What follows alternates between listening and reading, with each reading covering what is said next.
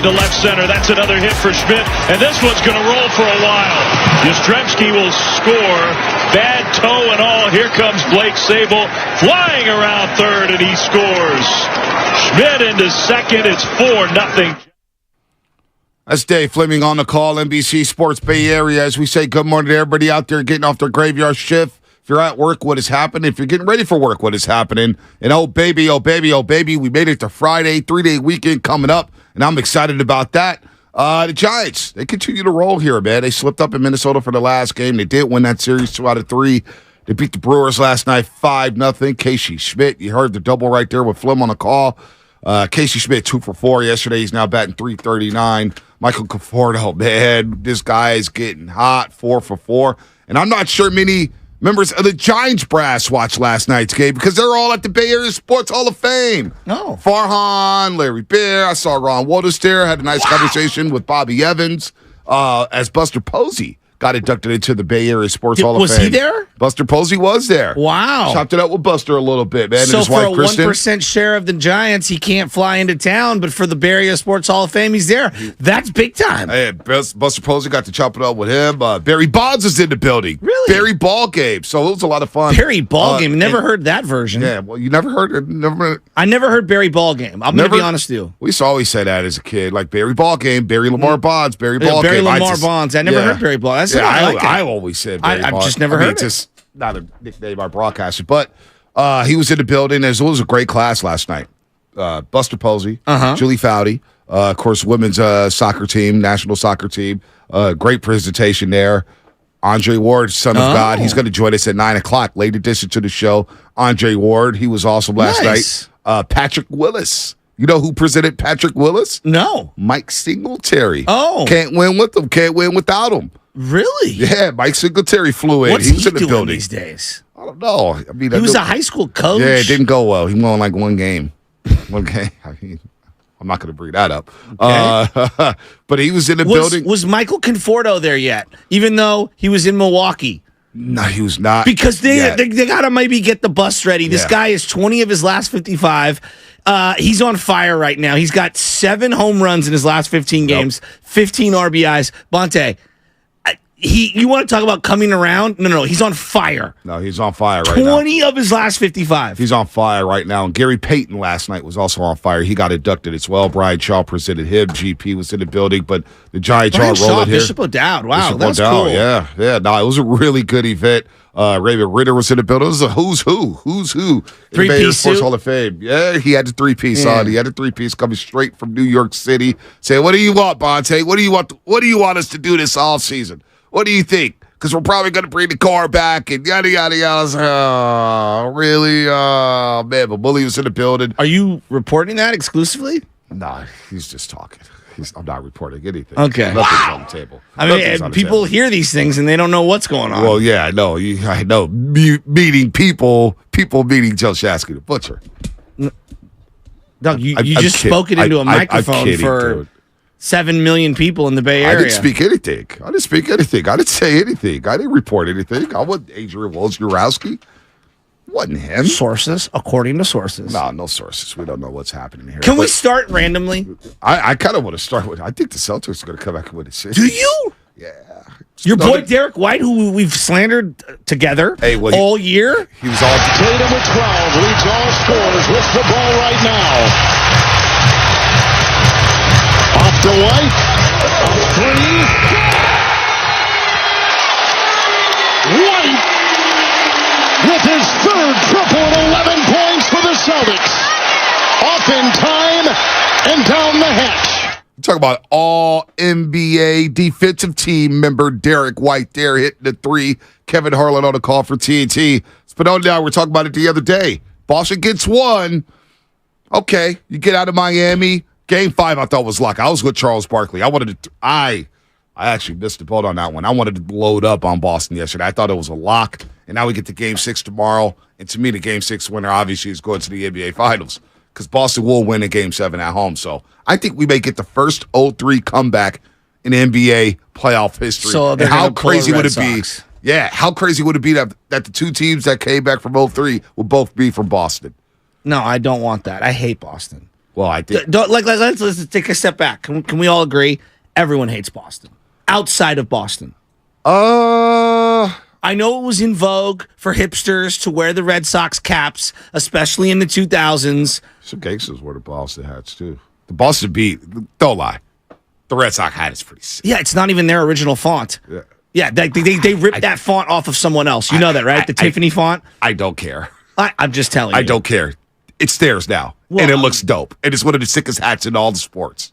The Boston, the red B. I don't care. The navy blue with the red B. Yeah, I'm out. That is hard. No, it's a great hat. uniform in terms of its classicness.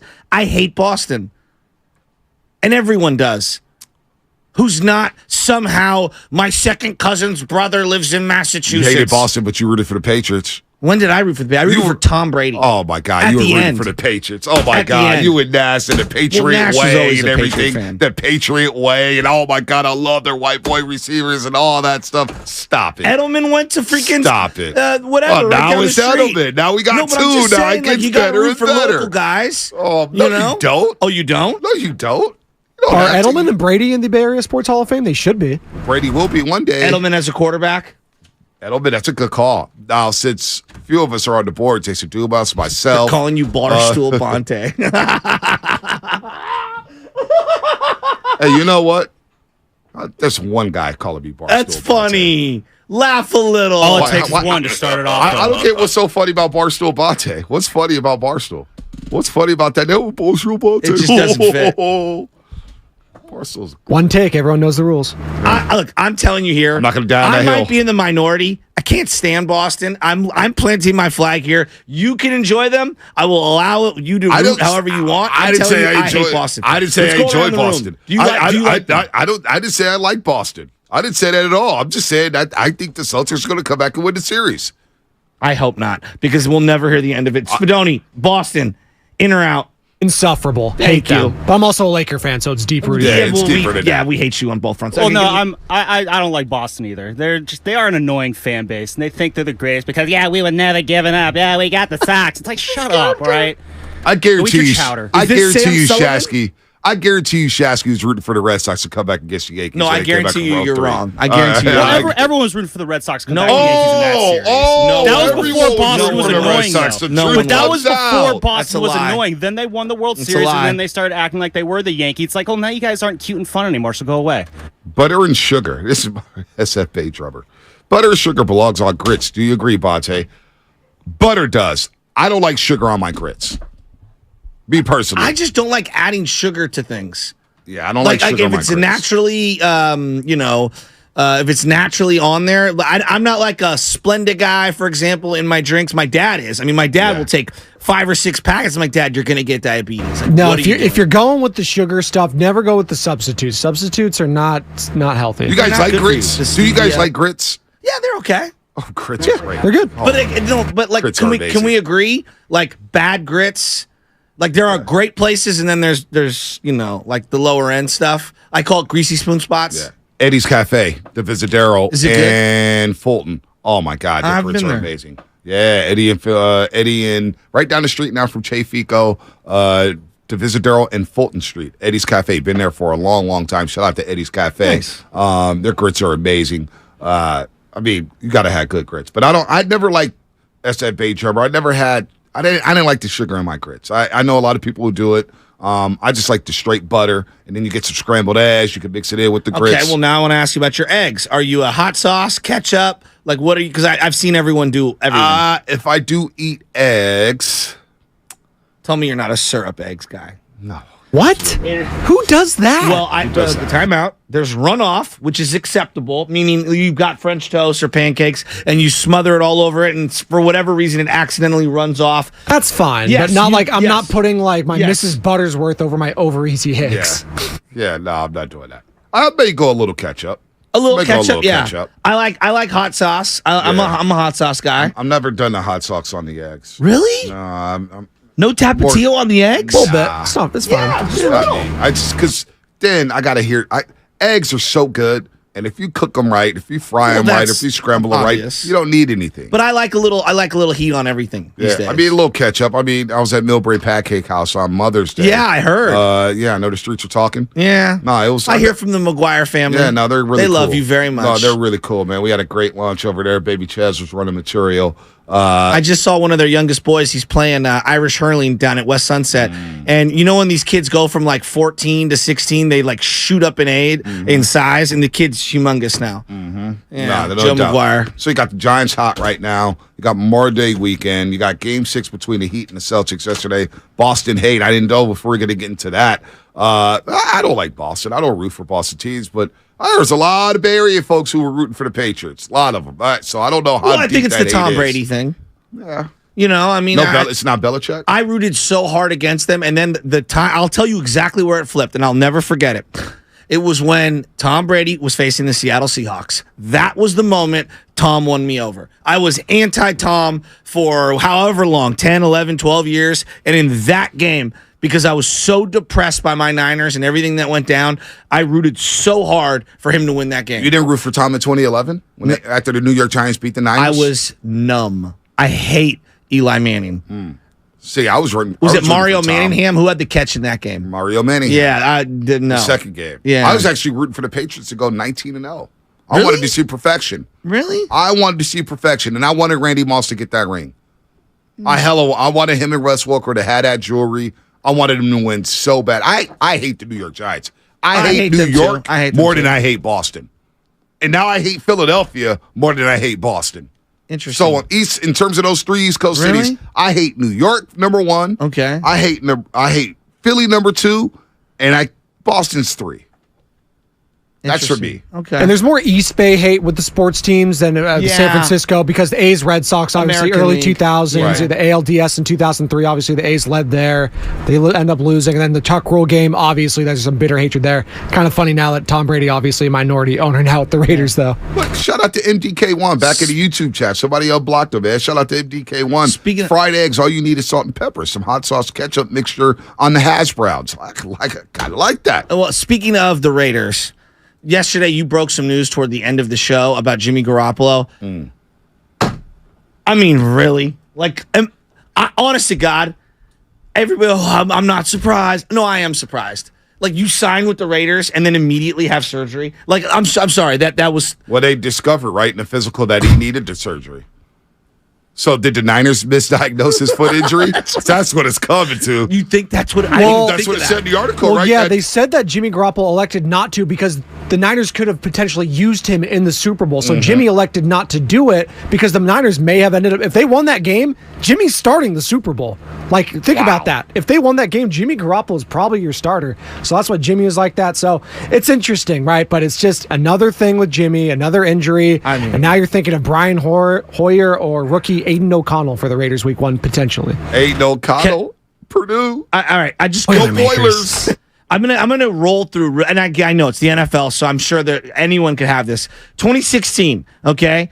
He hurts the shoulder AC joint with the sprain after playing for a couple of games during the Brady suspension. All right, then he tears his knee in 2018 for an ACL, and then has the high ankle sprain in 2020, a high ankle sprain again 2 months later in 2020, the leg calf strain in 2021, the hand-thumb fracture in 2021, a hand-thumb torn ligament later on in 2021, another shoulder in 2022, and then in 2022, again, the foot fracture. I mean, this is insane. You know, I'm just happy. We'll talk to Grant Cohn at 8:30. No, I'm like sure the he's gonna poor have a guy, chuckle. like, is just Poor staying guy. hurt. Well, we're going to talk to Grant Cohn at 8:30. I'm sure he's going to have thoughts about Jimmy Garoppolo.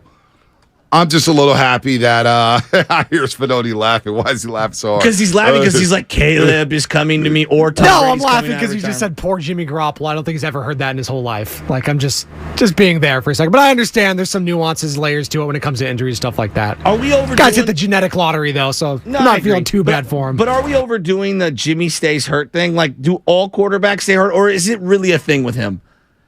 It's really a thing, obviously. He just can't stay healthy. I don't want to call him injury prone, but things happen to Jimmy Garoppolo that doesn't happen to a lot of other quarterbacks. I thought the Kansas City injury was a fluke. He was trying to make a play, trying to cut back. That I agree. Boom, that happens. The ankle injury, what are you going to do, man? I don't know, man. I think Jimmy was a good 49er. I'm going to respect Jimmy Garoppolo. I don't hate Jimmy like a lot of other people. We all had a love and hate relationship with Jimmy Garoppolo. It's just unfortunate, but you know what? He got his money. I think when he does play, he'll play hard, but if he can't get back for training camp and he can't build that rapport with Devontae Adams, it will be a long season for the Las Vegas Raiders. I said it the other day, right? So, when I was watching the Raider, they had a Raider come out and say, man, I think the Raiders are going to be bad. And Zucci was like, man, why you got to throw a shot at my Raiders at the Summit on Wednesday? Well, because look at your division. You have Pat Mahomes, okay, so put them to the side. Sean Payton just entered the division. And I don't even think the Broncos are that good, but we all think that Sean Payton knows what he's doing. Yep. And who knows what's going to end up happening with the Chargers. They have talent. Yep. The coach, I don't know what's going on with the coach. By the way, speaking of quarterbacks, you hear what Travis Kelce had to say. Somebody on YouTube just tipped me off. Yeah, I saw it yesterday. About the third quarterback. Yeah, and It's what did he say? Well, it wasn't because of the Niners that they switched it, but this is. I mean, let's have a hard conversation here. The Niners sounded soft when that whole thing went down. Yeah, they did. I mean, there's no other way around it. I wanted to tell all of them, guys, huddle up. Don't say anything. You sound like sore losers. Yes, it could be true, and you could feel that way, amongst each other. But when you say it out loud, it smacks of bitterness and sore loser stuff. I wonder why Travis Kelce. So I'm going to read some quotes here. Travis Kelce expressing his frustration. I think it's absolutely stupid. I don't think this is making the game safe. I think it's making it more boring and taking a lot of excitement out of the game's opening play. This is whack. That's what Kelce had to say about the kickoff stuff, right? And then Jason Kelce agreed. By the way, this is a phenomenal podcast. I love the Kelce Brothers podcast. Travis remarked, they're basically saying if the Niners had a third quarterback, they would have gone to the Super Bowl. And he's not a fan of the third quarterback rule, the emergency third quarterback rule. It does feel like the 49er rule / Brock Purdy rule. But Detroit was the team that lobbied for this deal. They did lobby it too, even though Jared Goff played basically every single game last season. There is something to the Niners and their quarterbacks always being hurt. It is something to the Niners and their running backs being hurt. Steiny was alluding to this yesterday. And he's basically saying, why can't they stay healthy? Is it a Shanahan problem? Is it a system problem? Is it the line problem? For some reason, the Niners, whether it's Jimmy Garoppolo or C.J. Beathard or Nick Mullins or Josh Johnson or Brock Purdy or Trey Lance, quarterbacks just haven't been able to stay healthy here. Don't you think that franchise quarterbacks, for the most part, have a penchant for staying on the field? Yep. Now, I'm sure you find, the Tom Brady torn ACL, Joe Burrow tore his ACL, but part of what makes them great is they are on the field pretty much every single week, right? Isn't that part baked into being a franchise quarterback? Aaron Rodgers. What was the UCL injury that Josh Allen had last year? Oh, in his elbow. Yes. The guy didn't even miss a week. The guy got a shot up, put on a brace, and started throwing darts again, although he did slow down a bit. He did, But he played in every single game. Exactly. And if he doesn't suit up, we all agree. Done. Yeah, they're finished. They're done. I mean, you look at Tua Tagovailoa, who was the kid that was number 19 that was starting for them in a playoff game because Tua stays hurt. Was it Skylar Thompson? Yes. Tua Tagovailoa. I know he was thinking about retirement. He was thinking about retirement. Can you kind of blame him? He's had a lot of head injuries, man. The head is, It's not good. Not good. I am ready for football, man. I am so jacked up for football. He put on a lot of weight, by the way. The lower body, it looks a lot thicker. He's listed at 215, but it looks like he's really made an emphasis on trying to make his lower body a lot more stout. And this is, I think, Tua, similar to Jimmy Garoppolo, those tinier pocket quarterbacks, it's tough to stay. Everyone goes, Drew Brees. Drew Brees is an outlier. I'm not saying you can't be Drew Brees, but what I'm saying is, do you know how remarkably athletic and good and the anticipation that you have to be Drew Brees to make your money at that size in the pocket? Yeah. And if we were going to look at anything that gives me just hesitation, a little hesitation, long term on someone like Brock Purdy, not for this year, but just overall, it's he is small. But that's why you got 3 quarterbacks on the roster. 3 quarterbacks.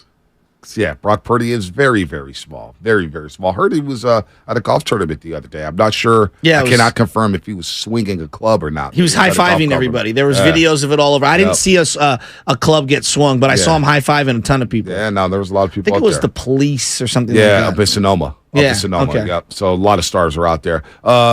Yeah, we're gonna have, dude. We got a loaded show here. Howard Beck's gonna talk about the NBA at 7:20 with us. Of course, Oakland native Howard Beck has been doing this for a long, long time, covering the NBA. We got Grant Cohn 8:30 covers the Niners for Fan Nation at Sports Illustrated. Rich Aurilia will join us at 9:20, and late addition to the show, Andre Ward, who was inducted into the Bay Area Sports Hall of Fame. He's already in the International Boxing Hall of Fame. He was first ballot on that. And I told him last night, man, you may be a Hall of Fame broadcaster. He is so good on ESPN when it comes to these major fights. Andre Ward's really good. So we're going to have a lot of fun today. We'll talk some football. We'll talk some hoops. We'll talk some Giants. And we'll take your calls, unless you're Brian and PPA. As the segment is brought to you. You can't die on this hill, man. Brought to you by Golden State Lumber. Serving the Bay Area for 3 generations. When you succeed, we succeed. Visit GoldenStateLumber.com. What's coming up in the game? Sponsored by 7-Eleven. More sports. Any size iced coffee is only $1.29.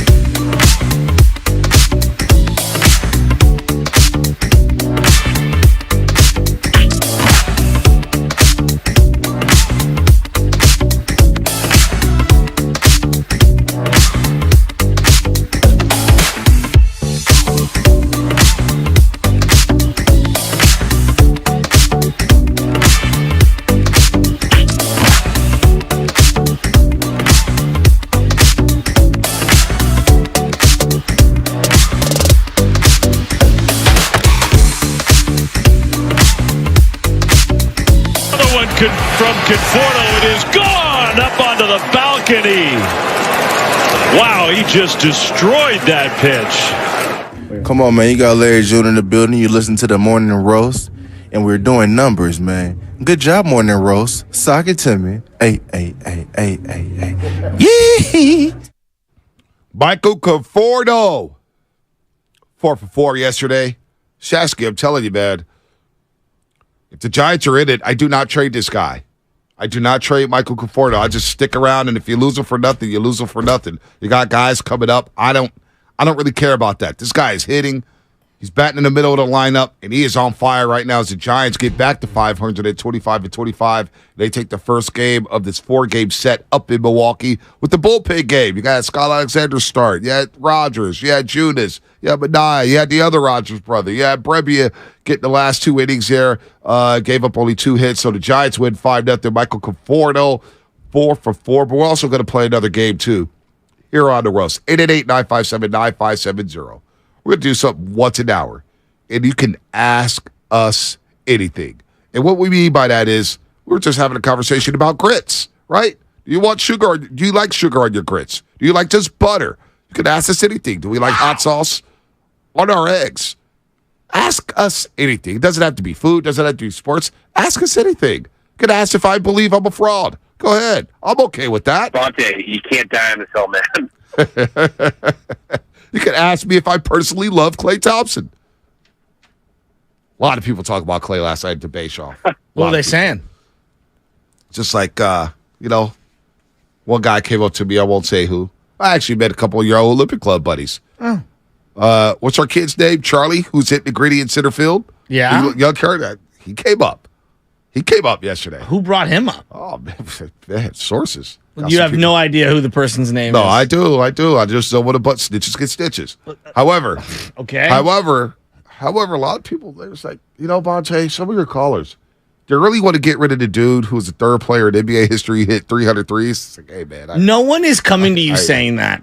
You're the only one saying no. No. That is the most ridiculous sentence that just came out of your mouth. I'm not making that up. That's what somebody specifically told me. Does somebody really want to give them up? So, it is what it is. But no, it was a lot of fun. What are grits? Mashed potatoes? Oh, my God. 510. You don't know what grits are? You don't know grits?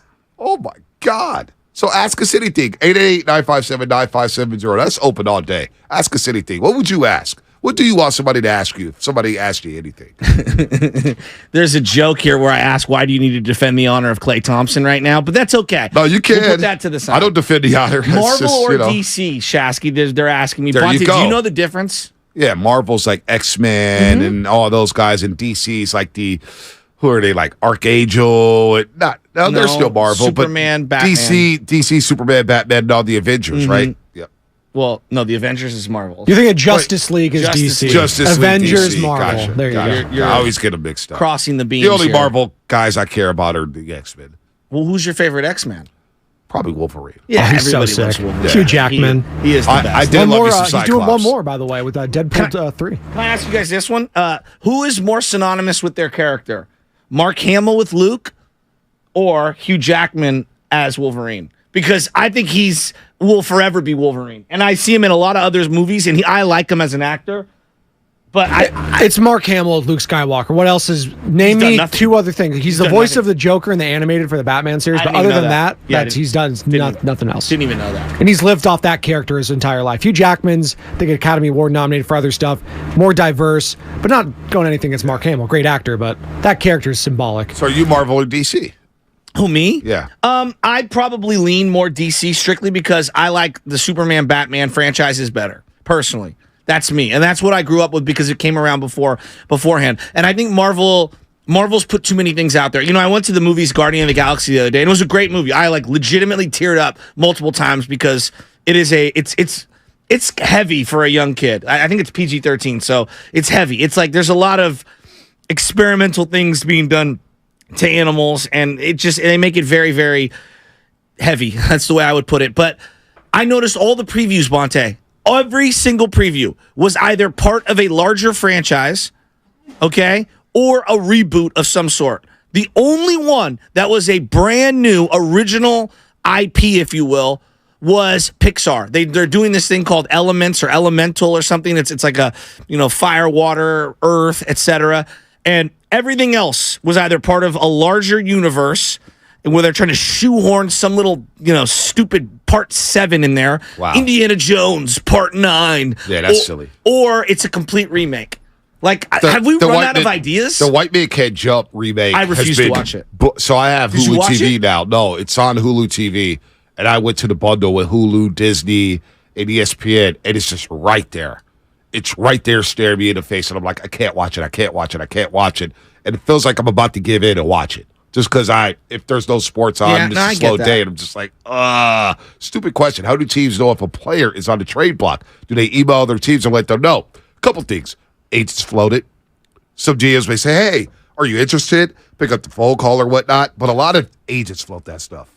As I try to battle allergies here, man. Jeez, my nose is itchy.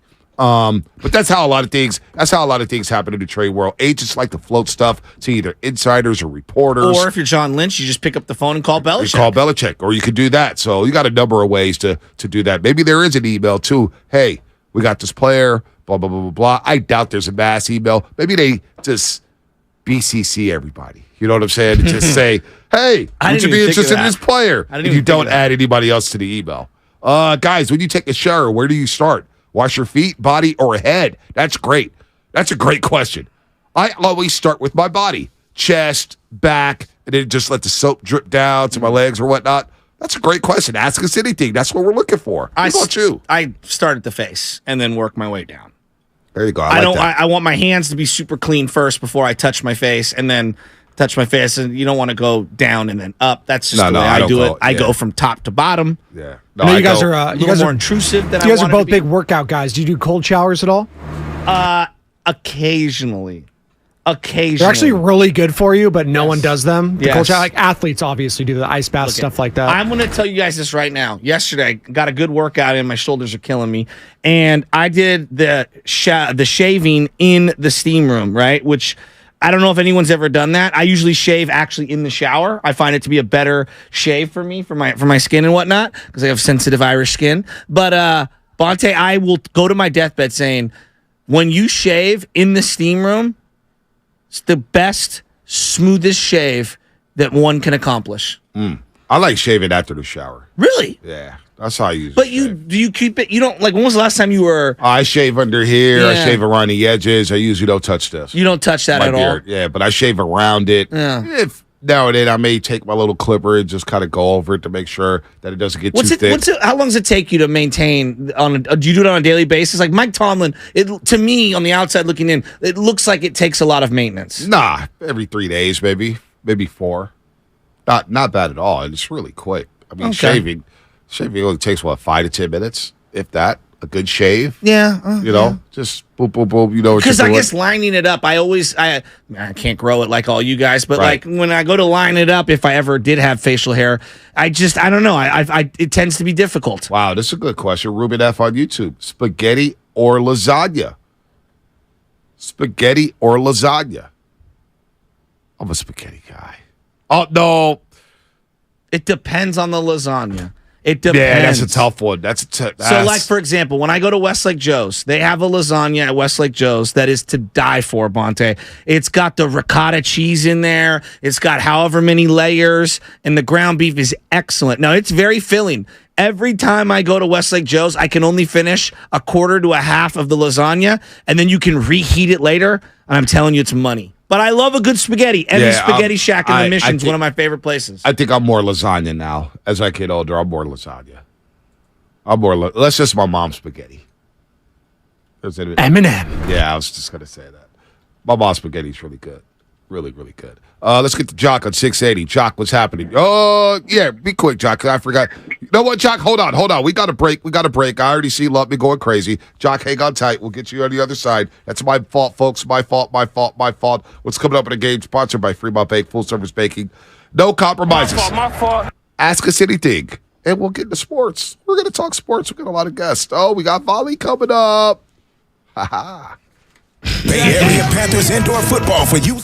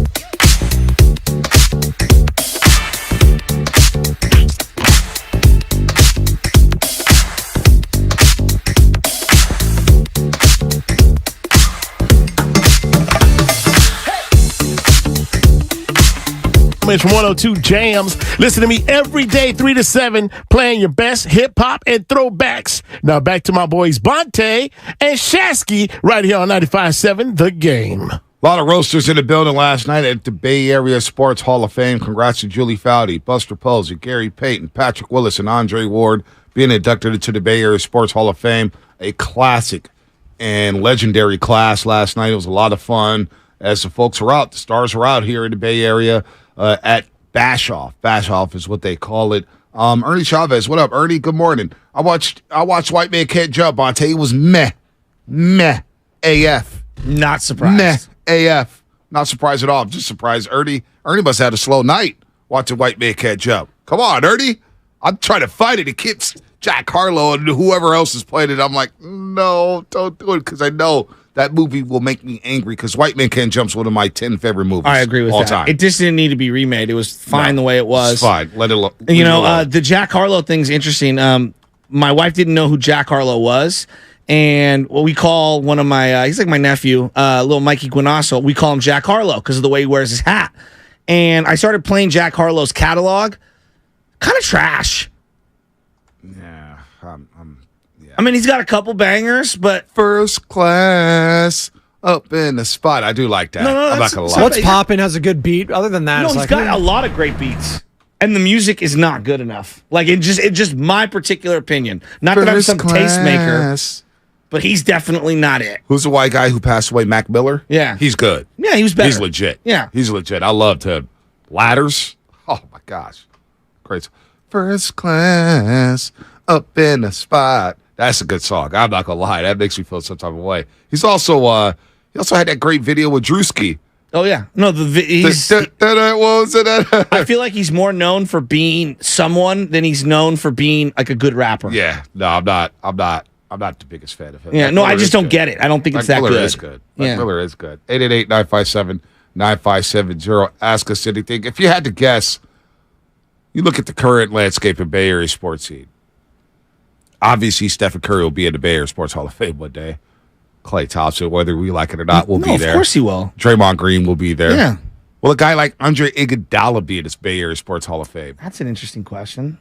We got the 49ers, right? George Kittle feels like he's going to be in. Can we, on the Iguodala thing, can we stop for a second? I'll let you continue, but I always found it weird, like when they like shoehorned him in on the like bobblehead thing. They're like, oh, look at these guys all got the statue, and I'm thinking, I know it's like the big three, and I get it. Like Iguodala is a huge part of that. I'm not denying any of that.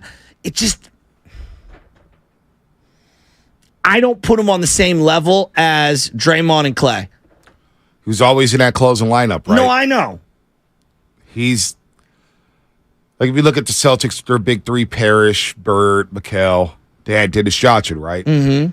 Was Iguodala the Warriors' version of Dennis Johnson? Like, you had the Lakers with James Worthy, Magic, Kareem. You had Michael Cooper. Michael Cooper's probably, or Rambus, maybe that their version of Andre Iguodala. Or Andre Iguodala's the Warriors' version of who those guys were, right? Yeah, like there's a Ron poster. Harper. Like, you think about his role. He wasn't the biggest name. You wouldn't put him on the same pedestal as Scottie Pippen and Michael Jordan.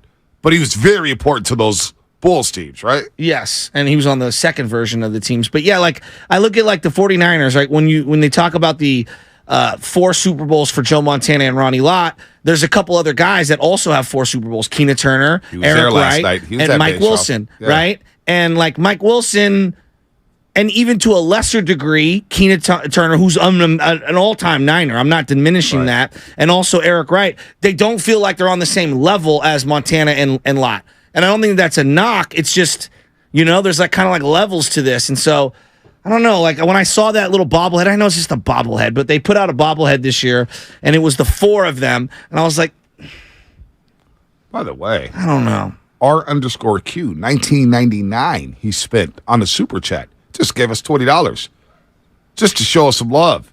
Said breakfast burrito on me, being Shasky. Oh, nice. Well, I was already buying everybody burritos. Well, so I'm not thank eating you. a burrito because I'm on a soda diet. I have hard-boiled legs here. And I got coffee and tea. So for Spinodia Lubman, that's for you. Wow. Thank you, R_Q. But Iguodala, see, I already saw a couple YouTube chats here. Andre Iguodala, no, he's not a Hall of Famer in the Bay Area. disagree with that. Yeah, I don't know. Like if Hunter Pence is going to get in at some point, which I assume. Yeah. I think Iguodala gets it because like I look at them very similarly and like they came here. They weren't like starting their career here, but they came here and they were extremely instrumental. And you don't get any championships once they were acquired without their contributions. And they embrace what it meant to be a part of that team. Right. JS, let us know. Going to keep posting my questions till they acknowledge it. What's your question, JS? Let us know what your question is. Let's look at the 49ers. All right. Jimmy Garoppolo. No. Would it be no Bay Area Sports Hall of Fame? I mean, for Jimmy Jeff Garcia is not in it, right? I think Jeff Garcia is in it. I mean, even though he's Gilroy, San Jose State. I think he's in the Bay Area Sports Hall I don't of know. Fame. Is he? Yeah, let me pull it up. I mean, right here. let's also remember he's like a 3-time Pro Bowler. Yeah, he should be in it. You know, and again, San Jose State, which I think doesn't that factor into it. Absolutely. And Gilroy, I don't know if Gilroy's part of the 7 counties of the Bay Area, but like it's pretty damn close.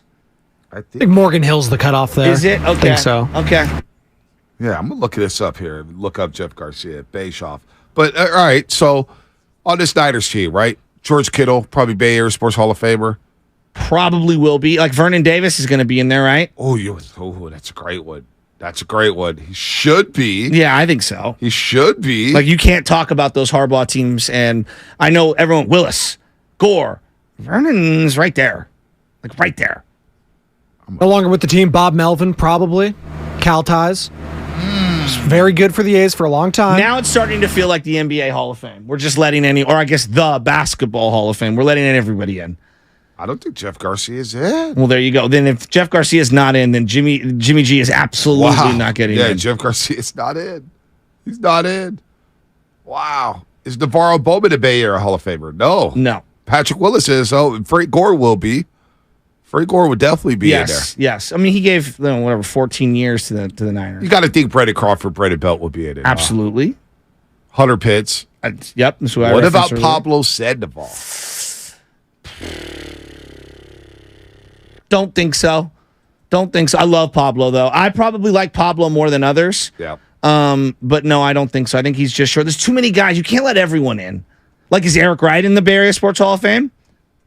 Probably not. I'll pull it up. Give me the Niners. Mad Bum should be in there. Mad Bum should absolutely be in there. Like, give me the Niners. Is Harris Barton not in yet? Is Harris Barton in there? I don't think so. Yeah, I don't think so either. Like, that would be my cutoff.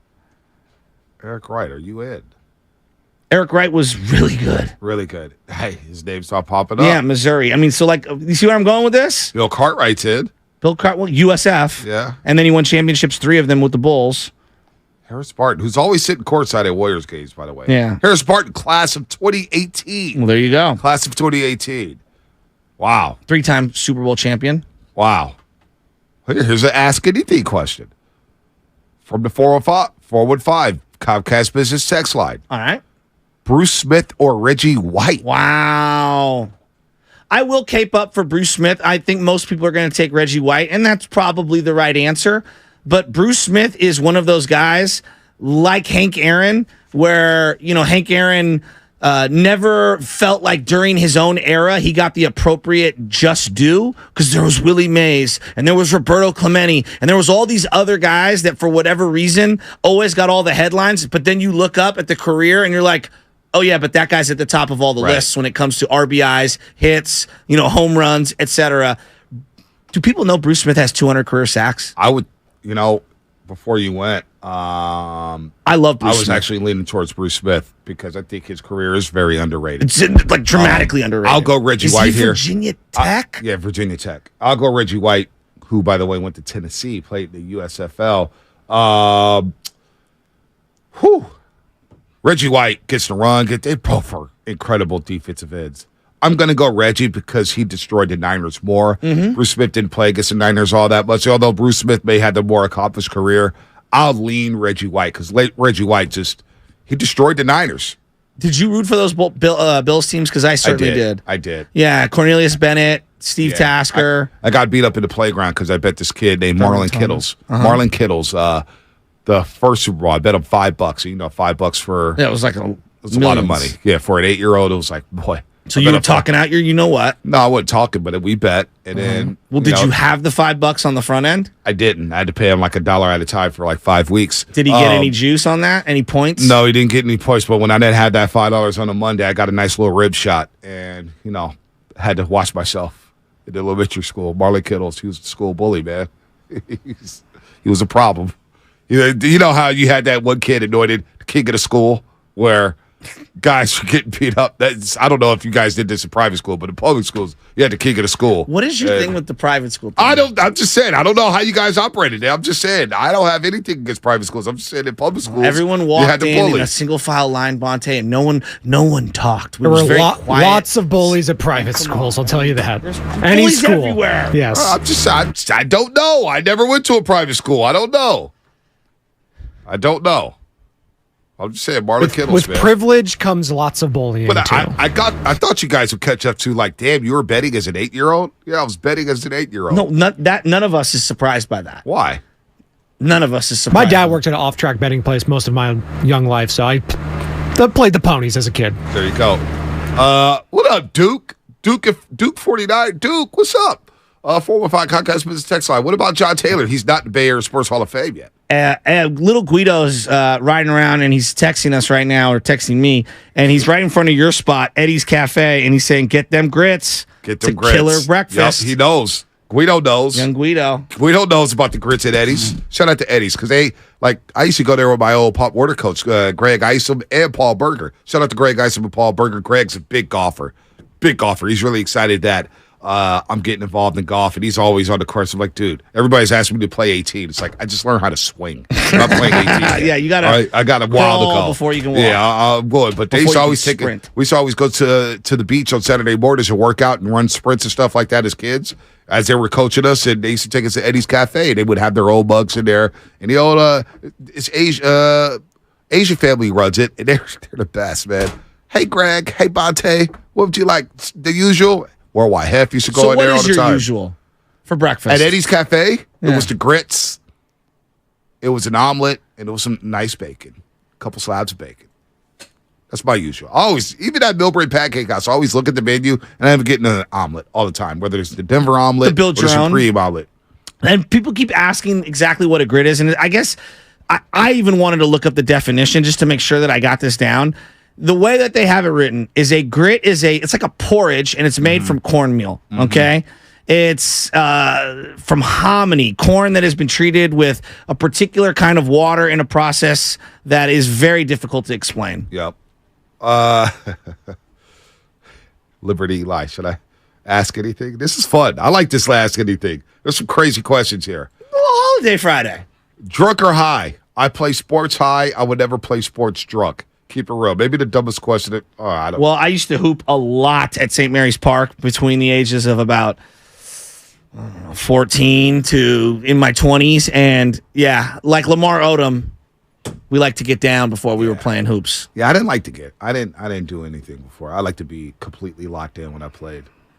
After, it was better to do things after, when you wind down, you're done playing. I never like to play intoxicated or under the weather, as they say. No Bay Area Sports Hall of Fame yet for Tim Lincecum. One day.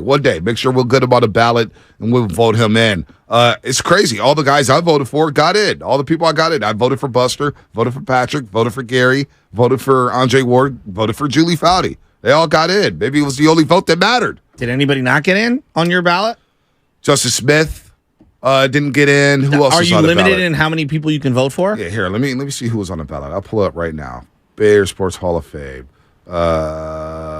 Bay Area Sports Hall of Fame. As we filibuster here, ask us anything. 888-957-9570. Rich Aurilia at 720 to talk about the Giants. As you are listening to 95.7 The Game, KGMZ FM and HG1, San Francisco, always live on the free Odyssey app. Download the Odyssey app and favorite 95.7 The Game for the best and most up-to-date sports coverage. How are we feeling about those Giants? If we're asking anything. Well, I'm feeling really good about Casey Schmidt, and I know that the last, I'd say, 7 or 8 games, I believe he's around 250 for the batting average, but a multi-hit game yesterday, that is 8 multi-hit games since being called up, so that makes me feel really good, because I think a lot of times when you see these youngsters, particularly let's go like Joey Bart as an example, you know, he'll have like a game will have like 3 hits, and then he won't get a hit for what feels like forever.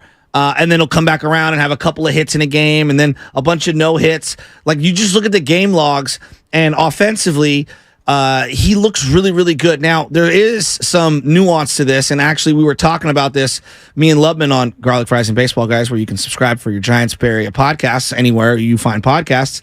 And Casey hasn't drawn a walk yet. Hasn't drawn a walk yet, which I found very, very, very surprising. Now, there's something that I saw yesterday regarding Thairo Estrada, and I kind of want to bring it up because, Bonte, I don't know. I think the analytics people have...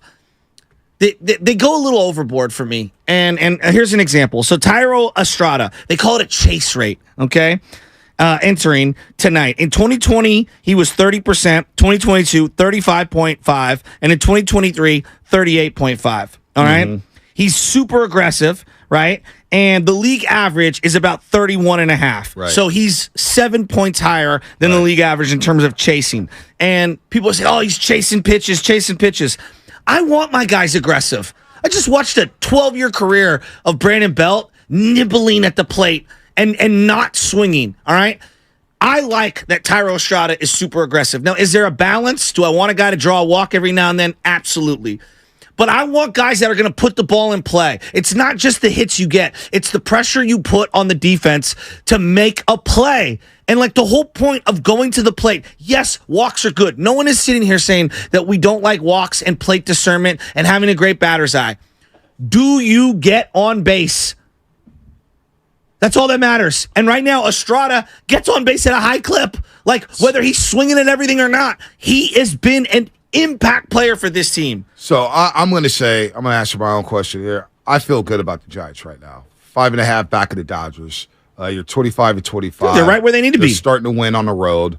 They're 8-2 in their last 10. And they got a great schedule coming up here. I mean, the 3 games in Milwaukee coming up is going to be electrifying, right? They always play well up in Milwaukee or have good games up there. But Alex Wood on the mound today, and then you get Logan Webb against Corbin Burns. That's going to be Saturday, 1 o'clock. That's marquee stuff right there.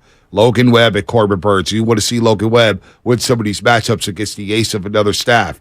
Then you get Alex Cobb to round out the series. Then you get Pittsburgh, who's played well, and you get Baltimore. And then you get into June. You really get into June here, and June's going to be great. June's going to let us know who the Giants will be, I think. At least will they be in a race. In June, you got Pittsburgh, follow the 3-game set against Pittsburgh. Then you go to Colorado for 3. Then you play the Chicago Cubs for 3 at home. A lot better. St. Louis, you go there for 3. And that 6-game road trip into mid-June, St. Louis and L.A., it's going to be big time.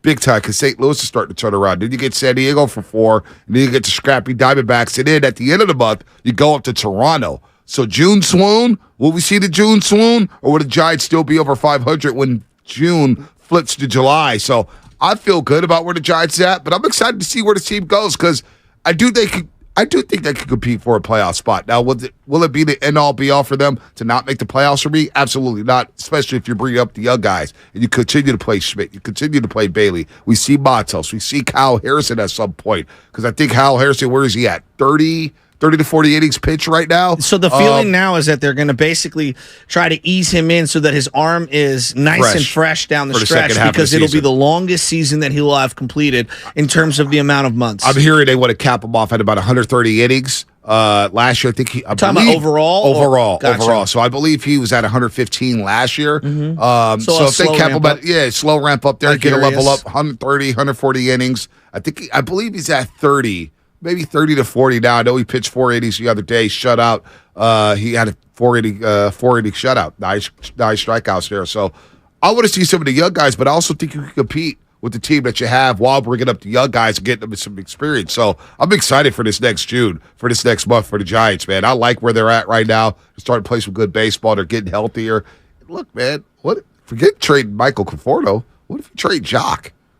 Well, Jock's been very inconsistent. Who wants platoon, left-handed only, can't play defense, DH? Like, that's a very niche trade. Yep. The reason why Conforto has value is because he's the kind of guy that can slot into a playoff team and play good defensively in the outfield, can knock the ball over the fence. I mean, right now you're looking at a guy who's trending toward hitting over 30 jacks for the Giants. I don't think that that's sustainable because of a variety of reasons, but he's a guy that I think a lot of other contending teams were skeptical skeptical on because of missing 18 months. And seeing that he is a solid outfielder, he's a guy who's going to work the count, can hit with 2 strikes, can spray the ball to all fields, can walk into one in terms of power.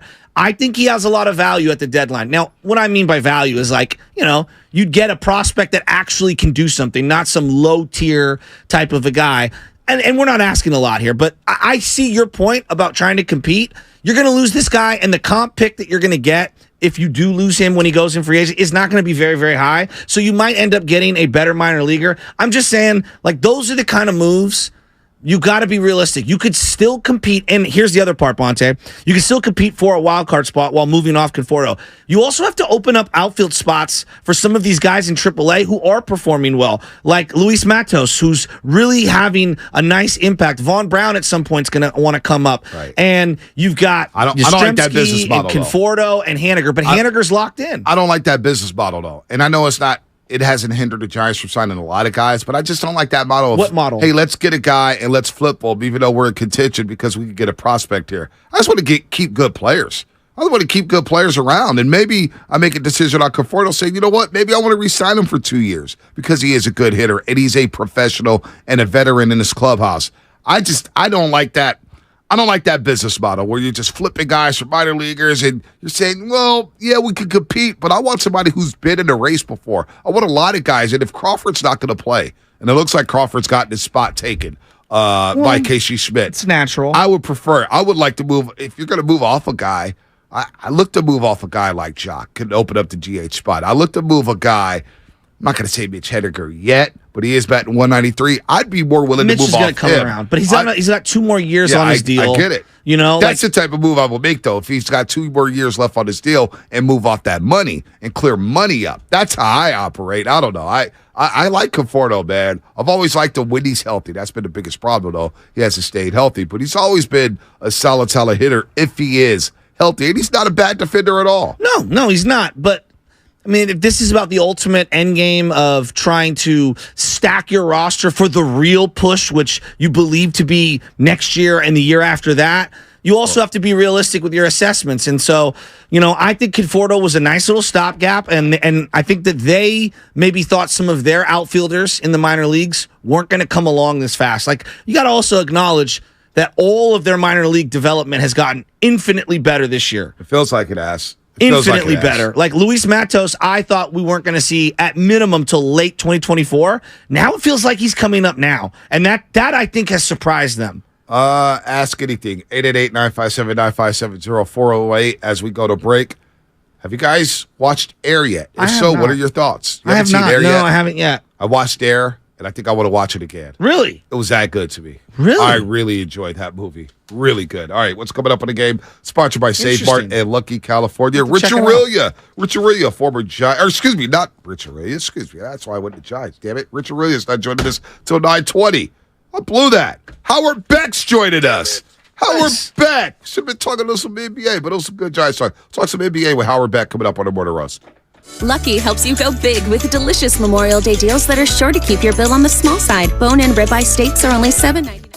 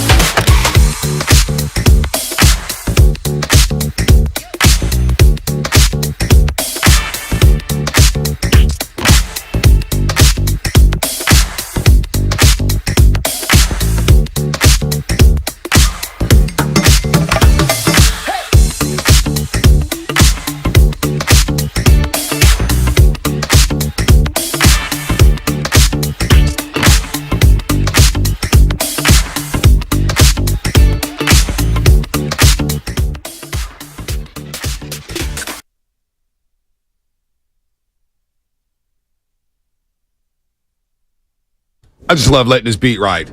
It's still, even though it was like the first hit for 50 Cent, I guess How to Rob technically was, but that was a little more underground. Wanksta was that one.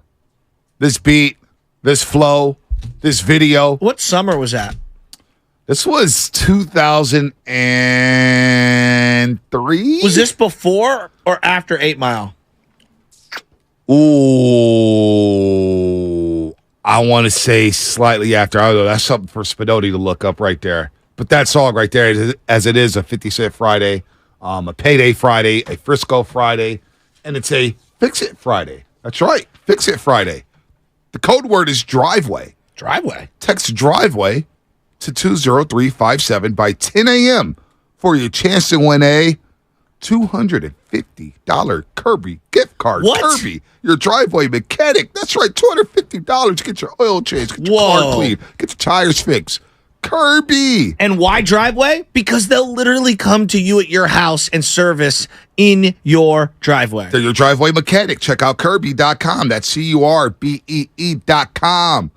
Man, slap that. I get money. I got you, Tyler. 8 Mile, 2002. Wanksta and that album, 2004. Wow, 2004. Wow, I thought they were like right on top of each other. Dude, but Wanksta was on the soundtrack, right? Was it originally on the soundtrack? It didn't. That's what I thought. Yeah, I thought it was on the soundtrack. I mean, and people, I think when you go back in time, Ja was so big. Ja was huge. Okay, he had like 5 consecutive #1 hit bangers with R&B artists and himself. You're right. They were released at the same time. So November 5th was the Wanksta song, but it was part of the 2004, the album part, but it was right before 8 Mile. So really? They were concurrently. They were kind of with each other. Okay. 2002. Good. So I knew we were close on that. But like him and J-Lo had the hit. Him and Ashanti had multiple hits. Him and Mary J. Blige had I Cry, which was a classic. When I Cry. Yeah, it's so good. The video's phenomenal. We cry together. But Ja did have hits. He did, and anybody who says they don't bump Ja is full of it. No, Living It Up, was classic. Living It Up. We say, I do? He's got a song on Veni Vidi Vici with DMX and Jay-Z. Oh yeah, ba-dum. I'm telling you, it knocks. Now I know Jaws we get laughed at now, but I'm telling you that Veni Vidi Vici album was pretty sick. Remember the song with Bobby Brown? I don't got a hit, one. dog. Doom, doom, doom, doom. I don't remember that one. Thug loving. Also, but Wanksta, I do agree, Tyler. Once Wanksta came out, that ended Ja. No doubt. I mean, it ended him. There's no doubt. It was over. It was over after that one. It hasn't been over for Howard Beck, man. He's still on a beat. Longtime national NBA beat writer, reporter. Of course, Oakland, San Jose native. Why did it say it's Oakland, man? Why did it say San Jose? Love him. Where did San Jose come from? Anyway, former Lakers, Knicks beat writer. We know he's been covering the league for a long, long time. We love talking to Howard Beck here on the Morning Roast on 95.7 The Game. As we say, good morning, Howard. And how about those Celtics? Let's just start right there. As the Denver Nuggets await their opponent from the Eastern Conference, are you starting to get a feeling that maybe Boston could do this thing? Come back from an 0-3 deficit, becoming the first team in the NBA history to do so?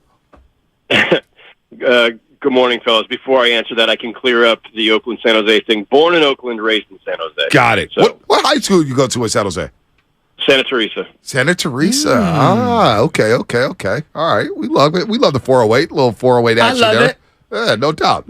Love the 408. Wish I had a 408 on my cell, but I don't. Listen, this series is weird in large part because the Heat are weird. I guess the Celtics are also weird. It's just weirdness all the way around. As we know, the Heat took a really unique path to get to this point in the first place, considering that they had the 7th best record in the East and then fell to 8th by losing a play-in game to the Hawks, right? Like, everything about where things stand in this Eastern Conference Finals is based on the Heat having underachieved all regular season, in large part due to injuries, but just in general, they were not as great as they had been a season ago. And, they plow their way through a couple of rounds, and they've got this toughness about them. Like, there's a serious aspect of this Heat team where their team play, their toughness, their discipline allows them to do things that a lesser team with lesser talent shouldn't normally be able to do. And the Celtics always had the most talent not just in this series, but in the Eastern Conference from the moment the postseason started. Even when the Bucks were still in it, the Celtics were the team that everybody knew top to bottom had the most talent and depth. That doesn't always mean you're going to get where you're supposed to go. And we've seen that. The Celtics have played with fire in some respect in every round of this postseason. So when they were down 3-0, the only question I had was, okay, I still think they're the more talented team. And I still think they should have been the ones up 3-0. Maybe not 3-0, but they should be the ones I thought should win the series. The only question I had when you're down 3-0 is, do you have enough professional pride to at least extend the series, make it the gentleman's sweep or whatever? Because the percentages, we know that no one's ever come back from 3-0, but we also know that the vast majority of teams that go down 3-0 cave in the fourth game because at that point you're dispirited. You know that no one's ever come back. You don't believe you can. But the difference with the Celtics is they were in the NBA Finals last June. They know they were the more talented team. They know they shouldn't have been in the hole in the first place. And if any team was ever going to come back from 3-0, this team should be. Because most teams that are down 3-0 are down 3-0 for a reason. It's usually because they don't have the talent. And so this is the weird case where the team that had home court, that had the better top-level players, suddenly is down 3-0. So I wasn't surprised when they won Game 4. And then when you're going back home, I kind of expect you're going to win Game 5. So we've gone from being kind of surprised to not surprised at all. And I think, obviously Game 6 to me is the series, right?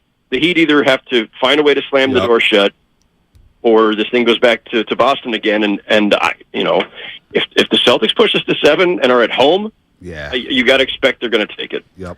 Okay, this is an unfair question, but it was something that we were kicking about before the show started. Is blowing a 3-0 lead worse than blowing a 3-1 lead in the finals? Wow, that's a hell of a question. I don't think it matters by round. I think if you're the first team ever to blow a 3-0 lead, that is by definition the worst blown series in history. Wow. Well, I mean, look, I feel too close to the situation to make a say because I'll be called biased. I do want the Warriors to just kind of move down a little when it comes to thinking about blowing leads because it's what everyone references and it drives me nuts. And it would be very weird for multiple Boston teams in multiple sports to come down 3-0 and find a way to win. You got to remember LeBron here. He loves the narrative, so LeBron James is not going to let that 3-1 comeback die anytime soon. Yeah, but Warrior fans want it to die. So we're kind of rooting for this. I mean, I would just say this. Look, I think coming back from 3-0, again, by definition, is more impressive, and also because of the historic nature of it, if they pull this off, it doesn't mean anybody's going to forget about the 2016 finals, right? Yeah. Like that reference will never go away. Yeah, thanks. I know we're well aware of that, unfortunately. Hey, I'm not mad about it, Howard. I mean, the Warriors got Kevin Durant 2 weeks later. It's all good. Well, I'm still mad about it, but regardless, Howard, if the Celtics don't prevail here, are they a team that is going to split up the two guys? Because that has been made a lot. Like, we've talked a lot as a media about splitting up Jaylen Brown and Jason Tatum. Are you sure they're going to actually do that if they don't pull this off?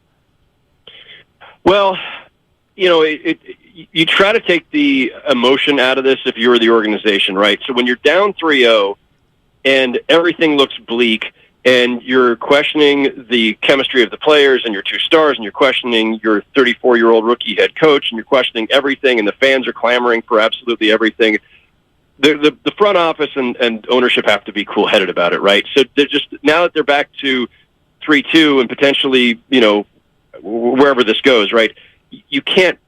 You have to take all the data into account. You can't base your decisions on any one day of this series. So they will, wherever this ends, and if this does end badly, let's say that they lose Game 6 and now it's back to, reckoning with what the heck went wrong. The difficulty is this. Like, okay, you could fire Joe Mazzulla if you want to blame the coach. And have your, but now you're on your fourth head coach in 4 years. Yeah. You can re-examine the supporting cast. You can, and the thing is, it's getting more expensive as they go, right? Jaylen Brown's eligible for that Supermax, and Jason Tatum's going to get a huge deal again. And so there's all kinds of different pressures on them. I think that those two have been together long enough that you can say, well, if we haven't broken through, is there something fundamentally wrong? And is there, given all the payroll and luxury tax concerns and everything else that comes with that under the new CBA, would we be better off, trading Jaylen Brown to get a different tag team partner? But good luck finding anybody as talented and who fits. They do fit well together. In today's NBA, having two wings in that 6'8", 6'6" to 6'8" range who can both do a lot with the ball in their hands and play defense and guard multiple positions and can create shots.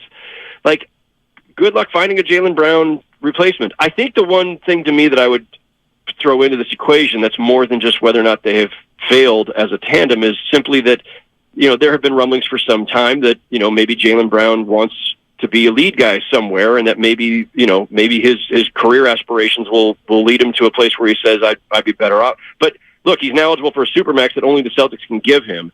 So if they are going to do that and offer the full contract that he's eligible for, I don't see him turning that down. And then that puts some restrictions on, you can't be traded immediately. So I suspect we're going to see this team and its core together for a while still. Howard Beck here on the Morning Roast on 95.7 The Game, currently a contributor for GQ Sports, but he's covered the league for so long, formerly of the New York Times, Bleacher Report, and the LA Daily News. Howard does a great job covering the NBA. So Denver awaits. And let's start there before we end it with they're so good. But we'll get a Warriors question in before we let you go, Howard. But Denver, the way they took apart the LA Lakers, that was a very competitive 4-game series. But the Joker, Nikola Jokic, Jamal Murray played phenomenal basketball. I was really surprised with the way Michael Porter Jr. played against the LA Lakers. What an impressive run for them. And I see a lot of things about them not being compelling enough for the national media. Well, they have a 2-time MVP who was a second-round pick. They've got a guy who's coming off of ACL surgery in Jamal Murray who missed all the last season. We know about Michael Porter Jr.'s back situation. Aaron Gordon from San Jose, Archbishop Mitty. This is a great team with some great stories, including the head coach Mike Malone. They got a guy from San Jose. How do you can't get more compelling than that. There you go, Archbishop Mitty. Don't disrespect the 408. That was my old colleague and friend Chris Mannix with the monologue yesterday, or I think he was on the Rich Eisen show talking about the Nuggets not being compelling enough and creating an entire firestorm that has probably still not settled down. The broader point that I think Mannix was trying to make, and I think there was more to that conversation than the clip that got posted in his partial defense, is just that when the Nuggets won, everybody was talking about the Lakers. Well, there's a reason for that. The Lakers generate a lot of drama, and LeBron James generates a lot of drama, and the Lakers are always compelling. LeBron's always compelling. I don't think that it's the Nuggets aren't compelling. It's that if you're going to be put out by the idea that there wasn't enough focus on the Nuggets winning versus the Lakers losing, well, there's a reason. Yeah, and is the NBA national media sometimes over-indexed on Laker talk and LeBron talk? Sure, of course. But when LeBron leaves out there this little coy thing about I might consider retiring, and there's all the implications about that. No one actually believes he's going to retire, but why is he putting it out there? That discussion, of course, is fascinating. And we got plenty of time to talk about the Nuggets going to the finals. I'm not justifying or defending. I'm saying that is just the reality. Well, Howard, how about the way the product is packaged? Because I think that is a big issue. Like for me, I watch all sports, right? I watch baseball. I watch, whether it's the playoffs or my San Francisco Giants. I watch the NFL nationally. Clearly, we all watch the NFL. When I see ABC's Saturday coverage, for example, and I'm using them as an example, and they go to the pregame shows, it is all narrative-based BS. And then you contrast that with what you see on Fox's America Game of the Week for baseball, or NBC on, was it Sunday Night Football on NBC or whatever it is, was they're going around the league. And I get it, there is some narrative stuff, but it's such a different watch than when I'm watching that particular ABC Saturday game. And I think the league itself needs to talk to their television partner and have a hard discussion about how they're talking and preparing content. Like, I think instead of just blaming it on the media, blame it on some of their TV partners. Listen, fair. There needs to be a balance. And, I think in this era of, analytics, everything being able to be measured, Our written content is measured on the internet these days in a way that you couldn't back in a purely print era. Quantifiable clicks. So, and the networks, it's the same kind of thing where I just think everybody has kind of recognized that NBA fans, I don't know how it goes in the other sports. I just know that in the NBA fans will engage with and get really hyped about trade discussions and trade rumors and free agency. Everybody's traffic spikes in that, last week of June with the draft through the first couple weeks of free agency in July. Everybody's traffic spikes around the trade deadline. Like these things, and of course the finals are generated on their own, and that is about the game for the most part. But once everybody has kind of recognized what gets fans going, then everybody kind of says, well, we need to do that more. This is why you see so many aggregation sites. This is why you see people literally chasing traffic in a lot of quarters of sports media now.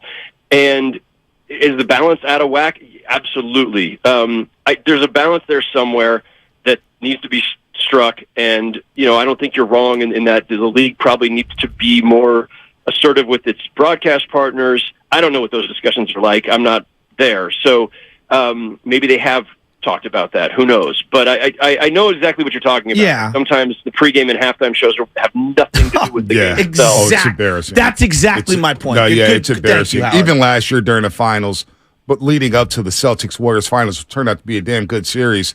It was all about Kevin Durant and his trade demands and everything like that. So it's a lot there. Real quick, before we let you go, Howard, we do thank you for the time. The Warriors. Real quickly, we're going to go rapid fire. Does Bob Myers come back to the Golden State Warriors as president of basketball operations? I don't have an intelligent guess there. I would be surprised to see him walk away because of the work that still is to be done or could be done, and because of the relationships he has with so many people there. I think it would be really hard to. But as I understand it, he also has some young kids who he would like to spend more time with, and that job is a beast. Yep. Draymond Green, will he be back with the Golden State Warriors next season? My best guess would be yes. All right. Klay Thompson. Yes. Jordan Poole. 50-50. Yeah. There aren't a lot of levers you can pull to try to replenish or restructure the supporting cast. And given his contract, now I don't know what his market value is given that contract. It makes it a little bit more difficult. But there are teams out there that could certainly use him in more of a lead role. Trading Poole would not surprise me in the least, just because there aren't too many other ways you can go. And you know what? I'm not even going to assume it now. I'll just ask you. Jonathan Kuminga. There's a lot of talk about him. Do you see him back with the Golden State Warriors next season? Maybe it depends on what else they can do, right? Like if you traded Poole and that got you enough back, maybe you're still holding on to Kuminga and Moody. If you're not able to trade Poole, again, not that many levers to pull. So if it's not Poole, got to be one of the other young guys. All right, Howard, you're good to us, man. You have yourself a great holiday weekend. Thanks for the intel, man. These playoffs have been really, really good. And Boston wins tomorrow night. We got a great Game 7 on Memorial Day. I'm sure we'll all love that, including the NBA. Howard, have a great holiday weekend, buddy. Thanks for the time today. You too, guys. My pleasure. Thank you. Anytime. Howard Beck, currently contributor for GQ Sports, been covering the league for over 25 years. LA Daily News, was a Knicks beat writer, worked with him over at Bleacher Report. Howard Beck with a lot of intel there. So the core, as we could get into what he said about everything else, but ending where he left off at with the Warriors, don't you get to feel it at the core will be back? Draymond, Klay, and Steph. So I've been starting to think about that. Like, what does it look like? Let's just say, because everyone wants to trade everyone away. Let's just say they stand pat.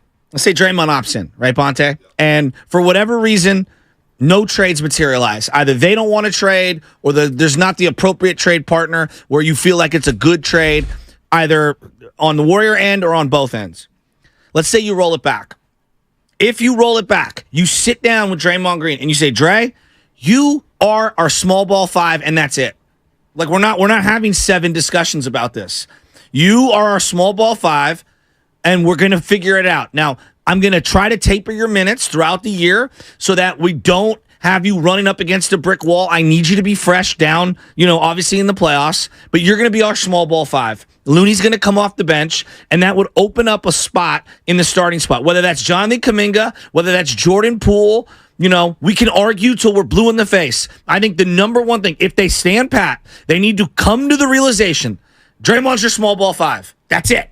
We're not doing this Looney and Draymond thing, playing together. I don't care about net ratings and all that. No. I need to open up the floor for some of these other players to play, and I think it starts with the realization that if Draymond stays, he's our small ball 5, and we're not negotiating. I'm getting the sense that Draymond will be back as well. Just getting the sense there. Now, I don't know about Bob Myers. I don't have a read on that. Just do not know. There's a lot going on with Bob Myers. I get it. Family stuff. Didn't get the extension before the season. But Draymond Green, if you do say, hey, he's the small ball 5, now do you start the game with him at the small ball 5 because then you're extremely small? Or do you start Looney as your 5 and Draymond, you say, hey, you're going to get your 30 minutes, but you'll come off the bench? Because we've had Fitz on many times, and Fitz has said it. It doesn't matter who starts. That gets overblown. It's a matter who finishes. And do you still get your minutes? But here's what I would say to you on that, and this whole who matters. For some of these guys, I know Fitz can say it, and he's not wrong in terms of it really doesn't matter. But for some of these guys, it does matter, unfortunately. I don't know if it. I mean, for Jordan Poole, it feels like it matters. That's what I'm saying. So, right. I'm not saying it's for everyone. But I'm not saying it's for everyone. Forget all that. Clearly, Kevon Looney, I bet if we had a true serum, he would probably say, yeah, I'd prefer to be a starter. But it feels like to me, on the outside looking in, Kevon just wants to win, and he'll do whatever his team needs from him. So Draymond Opson, you were start him at the small ball 5? Yes. And I know you're extremely small, and I know it puts him in a advantageous situation on certain nights when he's guarding Jokic to start a game. I get all that, Bonte, but this to me is about if you're going to maximize the roster that you have right now, okay, and you don't make any moves, you got to open up a slot for one of these younger players to pierce through, whether that is Jordan Poole or whether that is Kuminga. So if you do go Draymond to small ball 5, and this may be Kuminga at the 4, Wiggins at the 3, Clay at the 2, Steph at the 1. Yes. But, again, Steve Kerr changes his lineups every single game. I don't know, man. I think that also opens up Kuminga for a different role where he can guard some of those perimeter players and take some of the pressure, if you go Kuminga, where he can take some of the pressure off of Klay Thompson on the perimeter. I like Looney as a starting 5. I do like Kuminga at the 4, but he's got to earn his starting spot. You just can't take it. And I don't know if he's ready for that. Can he play with Steph? Can he play with Clay? Can he play with Wiggins? Or do you switch it up and you go to Clay and Dre off the bench, and you got Steph, Jordan Poole, Wiggins, Kuminga, and Looney? Bonte, and you bring have to the make 2 veterans off the bench. But if you're going to keep Kuminga, he wants a bigger role. No, but I this whole he's got to earn it for sure. But they also have to commit to playing it out a little. I agree with everyone. You got to earn it. No one is saying you're just handed 30 minutes all year, and even when you suck and your body language is terrible, you just keep playing. There's no question he's gonna have to earn it, and that's gonna come with hard work and all the things that the coaches are gonna look for in the offseason and going into the training camp and his mind and what's his attitude like and all those things. But they also need to meet him halfway and commit to him a little. I agree with that. And his people have also said that. We want to be guaranteed a bigger role, or we want to seek other options. So you heard the reports that he's showcasing his talents in New York, Miami, L.A. Maybe get the rest of the league looking around him. That was the source, but I don't know. I think Kuminga just wants to work in his game. And you notice he was working out in his Warriors gear, which is a good sign, in my opinion. See a lot of guys don't work out in their old gear. Yeah, he had his Warriors shirt on, so I was happy about that. That's an astute point. To me, that's a good style. No, that's a really astute point that you make. He's working out in his Warriors gear. So, look, again, I think we make too big of a deal. But it does, overall, the league sense, and from what I'm hearing, and you just kind of read the tea leaves, it does feel like Draymond Green will be back. So how do you make do? I asked a couple big issues here. If Draymond Green does come back, how does Jordan Poole and Draymond Green coexist? You have to get that right. You have to get it right. It cannot linger into next year. Do they have a come to Jesus moment? Does Jordan Poole need to come out and talk to Draymond Green? Because I get why Jordan Poole wouldn't want to talk. I get why Jordan Poole wouldn't want to bring it up. It's a traumatic situation. But if Draymond does come back and you want to play it exclusively at the small ball 5, then I got to have Loon start because I need to be big up front. And then Draymond's the guy that comes off the bench? You can start Jordan Poole. You can start Kuminga. You can bring Clay and Dre off the bench. I don't really care. Here's my overall I assumed that Draymond would like, you know how he is. I got to start or whatever. Well, he was this guy, same guy after game 3, who drove to the arena said, "Hey, I think I need to come off the bench." Then they aborted mission like immediately after 2 games. Yeah, I know. I hear you. Thanks for the nobility, Draymond, but I hear you. You're not the knight in shining armor. I hear you. But here's the biggest thing: if you do bring back, if they all come back, are they good enough to get to the finals? See, I don't know. Because, you need quantum leaps forward from vital pieces off that bench that everybody tells me suck. Well, to me, again, I don't think we've touched on it enough. What's that? But I think it's absolutely remarkable that they made it to where they made it to this season. Yeah, they could have easily lost before they even played the Sacramento Kings, and they could have easily lost to the Kings. Exactly. It pushed the Lakers to 6. And we know, and they all admitted it. The Warriors admitted it, that they just weren't as connected as they have been in past years because of what's happened throughout the duration of the season. Not to mention Andrew Wiggins missing so much time. So if they do bring back Draymond, and they bring back Clay, they bring back Poole, and they run it back with the same roster, and we'll see what DiVincenzo does. We haven't talked about that much, about him opting in or opting out, going to seek more money. Seems like JaMychal Green's going to move on. Are they good enough to get back to the finals with this same core group? Now, remember, Kevin Durant's going to be in Phoenix for an entire season now. Are you sure? Well, I think so. Are you sure? I think he's going to be there. I mean, he's going to get hurt, number one. And number two, are we sure they're all going to be able to play nice? Maybe. But, I mean, Kevin Durant's going to be in the West to start the season. That's what we do, though. There you go. That's what better. we do, though. But if I told you Kevin Durant played for 2 more teams after the Phoenix Suns before his career was over? I wouldn't be surprised. At all. I wouldn't be surprised. Now, Phoenix has to. He's got what was it, Gaylord Perry? Who was the guy who ended up playing for 16 different teams? There's a lot or was that Phil Necro? Phil Necro. Was it Necro's one of them everywhere. went into the Hall of Fame with 15 teams on their ledger? 510, the Jordan Poole, Draymond Green fiasco will not go away. It's become an open scab that won't heal. The media will not allow it to heal. It's not the media. Stop blaming the media. They admitted after the season that, hey, it was a problem. So if Draymond Green and Jordan Poole can coexist, are the Warriors good enough to threaten to get to the finals? I do. Are they good enough to beat the Denver Nuggets? I would love to see that matchup. That's a tall deal, man. That's a tall deal. This year's version of the Nuggets, because every year is a little different, this year's version of the Nuggets feels pretty formidable. They're legit. I think people need to acknowledge how good they are top to bottom and how all of their pieces have bought in. On the defensive end, we already knew they had some elite offensive weapons. At times can be streaky. They feel to be playing on such a connected level. Right. It's really difficult for me to envision a scenario where they don't win it all this year. Yeah, it's now. Although if it's Boston, I think that's a deeper series. You think Miami? They present different problems than Miami? Yeah, I do. I think Miami would get slapped in 5 games. But those wing players, man, Tatum and Brad, that would be interesting. Yeah, that would be interesting. Who's guarding? You put Gordon on Tatum? You put Gordon on Tatum, and you put Brown on Michael Porter Jr. Or you could put Brown on Jamal Murray. No, you're talking about defensively. I'm saying for the Nuggets on defense. Oh, you put Gordon on. Yeah, you put Gordon on Tatum? You put Gordon on Tatum, and you put Michael Porter Jr. on Jaylen Brown to start. Or no, you put KCP on Jaylen Brown.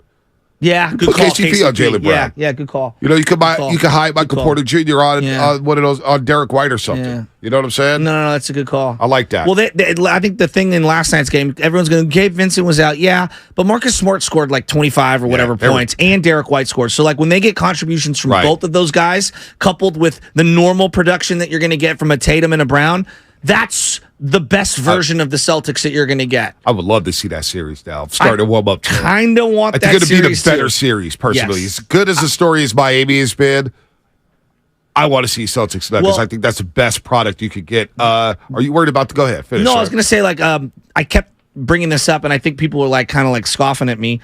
But Miami was one of the worst shooting teams in the league during the regular season, and that's a big body of work. At some point, it was going to correct back to the means. Yeah. And it feels like maybe it's correcting back. Gabe Vincent was out. I know. Last night. I don't know if his ankle's going to be right. And now you're starting to miss Tyler Hero. I know. And here's the other thing with Gabe Vincent. Yeah, you are. Here's the other thing with Gabe Vincent. He's looking for a payday this offseason. If he comes back and isn't 100%, like all of these games matter for a lot of these guys that are going to be free I don't agents. think it affects his money, though. If he comes back and he's compromised with the ankle, I think league execs, You think so? they'll say he's had an ankle injury. He was playing well up until the ankle injury. I don't know how much that affects his money. Okay. I was just a thought. 954 Comcast Business Text Line. Bonte, I'm worried about Moody following the Warriors on IG. Do you worry about that stuff anymore? Because I don't. Nope. These players do it all the time. Who knows? Yeah, I mean, you know what the thing is that I don't understand on IG, and I know the cool kids do this? What's with the, like, I only have 3 posts? I don't know. Do you know what I'm talking about? Yeah, or they delete posts. Or archive them, I guess? Is that what it is? I guess so. Yeah. Because I cleaned up mine a little bit. I archived some stuff, some redundant posts that I've had in the past where you just would, like, when I was early in the media game, but I'd be at Warrior game, I'd be posting every game. Warriors and Cavs. Ooh, Warriors and that. You know what I'm saying? Thinking I'm cool. But I archived a lot. But I don't know, man. Everybody has their method on IG or the way they do things. No, I know, but I'm just, what's the thought process behind I only have 3 posts? Here's the 3 most incredible things about me. I was in Cancun. Yeah, I don't know. This is my Mercedes. Look at me in a thong. Maybe some people want to just, like, be private on IG. Okay. Maybe. I don't know. With 100,000 followers? I guess. I don't know. I don't know. 707 Comcast Business Text Line. Coach in Vallejo. Poole isn't good enough. The fans don't want him here. Trade him for Ayton. I wouldn't say every fan doesn't want him here. Trade him for DeAndre Ayton. Well, Ayton's not the best teammate either. Well, you got to think about the Phoenix Suns side of things, Coach. They already have Devin Booker. What's the campaign? Campaign. Thank you. I almost said Cam Akers. I almost said. I got football so in my head. My bad. You still have Cam Akers. Cam Akers good. I like. Cam Akers know, a lot. but my brain's fried today. I'm sorry. Right. 209. I guess everything is on stories now. That's a good point on IG. It's not about the IG posts. You have to create a reel. I guess I don't know. I don't do reels. I may create a reel here and there. It's fun. You know what does scare me about Instagram? What's that? Checking when you go to like the search thing and you see like all the algorithmic things that you like search. It really does tell a weird story about you. Like everyone's is uncomfortable. What is your? Well, I'm not gonna show it, but I'm just gonna look. I mean, I don't even know if I want to say this out loud. What you got? So I hit in the search. Lots of gloves, lots of baseball cleats. IG models. There's some women.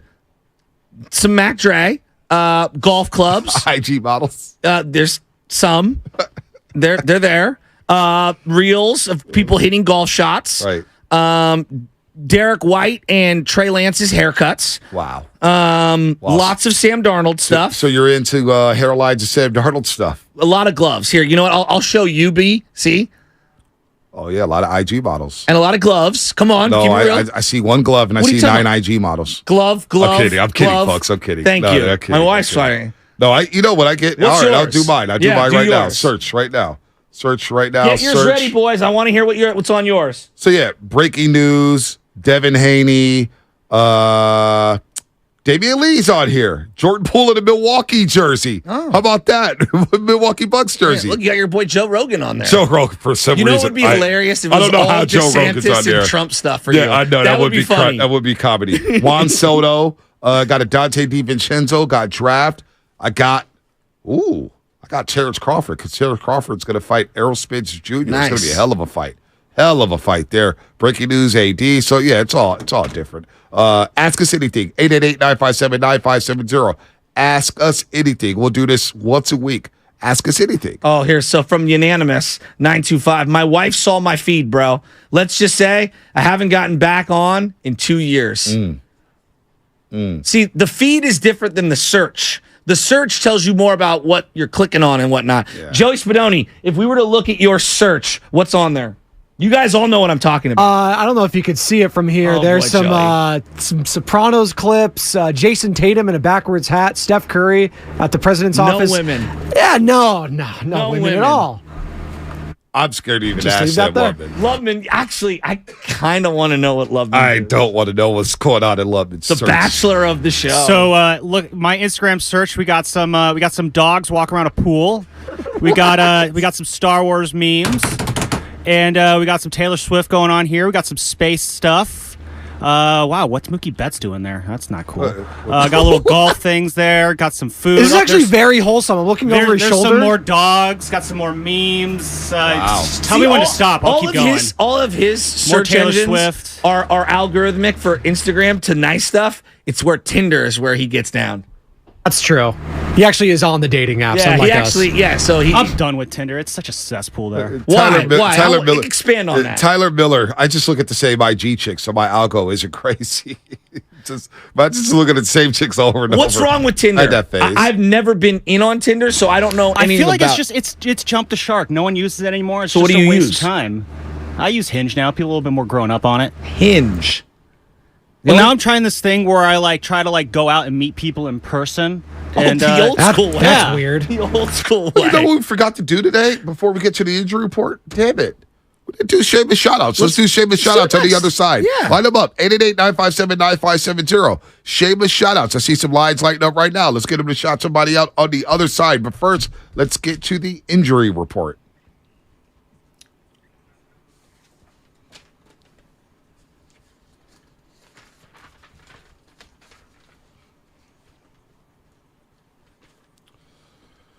Tyler Hero, Heat getting closer and closer to getting him back, though he might not be back in time to help the Heat in this Speaking of Eastern Instagram. Conference Finals. Damn it! Yeah, hey, I'm not going to speak on that. It was reported that Hero has resumed on-court non-contact work this week as he continues to work himself back from a broken hand he sustained at the start of the playoffs. It happened in Game 1 against Milwaukee in the first round. The recovery timetable was originally 6 to 8 weeks. Yesterday was 5 weeks since he broke his hand. Even though he's back on the court, there's still no timetable for his return, and the Heat could be in trouble. 888-957-9570. Shima. Shout out to the injury report brought to you by Boxer & Gerson, Northern California's premier workers' compensation law firm, helping injured workers get their lives back for over 40 years. Again, what's coming up in the game? Sponsored by Fremont Bank, full-service banking, no compromises. Shima shout-outs coming up on the other side. Shima shout-outs will do that for 10 minutes as well as Grant Cohn. He'll join us at 8:30 to talk about the 49ers and what he saw at OTAs. That's all coming up here on the Morning Roast. It's Jeep 4x4 season. Make your next adventure epic and hurry in now for great deals. And now get 0% financing for 60 months plus $3,000 total bonus cash allowance on the 2022 Jeep Grand Cherokee.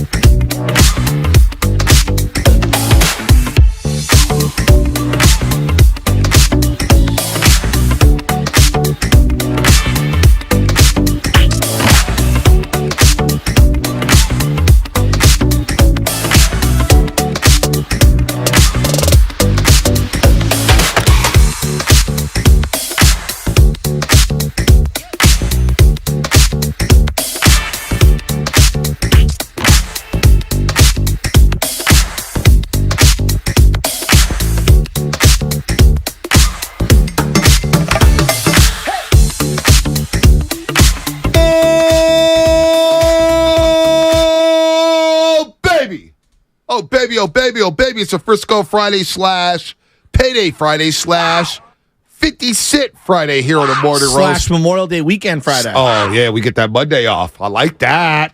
What is everybody doing for Memorial Day weekend before we get to shameless shout-outs? I have no idea. Good morning, everybody out there getting off their graveyard shifts. Good morning to everybody who's getting ready for work. If you're at work, what is happening? Good morning to everybody on the YouTube chat. We love you. Good morning to everybody on the Comcast Business text line. We love you, too. We love all the phone calls. Love everybody out there. Good morning to all the professional dancers. Good morning to all the pole dancers. All the ballet dancers. We had big, chunky baseball practice yesterday, and so you're talking about, what are you going to do this weekend? Here's what I'm going to do this weekend. I've got an all-star tournament tomorrow in South City. That's going to be exciting. Then I got a high school graduation after that, and then I was thinking of going up to the river. Wife wants to go up for a couple days, so that's what I've got on the decks. Yeah, what do we have on the deck? What do we have? Oh, got some barbecues tomorrow. Monday, I'm going to see my guy Matt Kolsky. Remember Matt Kolsky? Oh yeah, yeah, Matt Kolsky. He's, I won't say anything, but I'm going to see him. Bring the kid over, go see his 2 kids, go see Joey. Got to go see my boy Matt. He called me the other day. It's been a long time, so it's my guy. It's going to be a lot of fun. What are you doing this weekend? But before we get to all that, let's get to shameless shout-outs here on the roast. It's Friday.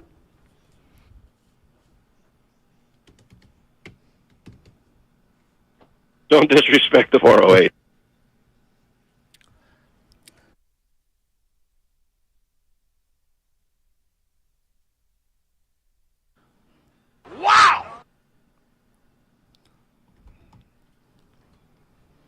Man, wanted to shout out to the Bay Area Sports Hall of Fame. Nice. Mario Alioto, long time. You know Mario Alioto's working with the Giants for a long time. First year on the board. It was a great event. We're going to talk to Andre Ward in 55 minutes. He was inducted. Gary Payton, Buster Posey, Julie Foudy, and, of course, P. Willie, Patrick Willis, Mike Singletary was in the house, Barry Lamar Bobs was in the house, Will Clark. You had all who's who, Farhan Zaidi. You had everybody out there at the Bay Area Sports Hall of Fame. Let's go to the lines before we get everyone. Actually, go ahead. Get your shout out. I want to shout out a special someone who works at O'Reilly's Auto Parts in the Excelsior.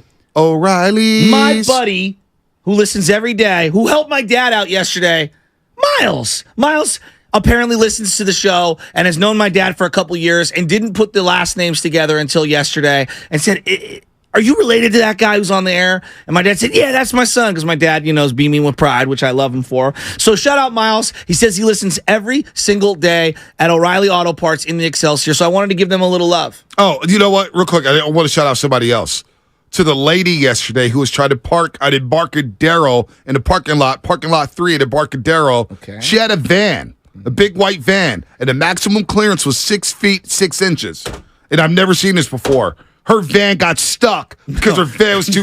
And so everybody had to back up and reverse. And I'm like, you idiot. How would you drive through there? So shout out to that lady who couldn't park and got stuck.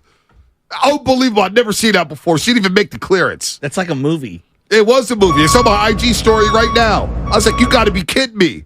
Got to be kidding me. Anyway, Spadoni, what you got? Who you shouting out? I'm going to shout out the Mrs. Jade Spadoni. She was up all night with our baby girl who was not feeling too well. Hurt tummy. She must have eaten something that just didn't sit well with her. But shout out Jade. She was up all night with the little baby. Not easy. She's got to do the drop-offs in the morning. So I know it's hard for us sometimes waking up that early, but it's hard for some of the moms and dads out there too with the little ones and drop-offs. So shout out Jade. There it is. Shout out Jade. Lubman's on the phone, so we'll get a shout out in a second. Shout out Hinge on behalf of Sam Lubman. No, don't do that. Don't do that. Don't leave Lubman alone, man. He's a new dude. We're going to go, hey, I'm going to go to the Giants game with Lubman next week. I'm going to see my Orioles. They're coming to town against the Giants. So you will have gone to multiple games now that they've turned things around. No, free tickets. Let's not pretend like we didn't see this coming. I mean, everyone saw this coming. I've got to do things to get out of the house. Pinocchio, your nose is going to break the glass. No, it's not. What are you talking about? I love baseball. Oracle Park's 15 minutes away. All right?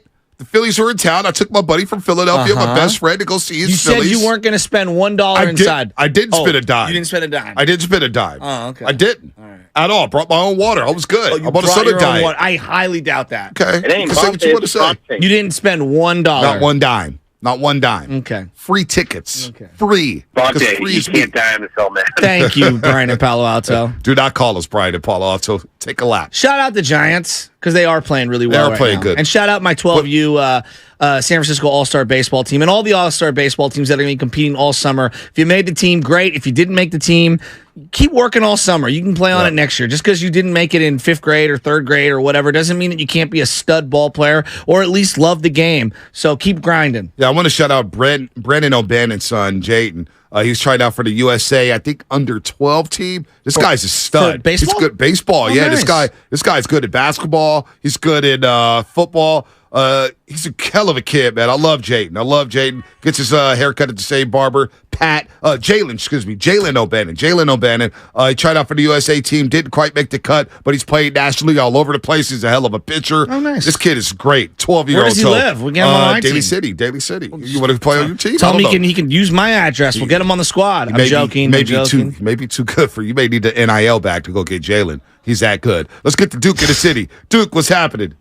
The man who's never Come coached on, man. Y'all know what it is, man. Shout out to all y'all, man, for y'all at the forum for holding it down, man, representing the morning roast, doing what y'all do.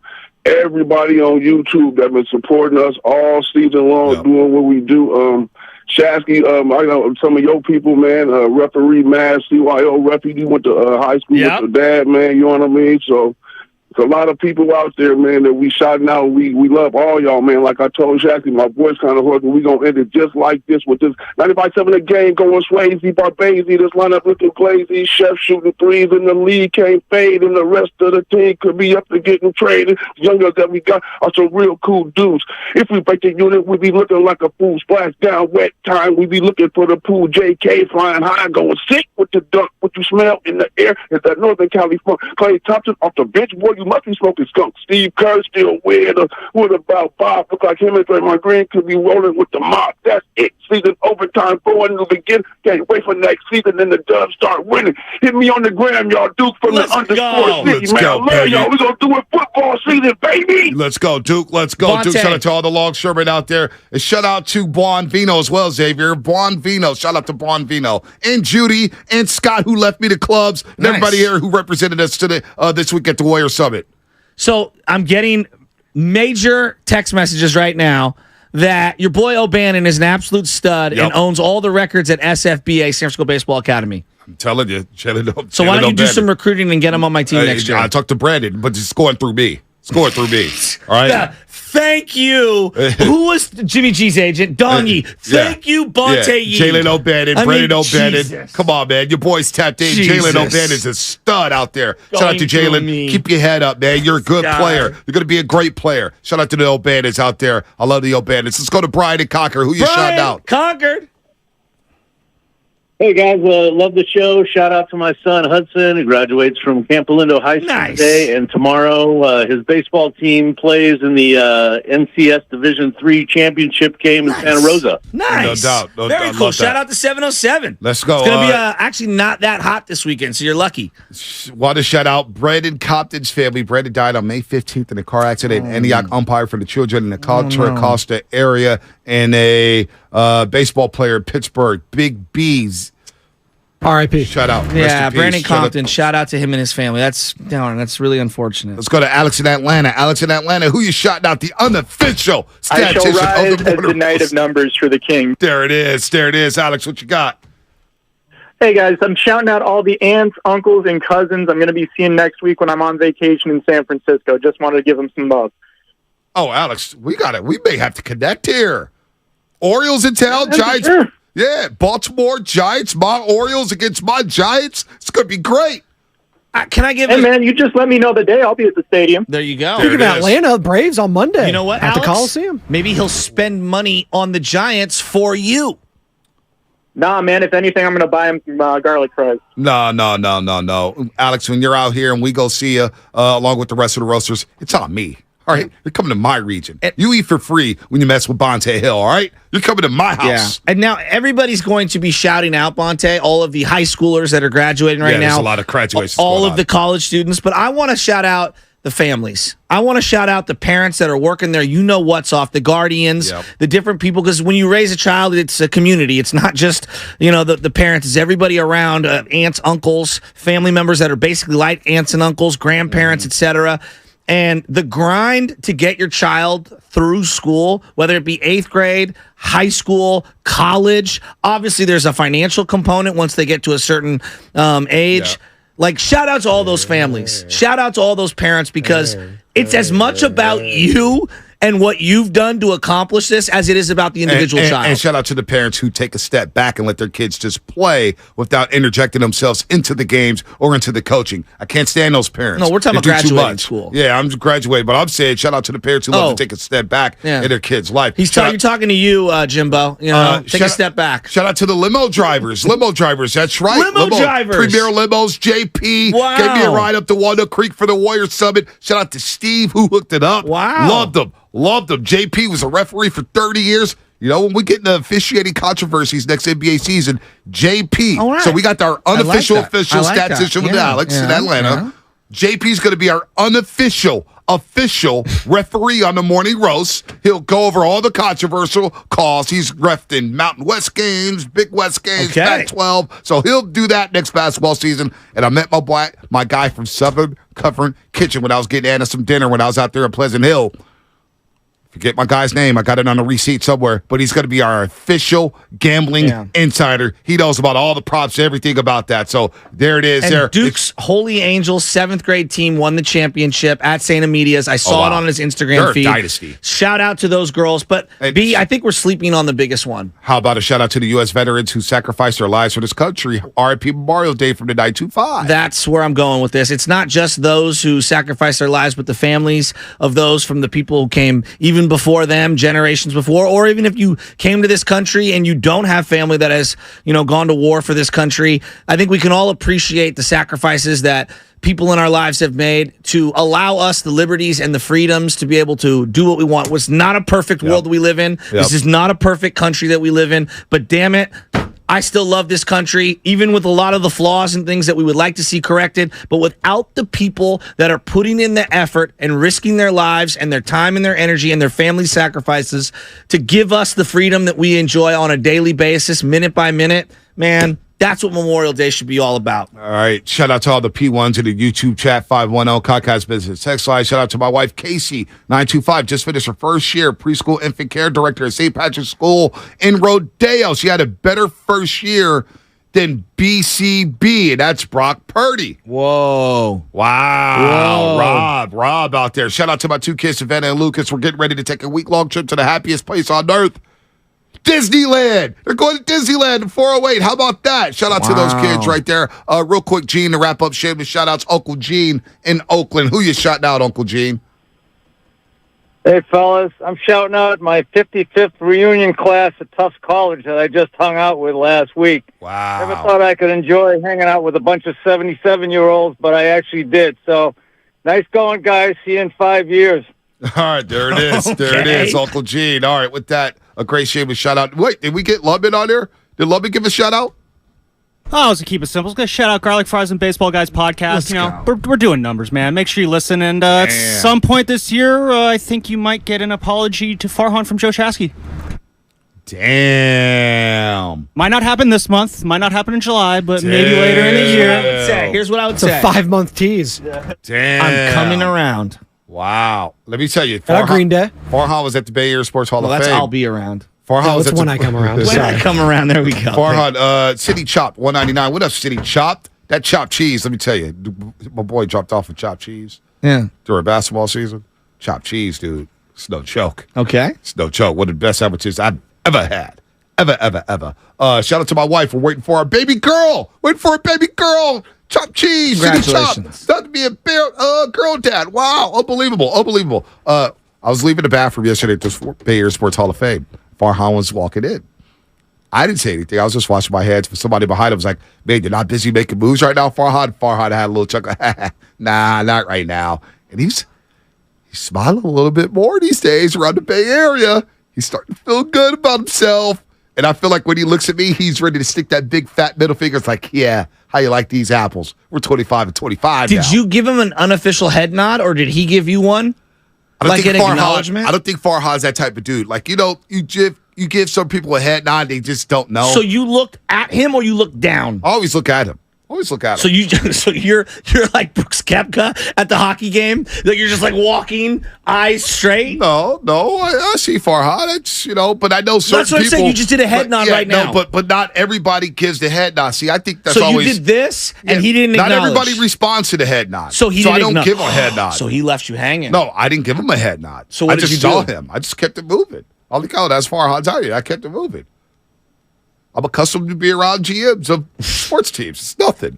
I'm not going to fanboy. Oh, my God, that's Farhan Zaidi. Hey, Shasky, that's Farhan. An unofficial head nod is not fanboy. Not everybody responds to a head nod. You know how many? So, for example, I'm not picking out anybody. I'm not picking out no race.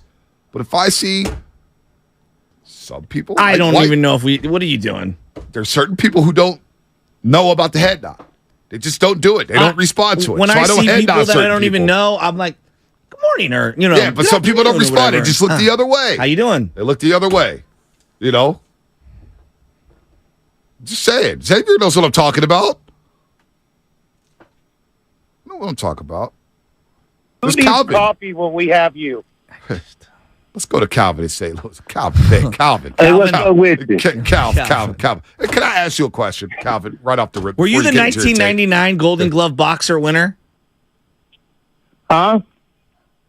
Forget it. Calvin, what part of St. Louis do you live in? East St. Louis. East St. Louis. East St. Louis. Yes. All right, so you got money, man. Yeah. You got big money then, even living in the East. But check this out. Today I want to shout out my girl. Today's our anniversary. She reminded me this morning early. Hey, y'all. Hey. So, what's going on? Happy anniversary. How many years? How many years? How many years? 4 years. 4 years. 4 Wow. years. You made it 4 years with Calvin? And he already forgot? Yes. Hey, check this out, though. First of all, I want to say, man, shout out to you guys.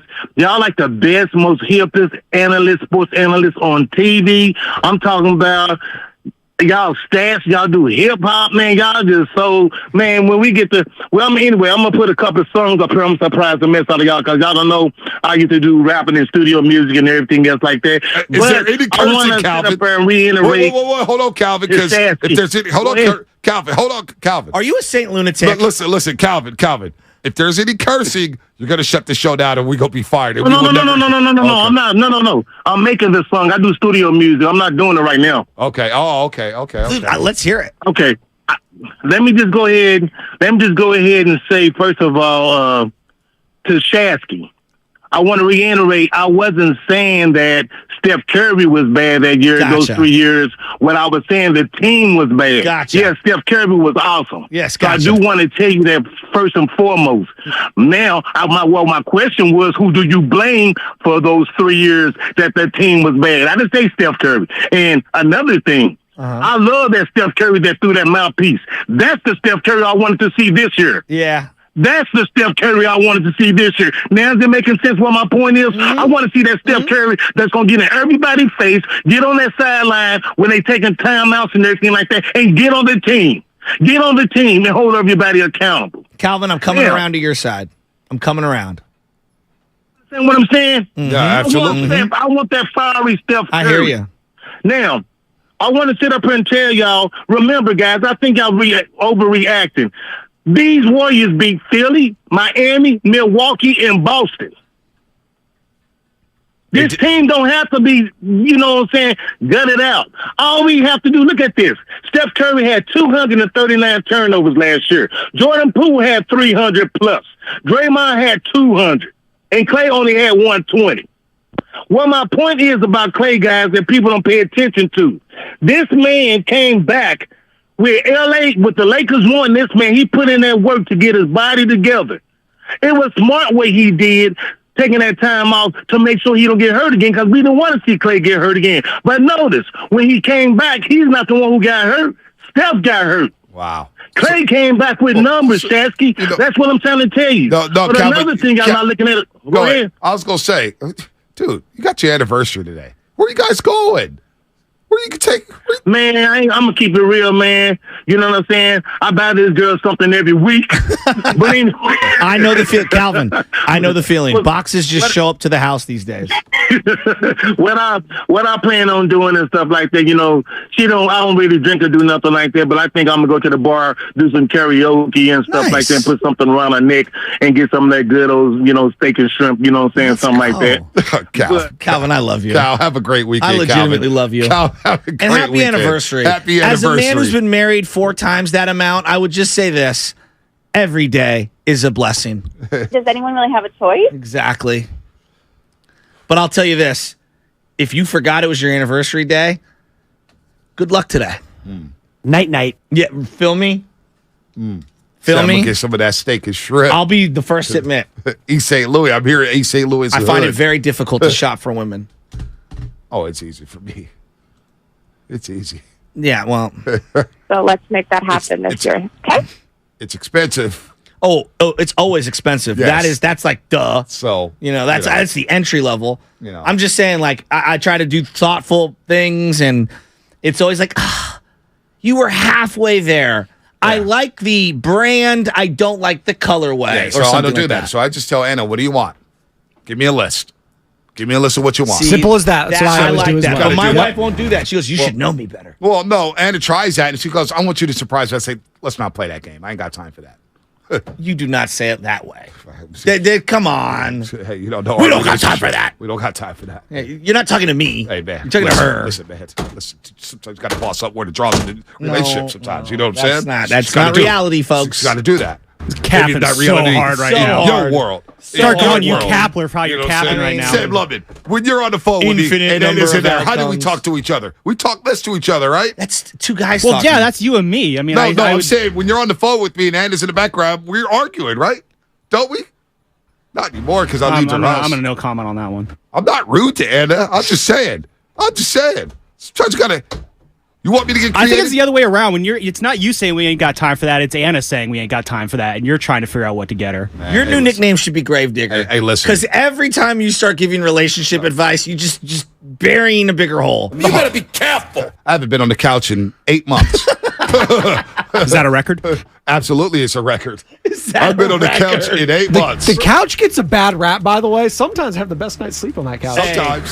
I feel you. Sometimes. Now that you got the dog, too, taking up all that space on your bed. And the baby, and I got a cat that joins me. It's like, you know what? I'm just going downstairs. It's nice and quiet. That's why Sam Lubin, when it comes to dating advice, he don't go to Joe Shasky. He don't go to Joe Spinoni. He comes to Bonte Hill. With that said, Sean in Richmond, what's happening? What's up, Sean? He be blending into How you the doing, couch, man? bro. Sean, what's up, man? Ed Lover over here is giving love advice. Okay, I don't want to talk about that. Yeah, what you got, man? I just want to talk about with the core with the Warriors to see if we could go to the playoffs again next year. The only thing I see going on is that Steph improves every year, right? He's always in the gym doing what he got to do, working on his craft. And that's the issue what I see with Clay. Like, I don't see him really doing what he's doing. I know you got to take a time away from the game sometimes, but you got to hit that gym. That's why the Kobe's and the Michael Jordans is always said different from all the other players. And Jordan Poole is just like he never improves himself. He has like sporadic moments, but it's not always constant. And I'm just tired of him always. Everybody keep talking about him getting popped in the eye, but that happened in October. Like, how long you gonna keep having that on your shoulder all the way through the playoffs when people need you? And I know you're a man at the end of the day, but at the end of the day, you got to sometimes let stuff go sometimes. Or if you already talked about it behind lines, then you already talked about it, and it shouldn't be. It's just already been buried under the ground already. But I'm just tired of the excuses that this boy keep talking about because he's still dwelling on that. Well, Jordan Poole hasn't said anything. It's been Draymond and Kerr, and it's been a lot of Draymond. Poole hasn't said anything about the situation. By the way, Damick1212 on YouTube. Lubman doesn't even have to talk to women. He just fills her arms like Ray Charles. What? That's pretty good. I'm uncomfortable with that comment. Yeah, I'm very uncomfortable. No, Ray Charles would fill the arms because he was blind. He would fill the arms. Sam Lubman is not blind, though. What's coming up in the game? Sponsored by In at the Tides. It's Prime Well watching season at Bodega Head and a great time to plan a special getaway to the iconic Inn at the Tides. Enjoy delicious meals at Tides Wharf, stunning views and free breakfast. Book your escape today. InAtTheTides.com. We're at it again, California. The hottest offers of summer are back.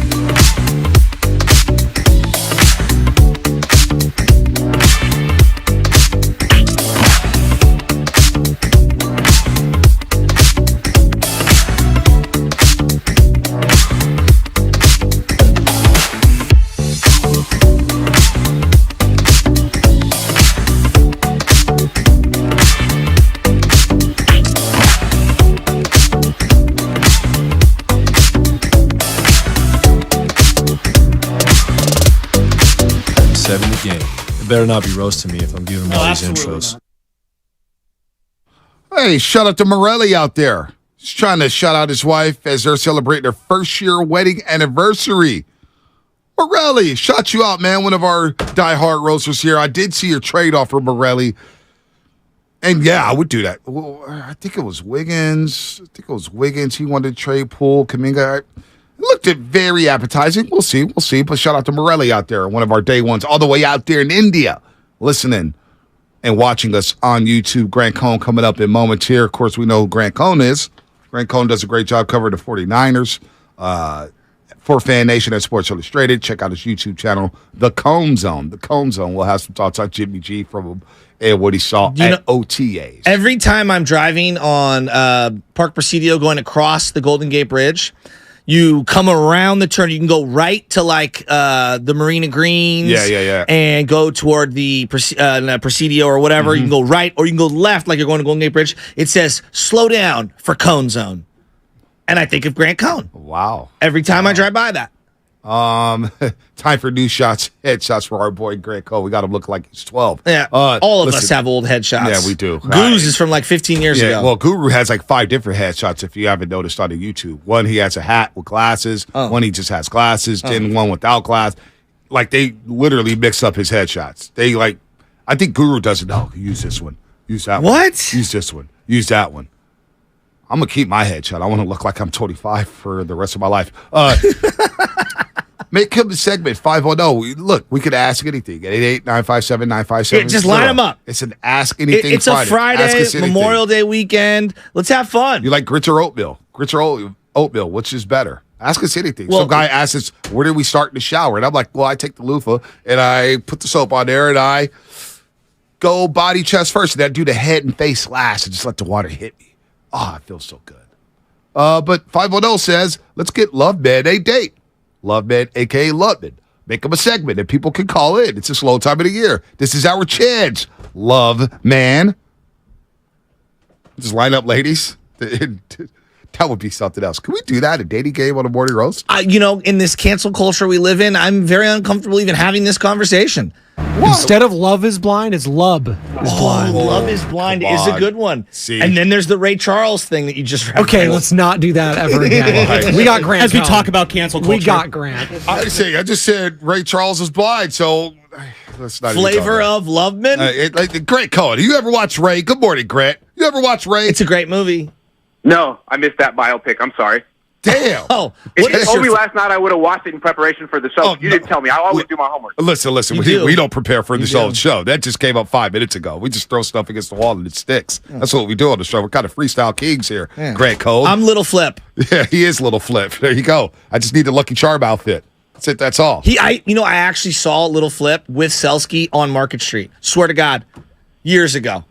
And then Selsky was I would have been more excited to see Selsky than Lil Flip, honestly. Yeah, I'm with you on that. Well, Selsky was in the Game Over video, going full circle. Grant, I want to start here. We're having a wacky little Friday before Memorial Day weekend. The Jimmy Garoppolo news breaks, and I'm like, you've got to be kidding me. You've got to be kidding me. And there is a Niner conversation to be had within the framework of the bigger Jimmy G scope.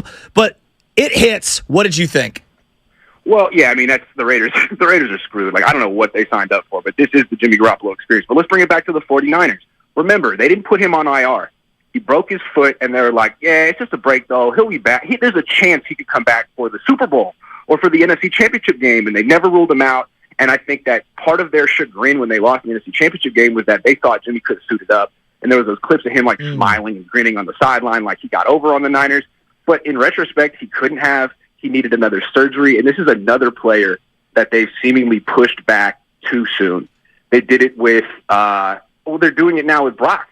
Hey, Brock, the expectations you're going to be back week 1. Okay, is that the expectation? Jimmy was going to be back for the Super Bowl?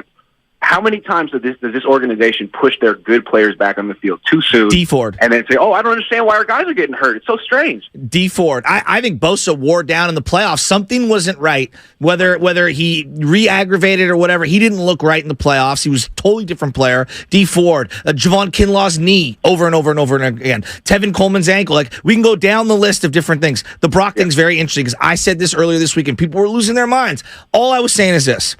if you really like Brock Purdy and you believe as much in him as they do, okay, this is his moneymaker. This is the elbow, the arm.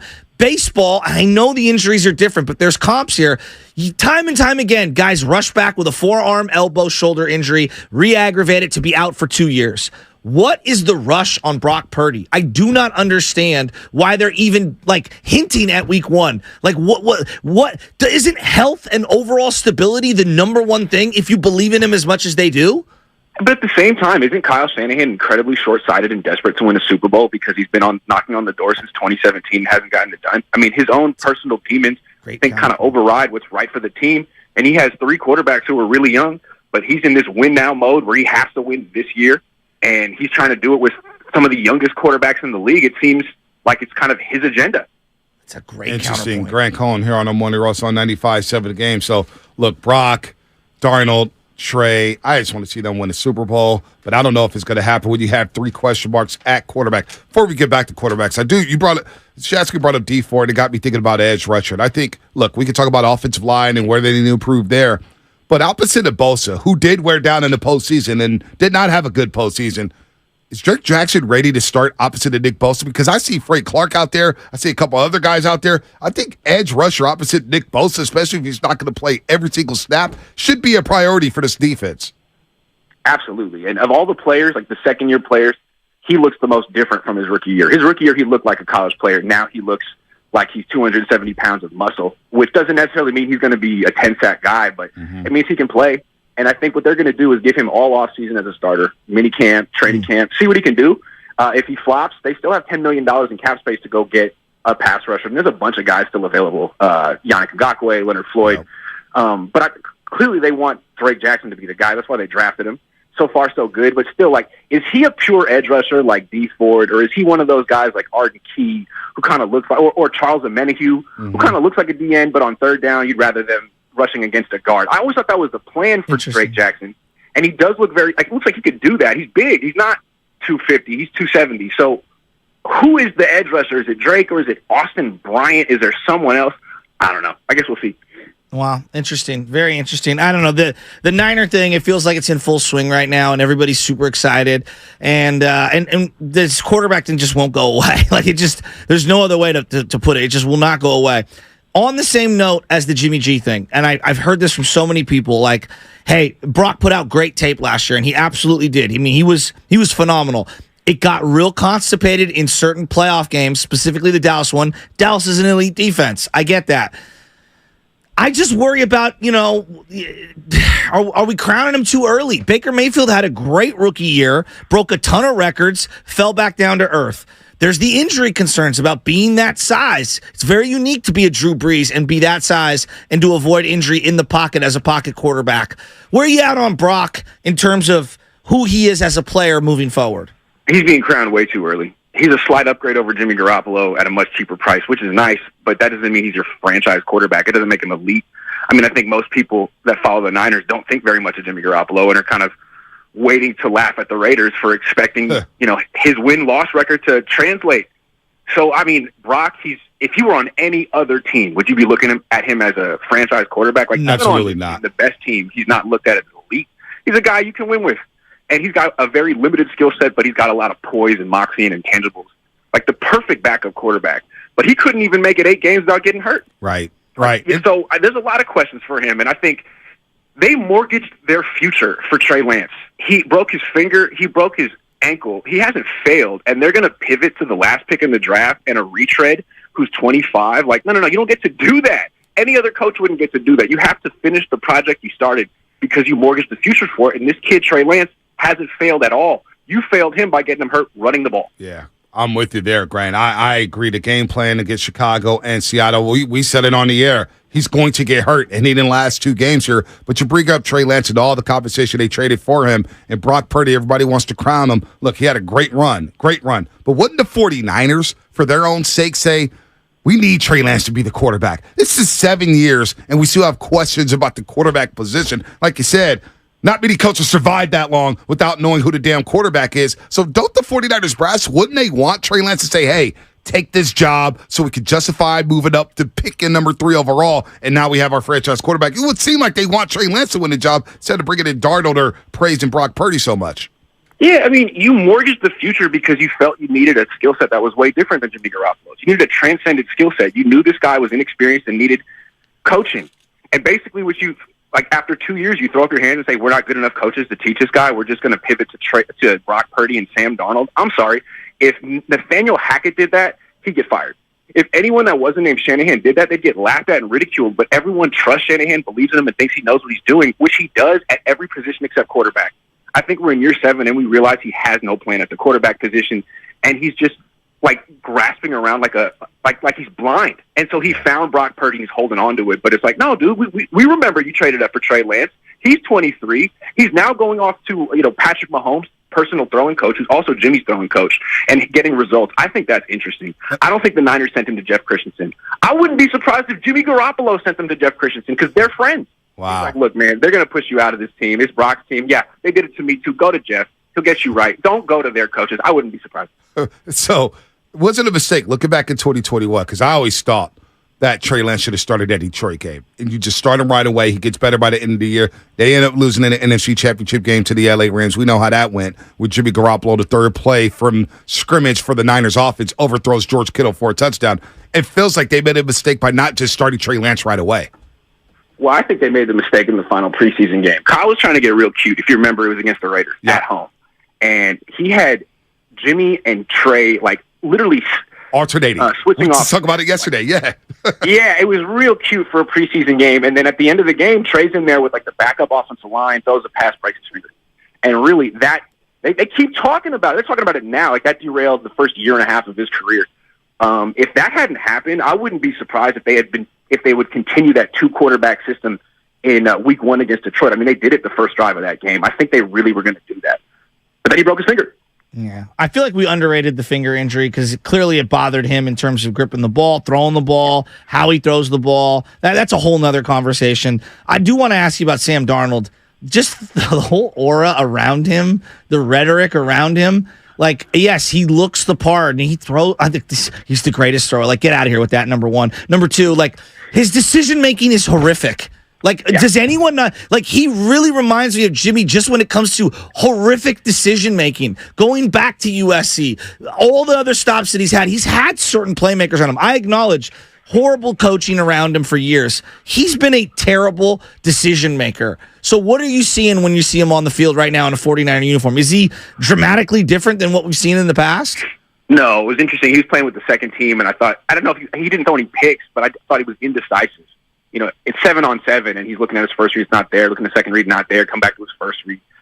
Meanwhile, you got Brandon Allen playing with the third string, just dicing up the defense, as he should. He's a vet going against rookies, essentially. I was expecting to see that from Darnold, but that's just not who he is. He's just naturally indecisive. He's always been that way, and I don't see how you can fix that. I mean, you could pump him up with confidence and tell him he's good, but people have been doing that for years. You don't think the Jets did that? You don't think the Panthers? Like, he doesn't believe it. Well, I just don't see it. But it's honestly, when he signed with the 49ers. Bonte turned to me. No, you came in here. Bonte goes, you know what's going to happen. And I go, what? I go, this is a good little, emergency reclamation project. He goes, no. He's going to get mentioned as a starter, and everyone's going to hype themselves up. Am I paraphrasing? Within the first 24 hours, as soon as it happened. Kyle loves him. From what I've heard, when they played the Jets in 2020, like that week leading up to the game, Kyle wouldn't stop talking about what a good player Sam Darnold is and how dangerous he is. And like the players in the defense were like rolling their eyes, like, "Guy, we're going to destroy this." But apparently, Kyle thinks the world of him and always has. And like he gets tunnel vision on players. He thought the world of Quan Alexander, signed him, even though he tore his ACL. I mean, he did the same thing with Travarius Ward, Jarek McKinnon. Like some of them hit, but some of his offensive players that he just has to have. Tevin Coleman. Yeah. Tevin Coleman was decent in 2019. Stop it. They did not need to suit him up last year. Well, last year. I'm talking about 2019. Walking into the NFC Championship, I said, so you're suiting up Tevin Coleman, and everyone's losing their mind about this third quarterback thing. I lost my mind about Tevin Coleman suiting up in that game. I go, he's worthless. Well, he made some plays in Carolina. Stop it. No, the Darnold thing, though. The Darnold thing, like, I believe he's going to get a chance to start. And you hear the voice of the 49ers hyping him up. God. And you hear people around him saying, well, Darnold, he's the best thrower of football the Niners had ever. And I'm just like, wait a minute here. Am I watching the same guy? Hey, you went to UCLA. You watch USC, UCLA every game. We know who Darnold is. Only the 49ers can hype up mediocre quarterbacks. And there's something about Shanahan. Is it the arrogance of Shanahan? Is it the cockiness of Shanahan? Because I think he's a damn good coach. But there's something about him to where he's like, you know what? We're going to have to win with my system. And I feel like that was Steve Kerr this year with his react offense. It's like, maybe you want to mix in some pick and roll. What is it about Shanahan, Greg? You've been around him for so long. He's very arrogant, right? And you're thinking like, okay, so you haven't really gotten over the hump. What is the lesson you learned from this, failure, from losing in the NFC Championship game? You think, okay, pass protection is more important. I got to protect my quarterback in a lot of different ways. No, what the lesson he took was, I can win with Brock Purdy. I can win with anyone. Bring in Sam Darnold. He's just as good as Brock. Like, well, that's not the lesson here. The lesson isn't that you're that great. It's that you're not quite good enough, and you have to tweak your formula. But he thinks, actually, Sam Darnold's as good as Brock. First of all, he's not. Like, I don't think Sam Darnold's an elite quarterback, but I don't think Brock Purdy's an elite quarterback, but he's way better than Sam. What about Brock Purdy? Actually has it qualities. He's poised. He's confident. He can react to stuff on the field. He's not completely overwhelmed mentally like Sam Darnold is. Like, there's no comparison. But yeah. Kyle doesn't really know what he's looking at. He's not a quarterback. He was a wide receiver. He's a scheme expert, but he can't coach the most important position. And I don't know that Brian Griese can either. We'll see. But this is a big gap in their entire, organization. How did Trey look in those drills? You were referencing Sam Darnold, looking a little hesitant. How did Trey look in those? Much more decisive, extremely decisive. The ball came out of his hands on time. I mean, more than it had in the past. But I think the thing that's interesting about Trey, I feel like they wrote him off. And the reason they have been talking about Sam Darnold off the record so much is because they're pivoting. But then Trey went to this new coach that they probably didn't bank on, didn't set him up with, Jeff Christensen, comes back and actually has improved big time in the things that they felt they couldn't coach him in. And now they're like, well, what do we do? He might be good. We can't get rid of him now. So I think they're pleasantly surprised. Trey's sort of fighting for his career with the 49ers, and they're sitting back and watching and saying, man, maybe we wrote him off too soon. It's very interesting. It seems like he's sort of impressing them, and he's doing it on his own. You got to respect the 23-year-olds who can mature like that, when they realize what's at stake. How do you feel like the locker room? How do you feel, or from your observation, how does the locker room feel about the quarterback situation? Because we see Darnold at a lot of Warrior games with Christian McCaffrey, George Kittle. It seems like he's in the in crowd within that locker room. How do you think the players feel about the quarterback situation? The players kind of buy into that whole myth that they don't need a quarterback, that they just need a healthy starting quarterback and they'll win. And I really think the locker room likes it because once you get a quarterback who's great, making $50 million a year and can kind of carry the team, make other players better, then you don't need to spend $19 million a year on a tight end. You don't need to spend $7 million a year on a fullback. Like, you have to have this super expensive team to prop up these quarterbacks. But once you have a quarterback who can prop up a team, like, all those guys are expendable. So I think they know if you go to the 49ers, you'll get paid because they're not paying a quarterback. Wow. That's a big deal, right? Like, that's $50 million that's not going to a quarterback. That could go to the fullback. That could go to the strong side linebacker. And that's the kind of organization the Niners have built, so they love it. I mean, they don't necessarily want a quarterback to come and take all the money and all the attention. They're the stars. It's an interesting point I hadn't even considered. I mean, I really haven't thought about that. My bigger takeaway for this team, like just coming out of that NFC Championship game loss, and I know that they're going to feel a certain way because they're competitors, but I get a lot of like that final year with Harbaugh vibes in that it felt like, we reached the mountaintop when Alex Boone said that, and just the team was feeling like they were a champion, even though they were really, really, really good. And I know the margins are thin when it comes to winning, but you didn't win it all. And you look back, and all these guys have one thing missing from their resume: Frank Gore, Patrick Willis, Justin Smith, etc. You go right down the list. This feels like the last great year for the 49ers, and they've got a lot of hubris going on right now. And it was interesting to hear Travis Kelce basically say, screw the Niners. They thought that they would have won that game with any guy at quarterback in the third string. Like, that's ridiculous. And I kind of side with Travis Kelce on this one. Oh, absolutely. Extremely arrogant. And it's kind of funny that the NFL sided with the Niners and like, here's another quarterback. Like, as if they had Sam Darnold, they would have beaten the Eagles. If they had Sam Darnold in that game, he would have got hit a bunch of times, just like Josh Johnson and exactly. So the Niners really need to like bridge the gap with the Eagles, and it's not having a third quarterback. I'm sorry. Yeah, no, and the crying after the game. Robbie Gould, Debo. Well, they conduct look pretty themselves weak. like there is a level of arrogance from the Niners as a whole, where they do conduct themselves like they're a 5-time champion in the last 2 decades. Yeah, I mean, honestly, they're like the Boston Celtics of the NFL. a team that's come really close, a team that everyone always thinks is going to break through. And maybe the Celtics will. Like, they're not dead yet, but, like, aren't the Niners kind of like they've been to a finals? Right. Everyone thinks they're a historic franchise. No one really criticizes them, but they just don't get it done. Yeah, no doubt. Grant, man, have a great holiday weekend. I saw your tweet about Andre Ward being the most underrated boxer in history. Well, guess what? Andre Ward's going to join us in about 7 minutes after he's inducted to the Bay Area Sports Hall of Fame. You would have loved it. Patrick Willis, Mike Singletary presented Patrick Willis. Yeah, people ready to jump up and down. They remembered his high school record with Mike Singletary. I was starstruck to be in the booth with Andre Ward, man. That dude is legit. Yep. And he doesn't know me, but he knew my dad, and my dad really thought the world of Andre Ward. You know, Grant, I know you're a big baseball guy. Open invitation. West Sunset, Tuesdays and Thursdays. Come out, throw the ball around with the kids. Check it out. You're more than welcome. We're doing All-Stars all summer long. I'd love to, man. I used to be an all-star Little League player and coach. Let's do it. Let's do it. Text me on the side, bro. Have a good one. Have a great weekend. All right, you too, guys. Take care. All right, Grant Cohn. Grant Cohn. Killing it. Here on the Morning Roast. Fan Nation at Sports Illustrated covers the Niners for Fan Nation at Sports Illustrated. And, of course, his YouTube channel, The Cohn Zone. Grant Cohn always gets people fired up on the chat. Well, you know what I do like about Grant? He has opinions. Well, no, it makes me think outside the box. I don't have to agree with any, all, or some of what he says, but it makes me think. And, like, at the end of the day, I appreciate original thought and things that maybe are unconventional that I hadn't thought of. And then I'll kick it around in my mind and think about it for a couple of days and come back around and see where I side. By the way, this Fix It Friday's code word. That's right. We're giving away a Kirby gift card worth $250. This Fix It Friday's code word is driveway. Text driveway to 20357 by 10 a.m. for a chance to win a $250 Kirby gift card. Kirby, your driveway mechanic. Check out Kirby.com. That's CURBEE.com. Andre Ward will join us in 5 minutes. He's in the International Boxing Hall of Fame. He's a great broadcaster for ESPN. Does a great job on television. He may be a better broadcaster than boxer. That said a lot, considering he had 32 fights and won all 32 times. Lightweight champion, super lightweight champion. He's going to join us here after being inducted into the Bay Area Sports Hall of Fame. And it was really a good night there yesterday at the Hyatt Regency downtown on Embarcadero. Buster Posey, Patrick Willis, Julie Foudy, Gary Payton. Remember, he was a legend out here. I forgot he was an All-American at Oregon State.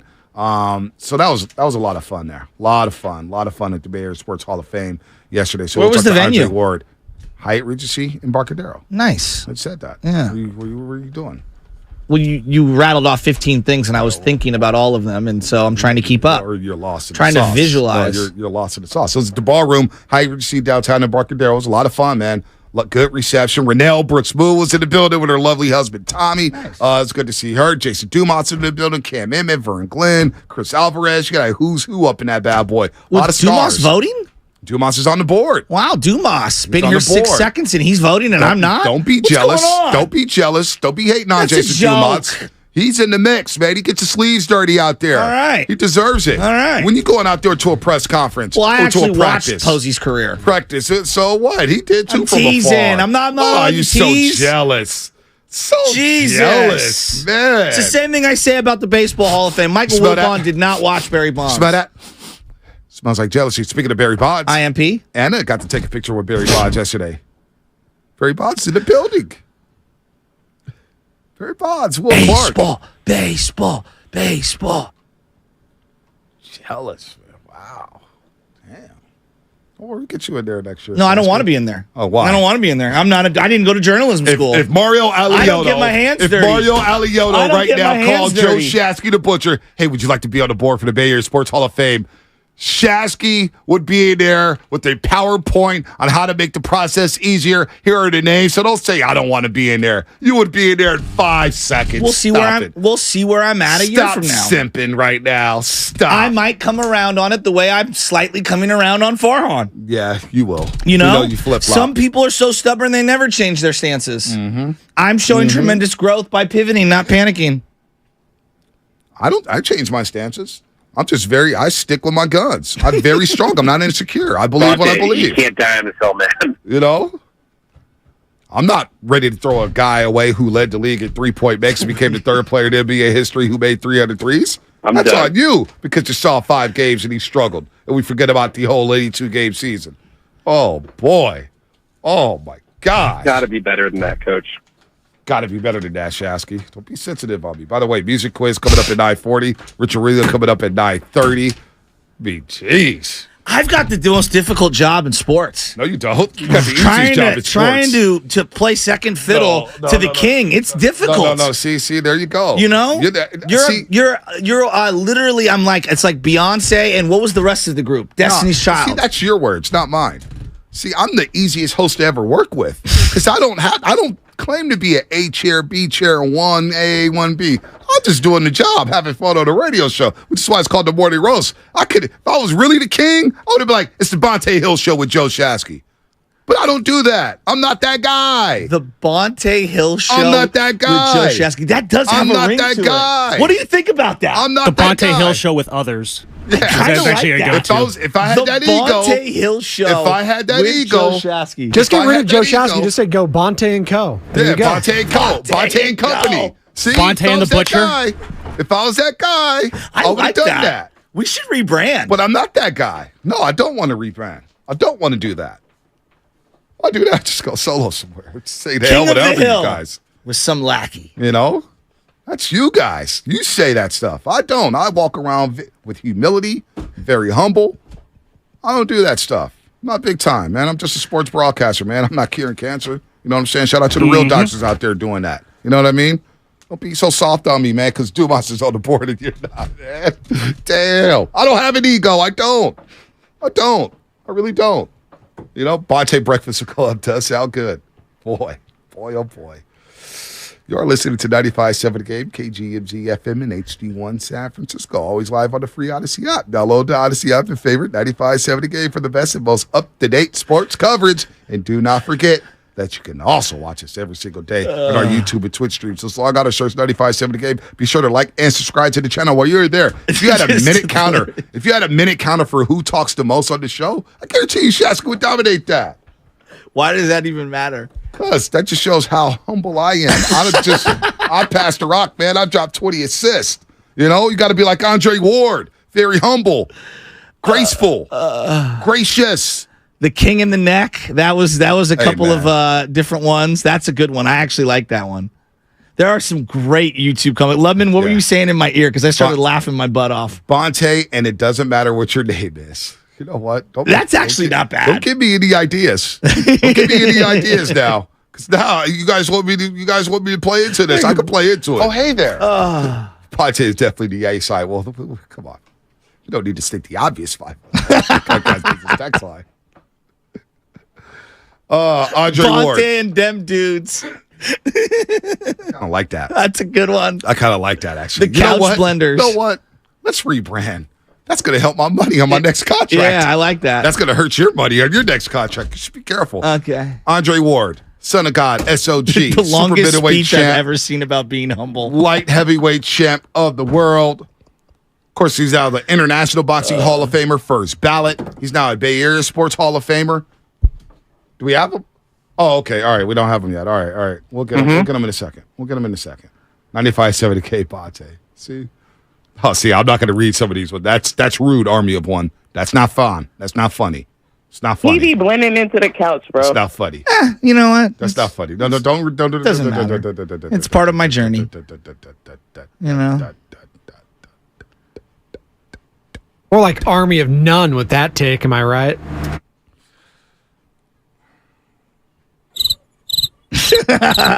Seven Nations Army? Dun, dun, dun, dun, dun, you know what we did. I have to word to save the show. Oh, man. I don't even know the lyrics. I'm Ask us gonna anything. fight 'em all. Is that it? Is it White Stripes?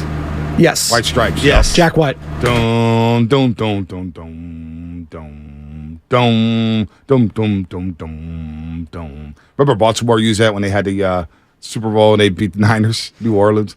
Dum dum. Bonte and the backups. That's a good one. Dum dum dum dum dum dum. Dum dum dum. See, I don't like that. See, you guys did funny. that. You guys did that, man. Just because you got jealous and y'all try to flip it on me. Well, you guys try to flip it on me. I'm not the one who's jealous about not being a board member of the Bay Area Sports Hall of Fame. All I said was, what's the criteria? I told you. Look at you getting all. Don't turn red on me, man. Oh, I'm not Don't red. This is the hat. It's the sweet hat. Don't turn it into a tomato on me, your cheeks, man. I'll tell you the bubble heads. Come on, man. Why would you? Come on. Don't be disrespectful. Don't be disrespectful. You think Andre Ward wants to keep the band together for the Warriors? Because I know he's a big Warrior fan. In the way she spoke about me, and I was a kid in a candy store, man, just being around Bonds and Will Clark and Brian Shaw and the induction class, Posey, and just everybody, GP. Like for me, and I said this on stage last night, I know I'm getting inducted, but to be around those greats like that, especially Bay Area greats, I couldn't ask for anything more. Andre, take me back to the beginning of your love of the sport of boxing and where it all began for you. Because, I was out at West Sunset yesterday throwing the ball around with a bunch of 12-year-old kids trying to play baseball. And maybe one day one of these kids goes on to the next level and plays high school or college or whatever. I mean, you went to the grandest of stages, right? So take us to the humble beginning. But that's where it starts, It starts with throwing a ball, baseball, football. It starts with taking a kid to the gym. I mean, my first love was baseball. Really? Pitching a shortstop, and I played because my dad played. But then he started, sharing with me that he boxed as an amateur. I was like, wait, what? And that just something got my attention. And when we went to the gym, and I saw that ring, and I saw the gym setup, it was like love at first sight. Now, the sport didn't love me back right away. I was in there a year before I kind of got my footing, and my dad started to say, okay, maybe he can do this. But it just kind of took off from there.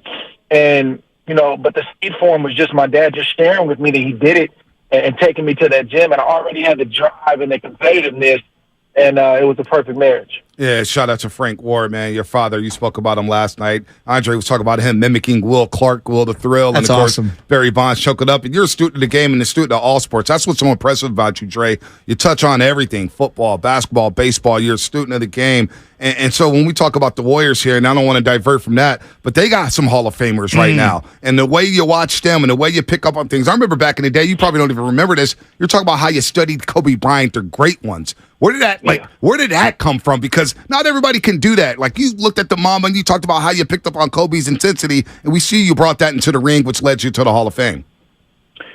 I think a lot of it was innate.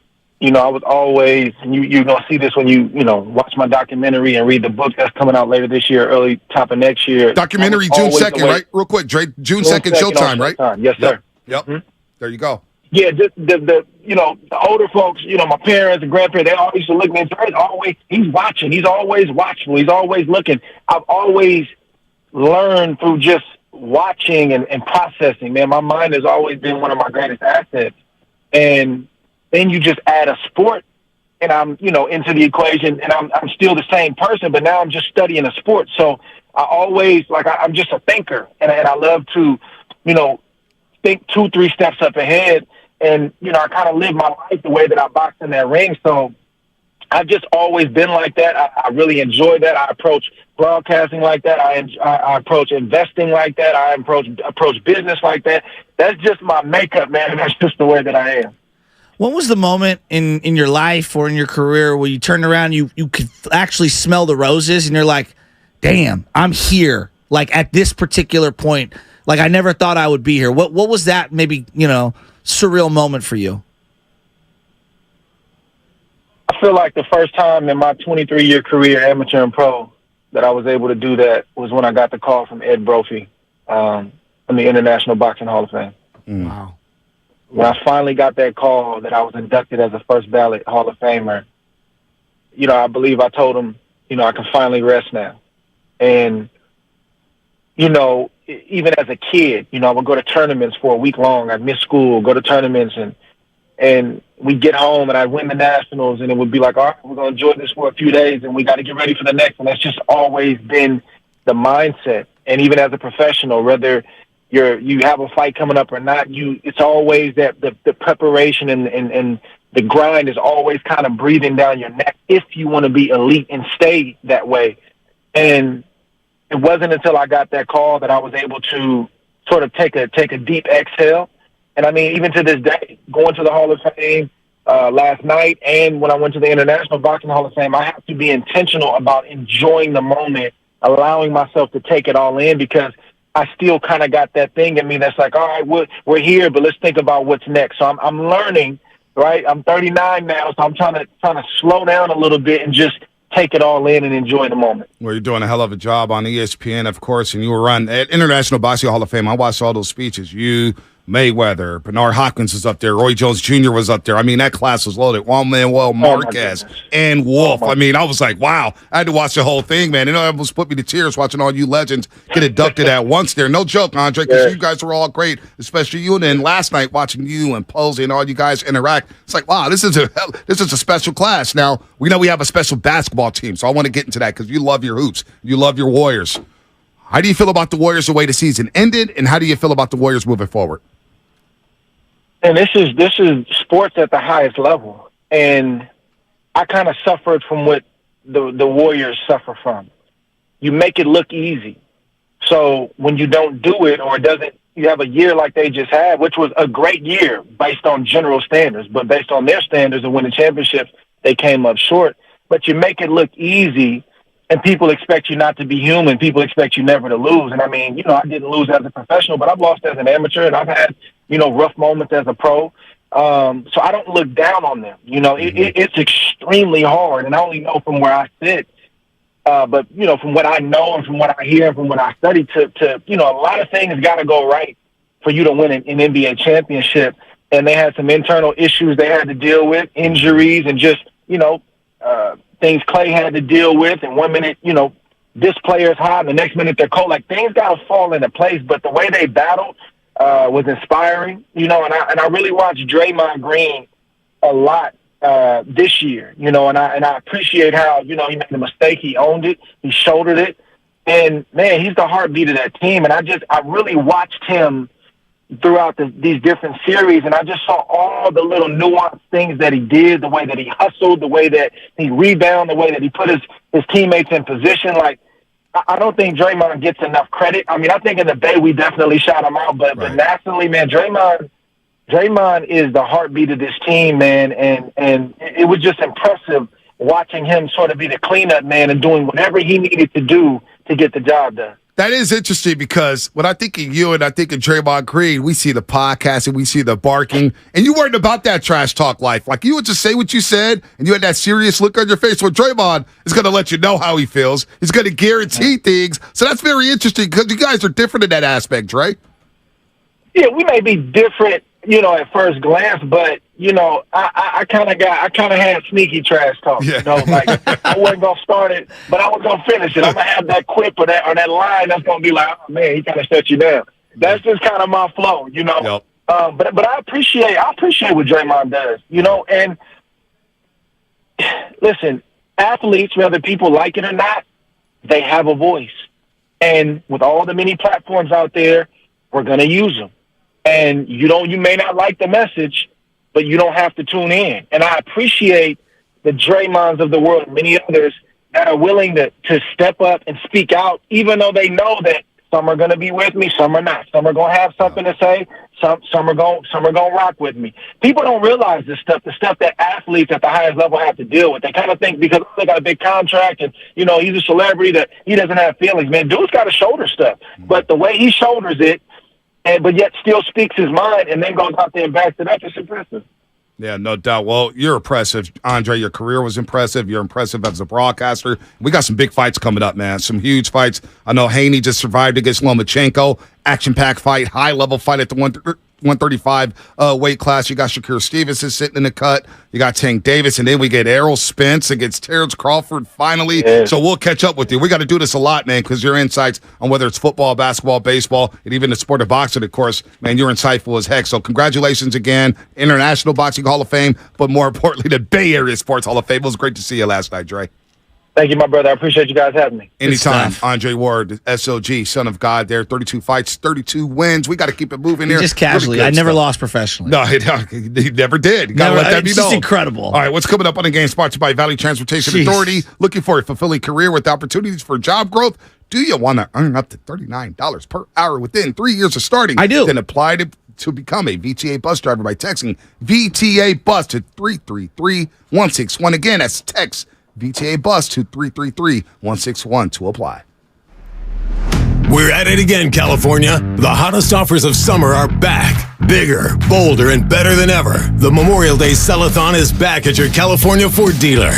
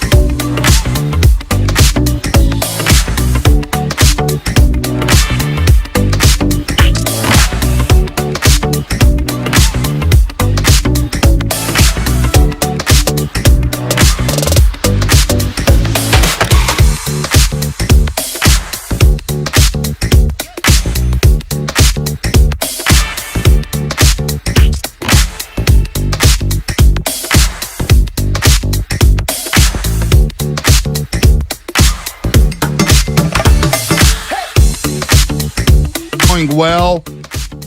Warriors, of course, got a big offseason ahead of them. By the way, Ryan Macchiano, shout out to him and the SF Glenn's women's soccer team. They were just ranked number 1 nationally in the USL Women's League Power Rankings. They've won their first 4 games by a combined 21-1 score, including a 6-1 victory over the Olympic Club last Sunday. Nice. And they're the early favorites to win it all in their first season. Next game is Saturday, 3:30. At Skyline College against the Stockton Cargo. So the SF Glenn's women's soccer team. Shout out to the Glens. Up the Glens as well. Up the Glens. They got the new stadium happening at Treasure Island. I was at the groundbreaking ceremony for that last year. Number 1 in the power rankings nationally. So shout out to Ryan Macchiana and the SF Glenn's women's soccer team. So there's so many names that are being generated on YouTube right now regarding if we were to create a love show, Bachelor style for Sam Lubman, hate it or love it. Oh, I like that a lot. I'll make love to you. Ooh. I mean, there's some really good ones. You know, I think Lub I like Shack. this game. I like Lub Shack. How do we got to flush this out? I do. We could be the first sports radio show to have like a love connection type style. I am kind of with you. We have to find some women who actually think Sam Lubman's attractive, I guess. That may be difficult. That may be tough. As Sam Lubman they definitely exist. That was that might have been the flex moment of the show. On Mars? Secret lovers? On Mars, secret lovers. Oh, my God. Oh, man. Let's get to Rich Aurilia, the pride of St. John's. Love in an elevator? One of our favorite shortstops in Giants history, of course. Rich Aurilia, you can catch him on Giants pre- and post-game live. We love him. I know he loves his red wine. I know he's having a lot of that. Richie, good morning, man. Welcome back to the Morning Roast here on 95.7 The Game. We're having some fun here on a Friday. Hopefully you're doing well, you and the family as well. And, you know, a lot of Casey Schmidt hype right now, and deservedly so. He's come out on fire here. Do you believe maybe now we're starting to watch the passing of the torch at the shortstop position? It's a rich history here in San Francisco. Of course, you were a big part of that. Casey Schmidt, looks like we're seeing the passing of the torch here from Brandon Crawford to Casey Schmidt. Well, yeah, you know, it's I don't know. For me, it's a little too early to say. I mean, he's only been up for a couple weeks. Mm-hmm. And listen, if Craw was playing up to his potential right now, you know, I don't think we'd be having this conversation. Casey Schmidt would be playing probably some third base. But it's nice to see again, a homegrown talent come up and make an impact and, play at a high level. And listen, if he's going to play shortstop, he has probably the best mentor he could have in Brandon Crawford. But I always like to say, it's great to see him perform at this level this quickly. We need to just give it a few months because, he did have 2 hits last night, but going into that, he was 3 for his last 19 or 20, I think. He's a really, really aggressive hitter, which I like, but, the second time around the league, he swings at the first pitch, I think, around 50% of the time. And I think the league's going to catch on to that with all the analytics we have these days. And they're going to start throwing him some breaking stuff early in the count and getting the chase. So it's been a nice surprise to see what he's done, both offensively and defensively. And hopefully he keeps it up. But, I'd like to circle back on this in another month or 6 weeks or so and see where we're at. And hopefully, he's still performing at this level. Yeah. I mean, there's a lot of things that you're going to like, and there's certain skills that feel like are sustainable, especially defensively. But I agree on the bat and whatnot.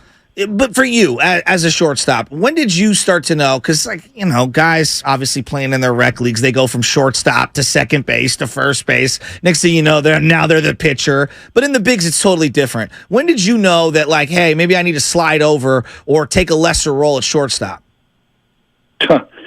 When my age caught up to me, basically my body said, you don't really have that first step quickness anymore. Maybe it's time to play some other places. And listen, your body tells you and they tell you, and they meaning whoever you're playing for at the time. And, and for me, it happened, when I was in Cincinnati in 2005, I was a starting shortstop. I pulled a hamstring. I was on the IL for a couple weeks, and young guy that was backing me up, Felipe Lopez, came out, did great. I came off the IL, and they said, you're not starting shortstop anymore.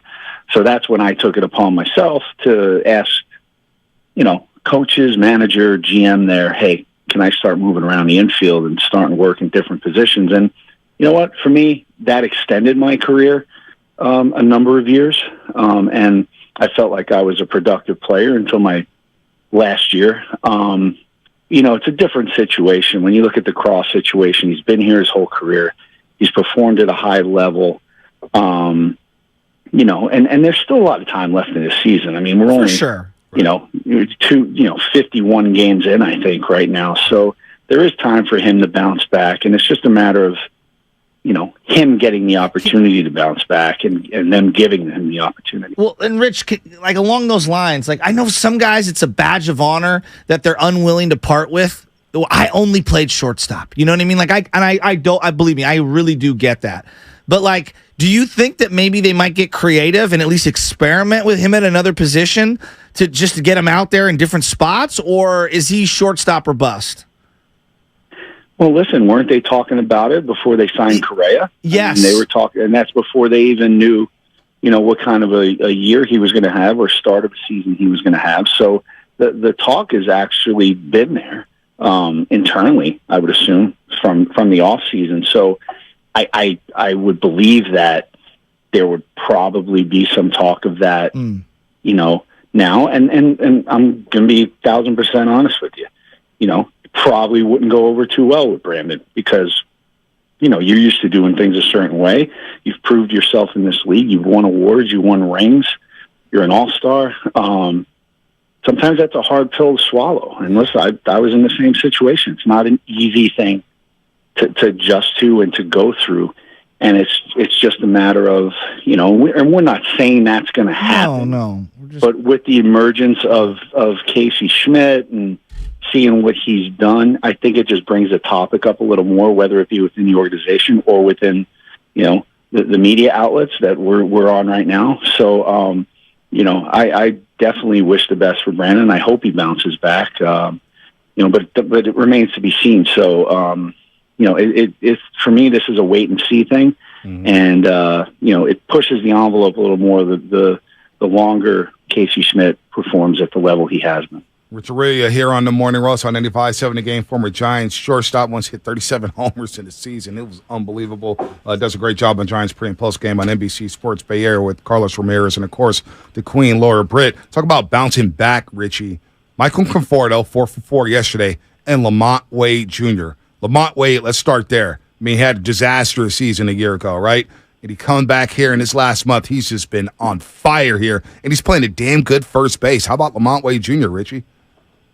Well, one thing that's surprising me is the level of first base he's playing. Because, we've seen him as an outfielder. We haven't really seen him exclusively at first base till this year. And he's done a really nice job. And, for the Giants to go from a defensive first baseman like they had in Brandon Belt to last year was a hodgepodge of guys pretty much. And then, now Lamont Wade's taken over there. It's been a nice transition defensively for him. Offensively, again, you said it, Bonte. Last year was a lost year for this guy. He was hurt, never got on track.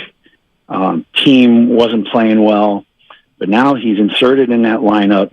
He's playing pretty much every day. He's getting on base. I think he leads the league in on base percentage. Yep. And now he's starting to swing the bat. Yep. And when you can add a guy like that, when you can add a guy like that and put him at the top of your lineup where he has some pop, he can run a little, he has a good eye, he can get on base. It just makes his team just a bunch better. And then you flip to Conforto. We had him on as our guest after the game last night, and I asked him the question of, hey, we've seen you perform like this with the Mets for a number of years. I said, then you get hurt, you miss a whole year. You come to spring training, get hurt in spring training, you miss some of that. You get hurt early in the year with the calf strain, you miss some time there. I said, the difference for me, and I told him last night, is, you haven't played for a while. Your timing's not there. You're not seeing live pitching a lot, and you're swinging early in the count over balls that aren't strikes. So over breaking balls or pitches out of his zone. What I've seen the last 2 weeks from him is a guy that's kind of brought his zone back in, and now he's swinging at the pitches he can do damage with. He's swinging at strikes. He's not chasing a lot of pitches, and that's what he's done. And he gave a lot of credit to the coaching staff on some mechanical things they were working on. But this is a guy, that I think the staff sees something because now he's hitting third in the lineup. And I think he's going to stay there for a while with the way he's been performing. And, if they could just get Haniger going, it'd be a nice little middle of the order punch that they have. I mean, I don't think anybody would put it up there with, middle of the order for, some teams in the league like, Arenado Goldschmidt or, the Dodgers or the Padres. But it'd be a formidable middle of the order where you have a couple guys that, have 30 home run potential. Yeah. And, the middle of the order is interesting. It feels like we've been searching for true, 4 or 5 hitters for a long time. But I love Estrada's emergence here. Richie, as a former middle infielder, this guy's like a throwback player. I know he doesn't walk the way people want him to, but he's up there swinging. He puts the ball in play. He sprays it to all fields. He's got more power than you give him credit for. Leads the team with 58 hits right now. Leads the team in stolen bases. Doesn't strike out a whole lot, relative to some of the other guys in terms of plate appearances.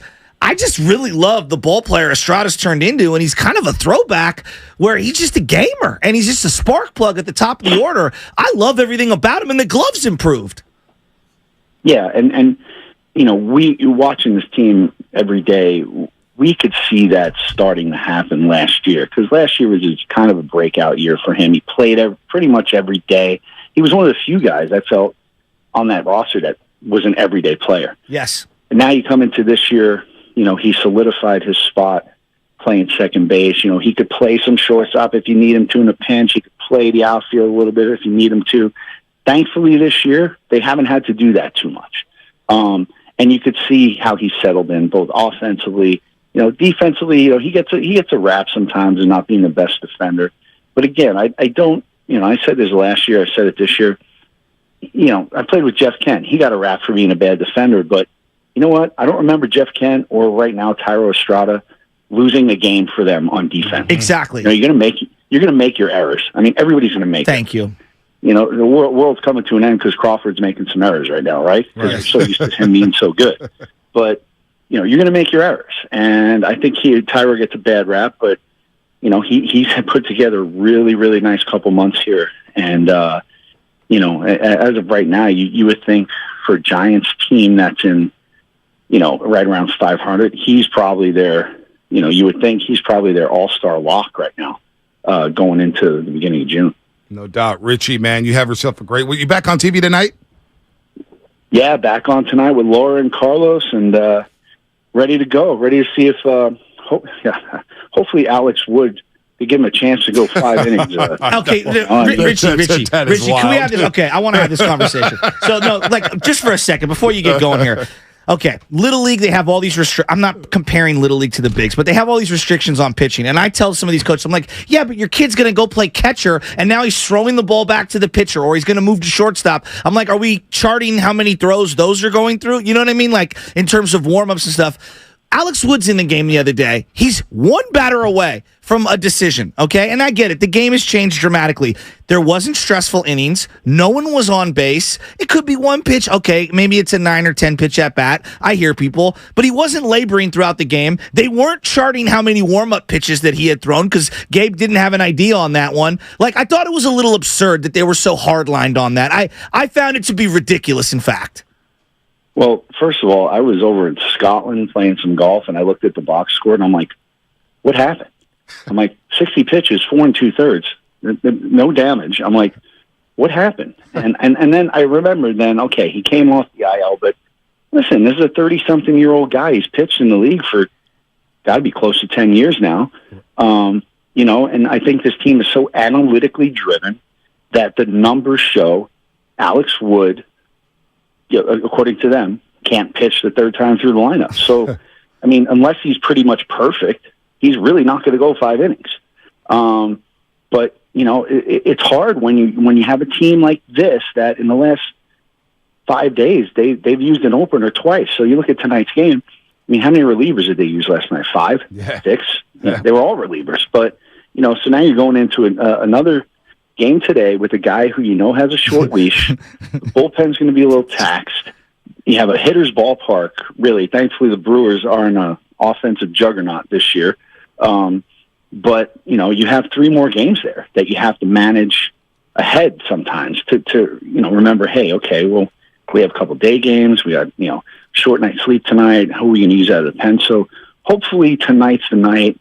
If Alex Wood has his good stuff, they'll give him a longer leash and give him an opportunity to go deeper into the game. Did you see the Nolan Ryan doc? Yes, I did. Okay. And all I keep thinking of is someone like Nolan Ryan. You really going to yank me out of this game right here, right now? Like, for that guy down there in that bullpen? I don't know. My old school senses just drive me nuts on this. Well, it gets me too, because we commented yesterday on the show about, how now, Kyle Harrison, they're going to extend him a little bit. And, we're talking about, when he's going to come up. I'm like, well, you can't come to the big leagues and throw 60 pitches. You can't be on a pitch count as a starter and throw 60 pitches, because you already have guys you're doing that with. And you're just going to deplete your bullpen even more. And, it remains to be seen, but it's a different day now when, Maddox, Glavine, Smoltz, those guys would just go out, throw 8 or 9 innings, 100 pitches every time. Games change now. And I don't know if it's for the better, but it definitely gets the bullpen a little more action. We know that. Well, you want to save this bullpen because, you look at the schedule coming up here. You got Corbin Burns, of course, tomorrow night on a Saturday, but you got the Brewers, you got the Pirates, you got the Orioles, you got the Rockies at Coors Field. You know how that can, you know what that can do to a pitching staff out in Coors Field. Then you got the Cubs, Cardinals, Dodgers, Padres, Diamondbacks. These teams are loaded here, so you want to conserve these arms. It's not even July yet, and it feels like we've seen the bullpen pitch since it's August, man. You got to chill for a second. Not even June. Right, it's not even June. It's going crazy, man. Well, that's the thing. The bullpen's had a nice little resurgence lately. But the thing I look for is, you can get through a half the season. But when you get to the end of July, beginning of August, and you got relievers already up in the 60-game mark, that's crunch time. You need those guys fresh in crunch time, too. So at some point, you think you have to let the starters go a little bit deeper and save those arms a little bit. But again, the last 2 out of the last, 5 days, bullpen game, opener, bullpen game. So it's tough. But somehow they've gotten it to work so far. And we'll see how it goes the rest of the way. Yeah, 25-25. Battle back to 500 with this recent hot streak. Richie will be watching on TV today. Say hi to Carlos and Laura for us, man. Good job as always. We appreciate having you on the Morning Roast anytime. Thanks, Richie. All right, have a great weekend, guys. Thanks, you too, Rich. Richie. You too, Rich Aurilia, former Giant, Cincinnati Red. Of course, Brent shed some light there with Rich Aurilia. In 3 minutes, we got our music game coming up. We got our music game, volley. What will I get wrong this time? That's coming up here. I saw some names, though, because I want to react to Richie and some of the things he said there about Brady Crawford or whatnot, but got some great names. This is for the Lubman dating show. Or the rebrand of the show. Oh, rebrand of the show. Bonte and the non-Bonte minutes. I like that a lot. They were saying Bonte and the Supremes. I like that as well. But shout out to Tina Turner. What's love got to do with it? Got to do with it. Oh, I like that one a lot. Dude, I can't wait to play this game. We line up some women. This could be dicey, but I'm willing to go. I don't know. This could be very dicey. Or it could take us up to another level. This could be Iron Chef dicey. Dude, you imagine if Lubman gets married off this game? He finds his wife off this game. Love connection. Prenup, bud. Prenup. That's all I'm going to say. Oh, my God. I don't have a prenup. I don't have enough stuff to have a prenup. Does anyone really have a choice? I'm not touching that. I'm not going to touch that. I see when you're like uberly rich, it's different, obviously. But when you're poor, like most of us normal folk, I don't see like, hey, in the event that I know we're getting married next week, but in the event that we, split, here's how we're going to break up the assets. Like, that is not a good way of going through a marriage. I wouldn't know about that, obviously, right now. I wouldn't know about that. Shout out to Stephen Langford. Jesse getting married. How about that? Everybody's getting hitched. Who's getting invited from the station for that one? That's the real question. Oh, my God. I think Shasky and I are locks. This show, I think, is good. You think? I think we're locks. You'll be at the Derek Papa table? Might be. Curly's going, for sure. He's a station guy. Yeah, Curly's in there. Curly will be there. I don't think we'll go. And I'm not mad. Cody will be Weddings there. are expensive. No, speak for yourself. I don't get mad when people don't invite. No. Weddings are very expensive. I think we're getting invited. You think? Absolutely. I think we are. We got Xavier McDaniel. I mean, he went down to training camp with you. He's inviting us. Derek Papa. Cody, former producer. Commander of the morning Cody? show. I'm not looking forward to seeing him. Lo Neal? Oh. Yeah, raise the Jolly Roger. Yeah. I'm not looking forward to seeing Cody. I'm not going to lie to you. It's a little weird. Alexander Scott? I miss Alexander Scott. He texted me during the Warriors. I didn't text him back. Sorry. I mean, you couldn't even give him a thumbs up? Well, because Alexander Scott's one of those guys that you text and it just keeps going and going and going. It's never doesn't stop. He's a quick replier. Yeah, He is. It doesn't Is he? stop. Yes. I do miss his energy. The best way to end those if you're with an iPhone user or hell with an Android user because they just can't respond with the, you just like the text. That's it. Thumbs up the text, and that's pretty much that ends it. I miss Alexander Scott actually. He ran a tight ship. What about if he was coming out with a rap album, Sam Lubman, Dwelling in the Lub? That's a one. That's a one. Him with variations of that horrific city cap. No, that's a one. Not the most Look important up question. Dwelling in the Lab cover. Look up the Dwelling in the Lab cover, and you'll understand. No, you're dogging my City Connect hat. I'm not looking up anything now. Well, love it. We got to ask you. Put you on timeout the rest of the show now, Shasky. We need I'm ready to permission call slip. it a weekend. Yeah, we're almost I know, there, me too. trust I wanted to call it a weekend like 3 hours ago. Guru asked me if I had 5 minutes to jump in on their show, and I was like, I don't even I'll have do it 5 you, minutes Guru. for my show. Yeah, no, you leave. We don't even have post-show meetings. I'm out. Shasky's out the door. Yeah. The streets did tell me you were at the Olympic Club yesterday. Yeah, I was getting a workout. Yeah, my girl Nita, baby. Oh, that's Shout my out- girl. Yeah, I saw She her knows I yesterday. love her. I saw her yesterday. Do we have Lubman's permission to go along with this dating game on the morning roast? That's to Get Lubman. love or die trying. That's a good one. Love? That is Love? such a good one. Love? Get love or die trying. Do we have permission, Lubman? Do you believe in love after love? Lubman, do we have your permission? Let me marinate on it for the weekend. I'll be a hell of a marinade. If you marinate a steak for a couple days like that, My boy Alex hooked me up with some tomahawk steaks for Sunday. Can't wait. Barbecue season. All right, it's time. Are we ready for this? Well, I'm always ready for music. Okay. I may not be ready for music. All right, Where every is Friday. the love? Black Eyed Peas. Every Friday, we're going to do the song of the week that best describes the week.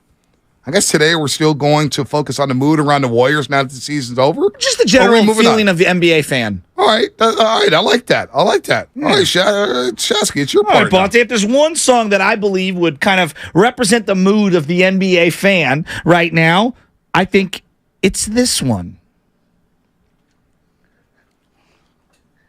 Will Smith, Miami. Not the name of the song. Oh, getting jiggy with it. Nah. Hey, now. Isn't it Welcome to Miami? Oh, it's Welcome to Miami? Yeah, you got to get it right. I'll allow it. So if you want to play a game like this, like what we're doing right now, So that's why is it music Miami? quiz. What? Why is it Miami? Because Miami won lost last night, and so you're They're going back to Miami. Miami. You're going back to Miami for Game 6. I like that. Will Smith's an underrated rapper. I agree I'll with die you. on that. I'm 100% with I you. will die on that hill. I agree with you on that. All about the Fresh Prince days, too. Yes. Let's just No, say but this song knocks. Well, let's just actually, this song. Let's just say it slaps. Am I right? Wow, dude. I love it. I love it. That's a 4. To Miami. Miami. Tennis, dude. Let me tell you. What was the other one? He had the Wild Wild West. Yeah, it is Wild Wild West. Summertime. The way she says "Welcome to Miami." Cut the song now, because we're talking about love, and we're talking about you guys were talking about Ray Charles earlier, filling on girls' arms. Just cut it down, man. We're gonna get canceled today. Welcome to. I swear to God, going down to Miami with the boys, and you hear that? Welcome to Miami. Starting. Let me just. If you think you know your music, just ask your smart speaker or Alexa to play music quiz, and boom, you'll be ready to go. It's free to try out. It is super casual, fun for all. You just can't just say Alexa, play music quiz, and the fun will begin. Miami's a great place, man. Oh, you're telling me. It's a great place. I had excellent seafood in Miami. Oh, Very fresh, Very delicious. And Ocean Drive now is blocked off to vehicles, so it's even more, party centric. Dude, let me tell you this. I went to Wet Willie's in Wet Willie's prime. Oh, yeah. Wet Willie's was off the hook. Clevelander. I didn't go to the Clevelander. Oh, I love the Clevelander. Oh, my gosh. I don't think Wet Willie's is still around. I think it got, shut down. Dude, Miami is something else, man. It is next level. We were at a club, and we were a whole crew. Wet, Big Dog City, Mo Money. Jacob was out there. We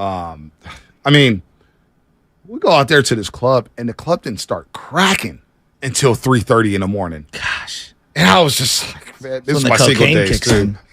We weren't on cocaine. It's the city of cocaine. Yeah, I know. With the King of Diamonds, 50 Cent was there, throwing up nothing but money in the air. It was... I got money I got. And everybody's just inside the clubs smoking weed, and it's just totally allowed. This is a great question here from the 650. Bonte, if you were to one day get married, would you invite E40? And how many former NBA hoopers are attending yours? I would do a private wedding. Close friends. Well, I don't want to be that guy. Most weddings are private. Private. You mean and I mean small. Super small. Yeah. Super, super small. I wouldn't do that.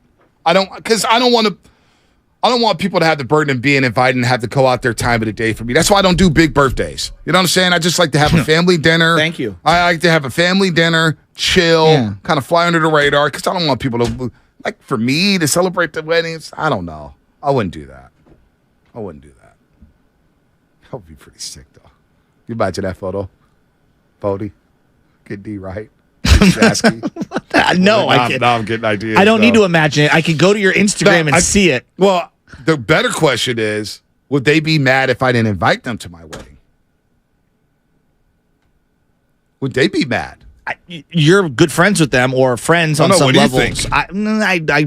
Again, the older I get, I don't get mad when I don't get invited to weddings because I realize, good. I don't have to sacrifice a weekend. Or I don't have to day. give you any money. Yeah. We're all good here. Now, don't get me wrong. Once I go to a wedding, I'll enjoy it like hell. I will maximize my fun time. Andrew Bench, what's up, man? But, My Becca compadre. Andrew, big Sharks fan. SF State, go Gators. Yo, Bonte, you ought to make Will Smith's song a regular thing on the roast. Welcome to Miami. Oh, my gosh. Can you imagine if you got off the airport in Miami and you had the greeters welcome to Miami. I'm sorry. I need to get to the weekend right now. Right now. Right now. What are you guys doing this weekend? Honestly, not going to Miami. Can I be honest? Mental reset. Cool. Mental reset. Bonte? I don't know what I'm doing this weekend. So, Farmers Market Sunday, Burlingame. Mom's is going to come out. My niece, Nai, is going to hang out with baby Chaz. Tomorrow, could be going to a barbecue at Jason Dumas' house. Oh, nice. That'll be fun. He's actually a very good cook. Yeah, he is. He's got the tri-tip. He was trimming it and everything. He had the green egg, I believe, at one point. Yeah. Yeah. So I don't have a green egg. Yeah. It's like a smoker of some sort. Mm-hmm. And for the barbecue nerds, I'm sorry if I mispronounced anything in there, but I've wanted to get a green egg. I had an old school smoker. It's very difficult to set up and it takes a long time. I just don't have that kind of patience. So we got that. Shocker. We've got Monday. I'm going to catch up with Matt Kolsky Monday. So nice little busy but chill weekend. Busy but chill. What about you, Spadonia Loveman? What you guys got going on? Family time. That's what it is every weekend now. So maybe hit up the Academy of Sciences here. They got a new exhibit. They do. I heard your spot yesterday. Hey, do you have a membership at the Academy of Science? I do not, but maybe we'll look into it. Listen, I'm going to tell you right now, get the membership because it's about $50 a pop per adult. You get the membership, you spend over $200, you get your bang for your buck. You go there 5 times in a year, and it's totally worth it. Academy of Science. Yeah, Really? Absolutely. Because it's $50 a pop, dude. Yeah. Is that what you saw my cousin? I'd sell your cousin. Yeah, Big Mike. I'll be with him this weekend. His 2 girls. Yeah, Big Mike came beelining. I'm like, who is this guy? He's just staring at Careful, me. he's a wrestler. Yeah, and I a know, rugby but he was player. staring at me. So I was just like, dude, what's going on here? And he's, Big Mike. What's up, man? Yeah, That's your cousin. Yeah, he's quiet. I was like, did he have the Army fatigue Niner hat on? You know what? I think he did. Yeah, that's his uniform. Which is why I was a little nervous because he's a hunter gatherer. He's German. I was a little nervous. He's a Viking. I was like, he's a big boy. He's got big broad shoulders, no neck. It runs in the family. I don't have the big broad shoulders though, just the no neck part. You're getting there though. Yeah. You're getting there. I'm trying. Big Dog City's getting married. in New Orleans, and he's saying, Bonte, you better be at my wedding. I don't know, man. New Orleans is expensive. Big Dog City. I may have to catch that one on Zoom. New Orleans? New Orleans. You ever been to New Orleans? Nope. Want to. Gotta go. It's on my list. Gotta go. Got to go. On my other list was kayaking down the river. I don't think it's going to be warm enough this weekend, but that's okay. We've got all summer. Cloudy in the bay this weekend. A lot of clouds. But still put on sunscreen because the sun will poke through overcast fog. Yeah. Austin in San Jose thinks he's funny. Why? Man, I don't know. Shasky's going to be a flower boy at Frate's wedding. That's good. That's funny. He said broke a clock is funny twice a day, right? Or it's right at twice a day. Anyway, Lubman, what you got going on? This is the most. Lubman, how many dates you got lined up? I got a few, but I don't know. It's gonna be a lot of sleeping this weekend. Your boy has not had a good night's sleep in quite a while, so that's the main goal this weekend. Did you hear the flex? I've got a few.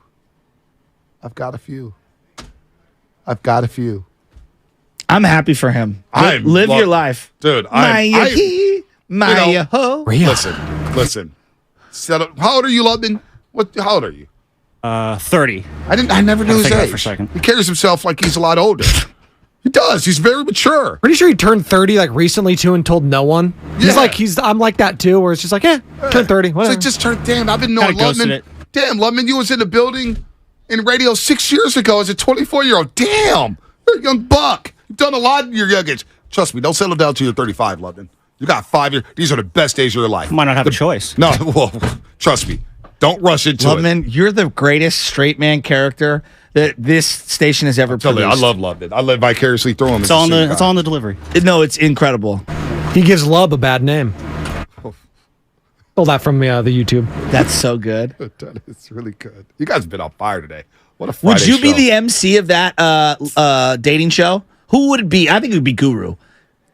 Lubman's dating show? Guru we're doing it on this show. We both have to be the MC. Don't you think if you were to if it was on TV? Oh my God. Coase would be the host. Oh my God. Coase would be the host. Okay, so a little running, a little I was past just going to say that. I was just going to say that. Give me a drop. Oh my God. A little running, a little loving. A little rubbing and a little loving. Oh my God. It's Coase asking one of the women what they're going to do with Lubman over the weekend. Coase is one. He's the one who came up with my first ever show producing at this station was with Coase, Shamari, and Nick Friedel. He's like, I got my producer behind the glass, Sam Lubman. He's a lubber, not a fighter. Oh my gosh. Dude, Coase. A little rubbing. Please little give me a loving. Coase Oh drop. my I God. need the greatest hits from the Coase collection. Please. Please. Do we have can we just play the whole little minute block? Oh my God. Oh, you're tipping your hand, coach. You're tipping your hand.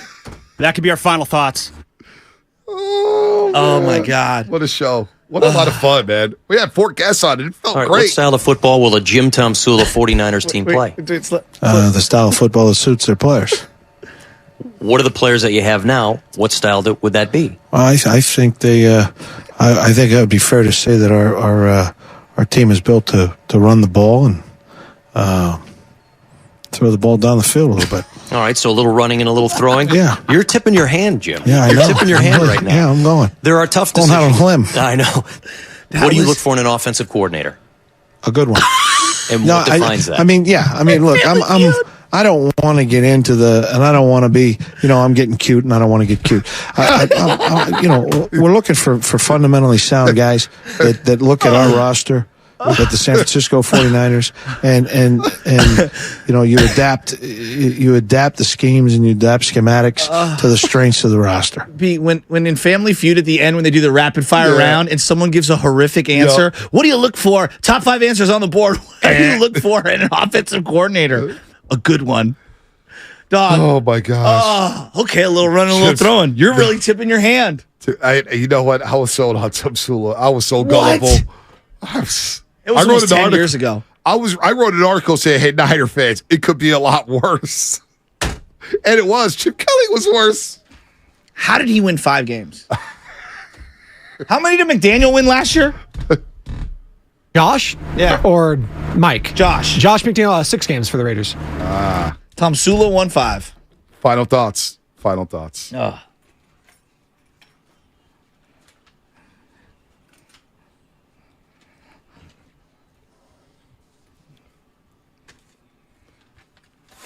All right, final thoughts. It's been a hell of a weekend. My final thoughts is shout out to YouTube, shout out to the Comcast Business Text Line. We know it's the off season. We know we got baseball. It's a slower period of time in sports, but you guys continue to rock with us. So that's my final thought, is that I love you guys for keeping up with the roast, keeping up with 95.7 The Game.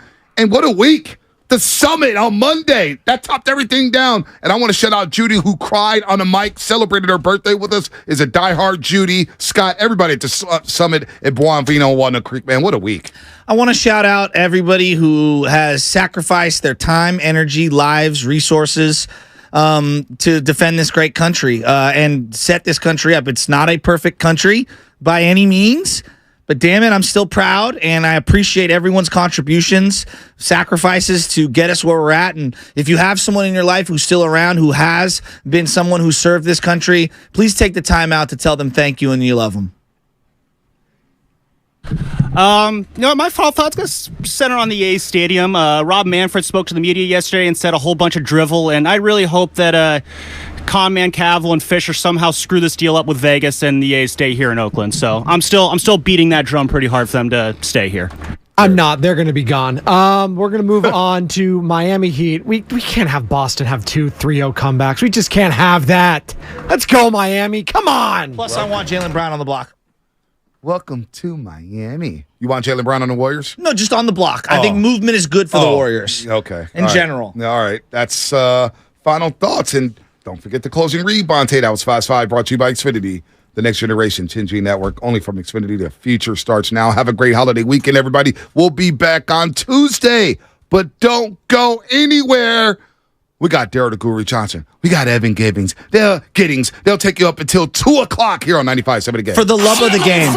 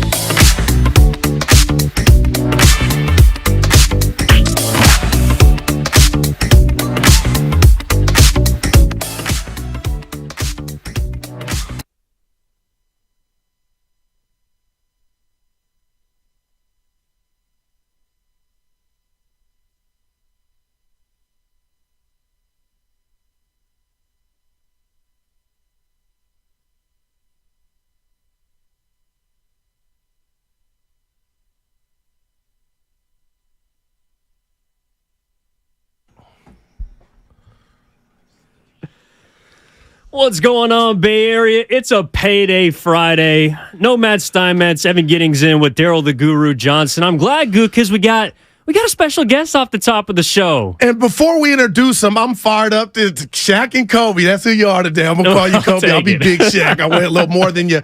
But there was a guy I did a show with, Steiny and I, way back. And he's not only a coworker, he's a friend, a brother. And we talk, but I miss him on the air. And yesterday, I'm in the bed, Evan. I just had a little steak dinner, baked potato, because I'm getting ready to start soda. I'm going to condense this SOTA so I can look like him and lose some LBSs. But I'm on the great Bonte Hill's IG, and I see he's at a banquet, a ceremony, and I'm looking, and it's the Bay Area Sports Hall of Fame ceremony. And Bonte, I got to tell you, Evan, we're Bay boys. It hit me, and I feel kind of bad, and I asked you to stay with us as long as you can today to start this Kicking it with the legends last night. Because the Bay is rich with tradition, with great athletes, but why didn't I know that was popping off? And I think it needs to be bigger, but can you just tell us what you saw and how it all went down? Well, I'm glad you guys invited me on. By the way, I love Evan. I love the Shaq and Kobe analogy, although Evan may be more Derek Fisher right now. I'll take it, man. We'll see. Let's judge him at 2 o'clock. But no, seriously. And I feel like that's on my fault. And this was my first year on the board to vote in the process. And are you on the board? My first year was my first ever. The board, I was a board member. So it was the first year, and that's my fault. And so that's part of my job, along with Jason Dumas and the rest of the board, to really pump this up because we need to know about our history in the Bay Area. And there's some legends in there. Yeah, you had some unanimous decisions last night. He was like, well, the guys who didn't get it out felt bad for it because there's some legends who got left off. But Andre Ward, who we had on the morning roast today. Patrick Willis, who got presented by Mike Singletary, who was in there.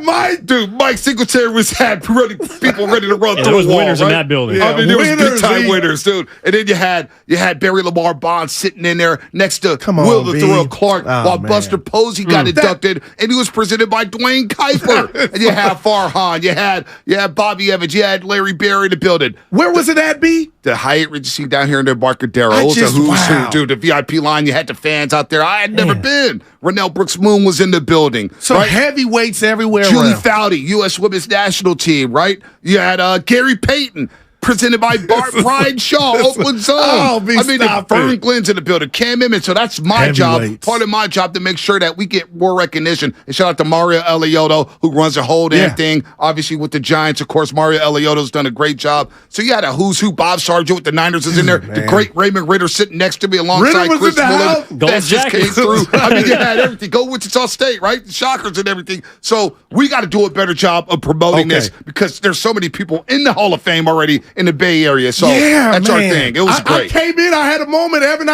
I know you were like, "Goo, your hashtag random." Oh, no, but when I saw that video, I go, "How is this not the Oscars of the Bay?" And you just talked about what you saw. Now, I got to ask you, B, I'm not going church on you. How long is it normally? 2 hours, 3 hours? Yeah, no, it's a long one. It's about 4 to 5 hours. Okay, right? so you turnaround. You got a quick turnaround. It was time. Trust me, I was struggling. You don't got no bags. I was struggling, man. Yeah, I got some good sleep, good quick 6 hours, and I was right back at it. But the reception at 5 o'clock, so you start meeting everybody. Man. Right away, I go up to Buster Posey. Hey, Buster, congrats, man. He was super cool with his wife, Kristen. And then you had Patrick Willis in the back, and he was chopping it up. So it was about 5 o'clock to 6:30, the reception. Everybody's mingling, having their drinks or whatnot. Then they go into the ballroom downstairs, and they start presenting it. Sick, and it was man. awesome, dude. They had the plaques up there, now, the Hall of Fame regular plaques. folk like myself, and I'm just asking, be a real B. You can. Tickets were about $250 per guest. All right. But you know what? It's worth it. And matter of fact, Guru, if you want to go next year, you'll be my guest. Wow, and it'll be on the house. If Shasky wants to go, if Evan wants to go, that's anybody, awesome. you guys are rolling with me, and we'll get our own damn table. Okay. But we'll pump this up, man. It's happening around this time. And this was a great class. Yeah. Iconic. Think about the Buster Posey,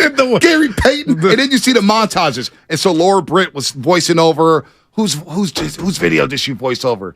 I think it was Patrick Willis's. And you see the highlights. You see the montage. Ole Miss. The highlights. And I thought of dude. And then you get Andre Ward. You got the great Monty Poole. God, right? Son of God. You got the great Monty Poole narrating Son of God, Andre Ward. In there, Gary Payton. Tom Tolbert voicing over his. $250. You ain't got to be. Seriously, moving forward, I'm there, man. No, it was a great Just time to last witness night. it, man. I mean, there's so many and Hall of Famers, obviously, for the Bay Area, but We got a preceding lot. future Hall of Famers in their own sport, obviously. Posey's going in. Yep. You're looking at, of course, Patrick Willis.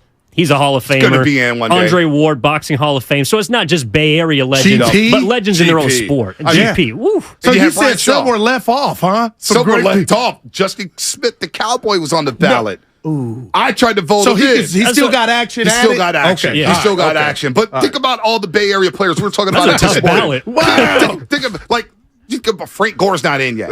Navarro Bowman. What about Isaac Sapu? Or no, not Isaac Sapu. I was thinking of Mike Iupati. Okay, you know what I'm saying? Joe Staley. All that's coming. Yeah. All that's coming. But you think about the Niners now. With Fred Warner being one day. With George Kittle being one day. Book it. I mean, it's a lot of legends. And of course, the Warriors. Curry, Draymond, Clay, Andre Iguodala. Is he going to be a Bay Area Sports Hall of Famer? Based on the class that we got coming in. I mean, we're not even talking about the Giants yet. We're not even talking about the A's. Get in? Coaches get in as well. So Coach Kerr will be in one day. No doubt.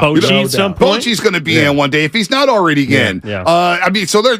This is BayAreaSportsHallOfFame.com. You go check out the website. You can just type in the name to see who's in the Hall of Fame. Yeah. And Chris Will is sitting there, and he's. And I'm just honored that I was asked to be on the board to vote. That's you know what I'm dope. saying? That was flattering to me to be around players I grew up watching. No doubt. You grew should. up idolizing. And to see Barry Lamar Bonds just chilling. And he looks so damn fit and good. Oh, dude, he looks amazing. Did I sound like a groupie? No, I'm giving love. Bonte, you look good. And I wouldn't Barry listen, looks but good. no, Barry looks phenomenal. He might have been on soda, too. Yeah, he might have been on soda. I need to be on soda for the next 5 years to look like Barry B. You know what I'm saying? But I didn't want to be a groupie, and I wanted to get a photo, but I was like, Andy, you want to take a photo with Barry? And that meant the world to me. You know what I'm saying? I told Barry, he was just sitting there chilling, shaking hands. You got to post those. I didn't see that. Well, Anna posted it. Anna posted it on her page. So I'm going to probably share it. Shout out Anna. So she was having a great time. She was like, wow, look at all these players. Look at all the, and then just the media members. Matt Mayoko's in the building. Ken it's Newman, a night Vern that should Glenn, be celebrated. Chris Alvarez. More, though. Like Joe a party. Fonzie. Yeah, Joe Fonzie sitting behind me, man. That's dope, So man. it's good. We got to get you in there Yeah, next no year, doubt. dude. B, I saw that and I was moved, but I was mad at myself, Evan. Like, how did I not know when this, but moving forward, I'm going to be there. And let me tell you, too.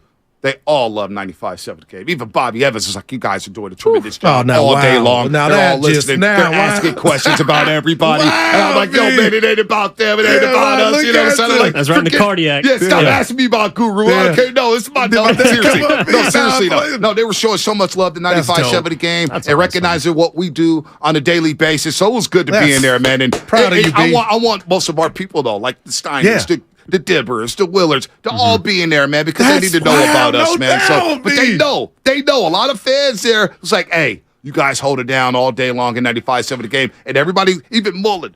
Raymond Ritter. I was listening to the Warrior Summit. I was like, I almost forgot about the Summit. They were like, yeah, we heard a few things about the Warrior Summit. Oh, how you feel about Trayvon? We love you, Raymond. Raymond is like, Raymond, he's tapped in. Yeah. Bob Myers is tapped in. Like, so all these guys, showing love, though. But the Bay Area Sports Hall of Fame, you're right, Guru. We need to It brings show it up. all That's together. all Hall of Okay. Fame. No doubt, And we got man. a rich tradition here in the Bay Area. A lot I'm of being people talk real. about People New York thought good. City. You just talking about. I'm for real, man. I'm proud And that to you see posted that, man. Mike Singletary in the building, coming back for Patrick Is Willis. he Think still about doing that. the high school coaching? Nah, he got let go. I think he went like 1 to 21 I know. I saw the in 2 record. years. Yeah. Under 500, we'll say that. I felt bad because we Well, watched we love you, Mike. we watched this football like it Singletary's used an to be acquired film. taste. Yeah. One of the best at his positions ever. Oh, though. ever. Yeah, No okay. doubt about it. I He don't still care looks about like he your could coaching. play. No doubt. He still looks like he could play, so that was a lot of fun. Guy McIntyre was in See the that, building. man. So it was I'm a lot there, of fun. So man. we'll get you in there. Yeah. We'll get you in there. It was a lot of fun. No, I'm glad you were Hey, there. homie. You deserve to be on the ballot. Yeah. You know, it's On the board. on the board. Yeah. We'll get Shasky in there because he got a little jealous. I'm Because gonna- two bosses in there, you know.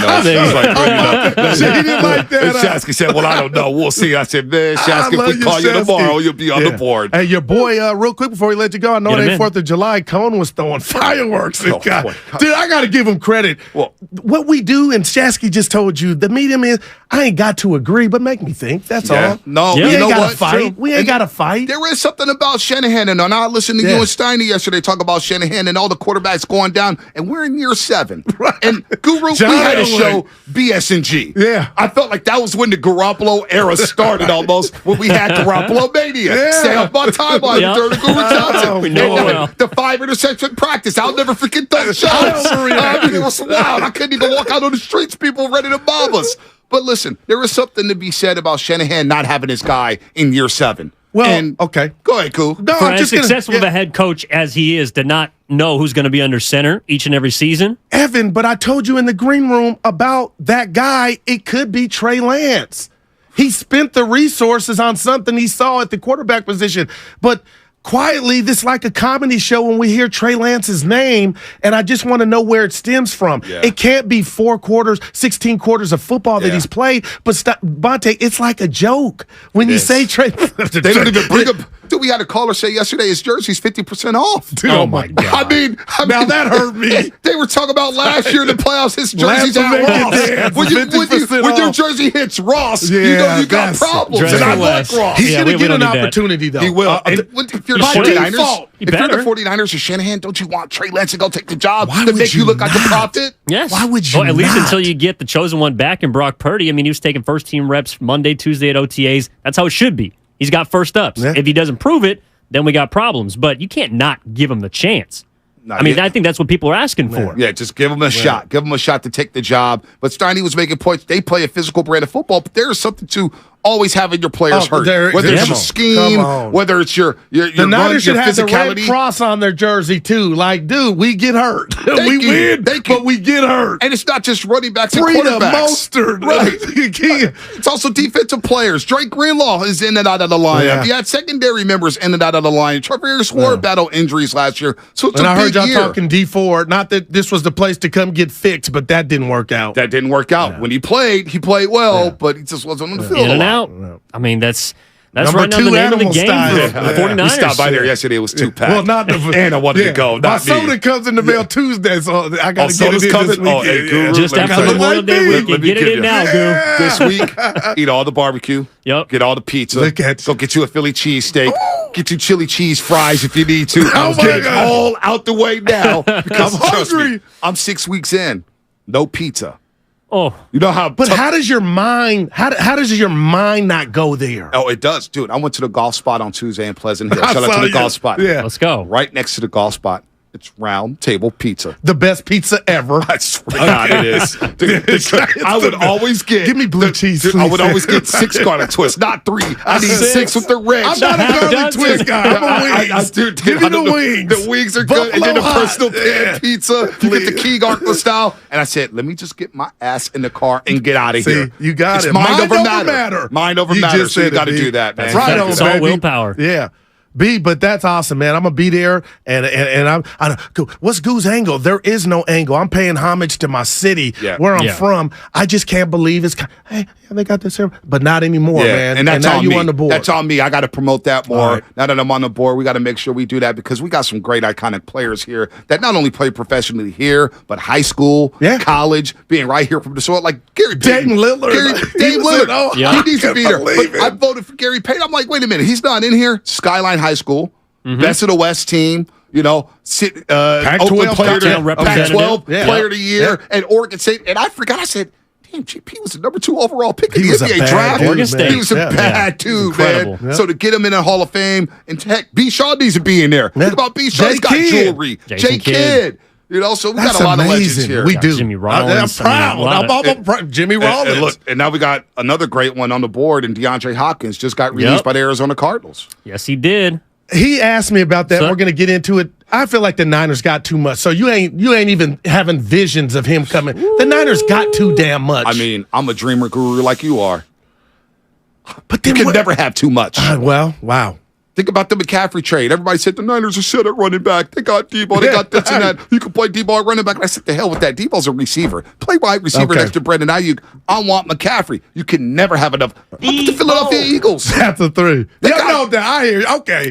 I Or got if you. you're worried about it, I mean, you can put Debo and Christian McCaffrey in the backfield. Hopkins on the outside. You can put him in the slot. I mean, you can do a lot with that offense. We saw Kyle Shanahan immediately once they got number 23 go from a middle of the pack offense, number 1 efficiency the last 11 weeks. That's not a coincidence. Yeah. You know what, guys? If I could walk into your, just about Kyle, to your doctor's office, and, you know, Steiny, we go 15 rounds every day, but I can, at the same time, give a man a compliment and then also talk about some possible character flaws and not be a hater. Yeah. But Kyle is the epitome of that. He does so much well, but there's so some areas of improvement, as my old boss man would say. And Grant Cohn said that. Maybe he's too stubborn for a fault. It's kind of like what I saw with Steve Kerr this year and some of the youngsters. Okay, if some of the youngsters can't pick up the read and react offense, maybe we dumb it down for James Wiseman or Kuminga and just run some basic two-man games, some pick and roll, instead of going with the motion offense where these guys are lost and don't know where to screen. Same thing with Shanahan. Sometimes he feels like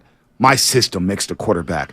And really, the great ones, they enhance your system. Right. They take your system Tom to the Brady, next line level. one. Patrick Mahomes, line two, and Andy Reid. You know what I'm Yeah. saying? So figure out the quarterback stuff, but don't be so stubborn. Yeah, no, and look, Shanahan, it's a situation where it's easier, I think, to give Steve Kerr the benefit of the doubt just he's got 4 chips and it's obviously worked. But Shanahan, unfortunately, has been the guy at the dance but has left at the table. So, it's a lot easier to question what he's doing there, and especially when you're seeing the type of injuries, the amount of injuries, the different rotating cast of characters. I know last year ended on a high note for Brock Purdy, but before that, we were wondering where the hell this thing was going to go. And right now, if you're telling me they're at the finish line again, I'll hear you. But if they don't make it to the end, it's going to be because of the guy who's under center. And that's unfortunately what his bugaboo has been since he's gotten here. And I am kind of with Steiny when he was talking about yesterday. It just feels like that's eventually where the train's going to stop. Even if you get to the Final Four, for a lot of people, that's not going to be good enough. But to that point, and I told Steiny Bonte, and what Evan just reiterated, we haven't watched a game where the quarterback lost in the Super Bowl. That was the play call in 19, the 10-point lead against the Rams. That wasn't all on Jimmy. Tard drops with interception, Pop Warner one. So I get what Steiny's saying and what you're saying, Evan, but it was good enough to get you a 10-point lead in the fourth quarter of some of the biggest games. I just think it's kind of not cool to say, oh, now it's the quarterback. Yeah. Yeah, I mean, but sometimes you need a quarterback to bail out your head coach, and you need a head coach to bail out your quarterback. Like, that's why it's a two-way street. And when you see the Bradys and the Belichicks, people wondering, all right, was it Tom? Was it Bill? Well, it was both. Was it Mahomes? Was it Reed? It's both. I mean, that's why they're able to overcome a double-digit deficit in the Super Bowl multiple times. That's why there's no reason to panic when you got Patrick Mahomes on your sideline. I get that, and there's only one of those out there. I get that. But if you're telling me that the Niners don't have a top 10 quarterback, it's tough for me to envision them being the ones hoisting the Lombardi Trophy at the end of the day. I'm with you. I obviously went to Philadelphia. I went down to SoFi Stadium against the Rams. Okay. I was down there at Texas Stadium where I watched Jimmy Garoppolo almost throw up. He brought him back. It almost gave him the game. But you know what? And you, Guru, we worked together during that Super Bowl 54 with Kansas City. And it was tough for me to blame Jimmy Garoppolo when I looked at the head coach saying, what about your play calling? 1st and 10 at the Chiefs' 49-yard line with a minute 49 left and 3 timeouts. I will never, ever get over it. And I watched it in Cabo during the All-Star break. I saw you. I couldn't believe it. I don't know why I did it to myself. But he threw the ball 4 straight times. Wait a minute. If you don't trust the quarterback, why not just run the ball and make sure that the Chiefs don't even get the ball back? And what about the Honey Badger saying I wanted to send them a gift basket every time they threw the ball instead of running because we couldn't stop them? I've never heard a player say that.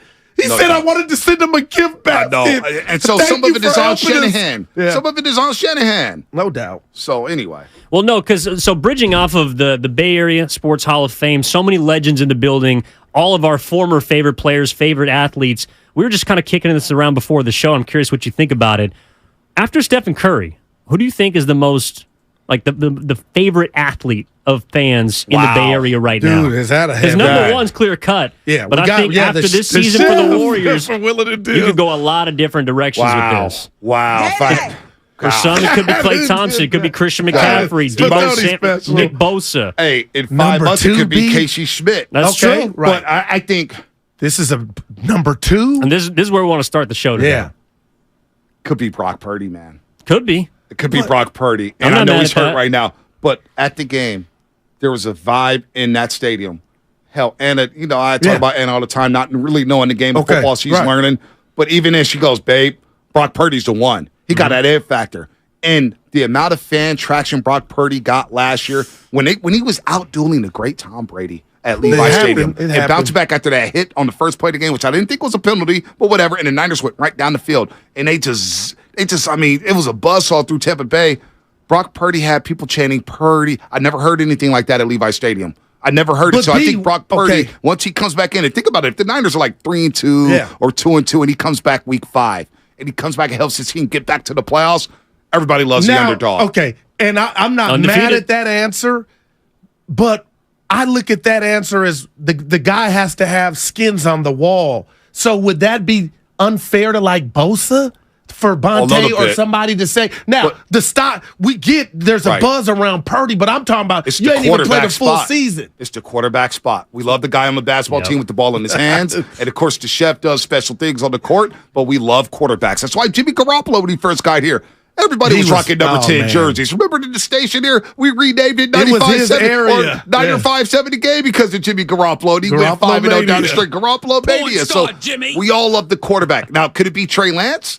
If he balls out, maybe. But I think it's it's the quarterback of the 49ers that will get the most love. That's a great question. I'm with you. I mean, I think that Brock Purdy right now is in the position of what have you done for me lately? And he's done everything lately. I mean, we haven't seen him on the field yet because of the injury, but Brock Purdy is in a position to ascend this year to take, what do you want to call it, a sophomore leap, hopefully not a sophomore slump, but the quarterback position, this is what we're talking about. Even though, yes, it's oversimplified, you can't go so far without a quarterback. That's why everyone has all eyes on number 13, has all eyes on the guy that's under center, is because when that player is as good as Brock Purdy was last year, unexpectedly, it's so easy to get behind him. And last pick of the draft, Evan. Last pick of the draft. Mr. Irrelevant. Comes out of Mr. Irrelevant. nowhere.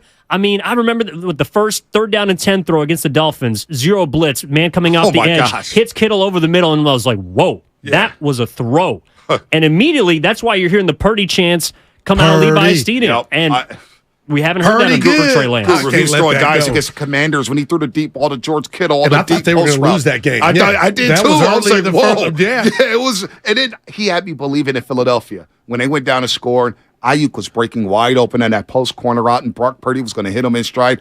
I believed the Niners had a chance because of Brock Purdy. And I was like, before the game he got hurt. Right, the game he got hurt. Wow. So I think it's the quarterback. What do you think is Purdy? What about you, Goo? You know what? I told him Bosa, but then he reminded me that McCaffrey's here. Ooh. And McCaffrey has changed. Dude, that's a for good a quarterback, this is a quarterback's dream to work with Kyle Shanahan and his warts and what they have at the skill positions. I'm sorry, man. It's McCaffrey because he single-handedly you don't need Joe Montana to win it, I believe, with the Niners. And had your boy not got hurt and Kroft missed that block, and I was fighting with Steiner yesterday. Could have been different. That's all. Yeah. I wanted to watch. It was 7-7 with Josh Johnson and stuff. It died down. Because of 23, because of McCaffrey. Yeah, that's a great point. That touchdown run. Yeah. Oh, that was incredible. He had me so fired up, and Philadelphia was shook. I believe they converted some 3rd downs. They got some gift penalties, in my opinion. But it was only 14-7. They scored 30. No. It was 14-7. Yeah. 14-7. It was a ball game. And Josh Johnson hit Deebo Samuel on a quick slant that he almost broke. And they were running in no huddle. Hurry up. And I'm like, dude, we going to half. 14-10, 14-14. And he dropped the snap, and the game from there spiraled out of control. But you're right. McCaffrey's a good one because he changed everything about last season. I wonder how many calls we get in about Klay Thompson, Draymond Green. I mean, I wonder how many. Now I feel like that's going, and I love those dudes going the other way. We'll see, though. Yeah, I mean, people were down on Klay. It's like we throw away 300 made threes, and the guy who became the 3rd player in NBA history to make over 300 threes, and we're just poo-pooing on that now as a fan base. It's wild what 13 games in the playoffs can do to a mindset. And to be honest, if you look at the last thing, if you look at Steph's shooting percentage from 3 just against the Lakers, if that's what you want to nitpick, it wasn't as good because they were both the same barely. Yeah. But you don't hear nothing about the shell. No, you can't. I get you because we love you. Well, thanks for sticking on. Anytime for you guys. I know 5 minutes turned into 25 minutes. I was trying not to be Russell Westbrook, but it was hard. I see Guru with the stunning shades, Evan with the Hawaiian shirt. I'm feeling good, man. I can do another 3 hours. But 510 on YouTube, he don't want me to do another 3 hours. So I'm going to get off for him. He's one of my biggest fans. Don't worry. That's Bonte Hill. You know him, you love him. Daryl the Guru Johnson, Evan Giddings in for Matt Steinmetz. Coming up next, we're going to keep that conversation rolling. Who is your favorite Bay Area athlete after Stephen Curry currently? Evan Giddings in for Matt Steinmetz. That segment was brought to you by the Caltrans Stormwater Program right here on 95.7 The Game. Bonte, you can't die on this hill, man. Let's change this to that by picking up after our pets, reducing pesticide use, and regular vehicle maintenance. Learn how at cleanwaterca.com. That's cleanwaterca.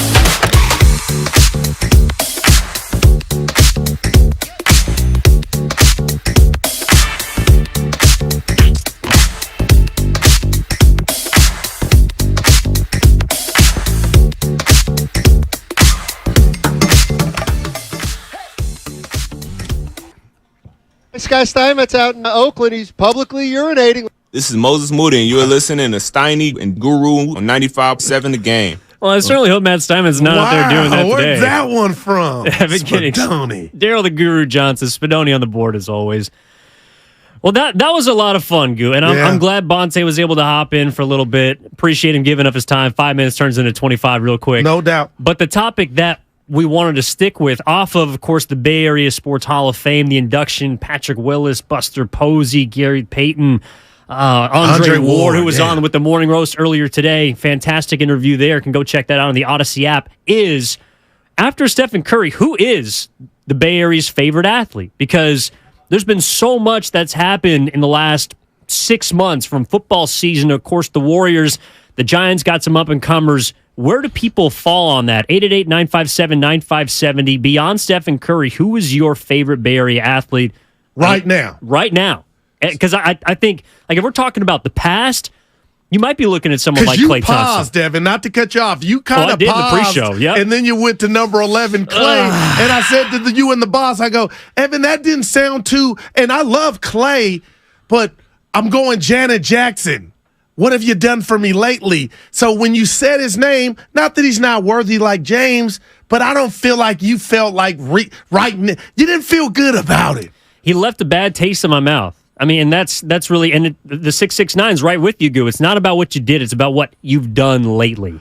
And Klay Thompson, the latest shooting performance says that he might not be Bay Area's favorite athlete. To me, it's hard for me to separate myself from number 11 just because he's done so much for this franchise. I think he's still got some left in the tank.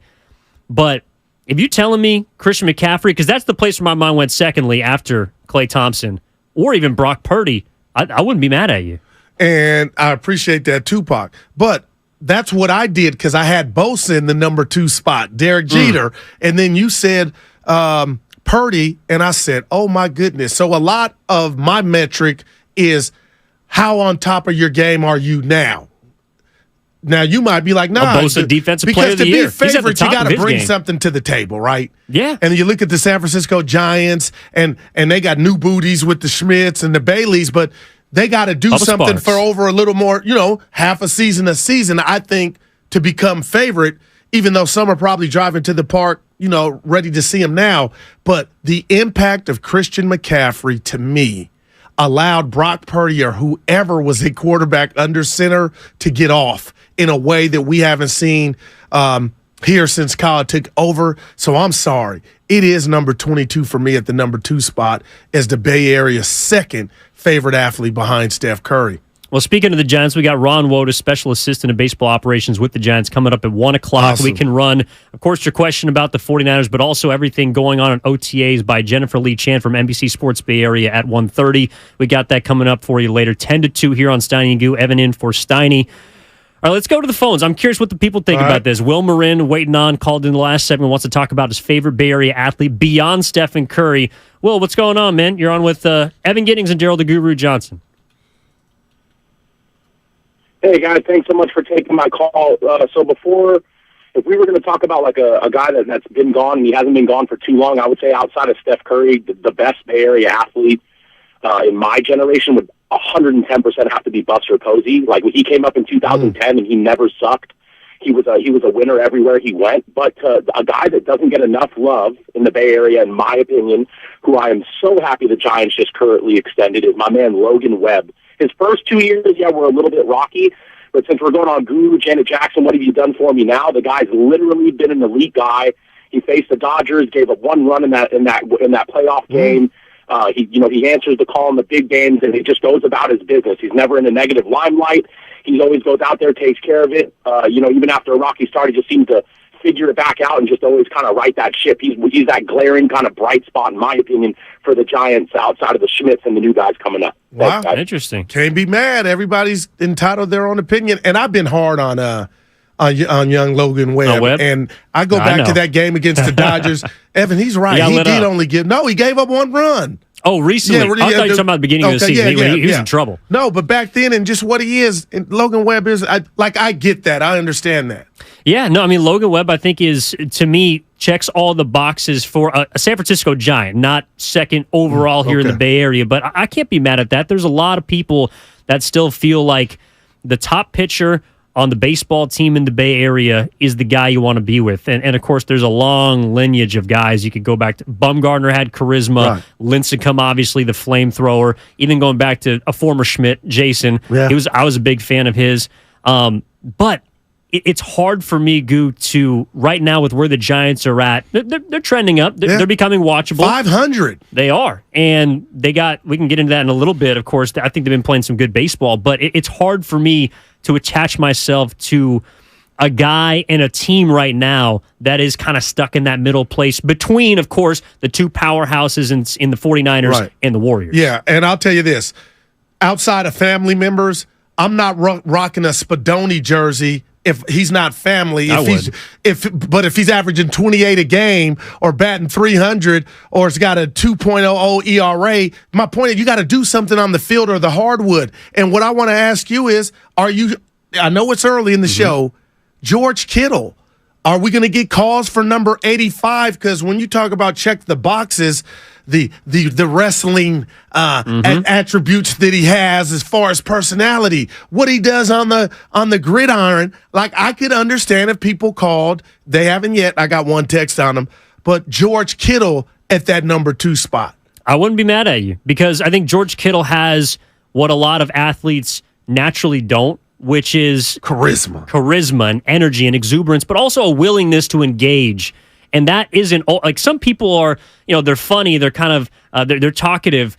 I mean, someone immediately that my mind goes to is prior to this year, of course, a guy like Jordan Poole. Last year, JP. He's a chatty guy on the court, but you don't see him really engage a whole lot with either the media or fans, so to speak. And I think that there's a little bit of a disconnect. George Kittle has none of that. That guy is all about the fans. He's talking to people at OTAs and training camp. He's saying what's going on, signing autographs, kissing babies. He's at the wrestling joints. Exactly. Yeah. He's on TV. He's making the most of his life, and he's enjoying it. And I think people attach themselves to that energy. I mean, much in the way people attach themselves to you because you're unabashed, you're genuine. George Kittle has got a little guru in him. Well, I'll tell you this. The only problem is I can't get no buckets or catch balls. You know what I mean?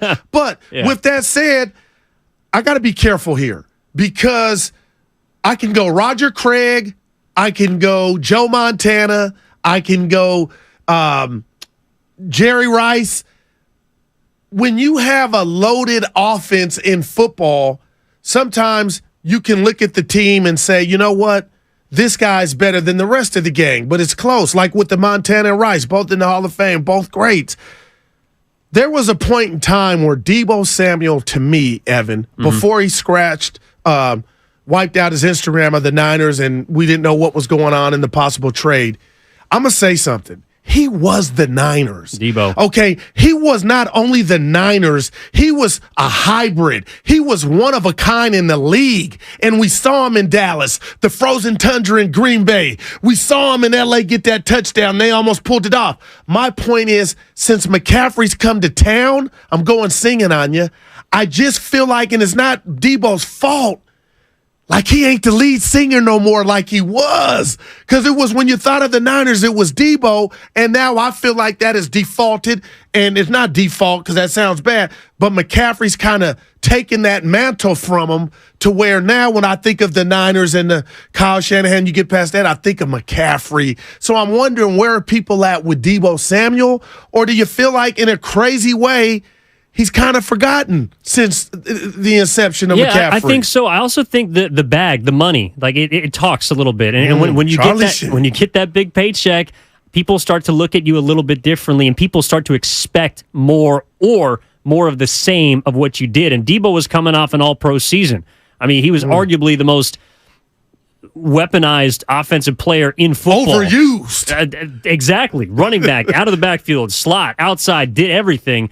And this past year, I think it was more of a necessary step back just to get Ayuk included. Obviously, Purdy had great chemistry with George Kittle down the stretch. Christian McCaffrey changes the dynamic of everything with what Kyle Shanahan wants to do and can take some pressure off of Deebo Samuel. So I'm with you. Deebo was my favorite player to watch coming in last year. I mean, I can remember Monday night against the Rams, that 50-yard score where he torches Jalen Ramsey, goes around two defenders. Owned Ramsey. Yeah. Like it was Tecmo Bowl. He was just everywhere.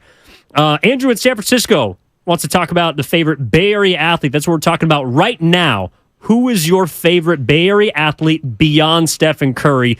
Evan Giddings in for Matt Steinmetz with Daryl the Guru Johnson. Andrew, what's going on? You're on 95.7 The Game. Hey, how are you guys doing? First off, love your guys' question. Send it to some of my friends. The consensus was Clay, though. Wow. My friends was pretty adamant about that. But I think I agree with the CMC. I think hasn't been a player in a while in the Bay Area that's really like hyped everyone up. Like the jerseys, I think sold out within like the day. So I think he definitely is my second favorite. But my question to you guys, Mount Rushmore of Bay Area athletes, what do you guys think? I think if we're for this exercise, let's do top 5 because I think top 4 is pretty clear. It's probably Steph, Barry, Jerry, Rice, and then Joe Montana. But if we had to take that 5th one in there, who would it be? Would it be Clay? Are we looking at Lincecum? What do you guys think? Wow. All right, thank you. Appreciate that, Andrew. That's wow. It's a no-doubter for me. Go ahead. It's Ricky Henderson.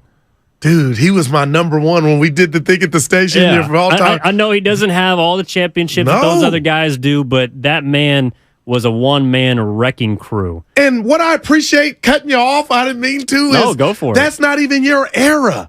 That's my era, but you love the game and the historian so much, you recognize what Ricky was. Ricky Anderson, I mean, from everything I've read, everything I've seen, is the most unstoppable force in baseball in a long time, and he could single-handedly change games. So, and of course, I think it also plays into this too, and why some players become more beloved than others, whether it's on your Mount Rushmore or you feel like the accomplishments are. Ricky Henderson from Oakland Tech, no doubt, plays for the hometown team. I played for the Henderson A's back in the day. Go ahead. Yeah. That's awesome. Yeah. No, I mean, I think that plays into it too. It's a reason why people love Marshawn Lynch. It's a reason why people love Andre Ward. Like we're talking about the Hall of Famers from last night, that Bonte Hill and all those legends were at that dinner last night. Of course, the stack is chiming in. Willie Mays, not mad about that. Can I give you mine? Absolutely. Terrell Owens. Okay. I really believe the physicality that he played with.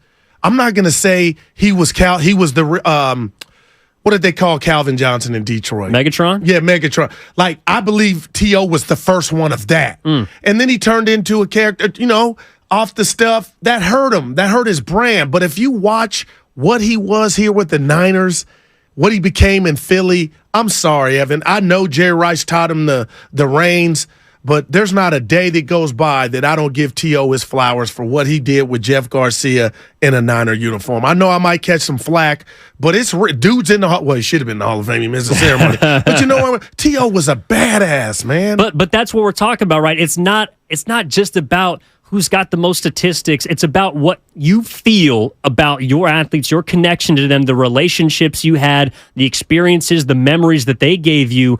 Beyond Stephen Curry right now, I think there's a lot of room for discussion about who the next person is going to be. Maybe it is a guy like Casey Schmidt. Maybe it is a guy like Brock Purdy. They don't have the skins on the wall that you're talking about, but those guys could be next up. But I think it's a reason why we're going to see a whole hell of a lot of number 13 jerseys next year at Levi's Stadium, because Brock Purdy is expected to be the guy that can get you past where Jimmy Garoppolo got you to. Now, I don't want to Is that fair? No, it's super fair, but what I don't think is fair, Evan, and it's not your fault, I feel like you are telling us you're in the know in regard to, you can say with 100% that he's going to be the starter this year, Brock Purdy. I feel like they're rushing him. I feel like they're going to err on the side of caution, and where I'm going is, I'm going to park my car in the driveway of don't forget about, I'm just telling Niner fans, don't forget about Trey Lance. If Trey Lance can somehow beat out Sam Darnold and his starter week 1 and were to put 2, 3, 4 games together, I just don't think when Brock Purdy's back we didn't see 2 seasons of Brock Purdy, and I just want to, like, I'm not trying to come down his road. I'm just like, hey, follow the money. And the money is the investment that they put in Trey Lance, Evan. And if he gets a chance to start, and he has to ball out. But if he did, you don't think he could kind of keep the Purdy mania on the sideline? I do wonder about that. And football is the most what have you done for me lately type sport. I mean, we saw it with your guy down in Dallas, Dak Prescott, took over for Tony Romo and never gave the job back. But he has no Purdy behind him. No, but I'm saying when he took over for number 9, got you. Oh, it Lord. was hey, Dak Prescott's the guy. How'd that work out? Not a Super Bowl, yeah. And that's, I think, what a lot of people, Bonte perhaps one of them, Butcher as well, and sounds like Grant Cohn, who was on earlier with the Morning Roast, that's what they're fearful of, is that you have your quarterback, but he might not be good enough. Wow, it's interesting, man. Because the rest of the roster is stacked. And that's why, actually, I wonder what people think about this. 888-957-9570. To me, even more so than last year, we saw them trade for Christian McCaffrey. They said F them picks. They went in. This is the year, because you got a lot of financial decisions that are going to restrict your roster. There's a lot of decisions you got to make about the futures of some of your players that are getting older. Trent Williams. I mean, running backs after age 27 typically tend to decline. Christian McCaffrey is going to be 27 this year. Debo Samuel. Number 23, Christian McCaffrey. Number 23. For the smart ass on YouTube. There you go. But thank you. Debo Samuel's making big dollars. Brandon Ayuk, I'm sure, is going to want to make big money next season. He's going to be eligible for a contract extension. Trey Lance, you're going to have to decide whether to give him his 5th-year extension. There's a lot of decisions. Fred Warner's got a contract opt. He's got an opt-out. George Kittle has a potential opt-out. There's a lot of things going on with the Niners that, to me, make this season perhaps the most important in the Kyle Shanahan era, because they have everything going for them. The question is, who's going to be under center? And you know what? You said that so well. A lot of times I'm just thinking about the Niners, and I need a new hobby. And I'm always telling Stoney I like watching old games. And some will say, you really need a life if you watch that NFC Championship game against the Eagles and Niners again. But I do. Sitting there salivating. Okay, but I say that to say is, yesterday I told Stoney with a straight face, and I meant it. I mean, it almost feels like Kyle can win with anybody under center. But Evan, what if I told you, the more thinking I've been doing, I feel like there is the potential for the Niners to be successful. But now there's also a vision in my mind of, what if it could go left? It could go sideways because the Niners have 2 unproven youngsters. And then I don't know what Darnold, all of a sudden, since he came here, has been an MVP candidate.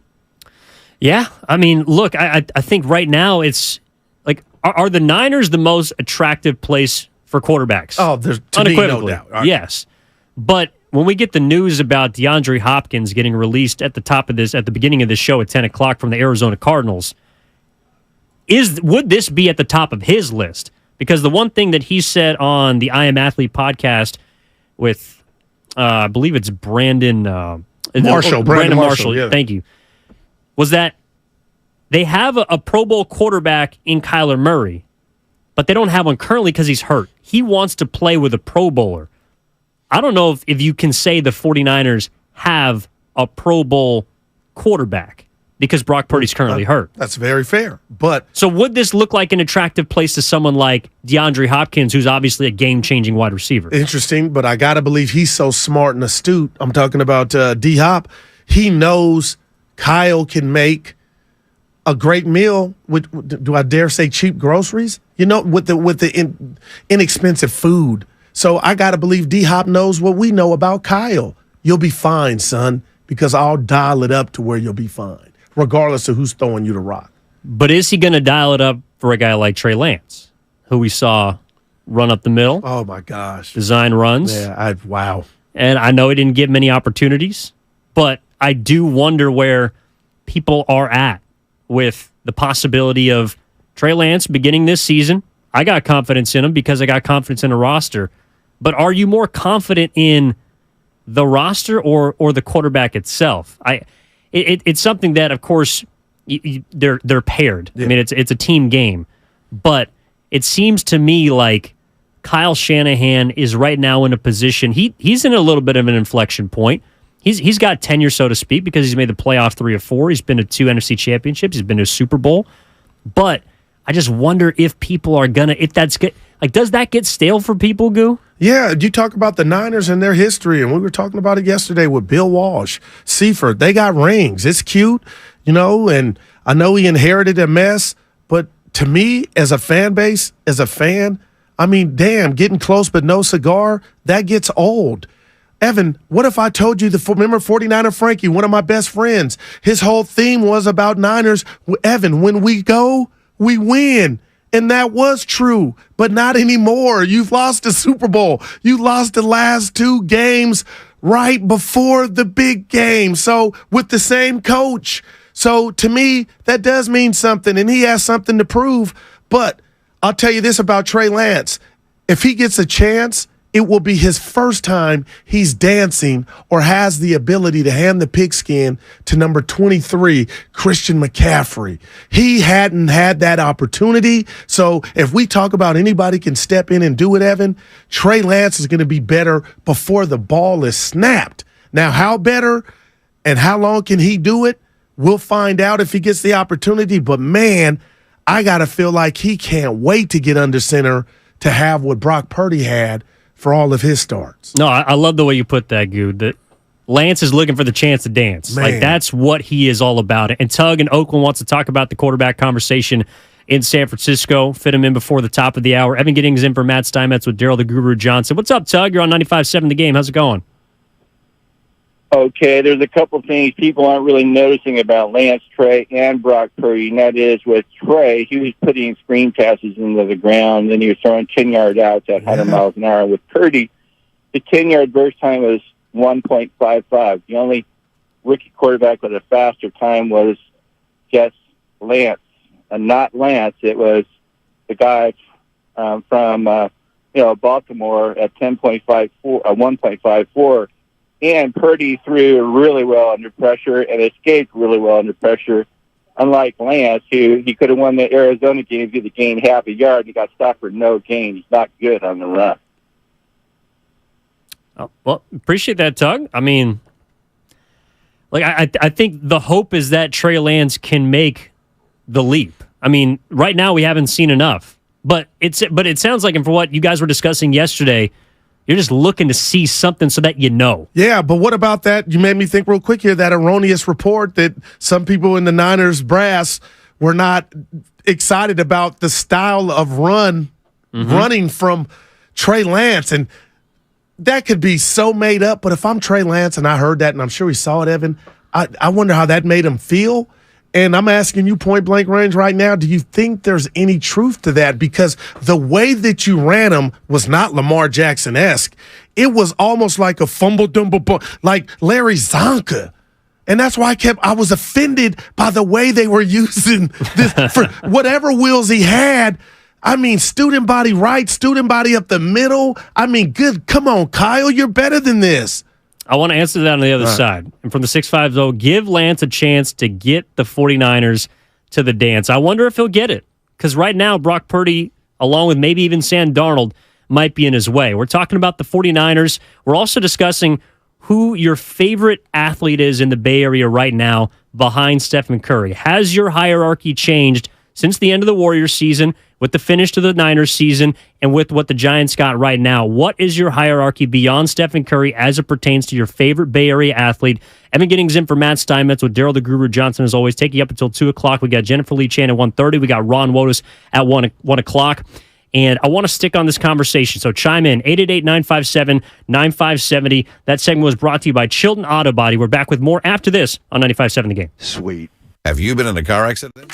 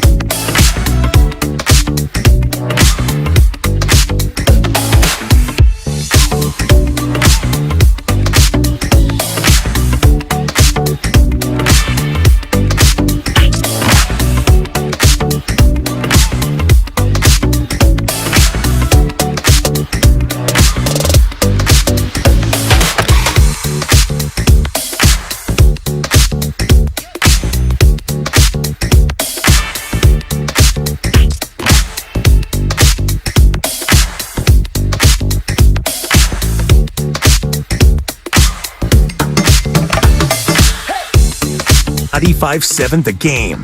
Evan Giddings in for Matt Steinmetz or Daryl the Guru Johnson. We're having some fun on a payday Friday and Aloha Friday. 888-957-957 if you want to hop in the conversation. We're talking about the 49ers quarterback competition. We're talking about your favorite Bay Area athlete beyond Stephen Curry. But right now, Goo, we got a special guest on the line. Let me tell you who it is now. As you guys know, I was in Vegas this past weekend for my birthday, and I heard about this contest at Circa and wanted to know more about it, Evan. So I reached out, and we got the owner of Circa on to talk about it. Mr. Derek Stevens, the CEO of Circa, joins us right now.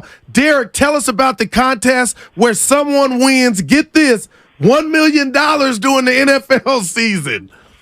Hey guys, great to talk to you. Last year we had two football contests. One's called Circa Survivor, the other one's called Circa Millions. Both contests would have been the largest legal football contests in history, and this year we're making them even bigger. So with the Circa Millions, it's a total payout of $6 million. We pay out the top 100. There's quarterly prizes, and it's a traditional football handicapping contest where you pick 5 games against the spread each weekend. Like I said, $6 million guaranteed payouts. If we have more than $6 million worth of entries, all the money's going back into the pool because it's 100% payout to the people that participate. Here's the greatest thing. It's $1,000 to enter. And you have to enter in Vegas, but you can play from anywhere. So the way it works is you get one of the proxies. There's a lot of proxy services here in Vegas. So you could be back home. You could be traveling. The proxies will put the picks in for you. So the thing is, you got to enter while you're in Vegas at one of our properties, like the D Las Vegas or at Circa or something like that. And that's how the Millions works. The Circa Survivor. This will be the single biggest football contest in history, and that's just a survivor contest where you pick one game each weekend, no point spread. But the tough thing is once you pick a team, you can't pick that team again the rest of the season. So this year the payout's going to be we're guaranteeing at least $8 million. I think we have a good chance of going over $8 million in entries, so it could be higher than that. Last year we paid out $6.1 million, and there were two contestants that went undefeated, and they chopped the $6.1 million in the Circa Survivor for last season. CEO of Circa Resort and Casino in Las Vegas, Derek Stevens, with us here on 95.7 The Game. And Derek, that sounds amazing. I can't wait to get in the $1 million pool, the Survivor pool. But are there any other prizes if you don't happen to finish first, if you don't get a cut of that 6.1 you were talking about? Yeah, so take for example, going into the last weekend of the season last year, there were 3 people that were still alive in Circa Survivor. Well, only 2 won. But the one guy, a lot of people ask me about it, goes, oh, man, the guy that didn't win, how terrible is that? I go, well, realize when you're playing a Survivor, you don't necessarily have to win it all to cash. The particular individual that got knocked out talked to our guys and hedged himself out a little bit with a $500,000 hedge bet, and even though he got knocked out, he still cashed for over $1 million. So it's one of those things. You don't have to always win it all to be able to cash, because there's a lot of ways to hedge it out, and there's a lot of guys with strategies that can help people out if you get that far. Derek, I'm a random dude, man. I always come in here and I ask my partner sometimes on a random day, when did fantasy football start? But Derek, what I've noticed is Survivor, it's right behind it, if not surpassed it, because a lot of people, like you said, you can't pick the same team. How long have you been doing this, and how big is Survivor? Well, me personally, I've been playing in Survivor contest for 30 years. I started playing that when I was a kid, and I loved it, and then I never knew I'd have a chance to own a casino, and this is the 4th year of Circa Survivor here in Vegas. It will be the biggest football contest in history. Wow. Like I said, at least $8 million payout, probably higher. Awesome, Derek. Well, again, one last time just for the people out there, Derek Stevens, CEO of Circa Resort and Casino Las Vegas. Tell people again how they can enter, how they can get involved with this awesome competition.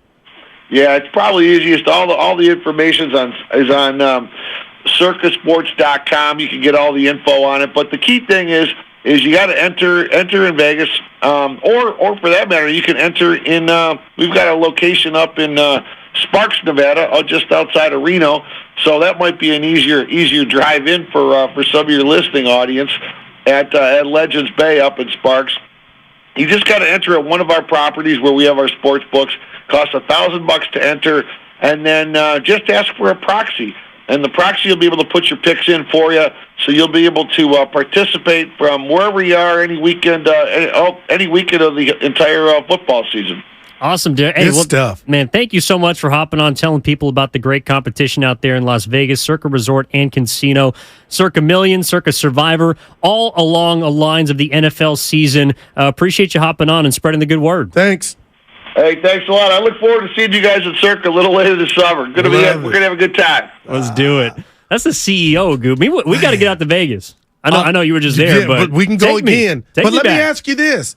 I always do when did fantasy start, Dibs? I lose track. But, dude, the Survivor's taken off. And when you can't bet the same team, you got to think about who they're playing. And I want the Niners, but if they got an easy game, you know what I mean? Like, it pays $1,000. And it could be looking like, all right, I feel confident. You look at the first couple weeks for the Niners. Yeah. They got the Steelers, they got the Rams, they got the Giants at home. Well, maybe I want to save the 49ers a little bit because that first week, you never know. Second week against a division opponent might be a little bit of a trap game. You got a Thursday night game against the New York Giants at home. That's the first time they're playing at home this season.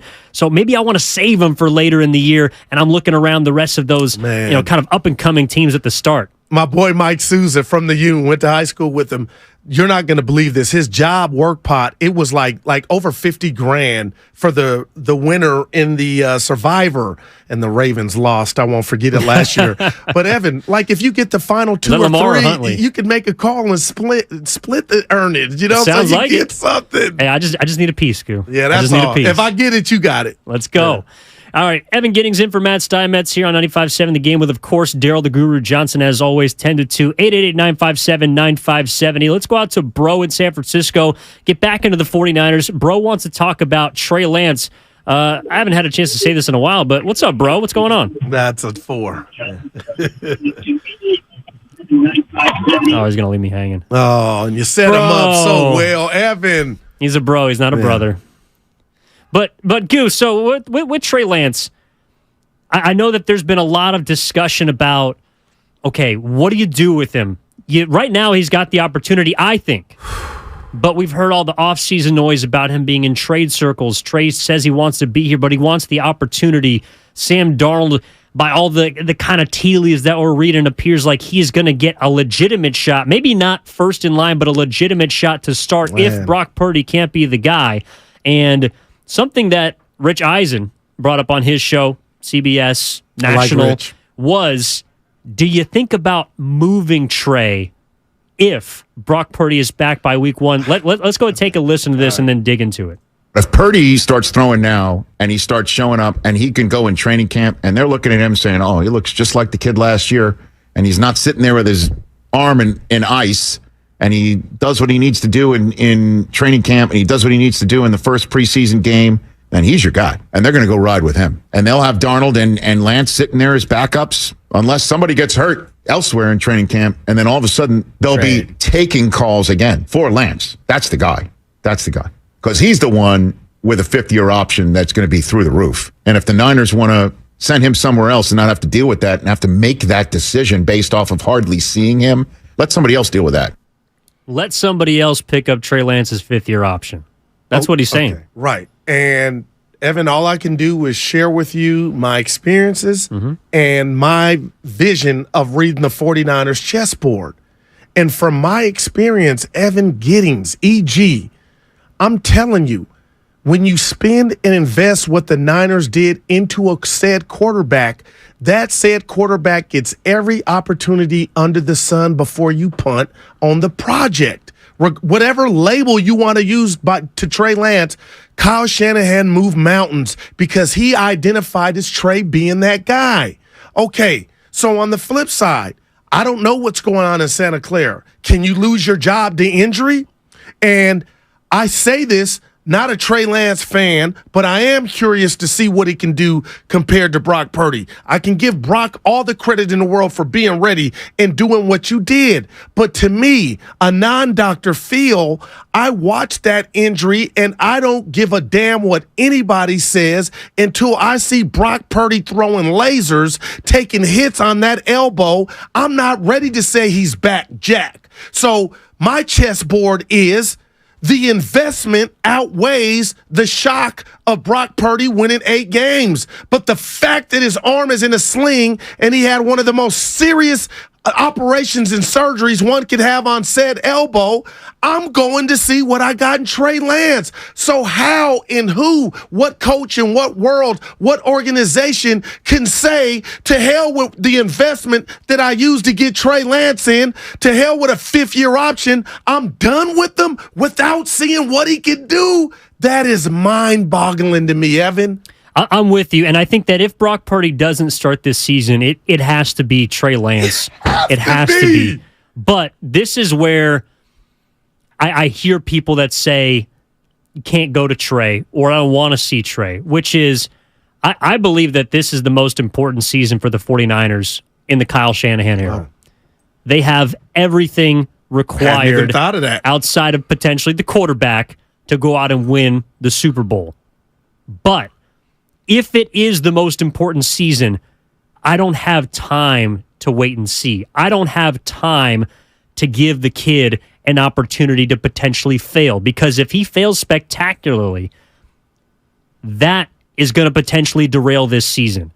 And this season, in my opinion, is one that the 49ers look at as being an inflection point in the franchise in the recent era, because you have all the pieces. You got everything on the chessboard, and you got it moving in the right direction, except for potentially that queen, that quarterback that makes everything go. And so when Brock Purdy is ready, I want him to be back in. But if he can't go over, is out for an extended period of time, to me, the defense of not playing Trey is, well, if he's the wild card and Sam Darnold is a little more steady, a little more Jimmy Garoppolo-like, I know we've seen that movie and we know how it ends. But if you're Shanahan, you're looking at this season as if I got to win games. And I am not 100% sure that I can do it with Trey Lance. We haven't seen him with Christian McCaffrey. We haven't seen him with all the weapons that they acquired. We haven't seen him with the defense bolstered by Javon Hargrave.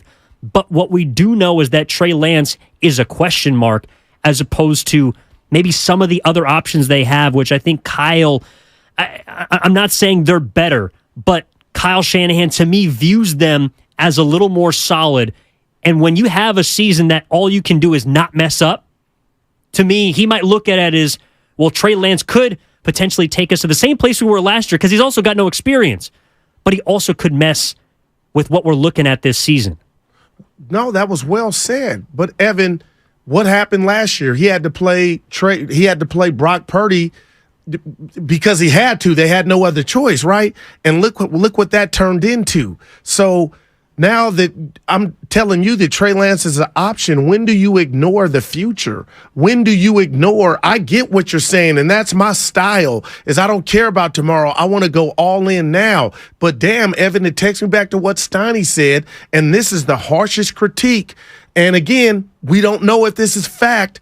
Could Trey Lance be so bad that behind the scenes, the public, not on the football field or football game, they know that he's not ready? So why wouldn't and where I'm going is, why wouldn't the same rules apply to Trey Lance, who you had confidence in starting week 1 in Chicago last year, regardless if he was ready or not? You gave him the keys to the Ferrari. All that he did was get hurt. How does that change 12 months later? Like, how can you, if you so it comes down to confidence for me. Kyle's got to be. I don't think Kyle's scared. Like, I could do it with Brock, but I can't do it with Trey.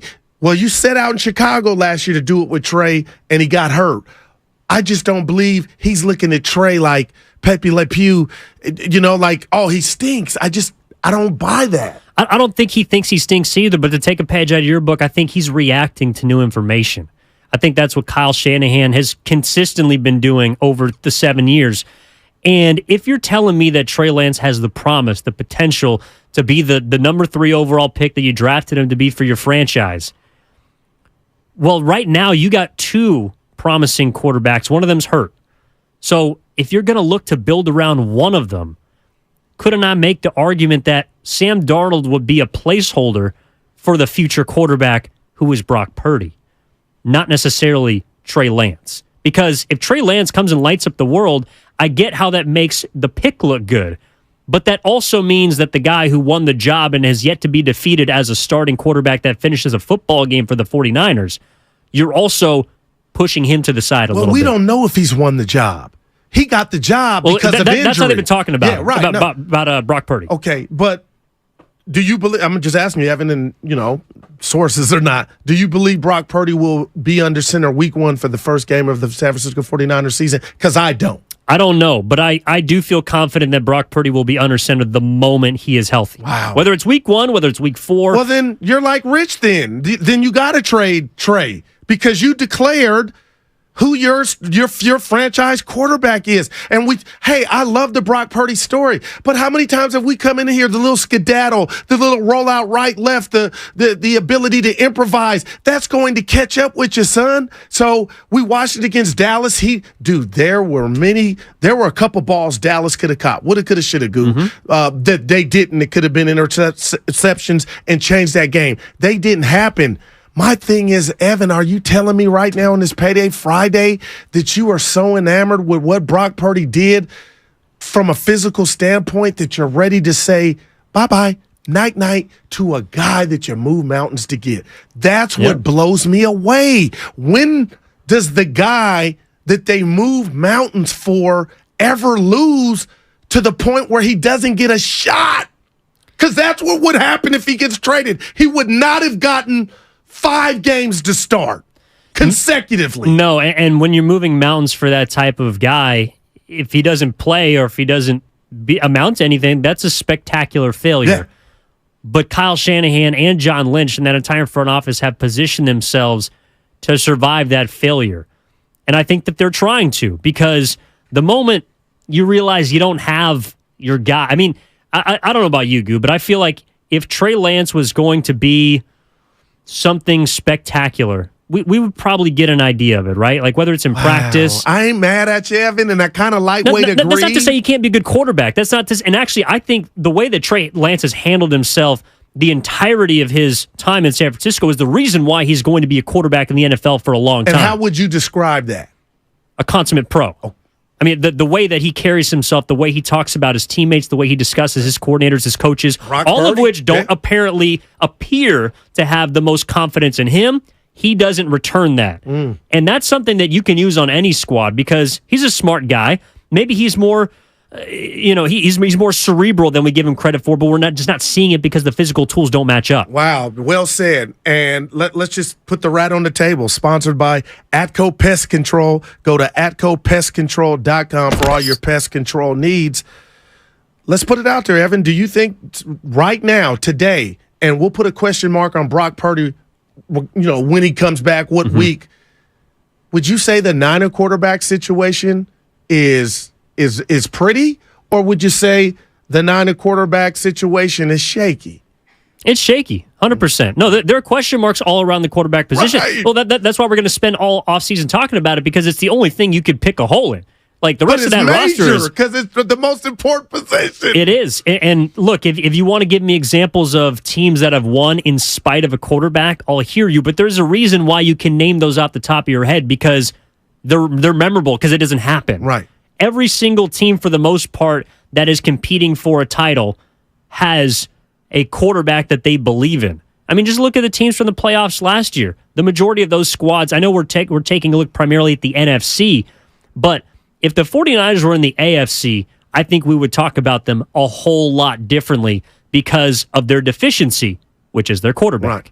Right now, you're looking at Patrick Mahomes. You're looking at the guy who just got paid, Lamar Jackson, Justin Herbert. Aaron Rodgers just moved to the AFC. Yeah. Joe Burrow. Like, there are Josh Allen. I just named 5 guys off the top of my head that I would, of course, rather have than the quarterback right now, whoever it's going to be for San Francisco, But because they're in the NFC, it's like we just get to dismiss all of it and have the conversation about the 49ers winning in spite of the guy under center. And go ahead. That was with Jimmy too. It is. And look, I hear people that believe that they can do it. I just feel like eventually, like we're talking about with Bonte, the train is going to stop. But I do want to get people involved in this conversation, Gooch. Dave in El Cerrito's been hanging on. I want to get him in before the break. 888-957-9570. We're talking about the 49ers quarterback situation, who you believe is the future, who you believe is the present. Dave's in El Cerrito. What's going on? You're on with Evan Giddings and Daryl the Guru Johnson. Hey, guys. Sam Darnold is the future quarterback of the Niners. And as someone who lived in New York, he was on the Jets, he had the worst weapons in the league. He did not have great weapons throwing the ball in Carolina. He is younger than Joe Burrow. He makes every throw. He is still young, and he's a better football player than Jimmy Garoppolo. And the Niners only needed a guy who was a little better than Jimmy Garoppolo to win a Super Bowl. There's a reason Brock Purdy was the last pick in the draft, and Justin Fields is a better player and was a better player than Trey Lance. Sam Darnold is going to be the future quarterback of the Niners. He's going to back into it, and he's going to keep that job. Well, Dave, if I can ask you a question off of that, is that good enough to win a Super Bowl then? Because that's what we're talking about here. He is a good enough football player. He makes every single throw. Again, the worst, you could argue that no quarterback in his career over 5 years has had worse weapons than Sam Darnold. No one. You can't even. Oh, sorry about that, Dave. I get it. And that's what you're asking with Trey Lance. You want to see him with the weapons. Right. And what just, Evan, this is going to be such a bad analogy, but bear with me, and I need your honesty. When it comes out, you tell me if it was that bad. Evan, when you have children, and your mother and dad did, they had you and your brother, and my child was at a park, and 2 kids fell down. Golden Gate. And 2 kids are crying, and one of them are mine. Who am I going to tend to first? I'm going to my child first. I'd hope so. And that's natural. Yeah.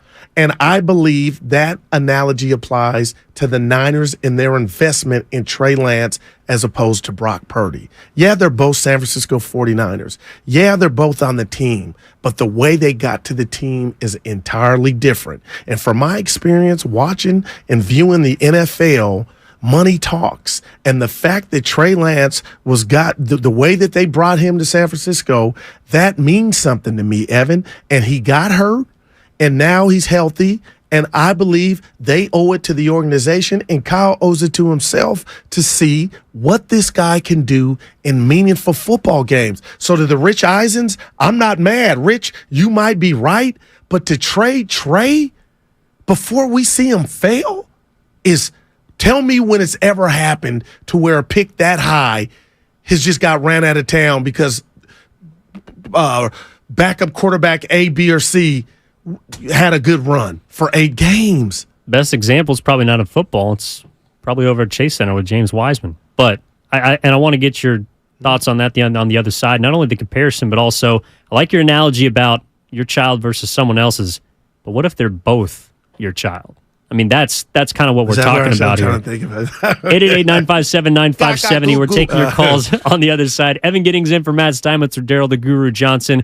Hop on in. It's a payday Friday, man. Come have some fun. We're taking you up until 2 o'clock. I see you, Dale. I see you, Rich. I see you, bro. He's back, wants to talk about his favorite athlete on the other side. Evan Giddings in for Matt Steinmetz. We're back after this on 95.7 The Game.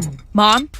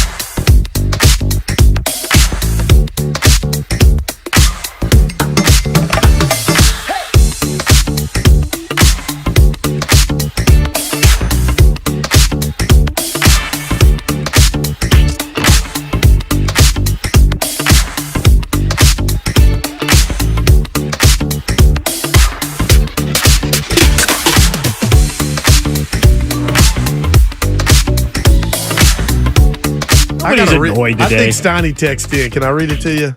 Wait, what? I think Steiny texted in. I'm going to read it to you. Oh, You please tell me do. what you think. Is it a Reading, PA? It kind of scared me when I read it. It said, Goo, you're doing it again. You're doing it again. If Steiny were here, he would say, you're doing it again. Do you have any idea what that person could be talking about? It might be Matt Steinmetz because it feels like You're it doing must be it a drop again. somewhere. Yeah. You're doing it again, Goo. We're talking about Trey Lance, Brock Purdy, Sam Darnold. We got some Warriors talk coming up that I want to get into, specifically about the potential NBA Finals, Denver Nuggets. They kind of remind me a little bit of the old Warriors, Goose. So I do want to table that conversation for later. Also, the San Francisco Giants playing some good baseball right now. We're going to talk to Ron Wotus, special assistant to the front office for the San Francisco Giants at 1 o'clock, and we're going to talk to Jennifer Lee Chan, NBC Sports Bay Area, down at OTAs about the San Francisco 49ers at 1:30. Evan Giddings in for Matt Steinmetz with Daryl the Guru Johnson. And, so one thing you said right before the break was about how, if you had to choose between the guy you put the capital in, the kid you got your stock in, Right. or the kid that's kind of just hanging out, which one are you going with? I feel like Kyle Shanahan looks at Brock Purdy and Trey Lance and even Sam Darnold to some extent as all of his children. And then it becomes an even playing field. It's not about where a guy was drafted. It's not about how much capital you put in. It's about who can help you win. And honestly, I want to know what fans think. Which one do they feel like can help them win the most immediately, especially if Brock Purdy's not healthy at the beginning of the season, because I certainly have my doubts. 888-957-9570. Goo, so if Sam Darnold does turn out to be the guy at the beginning, would you move off of Trey Lance? Do you have to? Yeah, because the message would be he wasn't good enough. And he wasn't good enough and couldn't beat out a guy that's been a colossal failure his whole career thus far in Sam Darnold. So, you know what? Maybe I'm worried about the wrong stuff when I brought up the history of the league and the CNN, the politics of it. Like, when has the person that the politics benefit not ever won the job? And maybe this situation's different. I keep going to Dibbs, Steiny, and Willard in this sense. Okay, Goo, why are you so against it's a Niners? Brock Purdy's a Niner quarterback. And in your scenario, Sam Darnold wears the red and gold. He does. So, yeah, okay, we messed up with the draft pick, but we got our quarterback, and he's winning his games. That's what matters most. And I guess maybe I'm just hung up on, and I don't want to go race, Evan, because I won't. But, man, the black quarterback gets drafted high. They move mountains. Yeah. And if this were anybody else, former white quarterbacks, when have they ever failed to where they wouldn't get the shot just because of where they were picked? Maybe that's what subconsciously I'm dealing with. Well, but perhaps, and I think that's totally fair, because also, to your point, Sam Darnold is a little bit symbolic of that, right? Because he was a top quarterback. Right. And I thought he was going to be the man. I thought he looked pretty good throwing to Marquise Lee at USC, gets to Carolina, and maybe he's not exactly back so at much. USC with this Niner team and coach. Well, he's back on the West Coast, that's for sure.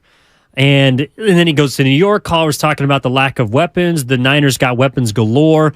I'm not sure if they could go out and get DeAndre Hopkins, who the news of the day, he was released by the Arizona Cardinals. Can I tell you real quick what team he should be calling him? Talk to me. Lamar Jackson, Baltimore. That they should be on the phone now. There's a lot of teams that should be on the phone for DeAndre Hopkins. Now, I know he's past 30. And I like him. His hands are incredible, Evan. I think those are mitts. At the top of his game, he was the best receiver, in my opinion, when he was the dog down in Houston. I mean, he was doing it with, before Deshaun Watson, he was doing it with Brian Hoyer and doing it with Case Keenum and all these different Houston Texans quarterbacks. Speaking of which, Rich and Hayward's been hanging on, wants to talk about the 49ers quarterback situation, who he thinks will win the job. What's going on, Rich? You're on with Evan and, of course, Guru here on 95.7 The Game. Oh yeah, it's going to be Trey. He's going to be the starter for the first 3 weeks, because you got to deal with the you got a guy, and I love Brock Purdy, but he's come off that major injury, and you got to face the Steelers with T.J. Watts. I mean, that pass, and then you got to back that up the next game, be against Donald with the Rams. Then you got the Giants. those three major pass rushing teams. And if you look at Trey, the thing about him is that he's got the potential to do it. Sam Darnold, that guy earlier, he's a USC alum, because I'm like, he had all, if you look at Carolina, they were 7-9 last year. They would, if that guy was any good, they would have beat out the Bucks, but he's had his chance with the Jets. He had his chance. Give Trey, his, Lance, his opportunity. And I know it's not no race thing. It's just, if he isn't, he'll be the biggest bust since Russell with the Raiders. Wow. Well, I think there's a couple quarterbacks on line one, Josh Rosen being one of them. Couldn't make it out of his first year in Arizona. But, I don't know. Just look at a guy from Trey Lance's draft class, Zach Wilson. That dude got every opportunity to prove that he was and we not still the don't man. know if he, in New York, it looks like he's not. He's, you know what I mean? Go on. Like, I'm still looking at him because I thought he was going to be the man coming out of BYU. But, Evan, I'm looking at him like maybe you'll resurface 3 or 4 years or 2 years somewhere else. Right now, it looks like Memphis. It's bleak in New York for you now that they got Aaron Rodgers. But I'm not going to throw the bust word around. But you mentioned Josh Rosen. That was his bet. But when you say bust, that's when you see a lot. We haven't seen a lot from Trey Lance, and that's why I'm not to put you on the spot. I'm asking you right now, what did you see from Trey Lance? Are you ready to declare goo? I just don't think he has it. He's just like the Golden State Warriors. He's stuck between a rock and a hard place because the 49ers from last season proved that they need 3, maybe 4 quarterbacks. If they had a fourth, if they had a third. They got a new rule implemented for him. Exactly. If they had an extra one in the NFC Championship game, we might be talking about him differently. But because of how many different quarterbacks Kyle Shanahan, unfairly or not, those out there, I don't want to trigger anybody, unfairly or not, has had to go through, I don't think he looks at any quarterback as expendable. And that's the only reason I would rebuke Rich Eisen's statement, respectfully, of course, is because you can never have too many quarterbacks with this team.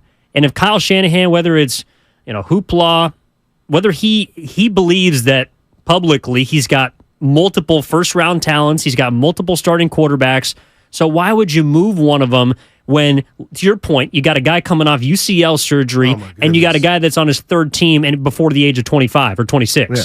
So that's the only reason why I don't think Trey Lance is going to go anywhere.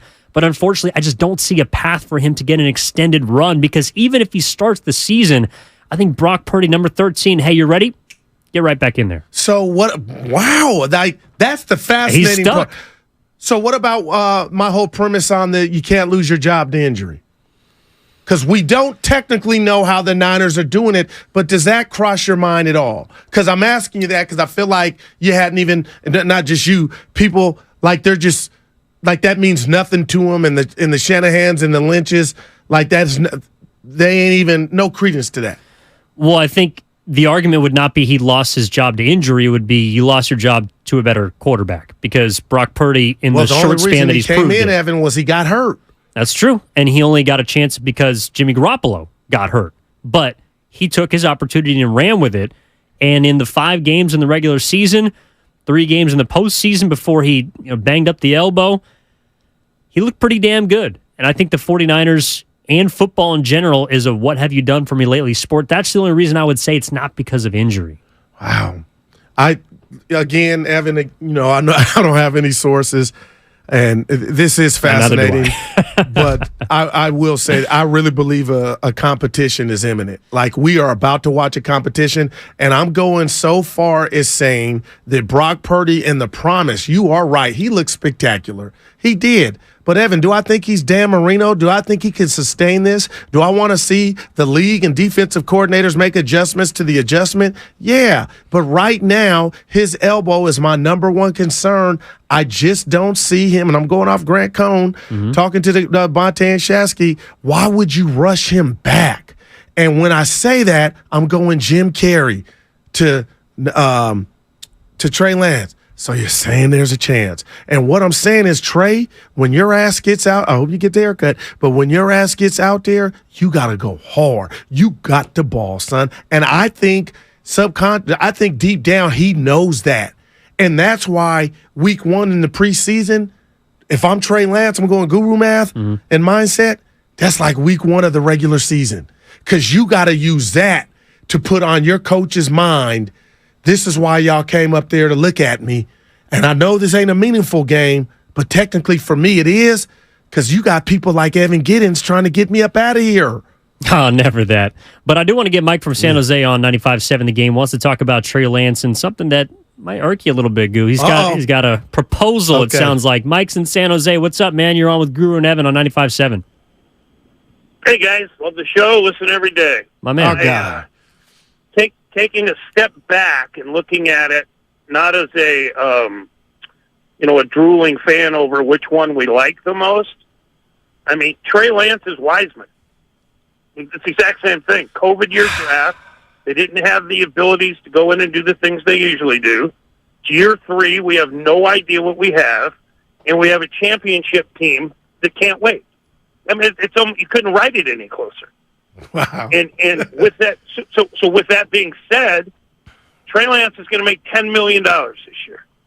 If you listen to Kyle and John, all they talk about is Purdy. They are not out there singing the praises of Trey Lance. 2 full camps, right? In 2 full camps, you know something about it. Okay, now this summer, he has to go to a quarterback coach to completely change his delivery because it's not NFL ready and he's not throwing with proper technique. What part of that says I'm the starter of a Super Bowl team? And if they make him the 3rd-string quarterback, you recover nothing. If I'm a fan of Trey Lance, a lot of people are. I think he's a great kid. You should be rooting for him to get traded so he can go somewhere like Wiseman and play. He's not going to play here. What could possibly sense except he didn't get a fair chance? League's full of no fair chances. It's not a developmental league, and they have a Super Bowl roster. Hey, Bob, let me ask you this. The good teams move on. The bad teams keep them. Mike, let me ask you this. Thank you, Spadoni. Last year, going into week 1 against Chicago, when Trey Lance was a starter, would you have called the show? What would you have said then? Were you excited, or were you like, why is this guy starting? I thought the only reason he started last year was because he was the number 3 Okay, pick. all right. In a million years, I didn't think he was the best quarterback. I thought they knew they had a good team in a weak division, and they were going to try to see what they have in week 3 or 4. And the other comment that Guru, what you just made, and you're my favorite, love to listen to you, is the whole lost my job because of injury. Once the off season comes, that's over. It's a new year, new team. Yeah, wow. A lot of good points, Mike. I think that the Trey Lance, yes, you should be rooting for him. But again, if you're the 49ers and what would you say Trey Lance could fetch you on the open market right now? Anything higher than a 4th-round pick? That's where I was going. No, not right now. So if you traded multiple 1st-round picks, and I understand if you let him go, maybe you don't get anything, but you do get off the $10 million that Mike was bringing up. Why would you trade Trey Lance when you got an injury-prone now? Not an injury-prone, my bad. I get it. A guy coming off elbow surgery, why would you trade a quarterback that you think could start for you, but he's just not the best one right now? I wouldn't. And after last year's in Philadelphia, what went down when it was like, anybody can play quarterback? Yeah, I played in high school. Like, that would be the ultimate reason why I wouldn't do it right now. But I think a lot of this conversation, and I get Brock Purdy, I get the Purdy mania, but why I want to throw my chair through the window is I feel like we got a lot of wannabe doctors, and they're giving Purdy the benefit of the doubt like he is not going to have any ill effects with that elbow. That's all, Evan. And I'm not talking about just throwing it in practice. I'm talking about taking another shot like Reddick put on him. Why? That has to be a concern.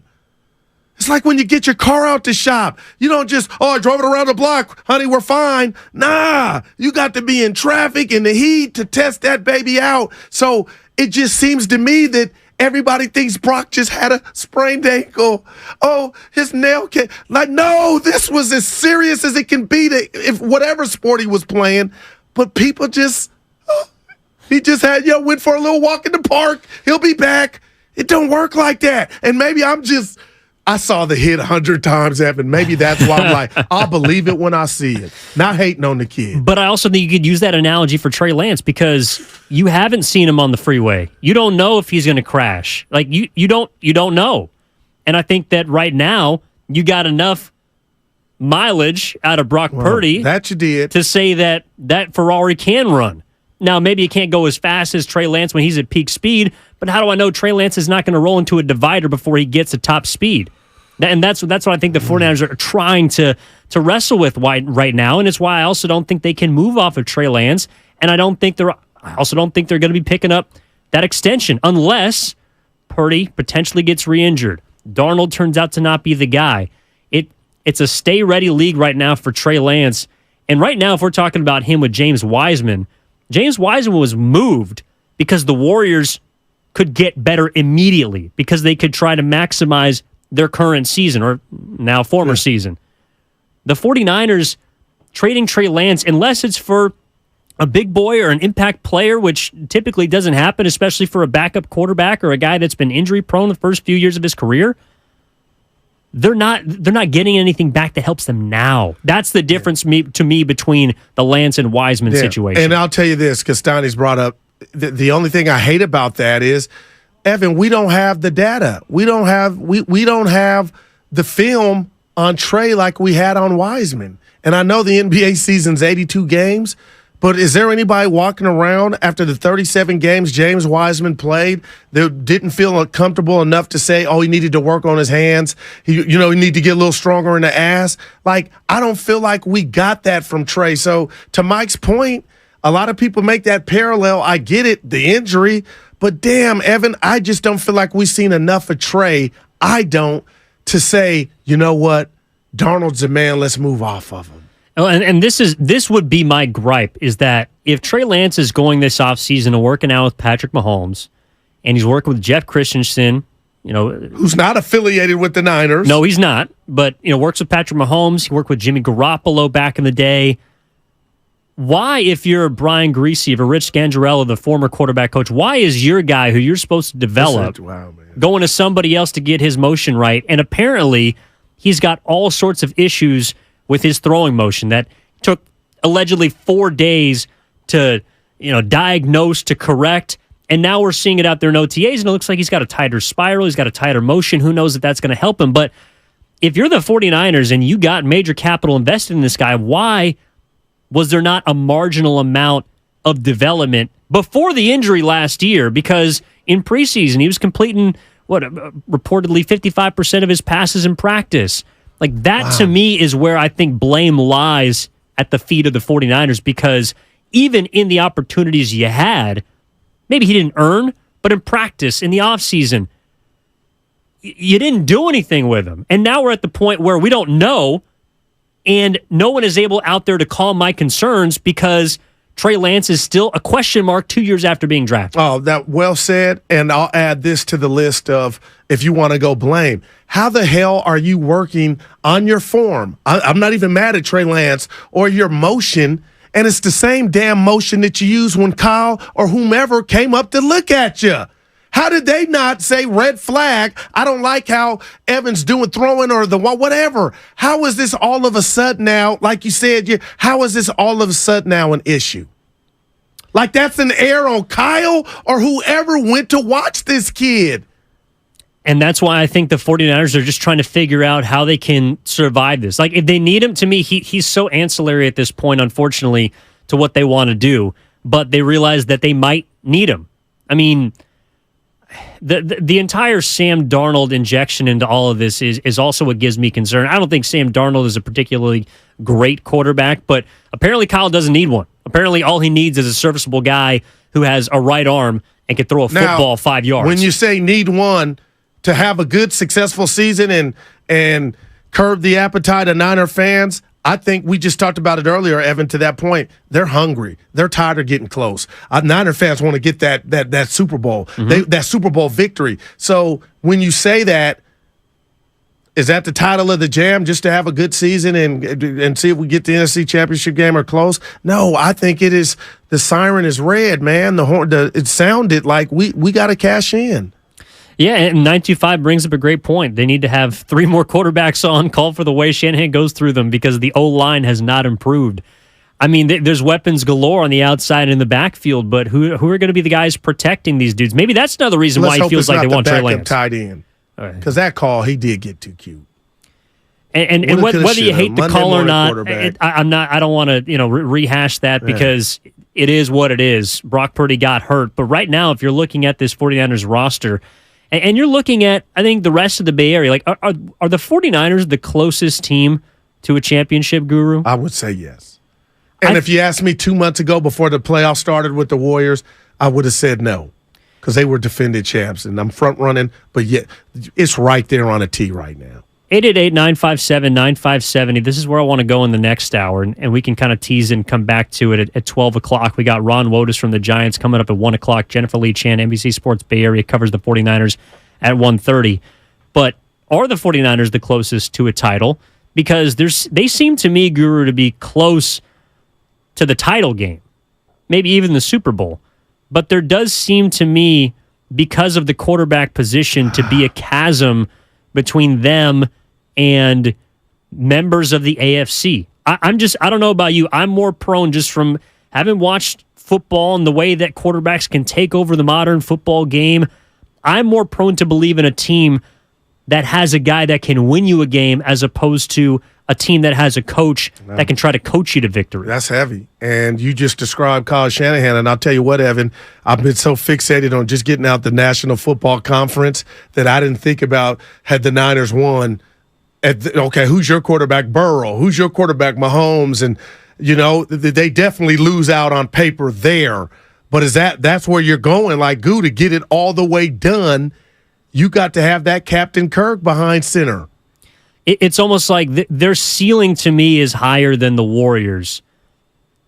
Their floor is higher than the Warriors, but their ceiling isn't. Because I feel like I'm watching my favorite movie for the umpteenth time. Like, I know that it's going to have a great middle, that it's going to peak around the end of the season. Maybe there's going to be some different storylines and guys are going to step up and some guys are going to have career years and they're going to look great.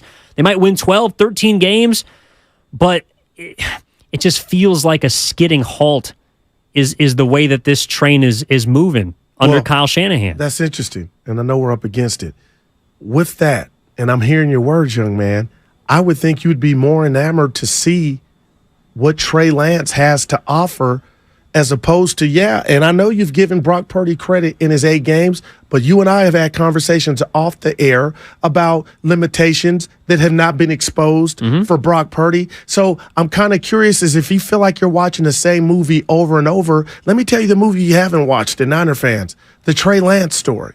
Or do you feel like through 4 games, Evan, I want to shake you, I feel like you're making a judgment on him, and that's okay. It's your prerogative, but do you think it's fair?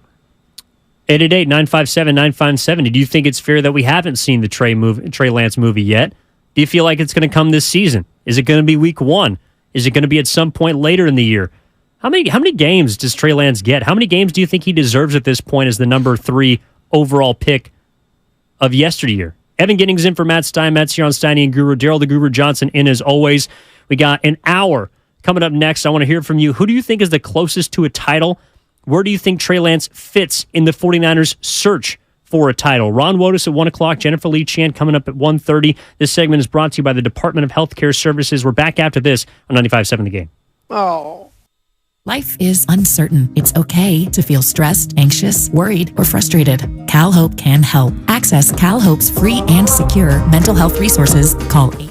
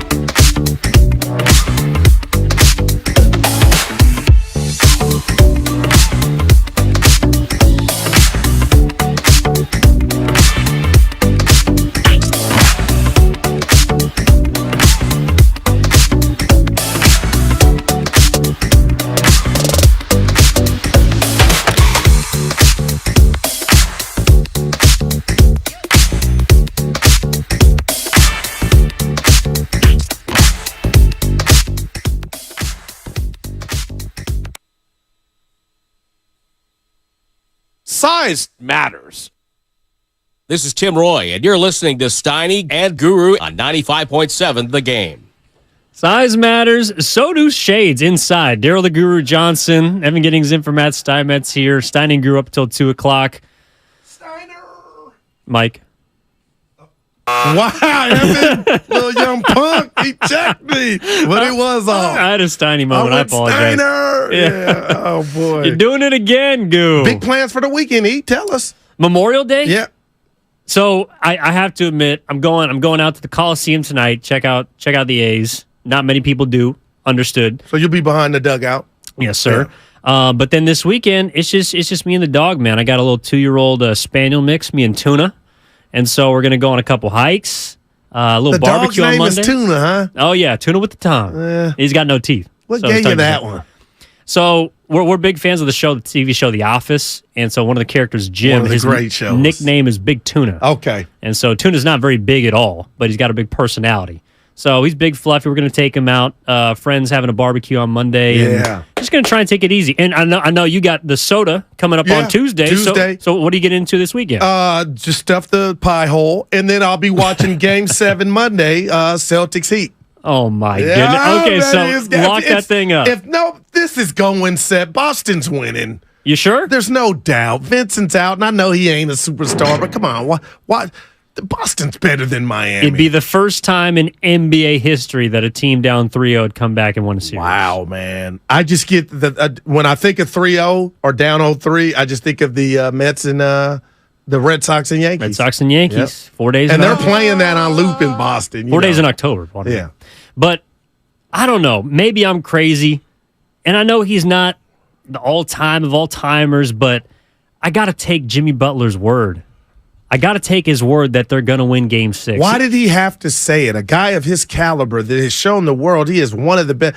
After you just took 10 field goal attempts, that let me know they were worried. Why do I believe him? We're going to win the next game. Why do I believe him? Well, because he's 50%. It could go. They could win or lose. Evan. He's got 50% chance. But everywhere he's been, Jimmy Butler's been the straw that stirs the drink, especially for this team. And going through Milwaukee, I don't know. Is it more about you believing in the Celtics or not believing in the Heat to close it out? I'm believing in the Celtics. They had left shooters open at every turn, and now if they hit their threes or if they don't, I've never seen them under Udoka. If they don't hit them, they kind of give up.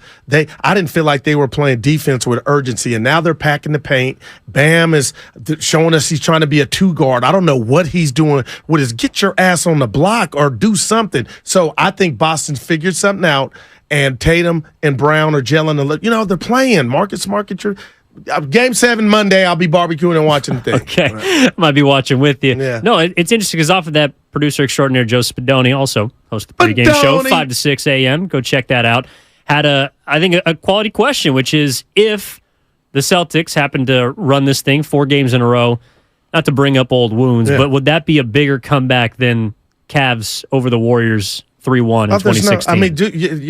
You went to college? That was in the finals. Well, damn. But yeah, this to me, it's never been done.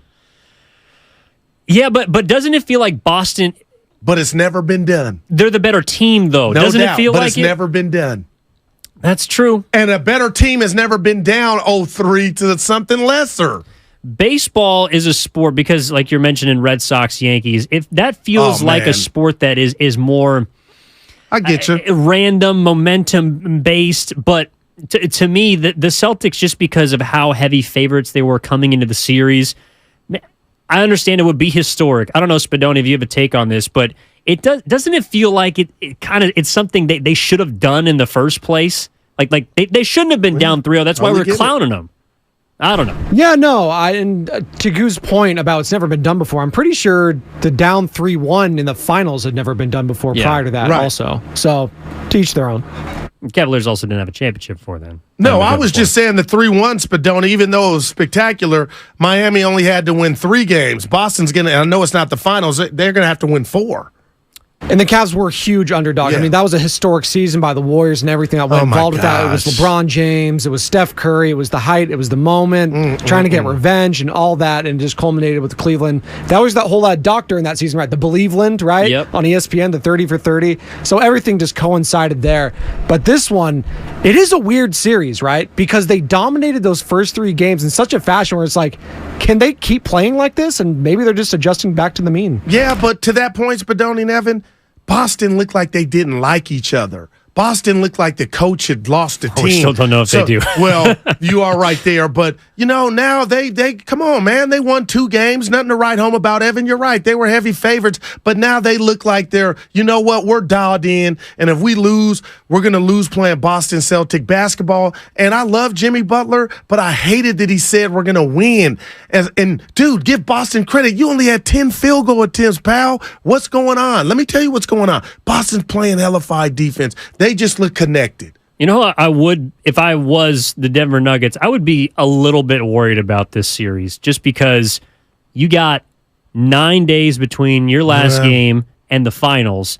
And even though I believe Denver to be a superior team to both Boston and Miami, if you're looking at those teams duking it out, throwing blows, staying fresh, I know they got to come to the altitude, but in a way, and especially I know this isn't relevant to the Bay Area, but a lot of Denver fans might think of the Colorado Rockies, like in 2007, when they swept their way to the World Series and then got absolutely blasted by the Boston Red Sox because they were battle tested. They played more games and they were more fresh, or less fresh, I should say. Now the Denver Nuggets is kind of chilling. It's like, I don't know how you get yourself back into that battle mode immediately, whereas Miami and Boston, to your point, are going to be playing up until Monday, right? Well, I'll tell you this. That's a good point. But damn, Evan, and it's not that the players want it this way, but I've been conditioned to believe rest and load management is the best thing going. So I'm damn sure not going to feel sorry for the Denver Nuggets that have had 9 days off. Because let me tell you something. If game 1, let's just say, for instance, whoever they play didn't start out right, I don't want to hear anything about rust, Evan. You're not dare saying that, are you? And if it is game 1, they lose. Okay, game 2, what was the excuse? My thing is, this is a dream for the Denver Nuggets, quote unquote, in this era of sports where you need rest. Well, it is in the sense that they've never been to the NBA Finals before. That was also the first sweep in their franchise's history over the Lakers. Sorry about that, Spinum. But I also think that with the Celtics, if they do come back in a way, that would make me fearful too, because either way, you are having a series against a team that has had to face adversity ad nauseum. And the Denver Nuggets, outside of maybe Phoenix, I know each game was close against the Lakers outside of, I think, game 1, but they haven't been tested yet. And Boston is a team that has been to the finals before. And if, to your point, they are winning and they're beating Miami, they're riding high off of history. And that might be where, an immovable object meets, the Boston Celtics. Yeah, nobody cares, Evan, but if somehow Boston, and they would definitely have momentum, got past Miami, obviously that would entail them winning 2 more games, I would have them favored over Denver because it's Murray and Jokic. They're fabulous. But then you got Brown, Tatum, and the mindset of, you know what, Horford, come over here, smart, we're balling. And I think they would just be what the point you just made, that they would be hot. So I would put my money on Boston. Unstoppable force meets an immovable object. Shout out, Batman. Yeah. So I do want to get back to the conversation we're having right before. Jim in Oakland's been hanging on, wants to talk about our question for this hour, which is, which team right now is closest to a title? Because the Warriors were there most recently. The 49ers feel like they got something going, but does it come down to the quarterback? Giants are probably a distant third in this conversation, but I'm curious what Jim in Oakland has to say about it. Jim, what's going on? You're on 95.7 The Game with Guru and Evan. Hey, thank you. Well, it's actually Drew, but it's all good. What's up, Drew? Drew. All good. Yeah, so the 49ers, man, they had it right in their gloves, and guess what? They're going to be hecka motivated. They'll be hecka motivated. Say hella. They needed some offense. They got great defense, right? They have quarterback issues. So if I'm the GM, I'm like, I'm going to shore this up. I'm going to start Trey Lance. Brock Purdy got hurt. That arm, we don't know what's the damage. And I'm going to give me a veteran backup, and we're going to go whoop some butt and get that title. It's going down. 49ers all the way. He's got everything he talked about. The veteran is Darnold. If it ends up on him, he said with me, go run out Lance. But, yeah, I can't wait, man. When I tell you this sentence, tell me what you think. All right. Sam Darnold, Super Bowl champion. Like, does that even sound right?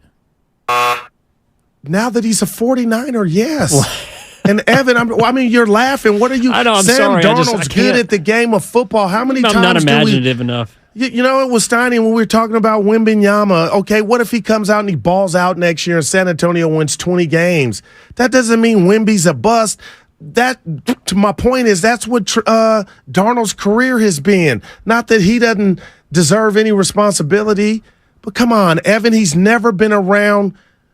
Listen, you and Spadoni, write this down. Okay. You hang around kings and queens, you're bound to get nothing but jewels. You hang around 5 broke dudes, you're bound to be the 6. And that's what Darnold's career was. He was in a terrible situation or situations. Now he's the Niner quarterback. And if you're telling me Mr. Irrelevant can win 8 games, 2 playoff games, what can he do? And if we wanted to do old ABC Network battle of the quarterbacks in regard to attributes and arm strength, I think Darnold would outdo both of them. But then if you can also make the same case for Trey Lance, right?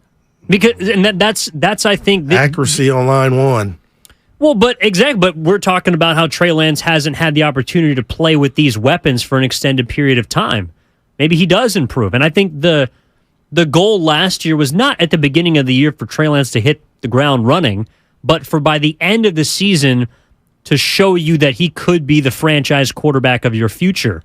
If he gets an extended period of run this year, I don't know why that kind of view of him last year changes.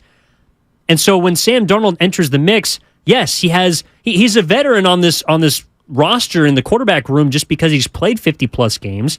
He's 25, 26. And guys are going to be running open like deer. He's going to be like, oh, my, I got time? Kyle, great play. All I got to do is throw it to Evan, Debo, IU, Kittle. He is in hog heaven. And when I say it can apply to all 3. We seen that last year. I'm taking nothing away from Purdy. But that's what makes Kyle brilliant. But yet, guys like you, Steiny, you're not wrong. You say, well, when you lose the biggest game, that was the reason. That just doesn't add up to me. Well, and if you want to say it's because of the coach, because if the coach is the reason they're there, then the coach would also be the reason why they fall short. But here's my thing. And 888-957-9570, are the Niners the closest of the 3 Bay Area teams to a title at this point? Warriors one year removed. How do you make the choice then at quarterback? Because if you can sell me, and I'm with you, if you can sell me that all 3 quarterbacks can be successful with the weaponry, with the number 1 defense, with the guru at head coach, not Daryl, obviously, but how do you make that choice then? I mean, do you flip a 3-sided coin if one even exists? Here I go. CNN, Don Lemon. Politics. It would be Trey Lance. Because what happened to my thoughts when I drafted him, when I got on the airplane to go see him work out, Evan? What has happened to move me off of that ideal of him being not just this season, the franchise quarterback for the next 10 years? What has Trey done? I'm asking, and he ain't helping himself with the, because I'm telling y'all, the couple of games I watched him, I was like, oh, brother, I was texting you. But Evan, I need you to tell me or find some intel on what has he done for them, or Kyle, whoever's in charge, to say that dream is over. 8 games of Brock Purdy? And you guys might be right. I just don't think it is. I just think if all things are created equal, because the quarterback room is, let's put the rat on the table if you have that report. Yeah, but sponsored by AtcoPestControl.com. Go to AtcoPestControl.com for all your for all your pest control needs. All 3 quarterbacks are question marks. All of them. All of them got question marks. Brock Purdy's hurt. Trey Lance, we've seen 4 games in the regular season, apparently can't get on the field. Sam Darnold's been now on his 3rd team by the age of 26. All of them have question marks. If you're Kyle Shanahan and you choose to start Brock Purdy, there's also evidence behind that. If you choose to start Sam Darnold, there's maybe more games to base your decision off of. Trey Lance seems to me to be the guy that's stuck with a little bit of both in the sense that he's a top pick like Darnold, but he's got the uncertainty like Brock Purdy.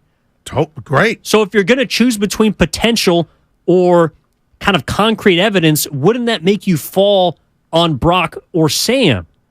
I know what you're saying about giving Trey the opportunity because he's the guy you invested in, but none of their actions to me over his first 2 seasons, injury is a part of it, but none of their actions, whether it's play calling, whether it's the way they've spoken about him, whether it's the way the teammates interact around him, showing up to games with Jimmy Garoppolo, showing up to Warriors games with Sam Darnold, everything that I've seen, the body language of the 49ers, they don't treat him like he's the number 3 overall pick, right or wrong. Yeah, and Evan, I'm not mad at you, and I tried to read the tea leaves. I mean, you can go to a game and like a guy or a gal, part of your team all day, but, we talked about Mark Jackson going to church, and all due respect.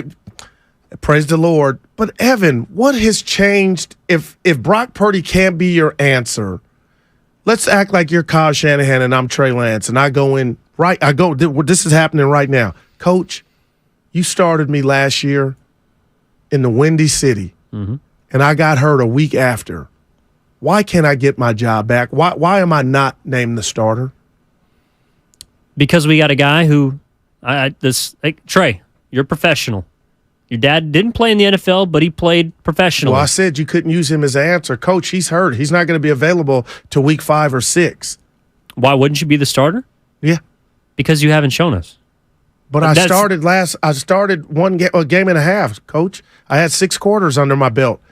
So far, in practice, you haven't made the requisite strides for me to feel comfortable with putting you in as the starter over a guy that we brought in. I mean, that's the best argument that I can think of because I'm with you. If Brock Purdy can't play, I don't know why the hell you wouldn't start Trey Lance week 1. Okay, and now Evan, that's I don't know why you wouldn't. And I'm not telling you he's better than Darnold, but because of how he got here, you got to run. And that he started last season with the question marks that you just stated. You said, hey, he's had some questions, but that didn't stop him from naming him the starter when everybody and their mom was like, oh, Garoppolo should be starting. It's hard for me to imagine a gap that wide between Sam Darnold and Trey Lance that he wouldn't get the benefit of the doubt. Wow. At least to me, I mean, maybe I'm dead ass wrong. And maybe the 49ers brought Sam Darnold in because to the caller's point, to the text line, to YouTube chat's point, everyone watching on Twitch, that Darnold has not been in a position to succeed yet. And, I believe that. I do too. But I also think that you could make the case for a lot of quarterbacks that they haven't been in a position to succeed. But that's why you go out and draft the quarterback that high, because you're hoping that he's good enough to succeed in spite of his situation, not succeed because of his situation. And right now, the Brock Purdys, the Sam Darnolds, the Trey Lances, this is why we're talking about the 49ers quarterback position as being so pivotal, because it doesn't look to me like any of those 3 guys, if you threw them into New York, if you threw them into Carolina, Sam Darnold's previous stops, I don't think they would be successful. I agree. All right, Aiden wants to talk about Sam Darnold. Is out in Brentwood. Appreciate you chiming in. Aiden, I believe it is. What's going on, man? You're on with Evan and Guru. Actually, David, but no worries, man. Sorry, David. I just wanted to point out, last year, Darnold under Steve Wilks, with an actually competent head coach and not many weapons around him, almost got that team into the playoffs. They were a win away. Yes, it was a crappy division, but they went on a run at the end of the year, and if Wilks was the coach all year, maybe they would have won that division. And this was after McCaffrey left. Mm-hmm. So I think Darnold has a lot of upside. I'm hoping Trey Lance can beat him out, which means Trey Lance is better than Darnold. He beat him out in training camp. Side note, I think the Giants are an outside sleeper to win a championship first, just because it's baseball and we've seen it before. Get in at the wild card, anything could happen. I'm not mad at that. You sneak into the dance. Maybe you're the Phillies. You get the 7 seed, make a run to the World Series. And here what do I text you every night about baseball? Me in first place in my fantasy league. I'm playing. Evan, there's not a lot of good teams. And I know I sound like the old man yelling at clouds, but the Giants got action. The Phillies, the Milwaukees. Let me tell you what, the Pirates are in second place. There's not the Cardinals. I don't know what to do. I'm just saying, if you play fundamentally sound baseball, the Giants got some action. And they got youth. I'm excited. When I watch the Giants, you can see it looks different. What if I told you that the Giants have a better record against teams above 500 than the Atlanta Braves, the New York Yankees, and a team in their own division, the San Diego Padres? All teams that we would identify as having better rosters. That's crazy. That is crazy, Skip. But I'll say this. Of the three you just mentioned, the one I wouldn't want to be is Bo Mail. He's got to deal with those hot dogs that are getting swept on Sunday and about to get swept in the 7th inning, and their salsa dance. I mean, they're having too much fun. They're all paid. They got damn near an all-star. Poor Bo Mail. What does he say? There's not a lot to say. Can you cuss anybody out?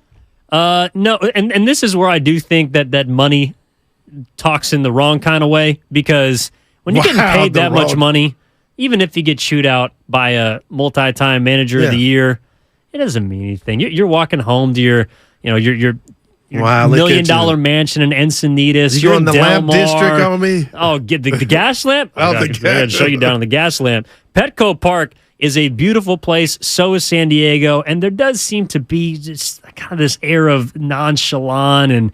We're chilling. The beach vibes are everywhere in San Diego, and right now they're just sleepwalking. Meanwhile, the Giants, they're 500. I certainly don't think they're closer than but they were like 49ers 8 and the under. Warriors. Yeah, they've improved. We don't know what the limit is for this Giants team this year, and that's the beauty of baseball. But Evan, they were like 6, 7 under. It looked like, oh, here we go again.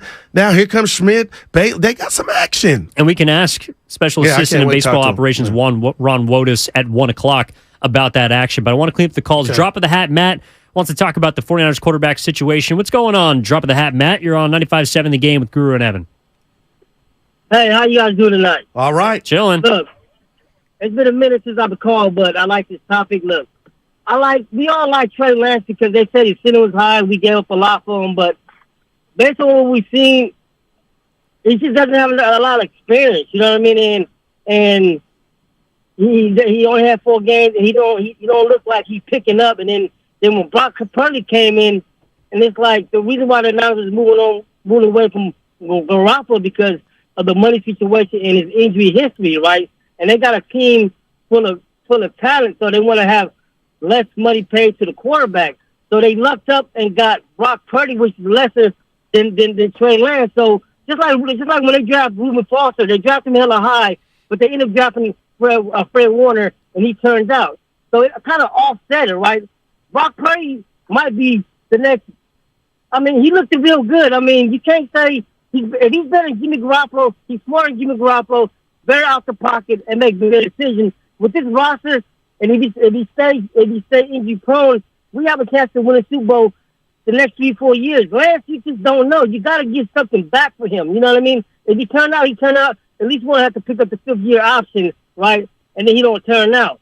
You see what I'm saying? Where Darnold already has experience. He come there and win 4 or 5 games because he have experience. Lance has no experience, none, and that's the reason why Lynch kind of gave up on Lance. That's how I feel. Well, watch Brock Purdy get hurt. I can make an argument he's already. Yeah, he's going to have to trust Trey Lance. And you know what? Real quick, I know we're up against it, Evan. Maybe I got to check myself, and I do it at times. Maybe I'm so hung up on where and when Trey was drafted that I'm forgetting that, hey, Goo, we also drafted the guy Brock Purdy. So, okay, it might not have been the dude we were going to hand the keys over, but the car's getting drove. That's true. Driven. You also chose not to draft him 6 times. But as we move towards, we're going to take a break here, come back. I am curious.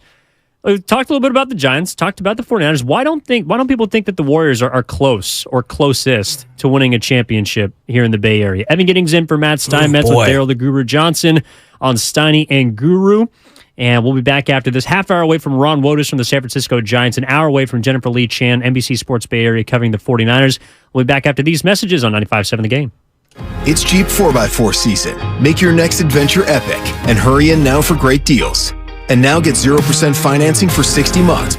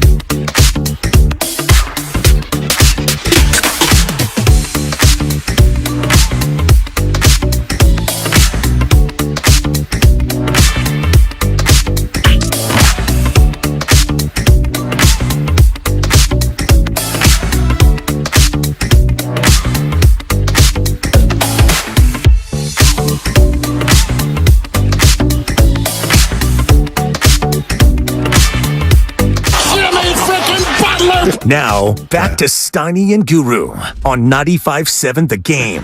Evan Giddings in for Matt Steinmetz with Daryl the Guru Johnson. Payday Friday, Aloha Friday. That was Kevin Harlan, by the way, who I have an immense amount of respect for. Guru. Well, you're in the business, too. Don't sleep on me. You and Grandy, you guys got skills. But if I said you got one dude to call any game right now, Kevin Harlan, Guru's calling you, please pick up. Kobe Bryant went into the phone booth.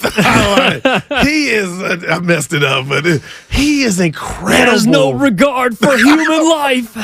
No, I'd probably take Mike Breen calling a basketball game, but Kevin Harlan does so much. He can do it all. Oh, yeah. He does football. He does NBA. He does college basketball. He does football on both TV and radio, which is a trait not many people carry. Iron Eagles, fantastic. Jim Nantz, of course, called his last college hoops tournament. I'll put Fitz in there. Bob Fitz. Fitz is incredible. I'm trying to get him on. Maybe soon. I want to start this conversation. We've been talking about the teams that are closest to a title right now in the Bay Area. Feels like the consensus has been the 49ers, but Magic in Dallas is going to offer a take on the Warriors, which I've been waiting to hear from. Magic down in the Big D. What's going on, man? You're on with Evan and Guru. What's up? Will preface this by saying I feel like Guru is doing a little reverse devil tongue, saying that the Niners are closer just because he's a Cowboys fan. But brother, I'm a Cowboys fan. Go ahead, baby. However, what I will say though, I really do believe this, that the Warriors are closer just because they're one season removed, I should say, and not only that, but they have action coming back, whether it's Draymond and Poole or whatever. Joe Lacob is not going to let that team not be able to compete for a championship. And although the Niners have they have everything great on that team except for knowing who your quarterback is. And when you get to the playoffs, obviously, with the Trent Dilfer championship with the Ravens back in the day, he wasn't that great, and Peyton Manning wasn't all that great, but his brain was there when he won with Denver. But the common consensus in most cases with a Super Bowl winning team is a guy that's most likely, in the top 5 to 7 in MVP voting for quarterback. That's not to say that if Trey Lance doesn't start the season and play really well, he can be in that conversation. But I feel like there's too much in the air of who the quarterback is going to be, and I think that leads to, during the season, having questions from the fans, from leadership, of something isn't going right with Darnold or Lance or Purdy or whoever. It just leans towards not knowing who's going to be able to do that, and it doesn't bode well for having a deep playoff run. Although your defense can get you there, when it comes to getting over the top and actually being the last team standing, I still really think that it's the Warriors because they have action. They've done it recently. Although the Niners have made it, they haven't won, and partly it could be because of that quarterback position. So although they are really close, they're a close second behind the Warriors, I still think the Warriors are there. Wow. Appreciate that, Magic. It sounds like his point is kind of, the floor for the Niners might be high because we've seen them get to the Final Four back-to-back years, but that's heavy. The ceiling is not as high potentially as the Warriors could be, just because, and I'm surprised you haven't brought it up, the championship pedigree that the Warriors have that the Niners do not. Well, like the bottle of ketchup, you're running out with the championship pedigree for the Warriors. That's a 3. And I bet on that. And I found out, I might need another bottle. So I just don't know how, and I'm not saying Magic and D-Town was doing this,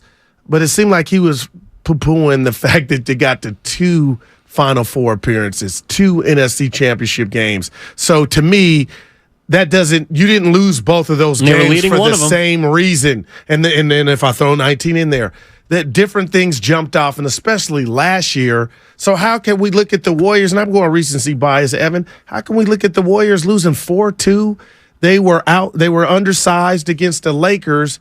How can I say that can supersede what the Niners did when they lost their starting quarterback in a game that really could have, I know Stoney hates this, they could have went different or popped off different had the quarterback remained healthy. So that ain't reverse devil tongue. No, I don't believe you are, but I just think with the 49ers, like if you look at the Final Four teams from last year, best player on the Chiefs is Mahomes. Go ahead. Best player on Philly, Jalen Hurts. Okay. Best player on the 49ers, Nick Bosa. There's nothing wrong with that.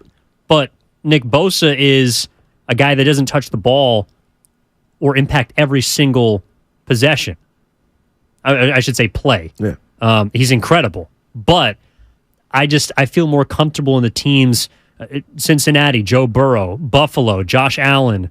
To me, it feels like the teams that are at the finish line that get the most benefit of the doubt are the ones that have the quarterback. And the 49ers, I think that's one of the reasons why they went on and got Hargrave, because how do you try and close that gap when you can't go out and acquire a $50 million player or a $40 million player, a quarterback? Is you try and strengthen what you already have, which was the number one defense, and you arguably got better. But you lost some depth, too, on that D-line. I'm a little bit – I know you – go ahead, Evan. You're finishing the point. But oh, no, I was just going to say, to me, it takes having a historic type of defense led by that best player to try and overcome the deficiencies you might have on offense, especially given with how important the quarterback position is nowadays. That is fair, but I don't do this often. I recycle information. But at the summit, if you heard, Evan, if you were listening, because you weren't there, why would I do that? Because I was looking for you, but anyway, I wanted to have some sort of with you.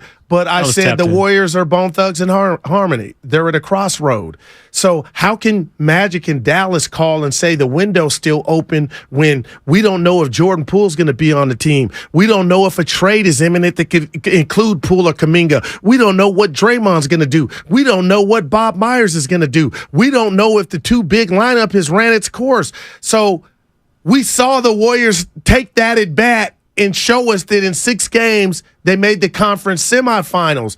How can that be higher than the Niners just left Philly after getting their starting quarterback knocked out? Mm-hmm. You got Hargrave, you got some enhancements. How can I say that doesn't supersede what the Warriors just like? I'm all in on the Niners got the best shot. Basically, and you could say, good, you're kind of taking it out of context, but it's their turn. Well, let's ask Joe in San Jose. He wants to talk about the Warriors and the potential that they have for this upcoming season. What's up, Joe? It's from San Jose down in South Bay. What's up, man?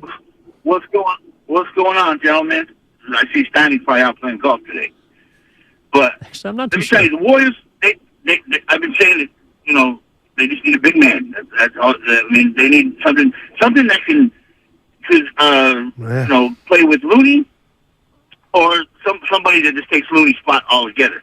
Now, the Niners, they got to take a laxative or something, because since Harbaugh to last year, they've been the best team in the NFL, man. And I hate the 49ers. But they make me money, so I'm good. But just think about it. From the Harbaugh, Patrick Willis, all the way up to last year, what team's been better than them? They just got to, they got to close. 100. Yeah. They got to close. Hey, can I read something to you on the text line? It's your show. Raider Bryant from Alameda. Hey, Guru, do you want to buy someone else's tomatoes, or do you want to grow your own? Great show, gentlemen. It depends how good looking the tomatoes are.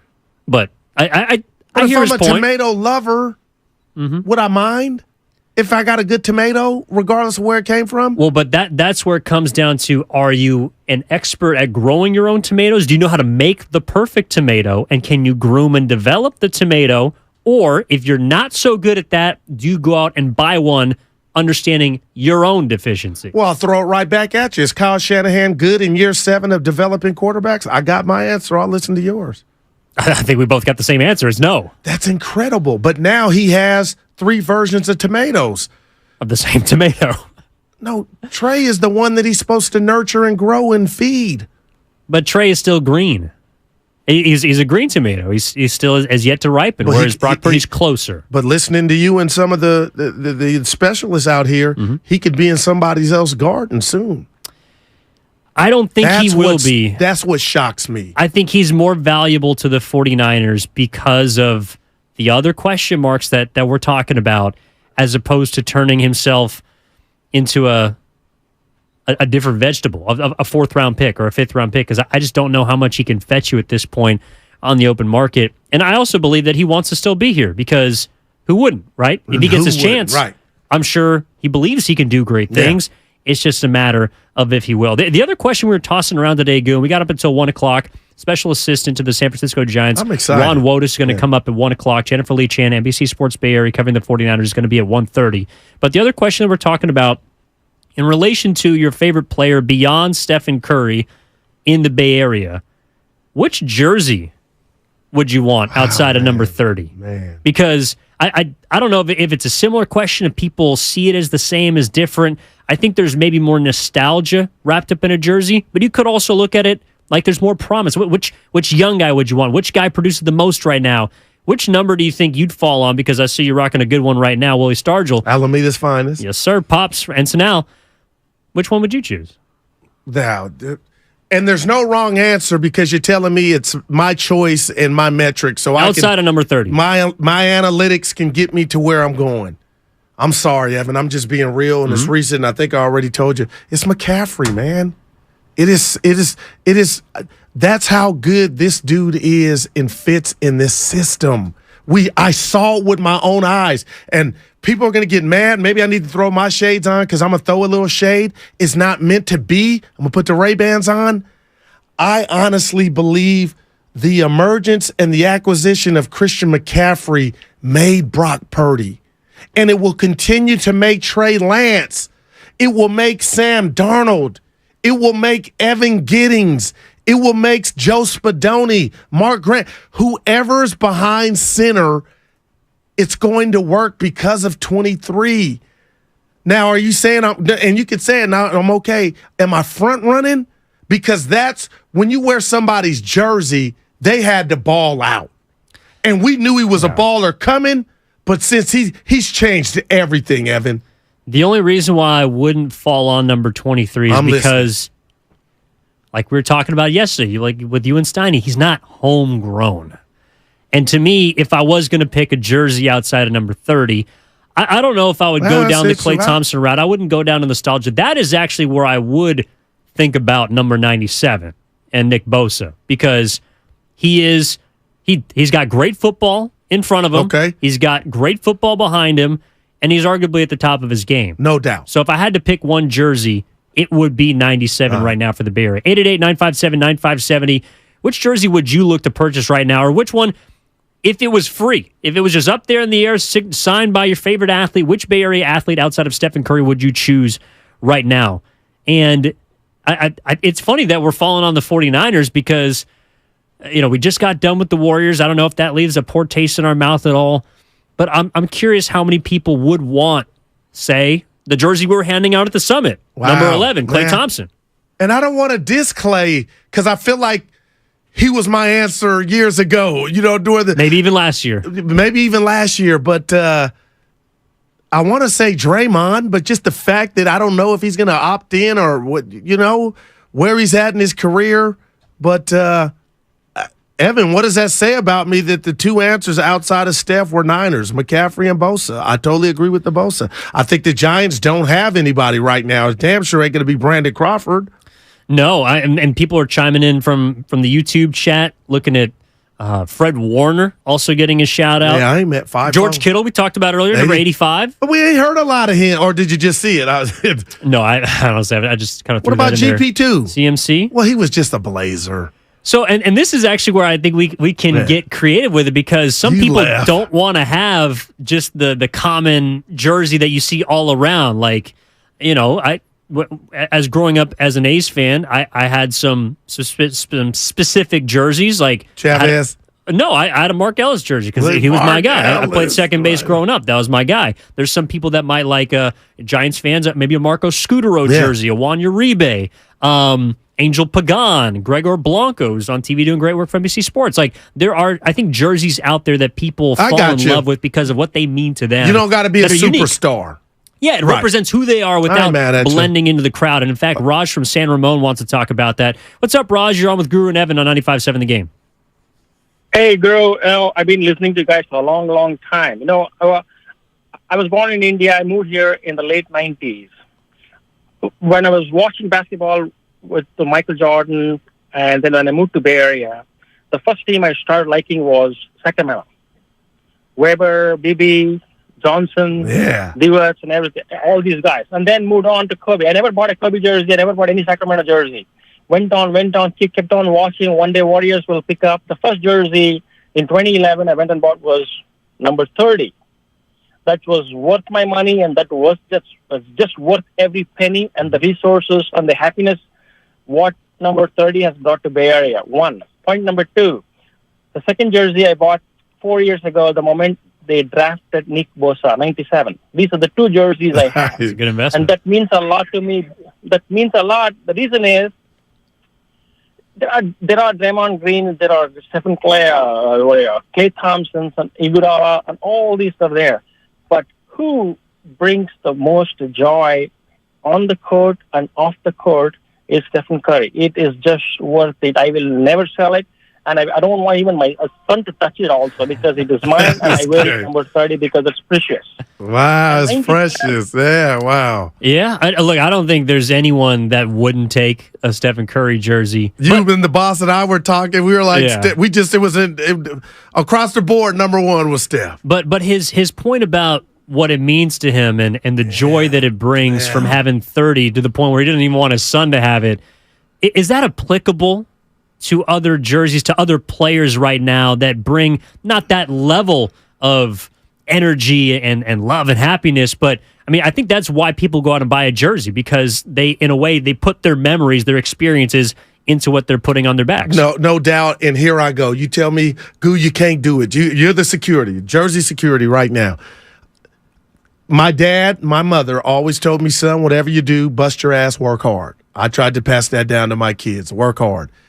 The one guy now that just listening to that caller and me talking, and I should be ashamed, I should go purchase a Kevon Looney jersey. Because when you go watch him play, regardless of the outcome, Evan, you know what? He worked his ass off. Every game. Didn't take. So now it ain't about how many all-star appearances you made. He's a champion. But Kevon Looney, I'm wearing your jersey if you're listening.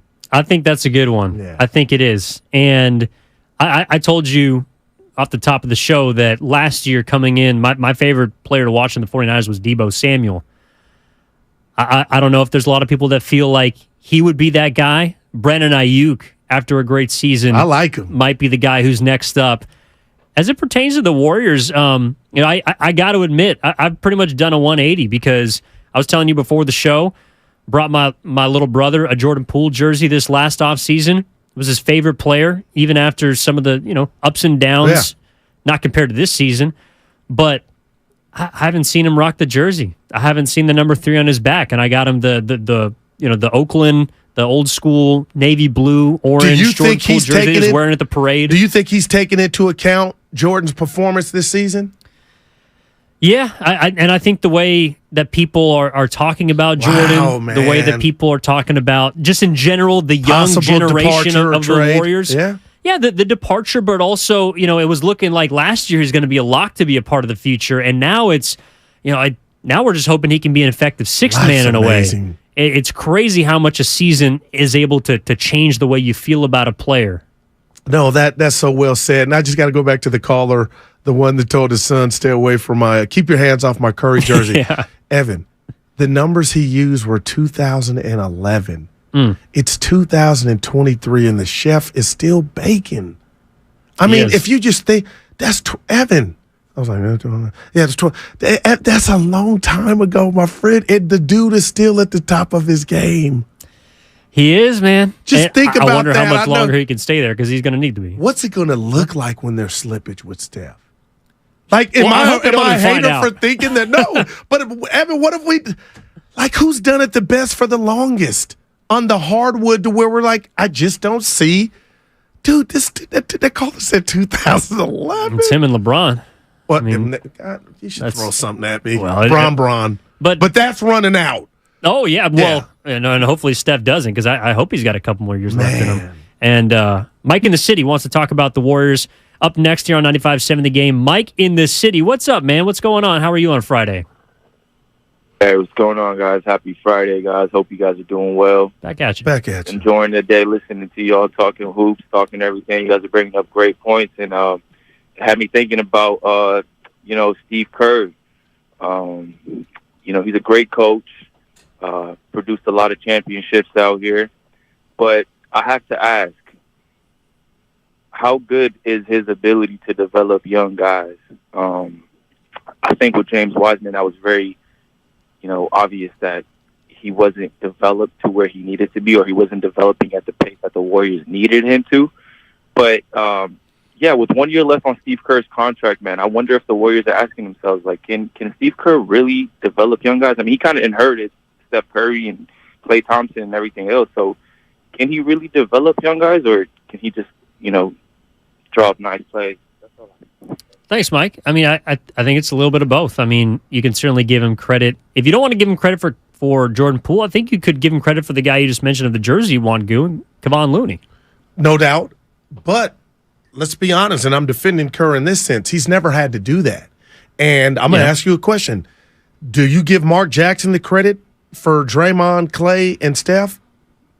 He gets some of the credit, absolutely. I mean, they became the foundational pieces that Steve Kerr evolved or took and ran with in the beginning of their careers. I mean, he was the guy that got Klay Thompson to buy in on defense. But they were already great point, already, like Steph was, they were going to get the opportunity before, and they've had the opportunity before Kerr ever arrived. So when that caller, I think he was talking about the non-star guys, the future, and I got to give Kerr a D+.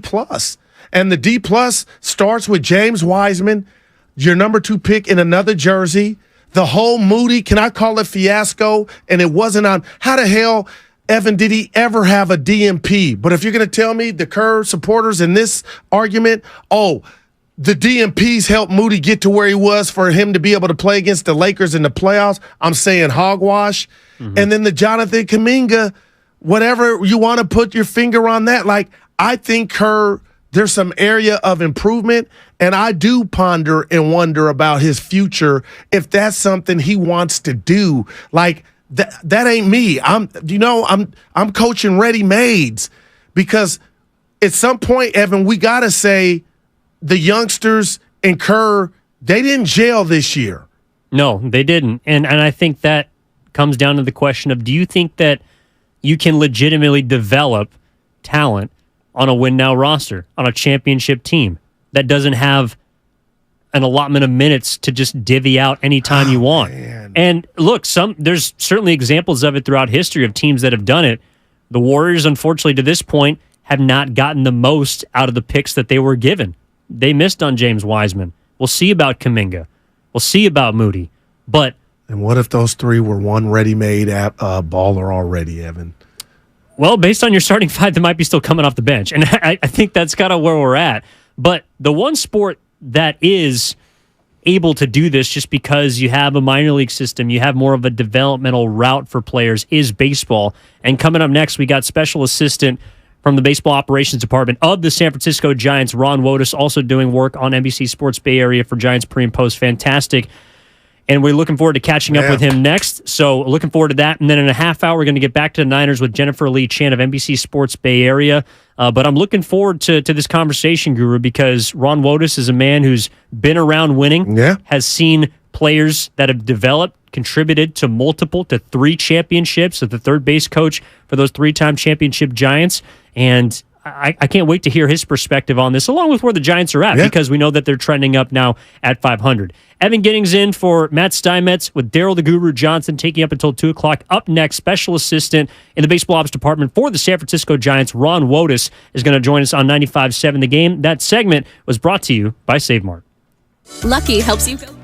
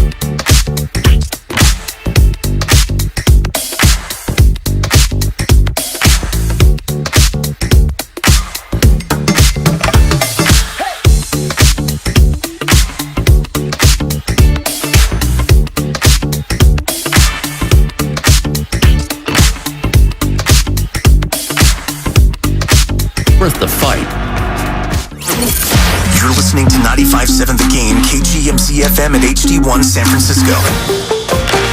Always live on the free Odyssey app.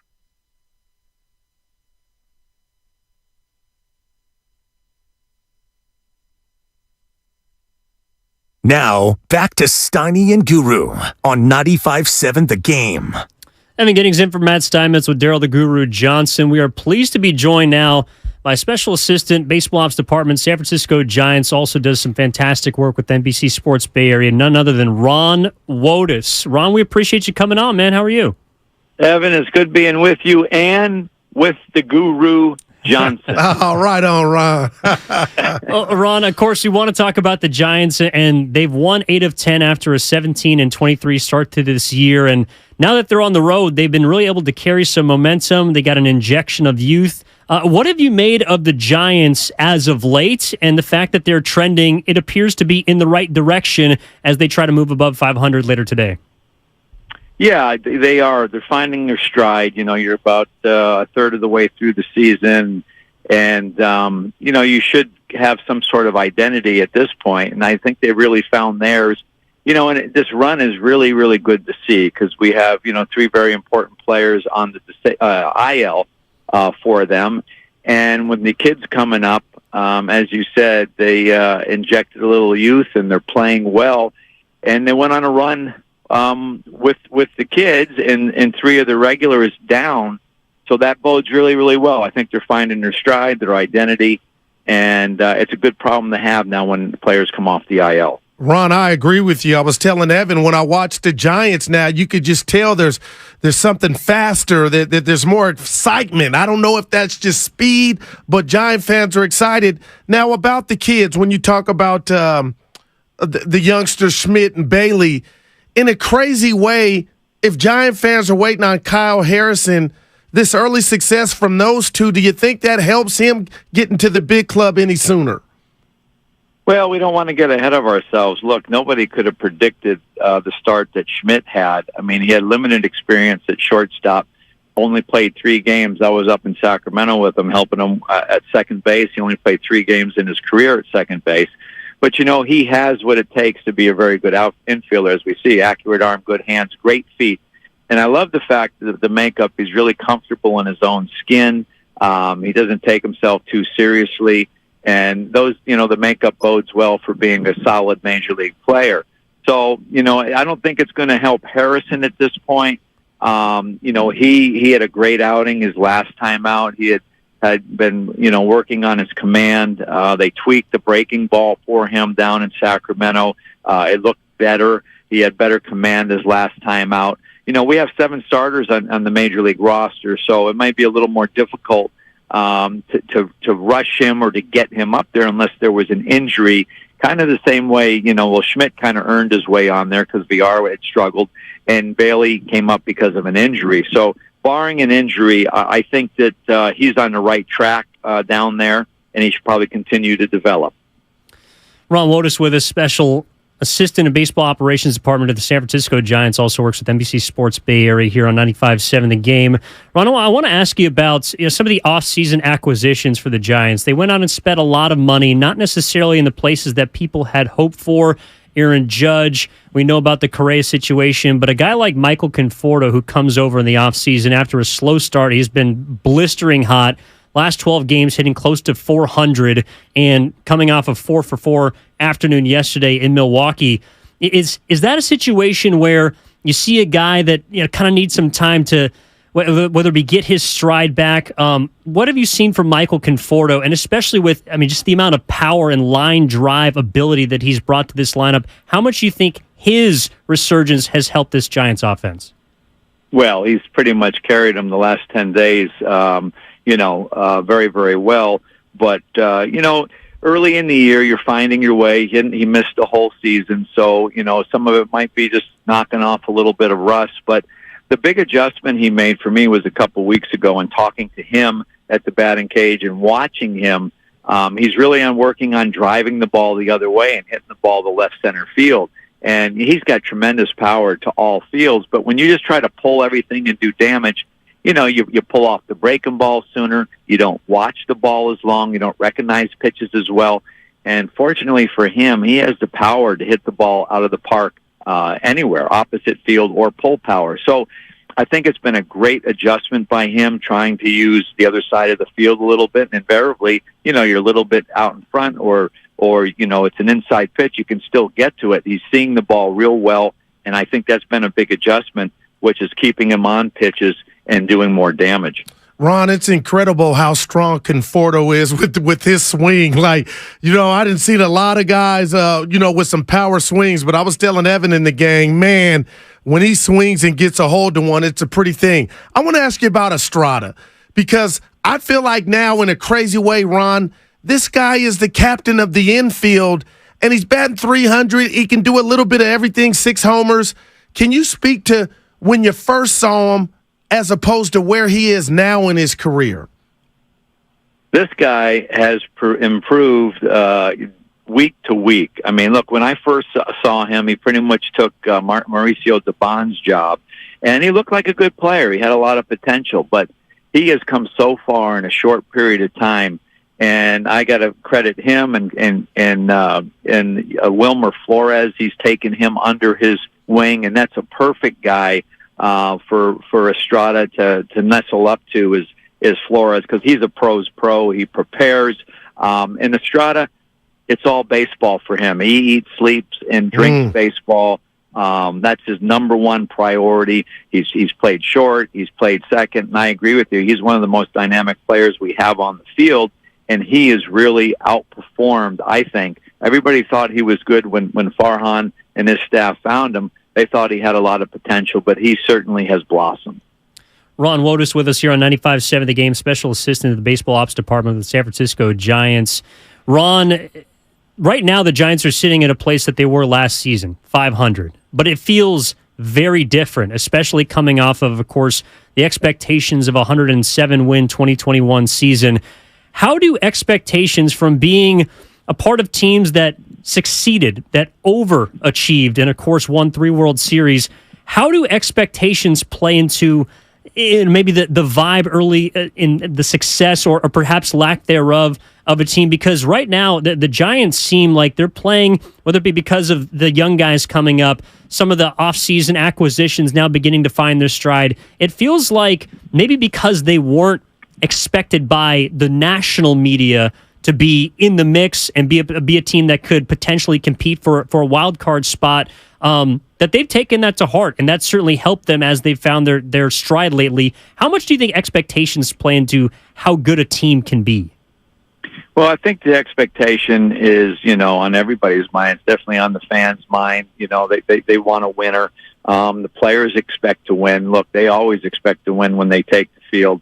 But I think, a quarter away, getting to a third of the season here, the team's starting to find their identity and their stride. And, maybe it was the young guys coming up to inject some life in the fact because they're talented. Look, you get a young guy that comes up and doesn't perform, it doesn't really help. But as I said, to go on this run with some of the veterans on the IL, the young guys helping, it can rejuvenate a club and it could push guys and it could really spark the team. I think that's happened a little bit, but you have to keep in mind what you're saying. The expectation is to win the division or to compete for a wild card team, and everybody wants to do that. The good news for the Giants is they're starting to find their way.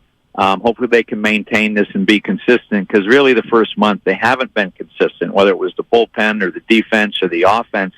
And I really think they're finding their stride because that's the goal. It's just not to bring kids up and be excited about them. It's to get in the playoffs. So it's great that the fans are enjoying watching the Giants. This has been a very good run.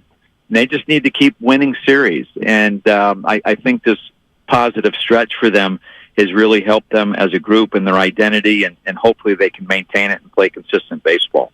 Ron, you and Evan spoke about it. There's been some turbulence this season and some losses, and now you guys are gaining momentum and you got that spark. But can you speak to the job Gabe Kapler has done to kind of keep the ship steady to where fans are now, just like you mentioned, excited, and who knows what the future holds? How has he been this year, Gabe Kapler? Yeah, I think you used the right word. He's steady. He stays the course. He's not going to overreact.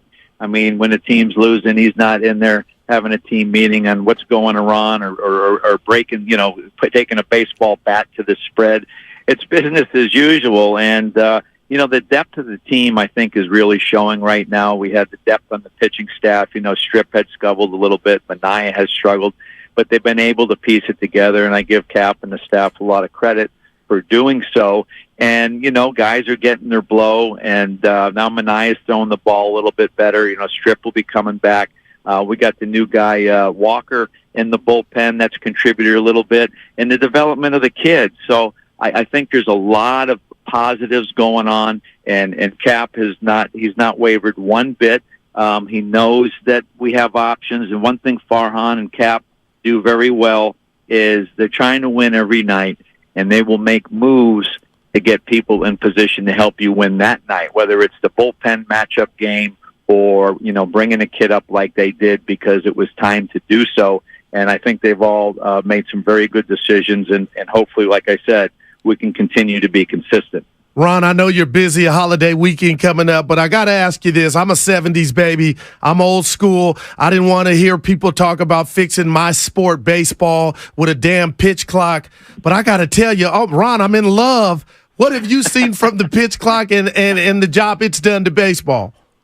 Well, look, nobody wants a 4-hour game. The players don't want it. An old coaching third when I was out there, didn't like it. The umpires don't want it. The concession workers don't want it. Television doesn't want it. So, you know what? Even though there's some things with the clock has changed the game, the players are adjusting, and it's going to be, better for the game in the long run because it's a quicker game. It's more interesting to watch. I just wish they could let the pitchers throw over as much as they want. Yeah. It might slow the game down a little bit, but we may have overbaked limiting the 2 throwovers with people stealing, et cetera, et cetera. But the clock in general, 5 years ago, they tried to enforce it. The umpires were supposed to enforce the batter staying in the batter's box, if you remember that. If a guy took a swing, he could step out. But if you took a pitch, you were supposed to stay in there. But the umpires didn't want to enforce it and went by the wayside. Poor umpires now, they got to worry about the clock. They got to call the game. They have a lot more on the plate, but I think it's going to be the best thing for the game in the long run.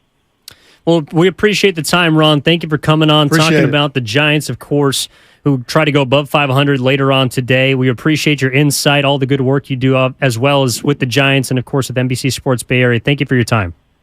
Hey, my pleasure. Good being with you guys.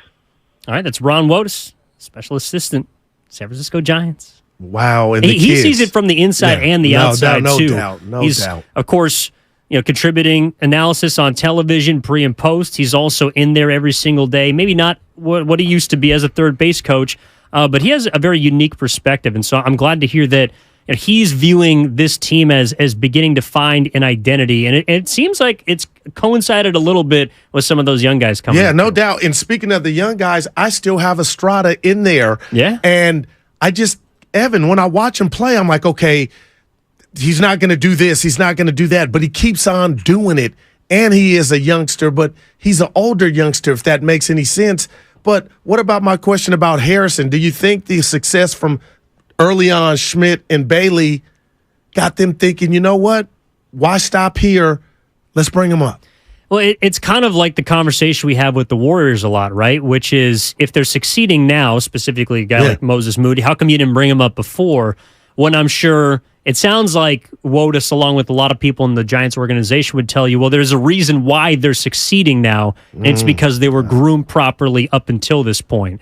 Of course, baseball, basketball, different with the amount of just playing time you can get in the minor leagues, but Casey Schmidt, he's come back down to earth a little bit. No doubt. Baseball's was up a hard 450 sport. first couple weeks, and now he was at 700, 750. He was killing the baseball, but what he does have, Goo, is at age 24, and this was talked about a lot in spring training as well as beforehand. That's why he's so highly regarded, is the glove and the arm. Because this is a guy that you could, if you need plug at shortstop, I think to me, in the future, I would love to see him more at third base, perhaps a more natural position for him, just because he's got a howitzer on his right shoulder, and he's also got a great glove.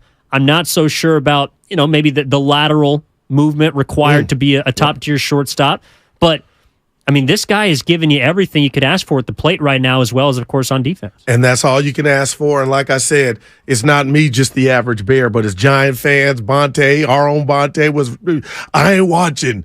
Now he can kind of see, you know what? There's a youth movement. So I'll say this. I meant what I said about Gabe Kapler, Evan. I've been hard on him, but when they had that magical year that didn't culminate in the World Series, winning 107, I do wonder while they're trying to reinvent themselves, if somehow he and the coaches can get a little ingredient from whatever magic they had behind the scenes to allow that team to shock the world, sprinkle that in with this team trying to prove itself. But you look at the division, and I told you about the state of baseball and the other teams in the National League. Evan, the beauty of baseball is you don't know, and right now they're rolling. And if you're telling Milwaukee, the Milwaukees of the world, the Phillies, the Padres, and they got opportunity to get their stuff together, the Giants can compete on a daily basis. No, absolutely. I mean, they're half game out of the wild card behind the team on your back right now, the Pittsburgh Pirates. And the Conforto, dude, Evan is something dude. He swings it. Well, that's why that guy was a Golden Spikes Award winner at Oregon State. Like, that guy has always been able to hit. Right. And he was a first-round pick for a reason. I mean, that's why you bring the bat, and you hope that you can try and get the former all-star, young 20s Michael Conforto now as he turns age 30 after a season in which he missed. And actually, I'm glad you brought up Kapler, because maybe I'm wrong, but whenever I think of Kapler, I immediately go to Farhan, because I just view Gabe Kapler, and this isn't bad or good, but just as an extension of the front office. Mm-hmm. And when the spreadsheet is working, wow. Gabe Kapler's working. Right. And I think yesterday's game was actually a great example of that, because it was a bullpen game. You gotta trot out six, maybe seven dudes. It got ugly, yeah. Sean Alexander comes out, gets you a quality first. Taylor Rogers, who's been fantastic, punches out 3 an inning in the third. Junis, who's been surprising, good in short spurts, and then Minaya, who had been really I was coming down his road, but he was able to find some of that swing and miss stuff against a pretty decent Milwaukee lineup on the road. So, I think it looks really good when it works, and to the Giants' credit, it has been working. They've won 8 of 10, even though a couple days ago their defense didn't look great. Kapler, I think, because of how steady he is, he's going to catch flack and he's going to get blamed when things aren't going right. But he's also going to get credit, to me, when the spreadsheet is working like it has been recently. But to me, that's more of Farhan. I totally get it. But what about the arms, the arm race? I look at DeSclafani. Looks like he's found somewhat of his groove back. You got Webb. You got Wood. I like every time I watch the Giants, I'm like, But then I'm like, damn, they got a guy that knows how to pitch, Evan. I'm not saying he's Tom Seaver, but just watch this Giant team. They might surprise you. You going to be okay with me calling Logan Webb a number one? No, but man, I mean, he's their number one. I know we went 7 rounds on that earlier this season. I know. That's the only time I think you got mad at me. Or I was mad at you. I could never get mad at you. No, but Logan's a good... I'll tell you what. The best thing they didn't do was giving Rodon that chicken.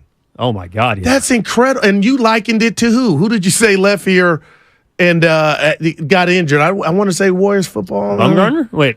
No, with Madison. Oh, Madison Bumgarner? Brought that up. Like, how's that looking? Yeah. Yeah, I mean, look, I don't know if number 62, Logan Webb, is the jersey that we're talking about earlier that people are going to be go out and buying. But look, to me, the Giants, if you're looking for a homegrown contributing piece, he's a guy you can pencil in for 25, 30 starts a year. He's going to get you 6 innings, going to keep you in ball games.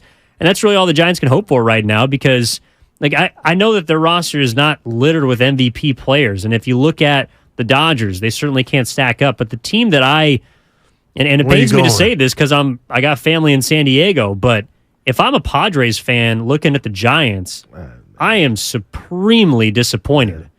The amount of dollars that they've invested in their lineup and their pitching staff, and you're looking up at San Francisco Have they gotten now? Here I go. Have they gotten worse with Tatis? In a sense that I don't know if he just had the other guys, they like kind of relaxed because they thought on paper were so damn good. But Evan, they weren't playing this stinky before he came back. No, but I mean, Machado's also hurt. That definitely doesn't help. But I just think that what the Giants have aplenty of is depth. Now, they don't have the top-tier guys that someone like San Diego does, and, of course, Los Angeles. But to me, why the Giants, as well as a team like the Arizona Diamondbacks, are succeeding in the NL West is because they have quality baseball players all over their roster. The San Diego Padres, you look at their lineup, and the first 5 is Murderers Row. Right, after that. And after that, you're looking like Cronenworth. So if I can get through this first inning, and I can piece together the second inning, well, I can get through the third, no problem. And right now, the hot hitter for the Padres is probably Rougned Odor. Yeah. Like, I'm not afraid of him. It ain't Cronenworth. Meanwhile, the Giants are a team that I think a lot of opposing pitching staffs as well as rosters overlook a little bit, and I think that's helped them, especially get back to 500. And you look at guys like Wilmer Flores. You know, he can put together a professional at bat. I just like their approach, and you can't tell me it's not due to instruction.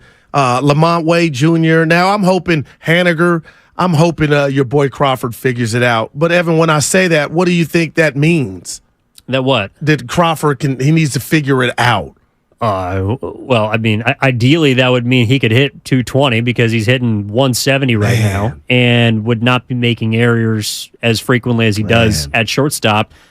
Figuring it out might also mean potentially moving over to second base or third base. I mean, it's something to watch. He's never played anywhere outside of shortstop, so that's a tall ask. But it's not the Giants' job to appease their veterans. It's their job to win games. And Matt in Oakland wants to talk about how it's not Steve Kerr's job to develop, which is something that, of course, has been a theme here on this show. Matt, what's going on? You're on with Guru and Evan on 95.7 The Game. How are you? Hey, gentlemen. How you doing? What's up? All right, Guru.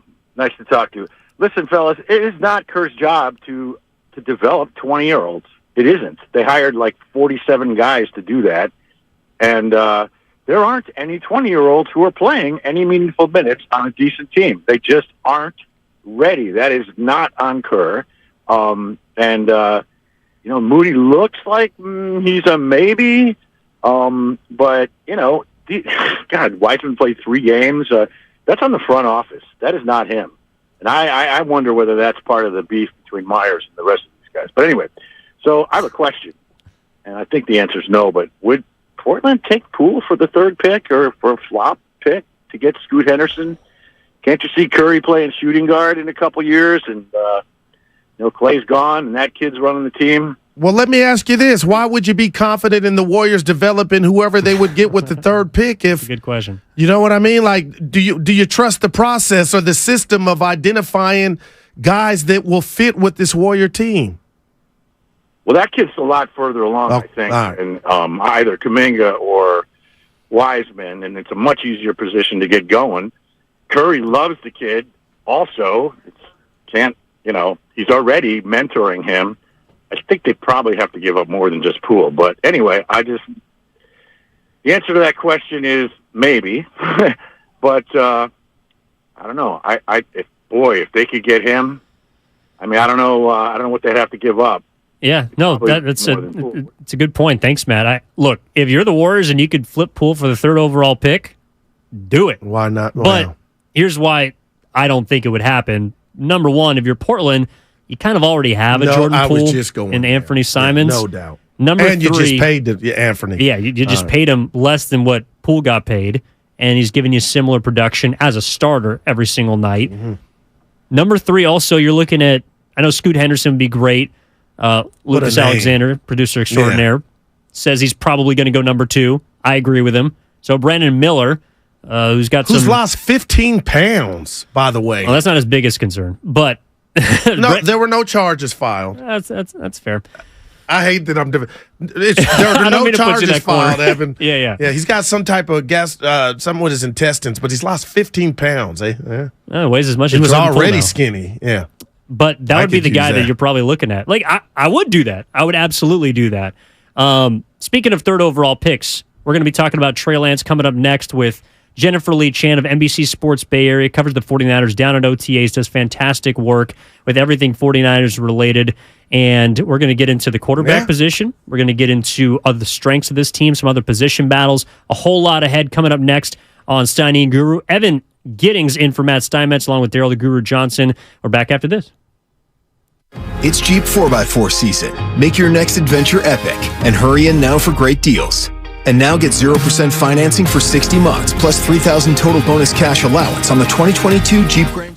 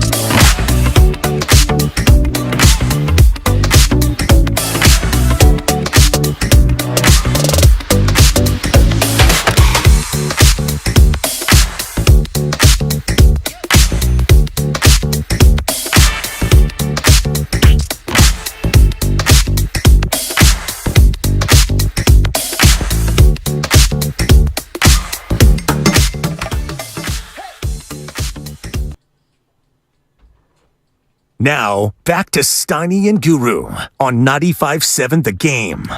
Evan Giddings in for Matt Steinmetz with Daryl the Guru Johnson, taking up until 2 o'clock here on a Friday. We are pleased to be joined now by NBC Sports Bay Area's own Jennifer Lee Chan, covering everything with the 49ers. Jennifer, we appreciate you taking time out of your day for us. How you doing?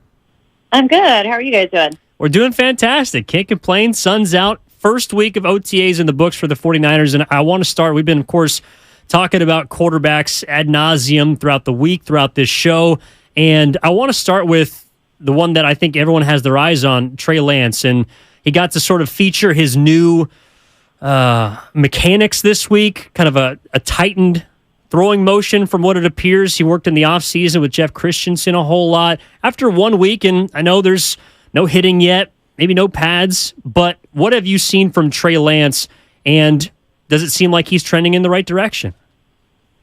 We have quarterback news? We need to talk about quarterbacks? Yes, we do. Yeah. Watching Trey Lance at practice, it looked like he wasn't swinging the ball around away from his body when he was sending it away from him, and his release seemed to be much quicker. So Jeff Christensen, I know he's known as a quarterback's guru, but I don't know if everybody knows that he also coached Jimmy Garoppolo, who has a very quick release. So there was that they needed to work on, and then Trey Lance also needed to widen his base. So as a running quarterback, or a quarterback who runs, he tends to have his feet close together. So Kyle Shanahan said one of the things that he needed to work on is having his feet wider apart so that he can avoid the pass rush. He can get out of the way. He can be more mobile. So it's one of the things that he was working on as well. But yes, his throwing motion did look a little tighter, a little bit more efficient. And again, yes, no pads, no offensive line, no defensive line, so no pressure coming at him. So, you know, it remains to be seen whether he keeps those techniques up when it's, you know, a live ball, live guys coming towards him. So, it's a step in the right direction for sure.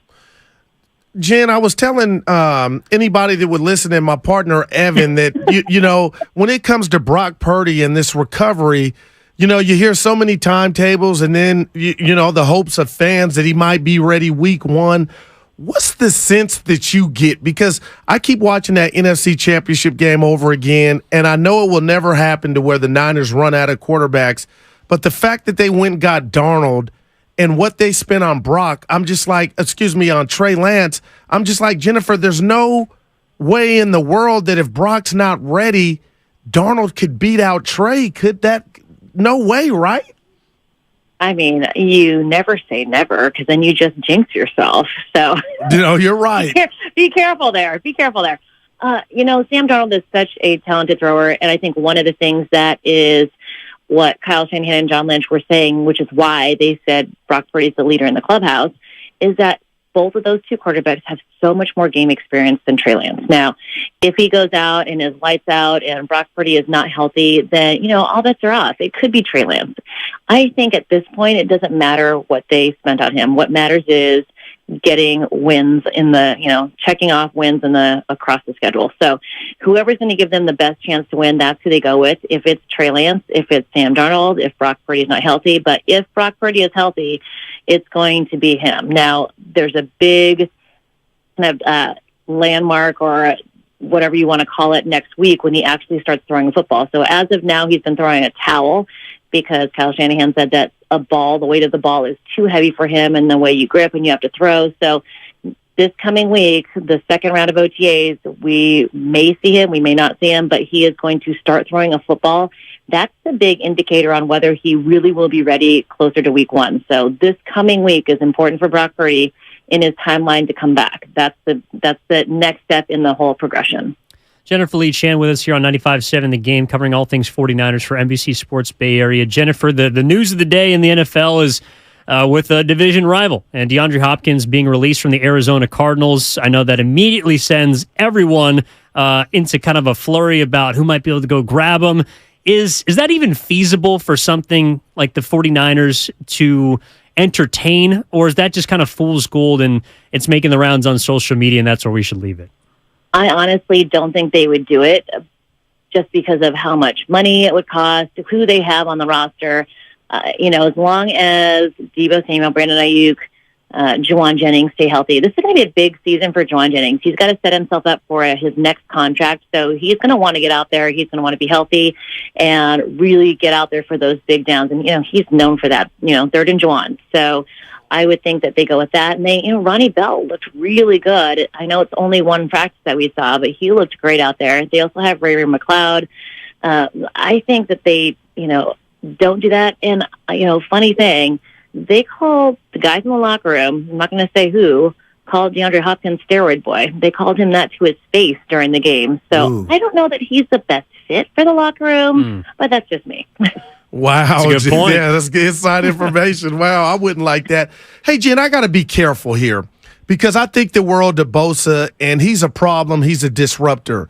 But I'm right now talking to you. I'm envisioning Walker and the Seahawks with the lead at halftime. They had a little success on the ground. Not all Bosa's fault. Dallas had some opportunities to move the ball up the field, and we saw what happened in Philadelphia.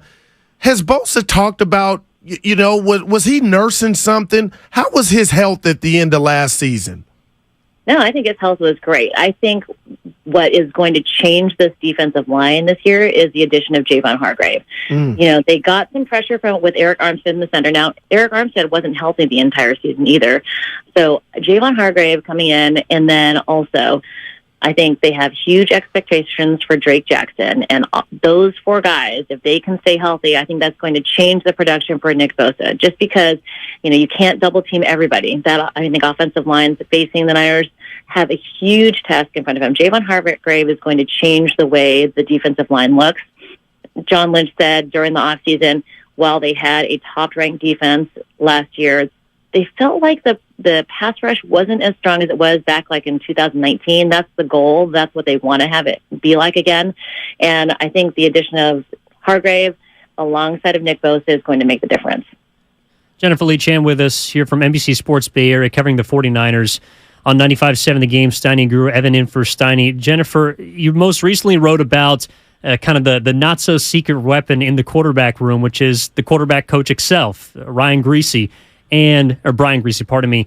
And I'm wondering what kind of impact you've seen him have already on a very young quarterback room, even though Sam Darnold might be the guy who has the most experience, under the age of 26, 3 different guys, Brandon Allen also in the mix. What kind of impact have you had him see now with a year under his belt with Kyle Shanahan? And what kind of impact do you expect to see as we move throughout the summer from the quarterback's coach? From talking to Sam Darnold, it was mostly what happens off the field. The fact that, he's a new guy.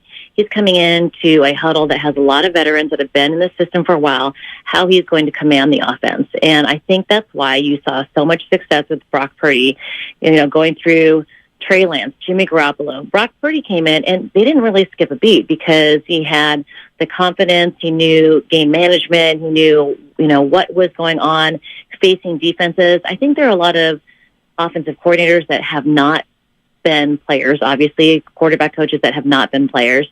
And I think going into those live situations, if Griese has a ton of experience, he played 11 years in the league and then, was a commentator for the next, 11, 12 years. So all of his experience and knowledge, I think that does so much for a young quarterbacks group. And I think that's why you saw the success, 10 wins in a row last year with Brock Purdy under center, especially at the end. There's very few rookies who can walk into a situation like that and have the success that we saw last year. Well, Jennifer, thank you so much for your time, insight. Have a good holiday. Have a good holiday. Enjoy the long weekend, and we look forward to more of your coverage on the 49ers and everything that's going on this offseason. Sounds good. Talk to you guys soon. That's Jennifer Lee Chan of NBC Sports Bay Area covering the 49ers. And coming up next, we got the crossover, Goo, but we'll be with Dan Dibley here today. Yeah, he going to come in and relieve your boy.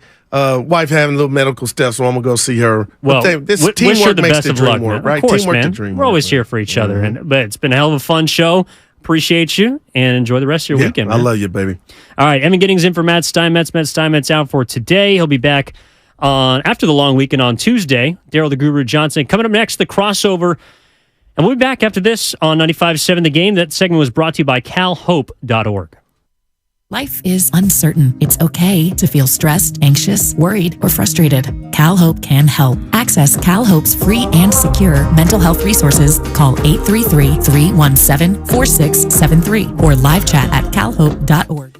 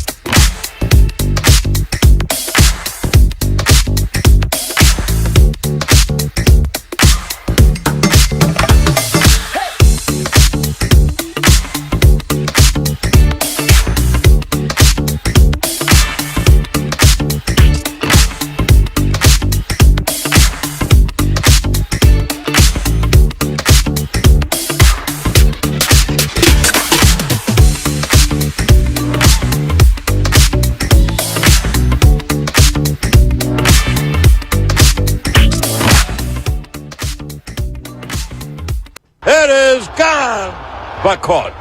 Now, back to Steiny and Guru on 95.7 The Game. Evan Giddings in for Matt Steinmetz, and this is The Crossover, brought to you by the California Academy of Sciences. Every visit supports the Academy's mission to regenerate the natural world. Learn more and reserve your ticket at calacademy.org. Special edition, because we got Willard and Dibbs in the house. What's going on, boys? Hey, buddy. What's up, E? What you doing? Oh, nothing much, man. I'm enjoying a Friday. I got the Aloha shirt on. I'm ready to roll. You do. You look Friday right now. Like your caption is just Friday. You're so Friday. Hashtag. I was walking down the long hall that leads to the monitor, and I knew you were in, and I was like looking forward to seeing E and Guru on the screen, and I knew that Goo was in the Willie Stargell, and I was looking from a distance, and I was like, he's not 21. That was Clemente, I believe. And I was like, what number was Stargell? Oh, that's right, he's 8. And then I looked over next to it in the other panel, and I saw you in that shirt, and I thought, look at my guy, E. Man, aloha. You're not as Friday as Steiny and Goo are, because they're, not gone. Yeah, True. Gone. True. Gone. Beat traffic. Yeah, well, so it's an ode. One of my friends, he gave me this shirt from Hawaii, but apparently they have this concept called Aloha Friday, which is where generally you kind of take half days. Everyone dresses up in a Hawaiian shirt. It's very casual. You got your slippers on. I don't know if you guys know this, but aloha means goodbye. So not Maloha, not Maloha, but how you doing, Larry? Aloha. What's going on, brother? Nice. Yeah, but no, I mean, me and Guru tossed around a bunch of stuff here. Payday Friday, so we're kind of bouncing around.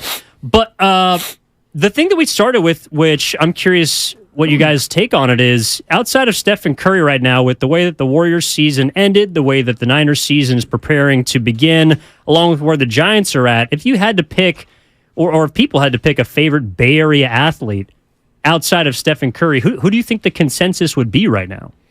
That's a tough call. Current one, right? Current. You're talking about current playing athletes? Just because Bonte was at the Hall of Fame, I got jelly induction about that. last night. I got jelly about that. I wanted a lot of favorite players in attendance. Get there last night. It's a fun event too. Yeah, no doubt. It was a who's who. Yeah, always is. Yeah. I heard you guys throw this out there earlier, and immediately the first name that popped to mind, and this is without thinking about it, so it might be wrong, but the first name that came to mind was George Kittle. Yeah. I don't think there's a wrong answer. That's it. Right. Right. I guess. Oh, there are many wrong answers. Sure. Evan, come on. I got some wrong answers for you. How about Austin Slater? That's a wrong answer. It's a wrong answer. Wouldn't have gone there first. I love Slates, but that's a wrong answer. The idea about favorite, we're on the totem pole. The whole thing about favorite, it leads us to many other conversations in terms of it's the best athlete, but it's also the most likable. It's somebody on social media. It's somebody who you want to hear from. I think Klay Thompson is high on that list based on just how much we love Klay Thompson as a favorite athlete. I just think about faces, right? Like, I'm still stuck on this. When you asked yesterday, when was it yesterday? George Contos, yesterday. I couldn't remember if it was Javi or on his Contos. way to Bottle Rock. Yeah, he was on his way to Napa. Great slider. And if you're going to have a conversation with him, you got to have him before they get to Bottle Rock. Totally. Because, they're just completely inoperable after that. But anyway, you asked him who the face of the Giants was, and he literally got tripped up. He's like Logan Webb, and then, he's like Casey Schmidt. I'm like, oh my God, like he's been here for 2 weeks. So marketability is a big part of being the face of something. Yeah. The 49ers have a bunch of homegrown, recognizable players.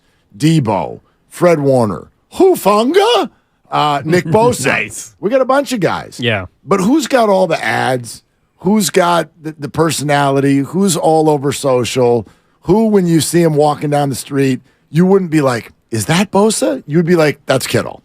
That's Kittle. So that's kind of why his name pops to mind, is he's got the perfect personality for a question like this. Yeah. And that's why right now I actually do think, in the absence of a star quarterback, he's the face of the Niners. Well, he checks all the boxes like you're talking about, because he's got the talent, he's got the marketability, but he's also got the charisma and the connection and the chemistry with the fans.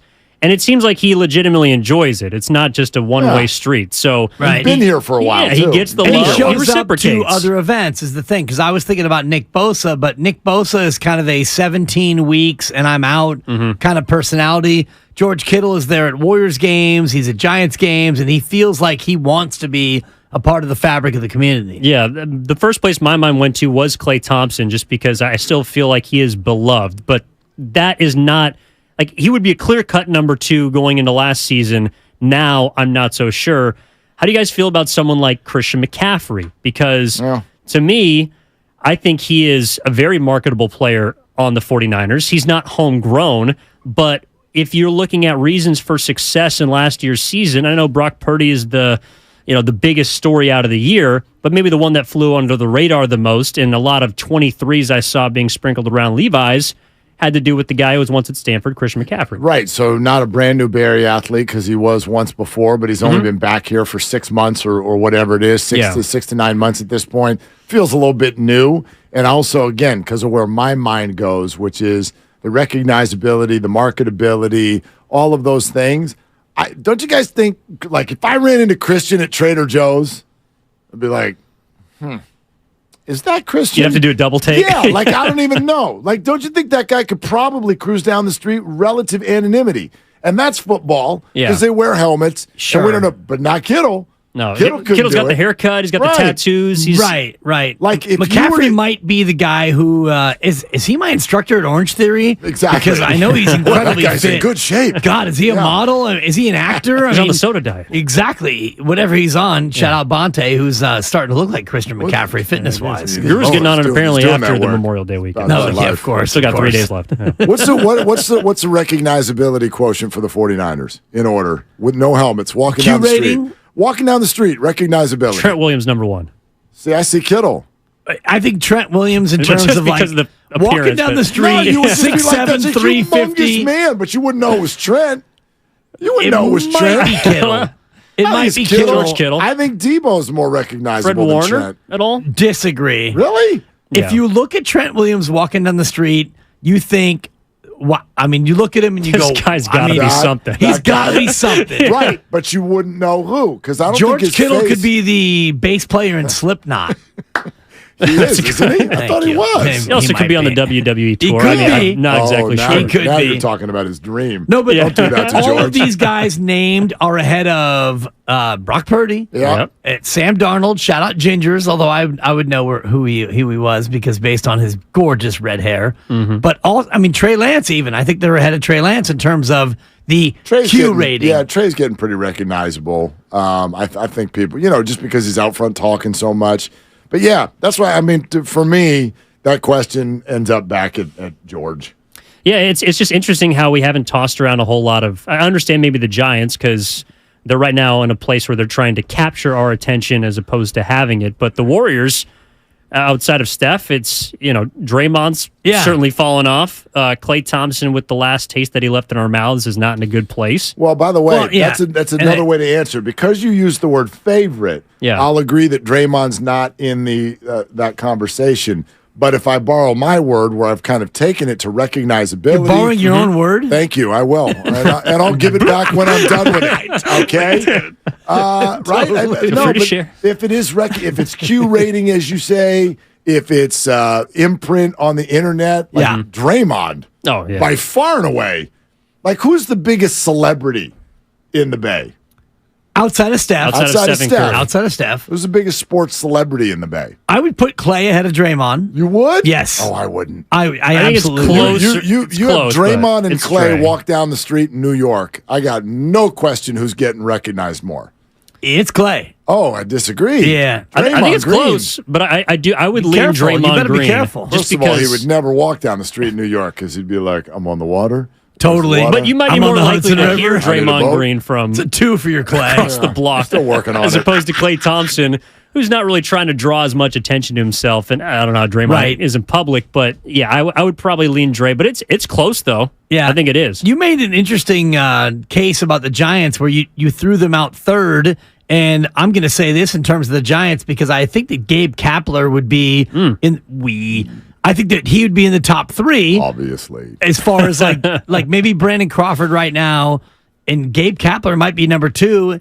And I went to a coffee place in the neighborhood in the offseason, and Gabe was there on a number of occasions. And I walked in one time famously, And I told Mark about this, and Mark's like, Gabe's there? I'll be right there. Can you stall him? I almost left the show. Just like, in fact, whenever you bring this up, it makes me want to go leave and check right now. You should. I want to go check. He might. How much time do I have until we're on? I mean, they don't play for another hour or a couple. That's right. That's right. They're in Wisconsin. Couple of 2-3 hours. Never mind. My point being, I walk into this coffee place, and there's 30 people in there, and not a soul is like, oh my God, that's Gabe Kapler. And I see him, and I looked at him, and I looked away, and I'm like, no, wait. Let me make sure. And so I looked at his hand tats. Yep. It was just it was a really handsome, fit dude with a bike next to him. And I was like, could it be? There's a lot of those coffee shops. And I checked the hand tats. I checked the hand tats, and I'm like, oh my God, that's Saw the rows. So I walked up to him, and I said, hey, Skip, Dan Dibley, Willard, and Dibbs. And he said,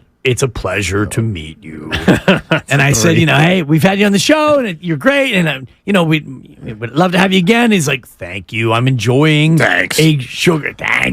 I'm enjoying a sugar-free beverage right now. No cream, no sugar. I was going to say, you didn't even need to look at the hand tat. All I needed to know is that coffee sugar-free? And if it is, that's Gabe. It was a white cup. I couldn't see the ingredients or the contents. He was on it. He was on his phone and his tablet. My point to you, Evan, not to him. I got 4 hours with this guy. But to you, nobody in the room had any idea who it was but me. But that's also big city living, man. I mean, it honestly is. But if Bochy was there with that giant, gorgeous head, I think what does that say about Kyle Shanahan, though? I think all of them, largely, if you put them in. Steve Kerr is different. Maybe. Oh, my have a story about that. Rushed him in Oakland. I know, but I do have a story about that. Even the East Bay, it's different. If you like the way this is the way inner, and I mean not big market. When you're inside the big city, when you're inside a city like San Francisco, LA's no different. New York, whatever. If you're on Chicago, you're on those streets. You just blend in. I've watched. Are you dissing on Oakland right now? Not at all. Okay. It's actually maybe even the reverse. Like people are in their own world on the streets of a big city. If Boch were 2 seats down from Gabe, Gabe Kapler, and then I can't get enough of that. 2 seats to the left of Gabe is Brock Purdy, and then 2 seats to the left of him is Kevon Looney. To be honest with you, I think Looney's the one who gets recognized. Basketball players are nuts. They're so huge, and they don't wear hats and they don't wear helmets. But I think there's a laundry list of major names who could sit at a coffee house and not get bothered. And the manager of the Giants, no matter who it is, the last 20 years, fits that description. No, to your point. By the way, you're listening to 95.7 The Game, KGMZ FM, and HD1 San Francisco. Always live on Twitch, YouTube, and the free Odyssey app. Exactly. But when I was in college, it was like 2015-ish. And sorry about that. I didn't mean to date myself. Make you guys feel really old. Annoying what you just did. But Steve Kerr was coming off of a championship 3 days ago. Seriously? Just a stone's throw. Holy smokes! Yeah, thanks, 27-year-old Grandy. That was fun. I thought he just turned 21. At the Oakland airport, I was running into Steve Kerr, but I had to do a triple take because he was just walking with a backpack, and nobody recognized him. The backpack helps. Brock Purdy, to me, when he leaves a football like a child. game, he looks like people coming home from high school. I'm telling you, I live not too far away from the high school in my town, and walk down the street. I'm like, oh, there's Brock. There he is again. Oh, my gosh. There's like 17 Brock Purdys walking down the street with backpacks on. It's like the Steph Just Curry a 5'11", ruddy-cheeked, white kid. Too skinny. Totally. Like, not big enough for his job yet. Like, that's what Brock Purdy hasn't looks gotten like. his license because he hasn't had time to go do it. Why do you think Dibbs shows up with a backpack every day? He's trying not to get recognized when he walks down the street. And I'm trying to get younger because, unlike you, Evan, I wasn't in college 8 years ago like some ruddy-cheeked neophyte. It took me a while.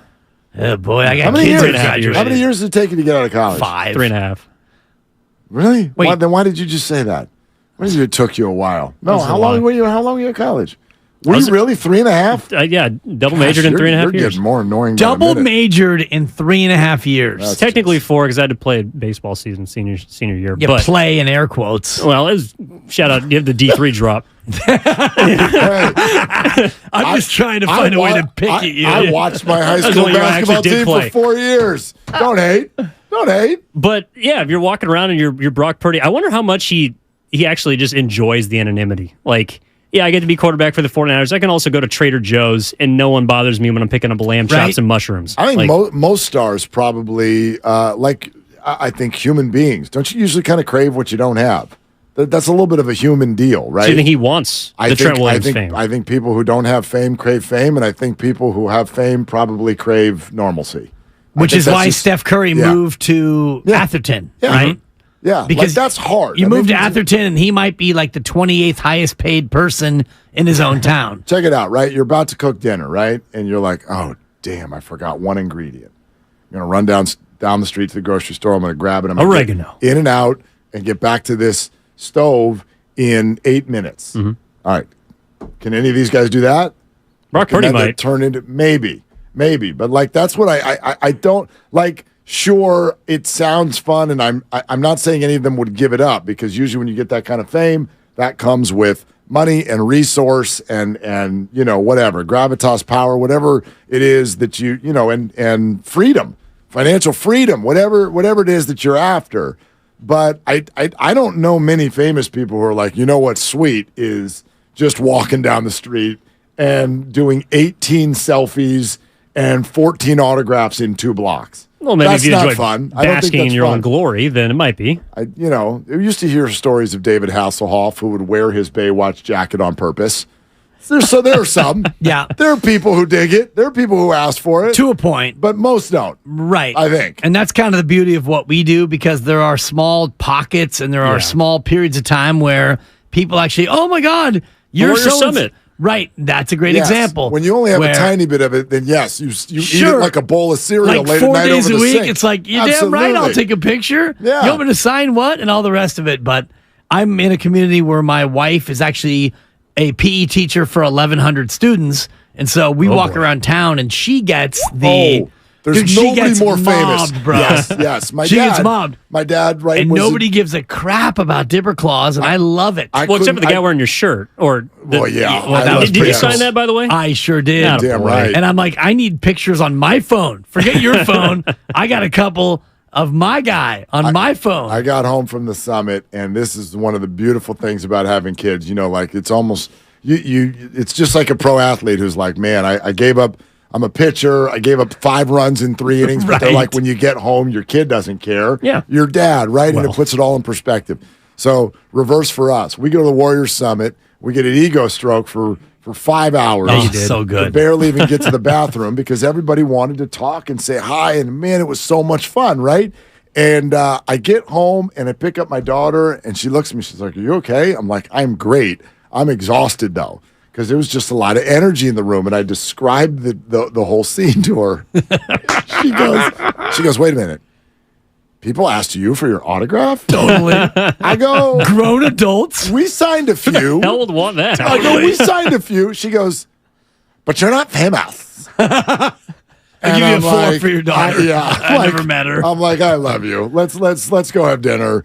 And thank you for. I think there's a putting me Kevin back Hart in my bit. place. You're finger snap famous. Like you're snap. Who is that guy? Okay, I know him. You're not famous. It's my God, you're not famous. It's hilarious. More Damn often right. than Damn not, right I'm not. At least not around here. I'm not. The recognition is Not when yet. once I start talking. It's like, oh my God. But now, thanks to the YouTube and the Twitch audience, there is a little bit more of the face recognizel. But the face. Isn't it a two-way street though? Thank you. Because like you'll hear some callers that call in. We don't get to see their face, but then maybe they'll show up at an event like this. It's that's that's so and so from San Jose or so and so from the East Bay that would love you to come out and you finally put their voice to their face. Incredible. And Seems for me, pretty the rewarding. white whale is still Brian in Palo Alto. And I know you're out there, BPA. Was he there on Monday? And no, he was not. Oh, okay. A little far trip from PA. Too positive. But he Draymond owes talk. me lunch, and so I cannot wait for that face-to-face. But the great Ernie Chavez was there. Let's go. And Rockin' _ New Era was there. And I met a couple of Bonte's buddies, Wet, and Big Dog. And so, it's so funny because you see these people. It's like, oh my God. He's like, Bonte's all, Diz, you know who that is? I'm like, no. He's like, that's Wet Wet. I'm like, oh my God. Oh, the that's best. Wet Wet? The best was people coming up and introducing themselves as their YouTube handles. Yeah. Because we get they're like, oh yeah, my name's Bob. I'm like, oh, hi, nice to meet you, Bob. And they're like, I am a jerk on YouTube. I'm like, oh, I know who you are. Oh, I see you ripping me all the time. Your family. Bring it in here for the big guy. Totally. Yeah, as long as they bring that same energy to the table, it's all love at the end of the day. I mean, half the people in the chat are, trying to just weigh in, give their opinions, and because they love the show, and so they're out there to show support. Well, there's layers to it because the people who show up in person are 99.99% with you. The people who call in are about 90 to 95% with you. The people who join the YouTube and the Twitch are about 75 to 80% with you. The people on the text line, they're about 12% with you. So the level of toxicity goes down relative to, well, when you show up in person, you're not going to drive all the way to Walnut Creek to be like, Willard, your opinions stink. Want to huck a tomato at you. Yeah, although. But I look at all of them as with us. They're all with us. I don't need everybody, right? Otherwise they wouldn't be you don't chiming need to in, agree. right? You don't need to agree. Do you need to agree? Well, isn't that how sports talk works? I mean, it wouldn't work. We all agreed. My gosh, yeah. Like, it's all good. We don't need to agree. And man, that would stink if we all agreed. You know what I mean? I agree with you. I just want. Yeah, you're right. And this is all. Totally. Thank you. Appreciate that. You better agree with me. No, I need another 17 years of this. Yes. You got a baby. Mouths to feed. You're not famous. I got no kids. You're not famous. You're not famous. I'm like, do you want a graduation gift or not? Seriously. Sit down and go to your room. Is that today or? No. Couple weeks. Couple weeks still. Because the middle school graduation sensation. Still got a couple weeks to butter you. I live about a quarter mile from a middle school, and I was leaving today at 12:30, and I didn't know today was today's a minimum day. You want to talk about 12 to 14-year-olds running roughshod? Brother. I'm jaywalking. I don't need the crossing guard today. No, and you remember? I saw some. Oh my God! Do you remember though? Do you remember? Because when we were that age, there were no rules. There were no rules. Can I tell you a quick story? Please do, because I try to do that with them. Like the one thing that I see parents, grandparents, people whose kids are grown, and then they don't want that snot-nosed little toddler at their house. It's like you forget. Just try not to forget. I will never forget. Right? 7th grade, last day of school. Erica Ahlstrom, rest in peace, fellow redhead. She had a party in her house. Her parents were gone. Vodka and 7-Up was on the menu. Wait, how old? And spin the bottle. Oh, boy. Dude, 7th grade. How'd it go for you? Time to be alive. Wait a minute. Vodka in 7th grade at a solo party? Grade. It's Fairfax, bro. Dude, that's You're early. lucky that's all we had. That is early. Hardly early, kid. Oh. Jesus. It was the best, classic, 7th grade party where it's like an hour long, and oh my God, my mom's coming home. Pew! You want to talk about rat scattering? For me, that's more of a freshman, sophomore thing. 7th grade. It's because you in the peninsula are a little soft. Okay. No, the mean streets in of Marin Foster County, City, in Fairfax in the late 70s. You're soft. We were in Marin, where it was hard. Dude, money. If you know about Marin in the late 70s, early 80s. I don't.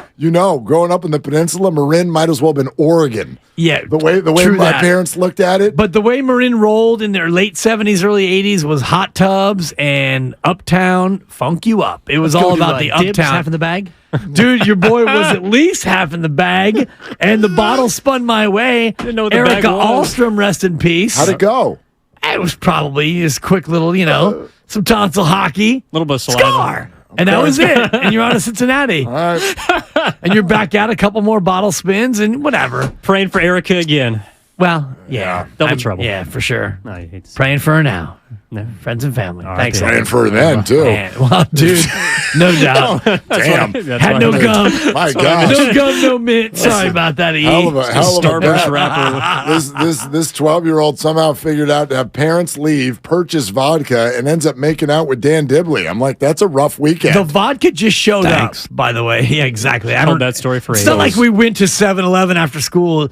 word got out that she was having a party. You show up, and next thing you know, it's like, yeah, you want some 7-Up? Dude, you're darn right I do. Word got out is a strong phrase. I've told you the story when I called the cops on my own party, right? What? Did I tell you that story? You snitched on yourself? I called the cops on my own party because... Did you call 911 or did you call the local number? I don't even remember. Called the fire department. I don't even remember. Yeah. But they get there quicker. I went to that rotary phone and just kept hitting buttons until the police picked up. So This is Mark Willard. This was high school. Fun. Word. Yes, I'd like to report a. No, so this is like, how many cigarettes have you had? It's because they're like, who is this? Is this Tom Willard? No, I love this. This is it. So the mistake I made was doing it 2 nights in a row. You ran it back? Run it back. I was like Steve Kerr. I'm like, man, the big three are still playing. So you had a party Friday night. How many people? Oh, San Mateo High, friends and family, probably, I don't know, 20, 70? 30. Okay. No, inner circle. But once that got out, and it was, this wasn't social media, but then it spreads, and it spreads through high school football games and blah, blah, blah, and the address is, and the next night, try to everybody over again. I live on a cul-de-sac. Of course. That's you right. did. Live on a cul-de-sac, and the thing got gridlocked.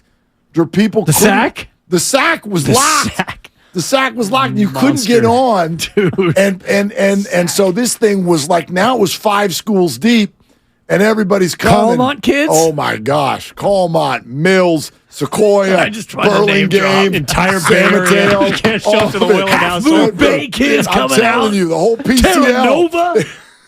We got kids from Terra Nova. Oh At the end of my the gosh. party, they had enough landfill to build another one. Seriously. Shout out Foster City. People There you with go. facial hair started showing up. I'm Oh like, my dude, God. you're not a sophomore. What are you Yeah. doing? Right? In college. So when I started opening the door and people were coming in without I'd be like, guys, we're full. And they'd be like, good talk. Get out of the way, squat. And they'd come into the house. Yeah, finally. I mean, there were Is this hundreds. sophomore year? Or? Probably, Okay. yeah, because it was freshman year. My sister would have been throwing the party because she still would have been there. Gotcha. So I had to go hide in the den. I think I grabbed a couch pillow and kind of covered my head, and I rocked the FCPD, and I said, look, this is not, I'm trying to throw a party, and we got too many people up in here. This is such a great story. Yeah. And I'm like, they got to go, and boom, I'm telling you, man, 6 minutes later, that place was empty. Oh my Hi, God. this is Mark. I had a good idea. Unfortunately, voice was already changing. So, I'm like, yes, it's fine that we're Foster City's drinking. getting flooded, not in the way you thought. The cops are like, is this Wilford Brimley? I mean, who is this? The party, it was a nice idea and a tasty way to do it. Yeah. Anyway, they're like, Bruce Bochy threw a party? Totally. Anyway. No guest list. Too many people. Anyway. I love this story. I think you've told it before, but It's a great story. Tell me again in 8 months because I'll pretend like I didn't remember it. 4:15. So great. Warrior season's over. Giddings household. But that's hey, Anyway, school's out, so heads up. Keep your head on a swivel because these kids are out there doing things. Oh, man, the e-bikes. The e-bikes are all over the road. Oh, can't do What's it. up? Yeah. But I do have. Well, school's out. I do want to ask you guys what you guys got coming up during your show. Our show. 2 to 6. Our show. It's a show. It's a show? It's a show. You sound excited. I always answer it that way, so don't be offended. No. People are like, what do you got coming up? Our show. Second time. Yeah, our Payday show. Friday, though? It's brought to you by the U.S. Postal Service because we'll be mailing it in today. Oh, Damn right. that's a Yeah, full thank house. you. Speak for yourself. Appreciate it. That's an original bit. We're here, and yeah. Oh, yeah, because you're going to be grinding on this show. That's Are you all working Sunday, too? I only know. Of course. Oh, boy, this Of guy. course I no am. rest Monday for I the will. Holiday Willard. weekend. Yeah. Still 2 out of 3. Christy tried to schedule something for us. I got during our show yesterday, I got friends. We're like, oh, what are you doing Sunday? Oh, that's good. We get dinner and we hang out. I'm like, you guys, I work. Yeah. I work every Sunday at 5 o'clock. They're like, oh, yeah, right. That ruins everything. All right, we'll just do it without you. Now I'm jealous again. Yeah. Let me give you a window into my neighborhood because our street recently got paved. And so all the neighbors on my cul-de-sac. It's about 12 houses. It's bigger than a cul-de-sac. It's more of a court.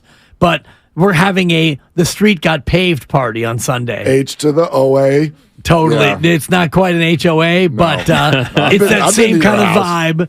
And shout out Sarah Roberts across the street. Third mention this week. That's That's a clean, wide street you live on, brother. She's a P1, brother. That is a clean, wide street that you live on. No, and you want to talk about the stroller running smooth right now. So one of the neighbors is bringing out his pizza oven. So bring your own toppings. Oh, my gosh. I've got the dough. Dude, There might be pizza on the menu. Yeah. tonight. I live in Mayberry. That's the motto for everybody in that neighborhood. I've got the dough.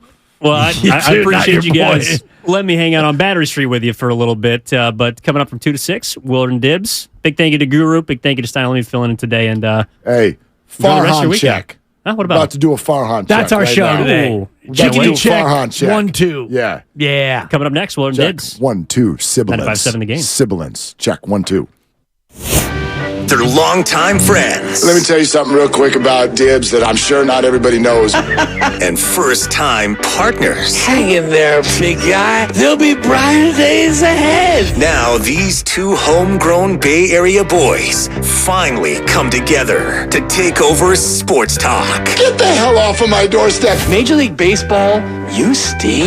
It's Willard and Dibs on 95.7 The Game. Don't walk out of here without your phone, because if you do, first of all, I will make tremendous amounts of fun of you. Like walking out of somewhere without your phone is like walking out without your pants on. Kind of, right? Honestly, who the hell forgets your phone? I did that at Fox a few years ago. I got all the way home. Found out that the show that they were on after me made fun of me the whole way. They're like, what an idiot. What a complete idiot. And I'm like, what can I say? Yeah. How do you, right? Like during the pandemic, if you walked into the grocery store without your mask, then you feel like I might as well walk in here without my pants on. Pretty How the hell much. do you forget your mask? Yeah. Right? So I'm still in that mindset. I'm still wearing masks for the Yeah, most that's part fine. indoors. I mean, you've seen me. I'm that guy still holding on to it. And, No, you know. no shade, no judgment. No judgment, yeah. I had a little bit of an issue. I had to go to the bank today. Turns out I didn't have to go to the bank, but I thought I had to go to the bank. Okay. And the teller has a very, very thick mask on. And I'm like, I can't hear what you're saying. But we did this. We did this for months. Which count do you want? I'm like, I'll come back later. How about that? And I'm just like, but so a frustration sensation. I get that, and that's a buck. And I wear my mask because I have a couple of vulnerable members of my household, and you know that. And so, and a for lot me, of people are going to wear masks for the rest of their lives, and I get it. That's you got me. your hand up. No, I will wear a mask in certain settings for the rest of my life. But this radio show won't be one of them. No, it's because it's you and I. And I trust that because you are, speak for a living. Well, and I could do it with a mask on, but it would be harder. I'd have to project a lot louder, and my voice would get tired and maybe even raspy. But, you and I have an understanding about germs and each other to where if you are riddled with germs or I am, we won't show up. I got 3 kids at home, so and a bunch of problems. I am riddled with germs. That's just the way it's going to have to be. No doubt. Anyway, we wouldn't want anyone to do a radio show with a raspy voice. That would be weird. Dude, it would be crazy. Bobby Evans is going to join us. So is Tim Kirkjian, and so are you at 888-957-9570. Hey, Twitch and YouTube, good afternoon. Thank you for being there. Let's get the chit-chat going on YouTube and the Comcast Business text line. Great to have you here. Communicate with us. We would love to hear from you. Time for a Farhan check. 50-game mark, 25 up, 25 down. Giants have won 8 of 10. Left side of the infield is Schmidt and Davis. It is not Correa and Crawford. Aaron Judge plays in New York. Michael Conforto has 11 home runs. We have not discussed Farhan since everybody wanted to strangle him at the end of the offseason. So, Farhan check. How we doing?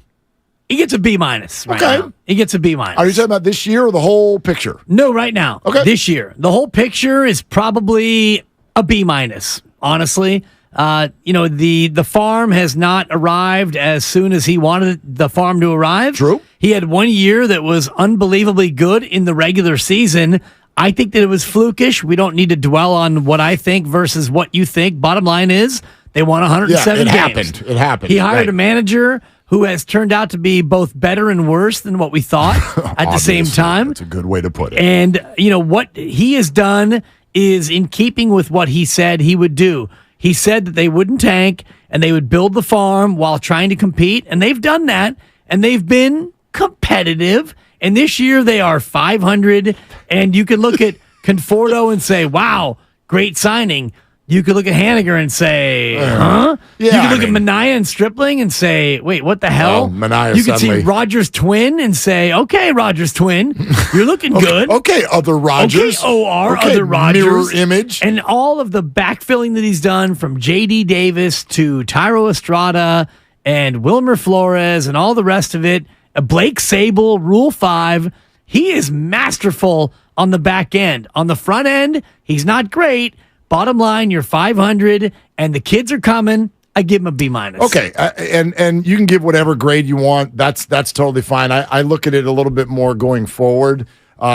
Here's the issue. Here's the good and the bad. I'll start with the bad. I'm always a bad news first person. Here's the bad. They still don't have a star. That's it. We just sat here for 15 minutes and talked about the faces of franchises, and we don't even know who the Giants is. Who's their face?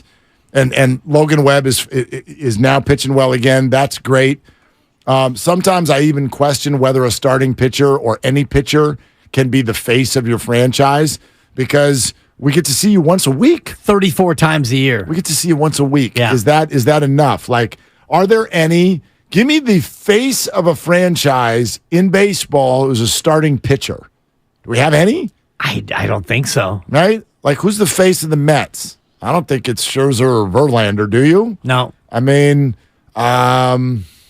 anybody? Like Shohei Ohtani would be the answer. Right. and he's not just a pitcher. Was Kershaw the Dodgers' face maybe for a little while? For a long time, For a while, yeah, absolutely. But that's hard to do, and I don't think it's ideal.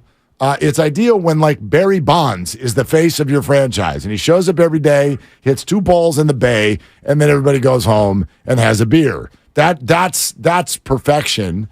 Or even if it is a Buster Posey, who's not as exciting, but was so stable and just at that important position where it felt like he was involved in every single thing that was going on.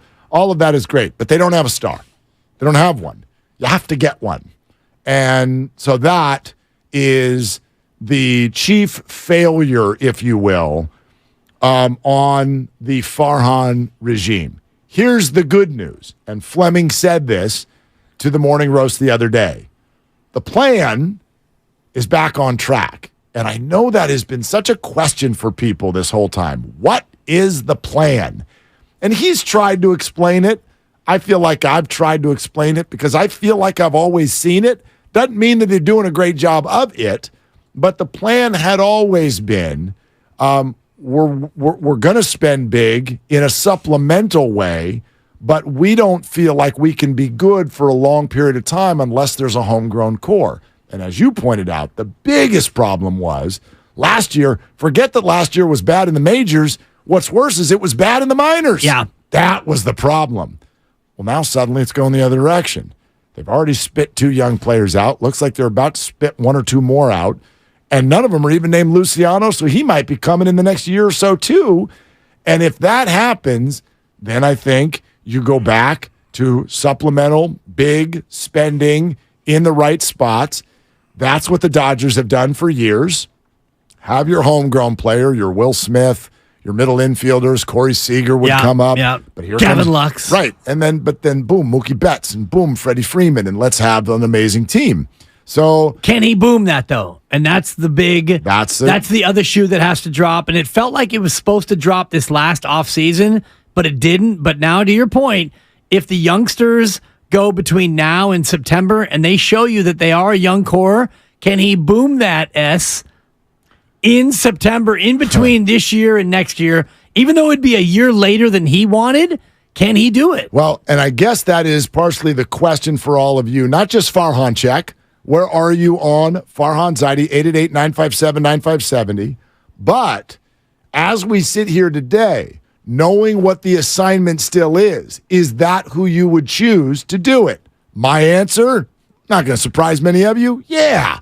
Because I actually think what's left for them to do, if the farm is producing, what's left for them to do, That's what he's really good at. I can fill in a right fielder over here. I'm going to give you a second baseman over there, right? I'm going to go get Tyro Estrada. I'm going to go get Lamont Wade. Let's play ball. So, yes, I would love to still be Farhan, still see Farhan be the guy that takes the Giants into the next few years of this assignment. We're sponsored by Lucky California. What do you think? 888-957-9570. Your call's next on Willard and Dibs. Lucky helps you go big with delicious Memorial Day deals that are sure to keep your bill on the small side. Bone-in ribeye steaks are only $7.99 a pound in the Max Pack with the digital coupon on the Lucky app. And local cherries are just $3.99 a pound. Go big for Memorial Day at Lucky. It's Jeep 4x4 season. Make your next adventure epic and hurry in now for great deals. And now get 0% financing for 60 months plus $3,000 total bonus cash allowance on the 2022 Jeep Grand Cherokee 4xE. Excludes Grand Cherokee Trailhawk, Overland, and Summit 4xE models. 0% APR financing for 60 months equals $1,667 per month per 1,000 finance for all qualified buyers of Crestor Capital regardless of down payment. Not all buyers will qualify. Residency.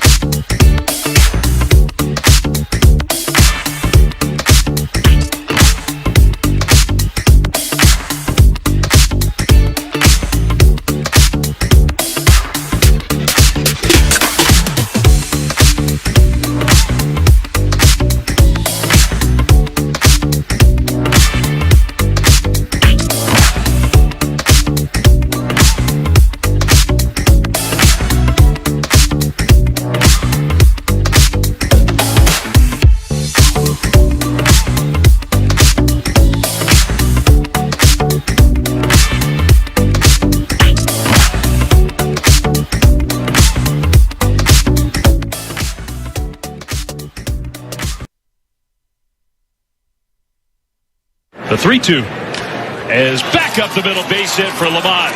Schmidt around third, and the throw's just going to come back to second. Casey scores 1-0 Giants. Now, back to Willard and Dibs on 95.7 The Game. And that was from NBC Sports Bay Area. Schmidt scored, later drove in one with an extra base knock. But I still don't want to hear Casey Schmidt's name when we start talking about the face of the Giants. Maybe he will be someday. I think he's got the goods. Maybe he is now. Which, actually, you know what? He is. And that's the problem. Yeah. That's the problem. That is the problem. Okay, I mean, there's no question right now which name is the first to come out of the mouths of Giants fans when you ask, what are you excited about? There's no question. And the answer is Casey Schmidt. And as an organization, if I were the Giants, I would look at that and go, wow, we might have messed things up here the last few years. If you can be the face of the Giants, if we are so desperate for somebody to take that job that we give it to someone who showed up 2 weeks ago, man, that really says something about all the other players who were here and the lack of connection that they've had with the fan base. And I think, and I know that this is not solely about Farhan, but I think that it speaks to to Farhan Zaidi himself with the way that he's gone about constructing this roster. Because for the most part, Farhan Zaidi is interested in you're out, you're here, you're not, you're playing, you're not, you're a lefty against righties, you're a righty against lefties. We're gonna go ahead and bullpen this game. We don't really value any starter. The good starters, we don't want you to stay. And they're good moves because Carlos Rodon got hurt. Kevin Gausman was better than Gausman. And Gausman's been really good. Gausman's been legit, but Farhan didn't want to give him that big deal, and I get that. It's an approach, and you may not love it, but in terms of the everyday roster, it's all about who has options, who can we rule 5, who can we shuttle up and shuttle down. And so it makes it impossible to find a guy who's the face of the team. Well, absolutely. And I don't think that is how they want it to be. I think that they feel like that's how it has to be. That's the only way where you can win games while you're building, which is to play this sort of mathematical game, if you will. Yeah, it's a shell game. Right. But it also won 107 games one time, which is just crazy. And so I think that would be his response. If he were sitting right here, right now, he goes, I think what connects with fans is winning. And that's what we're trying to do. And you can't snap your fingers and make Aaron Judge join your team. You can't. And so in the absence of that, what's the best thing to do? Well, let's play mathematical baseball chess. And that's what they're doing. And it has had some success. Sure. And But now you're starting to hopefully see what it can look like to have, for instance, right, like someone like Schmidt will be in the lineup just about every day. Right. Especially because he can play 3 positions. And that's what you need. So I do think this still, to this day, the idea that a Farhan team will not have everyday players, I disagree. It will. It absolutely will. Well, he's going to need to show me because all I've seen from Farhan's era here in San Francisco is just that. You have 90 to 95 guys every year who play, and you've got, a pitcher who comes up for 2 or 3 starts or 2 or 3 outings, and then, he's got options and he's struggling, so he's out, and the next fresh arm comes in because he's got a fresh arm, and we need him for the next 2 or 3 days, and then he's out, and you've got a roulette at virtually every position. Now, if he has Casey Schmidt, and he wants to play him every day, that's great. And if it becomes Matos and Luciano and Estrada and Slates, if he's healthy, and whoever... He'll never be every day. But, but whoever else you can get in there who could actually be every day, if it's Patrick Bailey, if he can stick and be a catcher who catches 120 games a year, then I'll be a believer. But right now, I'm not buying it. Yeah, well, and because they don't have those people. And that's what they're trying to grow. And so this is the first really good sign, and why Dave Fleming said, okay, the plan is back on track. That does not mean that the plan is complete at all, because don't forget what Chris Rose said to us earlier this week. I think that part of the reason that this is going to be tough for a team like San Francisco is their inability to get Aaron Judge out there to get or to pass on Carlos Correa because of the ankle stuff. And I understand all that. Like, it's not the Giants' fault that Aaron Judge went back to New York. That's not what I'm saying. And I understand the Giants passing on Correa because of the ankle. Okay, I get all that. That's a long commitment for somebody if you don't feel like 5 years from now it's going to be perfect. But Shohei Ohtani's next contract, he's obviously going to want a figure that starts with a 5, I would think. And then the other part of the equation is he's going to want an organization that has a lot of stability and that likely has another star. That's my guess. And as good as San Francisco's been, who's that other star right now? Yeah, no, there isn't one. There isn't one. And it's actually been the one thing that they haven't been able to do. Now, some people say, well, listen, they've made offers to guys and they just haven't taken it. And I get all that. All right. Well, at some point, though, if Shohei Ohtani wants to play at an organization with another star, and I don't know that for a fact, I just have a feeling that's the way it's going to go, then it might not be the right place for him. It's interesting. I'll say this, because a lot of people immediately responded when Chris said that. Shohei plays with a star now. Some would suggest he plays with the other best player in baseball. Yeah, one of them. And worked. That's led to what? No, How many playoff games has Shohei played in his career? I think it's close to 0. Yep, it is close Plus to 0. or minus 0. Uh-huh. But if he's looking for that as a fulfillment in his next destination, and he looks at all the options, I don't think that he looks at this option and says, yeah, that's the team.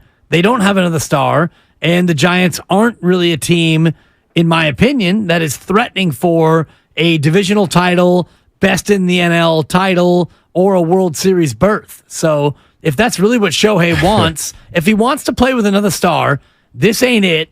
And if he wants to be on a team that can win regularly, this ain't it. Gosh, I can't wait to see the look in Farhan's eye when they sit down and put $500 million in front of Shohei, which I'm sure a bunch of teams will do. Sure.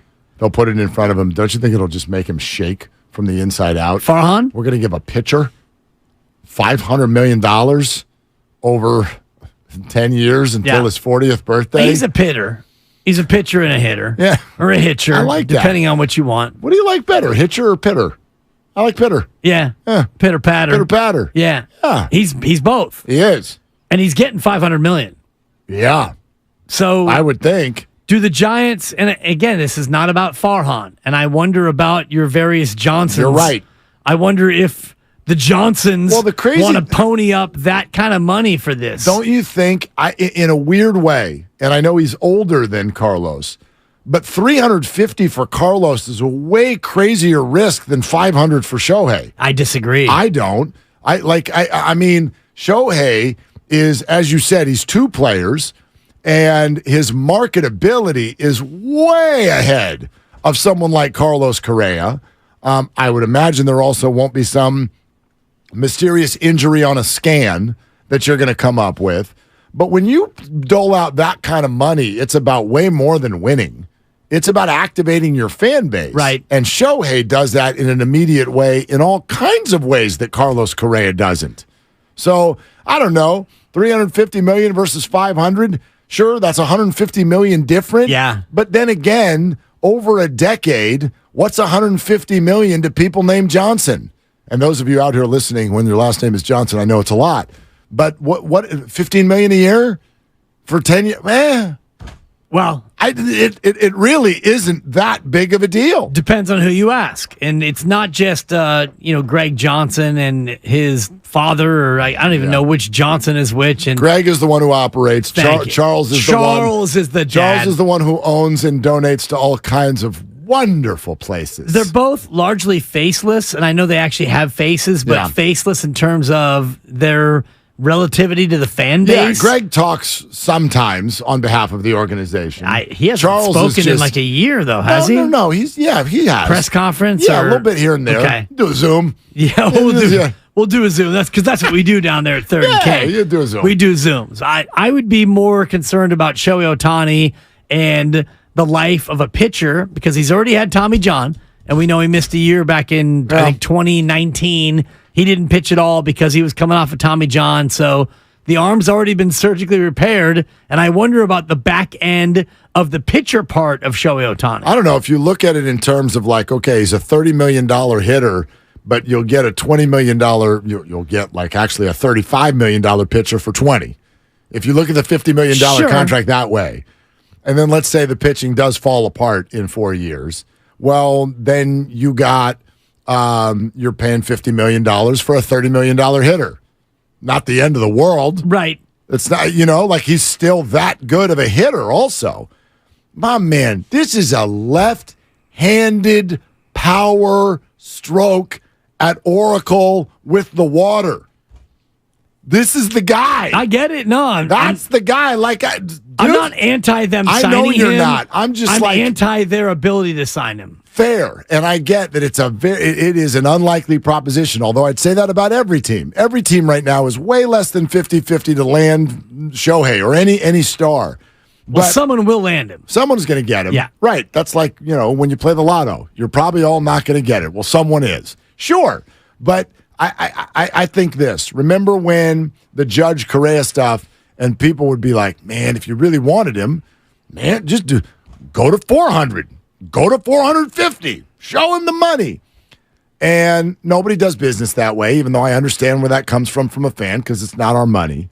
If there's a guy where you do that, it's this. It's this, because he is immediately the face of a franchise, marketable, butts in seats, and he goes to a stadium that has a board called Splash Hits. They handed out bobbleheads, Lucille bobbleheads last weekend at the stadium that were splash hit counters, because the next one will be the 100th. Like, you could have a left-handed power hitter again, the best in the game, at third and king. I don't think there's a price on that. $600 million. Go ahead. It's going to pay for itself.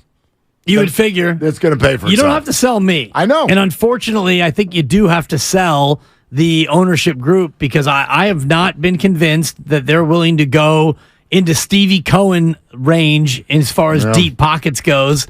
It feels to me like they are A's light in terms of, we want to make money. Our goal as a business, and I don't fault them for that. Their goal as a business is to make money. That's a little. Don't you think that's a little? I mean, what are they, 12th in payroll?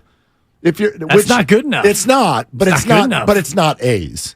Let's not call them A's light. I know people, because Farhan, A's light. They're not. They're on the weekends and whatnot. They're north of $30K over there. Like, it's not. Well, now they're offering buy one get one free ticket offers, which is unheard of at third and king. Unheard of, brother. I'm not saying it's healthy. I'm not saying it's perfect. They're not the A's. I said A's light. They're not A's light. I'm standing by it. Okay. They're diet A's, just for the taste of it. I've never liked diet A's. I don't like diet stuff. Yeah. That fake sugar, is it actually worse for you than the actual sugar? Well, the other fake sugar. I always looked at it that way. Like, you got a Coke and a Diet Coke. The Coke is fake sugar. The Diet Coke is chemicals. What's worse? So chemically good. Yeah, give me the I'm a sugar chemically guy. You know goodness. me. I sat here and ate like something. By the way, that cake you bought yesterday, that was like I just got over it about 2 hours ago. Yeah? Grandy, did you get over it yet? That was the largest piece of cake that anyone has ever put in front of me in the history of ever, and for some reason I ate the whole damn thing. I was on a sugar rush the rest of the day. What the hell was that? Stella! I mean, you want to talk about getting your groove back. Stella pastry. Didn't happen until about 1 o'clock this I went afternoon. in there at 5:40, and Lucas, our great producer, was like, Dibs, what's wrong? I said, I'm on a sugar low right now. I ate that cake too fast. Dude, I skipped dinner. I never ate dinner. So did I. I just made popcorn at 9:30 and went to bed. I just went straight to bed. That's it. I had 2 dinners. I got home, and everyone's like, what's for dinner? I'm like, we're not doing it tonight. Dibs got DoorDash. We're out. I'm a fat red pumpkin. Oh, gosh. All right. Farhan check. That birthday's over. Let's go to Matt in San Jose on Willie and Dibby. Hey, Matt, what are you doing? Mark, it's good to hear from you. I'm on my way to Vegas because I have a baseball tournament this weekend. Woo! Drive safe, brother. Absolutely. I appreciate it. So, Farhan check, right? I have a question. Let's go. So, I'll answer it, and then I'll pass. You look at his body of work now after the start. They win 107. He avoids the Correa thing by doing his homework, and he stayed quiet while everybody else melted down.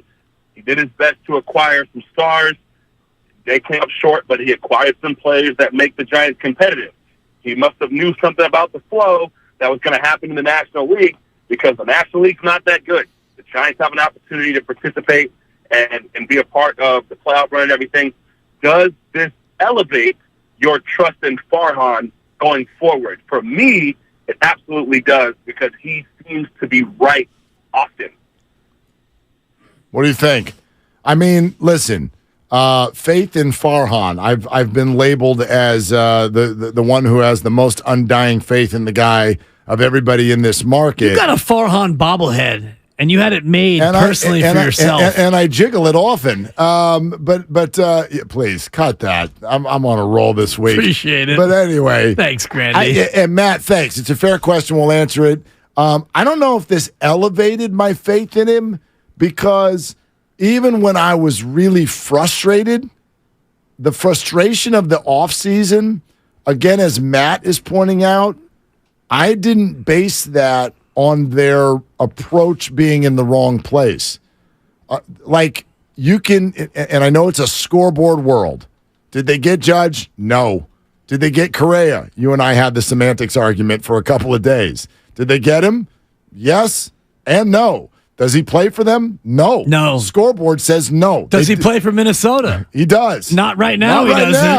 Not right now. So I get it, but all I can ask for, I think, is for your approach, effort, and resources to be in the right place. And I think that it was a very good faith effort to go get all of the people at the top of the market, and they whiffed, but does that change the faith? I would have lost the faith if the farm system was never going to produce anyone.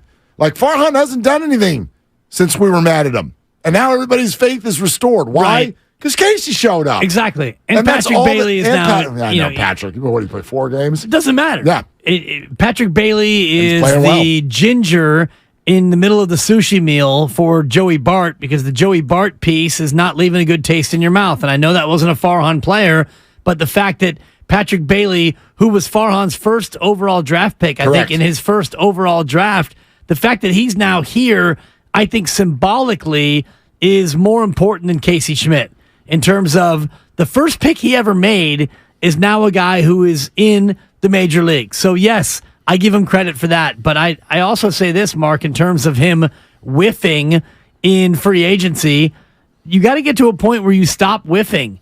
Because if you continue to whiff like this, you're Brennan Belt playing for Toronto. So here's what's interesting. Whiffing in free agency, right?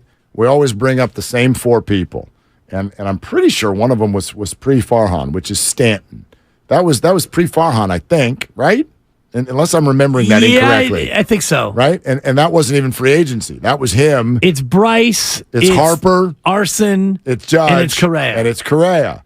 And you whiff. You can, depending on your perspective on this, say he either went 0 for 3, 1 for 3, or a half for 3, however you want to do it. But I don't. Can we boil down free agency to 3 people? 3 people, and I know no one wants, oh gosh, finishing in second is great. In essence, that's where they were on all 3. Like, they were definitely second on Harper. Yeah, which it doesn't matter. Doesn't matter. It doesn't matter. It doesn't matter. But my point is that fair? Is that a fair number for us to now say Farhan can't get the big fish? It's kind of like Kyle Shanahan. You've been to 3 NFC title games. Yeah. You've got no Super Bowls. So he can't win the big one. He can't win the big one. Until he wins the big one, he can't win the big one. No, he hasn't won the big one, is how I would say it. I don't think. And Farhan hasn't signed the big fish. Right, but I, in both cases, firmly believe that they can. They can. Well, yeah. We'll see. Yeah. We'll see. And I would say I have more faith in Kyle Shanahan than I do in Farhan Zaidi. And that's an interesting way you put that. That's totally fair. I believe that Kyle Shanahan is closer to winning a Super Bowl than Farhan is to signing the, quote, big fish. But here's the point that I wanted to make. Does the star of the Giants, the face of the team, does that need to be a free agent? Yes. It would be better if it wasn't. But who is that? Is it Kyle Harrison? Maybe. Is it Casey Schmidt? Maybe. Who's better with his glove than he is with his bat? Those are your words from yesterday. Well, that's been the book on him all along. Of course, it would be better if he was, but you would need him to be Like, if you're pursuing Aaron Judge, a guy who broke the single-season American League home run record, you would need your homegrown player to be of that ilk. Right, but like, for instance, Michael Conforto was a free agent, and I bet one that a lot of people wanted. He was in the top 10 of guys available. He's off to a nice start. Right, and Haniger's not, but that's a name that people wanted. And he landed those guys. Well, Haniger is a miss.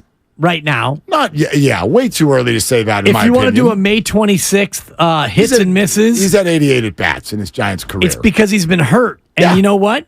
He's coming off an injury. So who could have possibly imagined that injured guy would get hurt again? Who could have seen that coming? Do you know what's funny, though? Coming off an injury feels like what we say about half the free agents in sports now. Because they probably wouldn't be free agents if they weren't coming off an injury. Conforto missed the whole year. Yeah. And he looks really good now. He looks really good. Like, dude, he might hit 30 home runs. I can't think of the last time a Giant did that. You know? So was it Bonds? Yeah. Was it Bonds? Yeah. It was Bonds? No joke. 2007? 1972. Totally, actually, dude. is when it was. Totally. Lucky in the city. Real quick. Hey, Lucky, what are you doing? I'm actually driving the Tesla to go to work, man. So how are you guys doing today? We're doing great, good, man. Lucky. Doing great. Lucky, what do you got? Real quick. Well, I got with Farhan, man. It kind of reminds me of when your mom took you to the grocery store back in the 70s, and instead of getting you tricks, she got you Tastios. I want to see Farhan making moves, man. It's killing me. I like the moves that he makes, but come on, man. We need a big fish in the pot. Yes, man. we do. I'm ready to eat. Yep. Lucky, that's a 4. And you know what? It's incredible. It's a 5 with a 3-day weekend because I always wanted tricks. Buddy. And, dude, I cut that, by the way. Tastios. Oh, Lord. He's so right. Farhan is like your mom getting you Tastios. Dude. Thanks, Far Mom. You know how much I love Trader Joe's. Do you know what happens to me if I bring home the Trader Joe's Cheerios? It's a revolt. It is an absolute walkout. The kids you are get like, booed like you did at the summit. Totally. You're like, they're not saying boo. You're like, no. Yeah, they are. They totally are. They're saying boo. And they're represented by Fremont Bank, full service banking, no compromises. Farhan Check. Where you at? 888-957-9570, and Bobby Evans joins us in 20 minutes on Willard and Dibs. And I jiggle it off.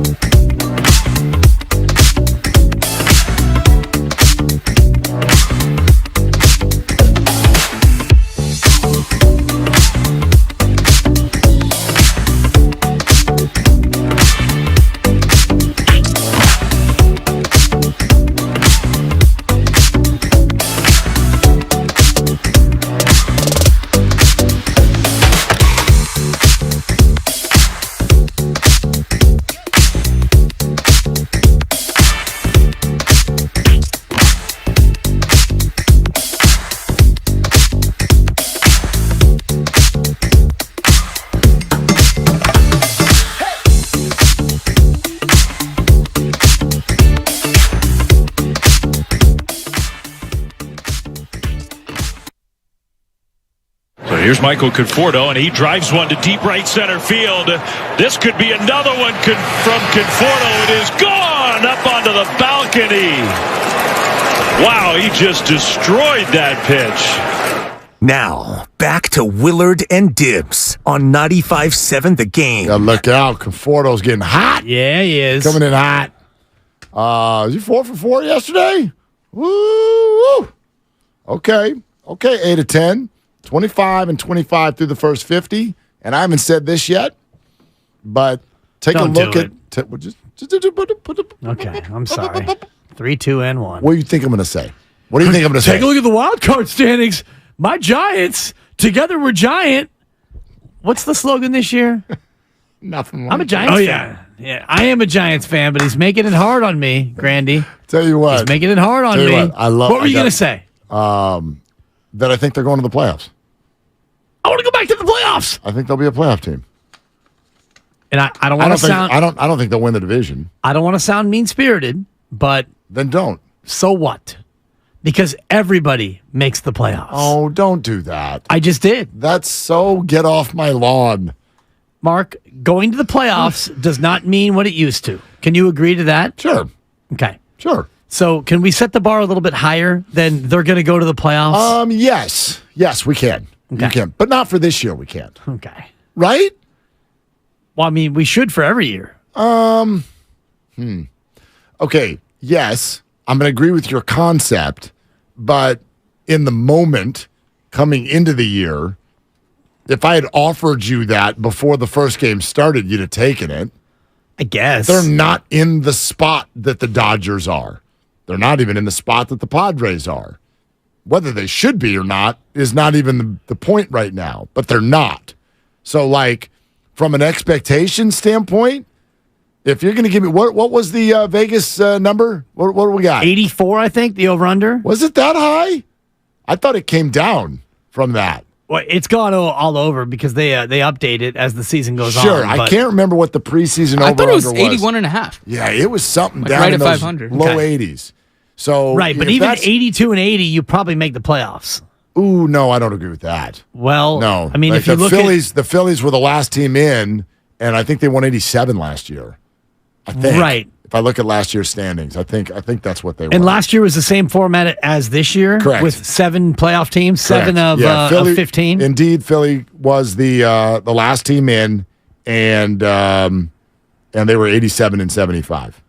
Okay. Yeah. I just look at baseball and I see, and it's 6 teams. It's not 7. It's 6. It's the 3 division winners and then 3 wild cards. Okay. Yeah. Oh, in that case, yeah. The bar set high. NFL is 7. NBA is everybody. Right. And NBA and NHL is AYSL. Pretty much. Yeah, everybody's totally, in. right? Yeah. Yeah. We had 6 teams in our Little League division. We took 4th. And we had a home playoff game to start. It's all the same diamond, but yeah, it was. You were the home team. Yeah. We were. Yeah. We batted in the bottom of the first. Sure. And we lost. But anyway, and guess what? We get to play again. Good. Of course you do. And that's Little League. You know what that's called? It's called a consolation sensation. That's a buck, yeah. That's what it's called. Yeah. And I'm sure there's trophies for everyone anyway. So if I had offered you a wild card spot before the year started, Giants fan, you'd have taken it. Of course. Okay. Yeah. Sure. Yeah. So why not? And they've won a World Series out of a wild card spot. Exactly. So what the hey? Like I don't think there's a Giants fan out there that if they end up as a wild card team, I don't think there's a Giants fan out there that would have been like, right? You're going to sneeze at that? And look, there's a long way to go. They're a half game out, right? A half game out, yes. And I'm going to acknowledge that right now, like there's actually 2 sleeping giants, no pun intended. Yeah. Which is the New York Mets and the San Diego Padres. Well, the Mets are in right now. The Mets are in right now, but only a half game ahead of the Giants. They're 26 and 25. They should be better. They should be better, and in theory, they will be at some point. The Padres are 23 and 27, and they should be better. And in theory, maybe they will be at some point. The Diamondbacks seem to have become a squad, which we thought. Maybe. I know. No, they're a good young team. They got good young players there. So, but you look at all that, obviously someone's got to win the Central. The Braves and Dodgers are playoff teams. So it's not going to be easy, but the Giants have a really good shot with what they've done the last 3 weeks. They're gonna have a shot to compete for that thing to the end. Yeah, and what they have in terms of pitching and bullpen and the defense is better. That should be enough to where they should be able to compete all the way through August and September and have a say at the end of the year in terms of can you get a wild card or not. I don't think you'll need 87 wins like you did last year because there are some teams that are going to be heading toward Tankville, Washington, Cincinnati. Colorado's not very good. Yep. The Cubs, I don't believe, are great. So when you look at it, there might be about 5 teams going for 3 wild cards. Maybe. What's interesting, though, I mean, even these teams like the very, very bottom of the National League is 4 games behind the Giants. So, and part of that is just because it's early, but we're 50 games in. But everybody in the whole National League has more than 20 wins. The whole league. There's no A's in the National League, in other words. Every National League team is north of 20 wins. The A's have 10. 10 wins? 10. Is it mid-April? And the Royals have 15. So, the American League's got some serious bottom feeders, right? The National League may be a little bit more competitive. What the National League is missing is teams that are running away from each other, though, too. Right. Like Tampa Bay is. Or even look at the Baltimore Orioles. What in God's name's going on there? The 33-17. Name an Oriole. I mean, don't do this. No. I'll do it to me. Go ahead. Name an Oriole. I can't. Mike Yastrzemski used to play there. Sure. I can't. Do they still have Ken Singleton? No idea. Jim Palmer? I got no clue who's on the don't they got that kid that was like the number 1 overall pick in the draft a few years ago. Adley Rutschman. Yeah. That guy. Miguel Tejada. Yeah. Yeah. Well, honestly, Adley Mark, Rutschman, you could play name a blank with me on most of these teams, and I would struggle. Do you know that's the problem with baseball. The Orioles have a guy named Mountcastle. That's a fun name. Mountcastle. Ryan Mountcastle. Yeah. I'd trade for him. They got a gunner on that team. Yeah, I'm even looking at these names and I can't name an Oriole. Right. So anyway, that's baseball, and they have the second best record in baseball. Totally. And Tampa Bay has the best, and most people couldn't name one of them either. Right. Right. Those are your 2 best teams in baseball. Don't they have Adley Rutschman? No, they got Franco. They got Wander. Yeah. You got that guy. But I mean, that's the other. Keep that in mind as we scream. We need a face of the team. How many faces of teams are there in all of the major leagues? How many teams have a face? Give me the faces. Man, there aren't many. Give me the faces. There aren't many. The Yankees probably Aaron Judge. The Yankees have a face. Phillies have a face. Yeah. The Angels have a face. Okay. Minnesota has a face, but he's got a bum foot. Brave. I don't know. They have a really good player. Yeah. He's not playing very well. I think the Braves have a face, right? Acuna, they got a face. The Dodgers have a face. Dodgers have 3 faces. That's about it. Phillies. Bryce Harper. I said the Phillies. Yeah. Thanks for listening to the show. Of course. 95-7 the game, 2-6. Yeah. So, right. Even Grandy piled on off mic. Wow, Lucas. Well, he cut the mic off just a little too early. I heard you. He plays an elite game in there. Aaron Judge. Yankees. Yankees. Again, thanks for listening. Dodgers have a couple, I think. He's doing it on purpose now. Man. Yeah. It's a bad bit. Grandy's like, I'm 27 now. Now I'm going to be a mature guy. Totally, right? Yeah, he wagged his finger at him. Anyway, so 888-957-9570. Bobby Evans, familiar with running a show, is going to join us here in just about 5 or 6 minutes. And I think that this whole farm system conversation will be a very, very interesting question for him. And this idea of finding a face. I find this whole thing interesting. Find the face, if you will, is something that on different levels, all of the teams are doing right now. So the Warriors have their face, but so much of our conversation is about what do we do when the face leaves? Yeah. What happens when he's done? I mean, that's really when we talk about Kuminga, that's what the fear is, right? What if you're giving away the guy who could be the post-Steph face? And then while the 49ers have all these personalities we talked about, like to really, really have a face in the NFL, doesn't it have to be your quarterback? It should be. Right? But Kyle Shanahan has built a winner on having it not be the quarterback. Although you could argue that Jimmy G was the face, but he was partly the face because of that gorgeous face. Even though have a good jawline. He has a great face, but he wasn't the face because he was the best player on the team.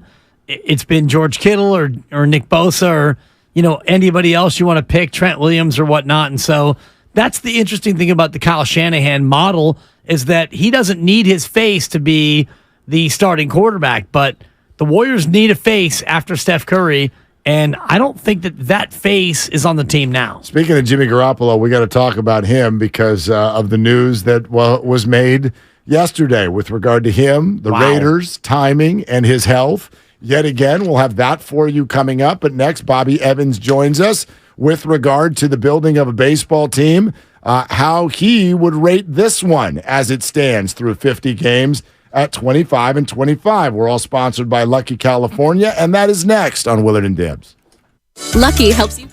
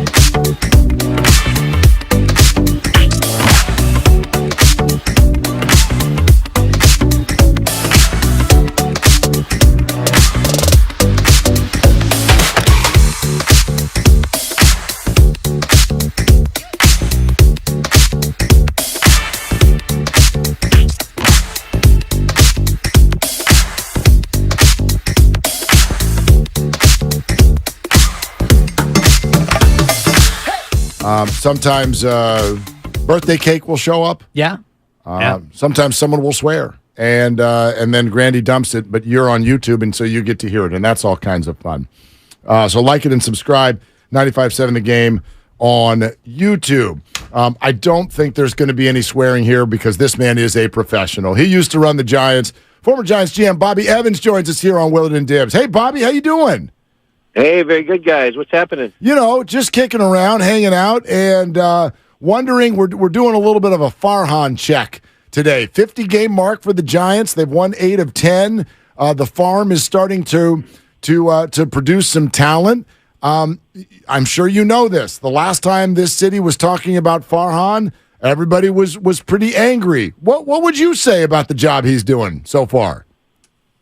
It's a tough job. There's no easy way to win people over without winning games. And, winning, 8 of the last 10 makes him the hottest team in baseball. So it's a good time to talk Farhan. I mean, this is a long season, and getting out short early on was frustrating, but now starting to see some of these guys get healthy, and we got more guys to come probably, but also some guys coming up from the system.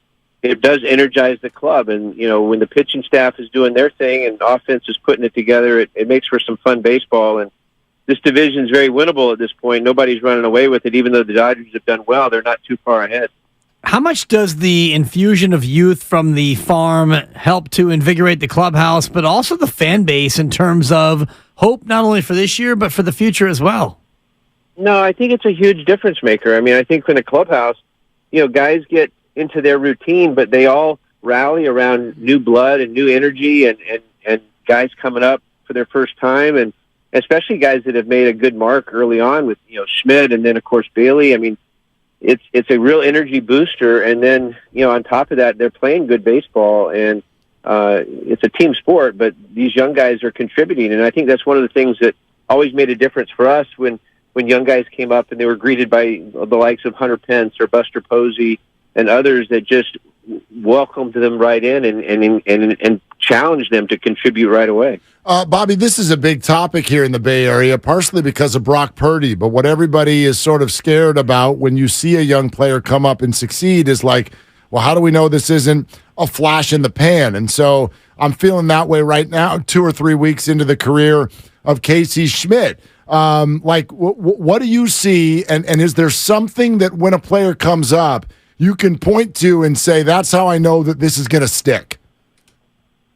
Well, these guys all experience failure in the minor leagues in the best case scenario. So facing a little bit of downturn at the big league level is something that they've already overcome at the minor league level. I mean, that's when you know that they're ready.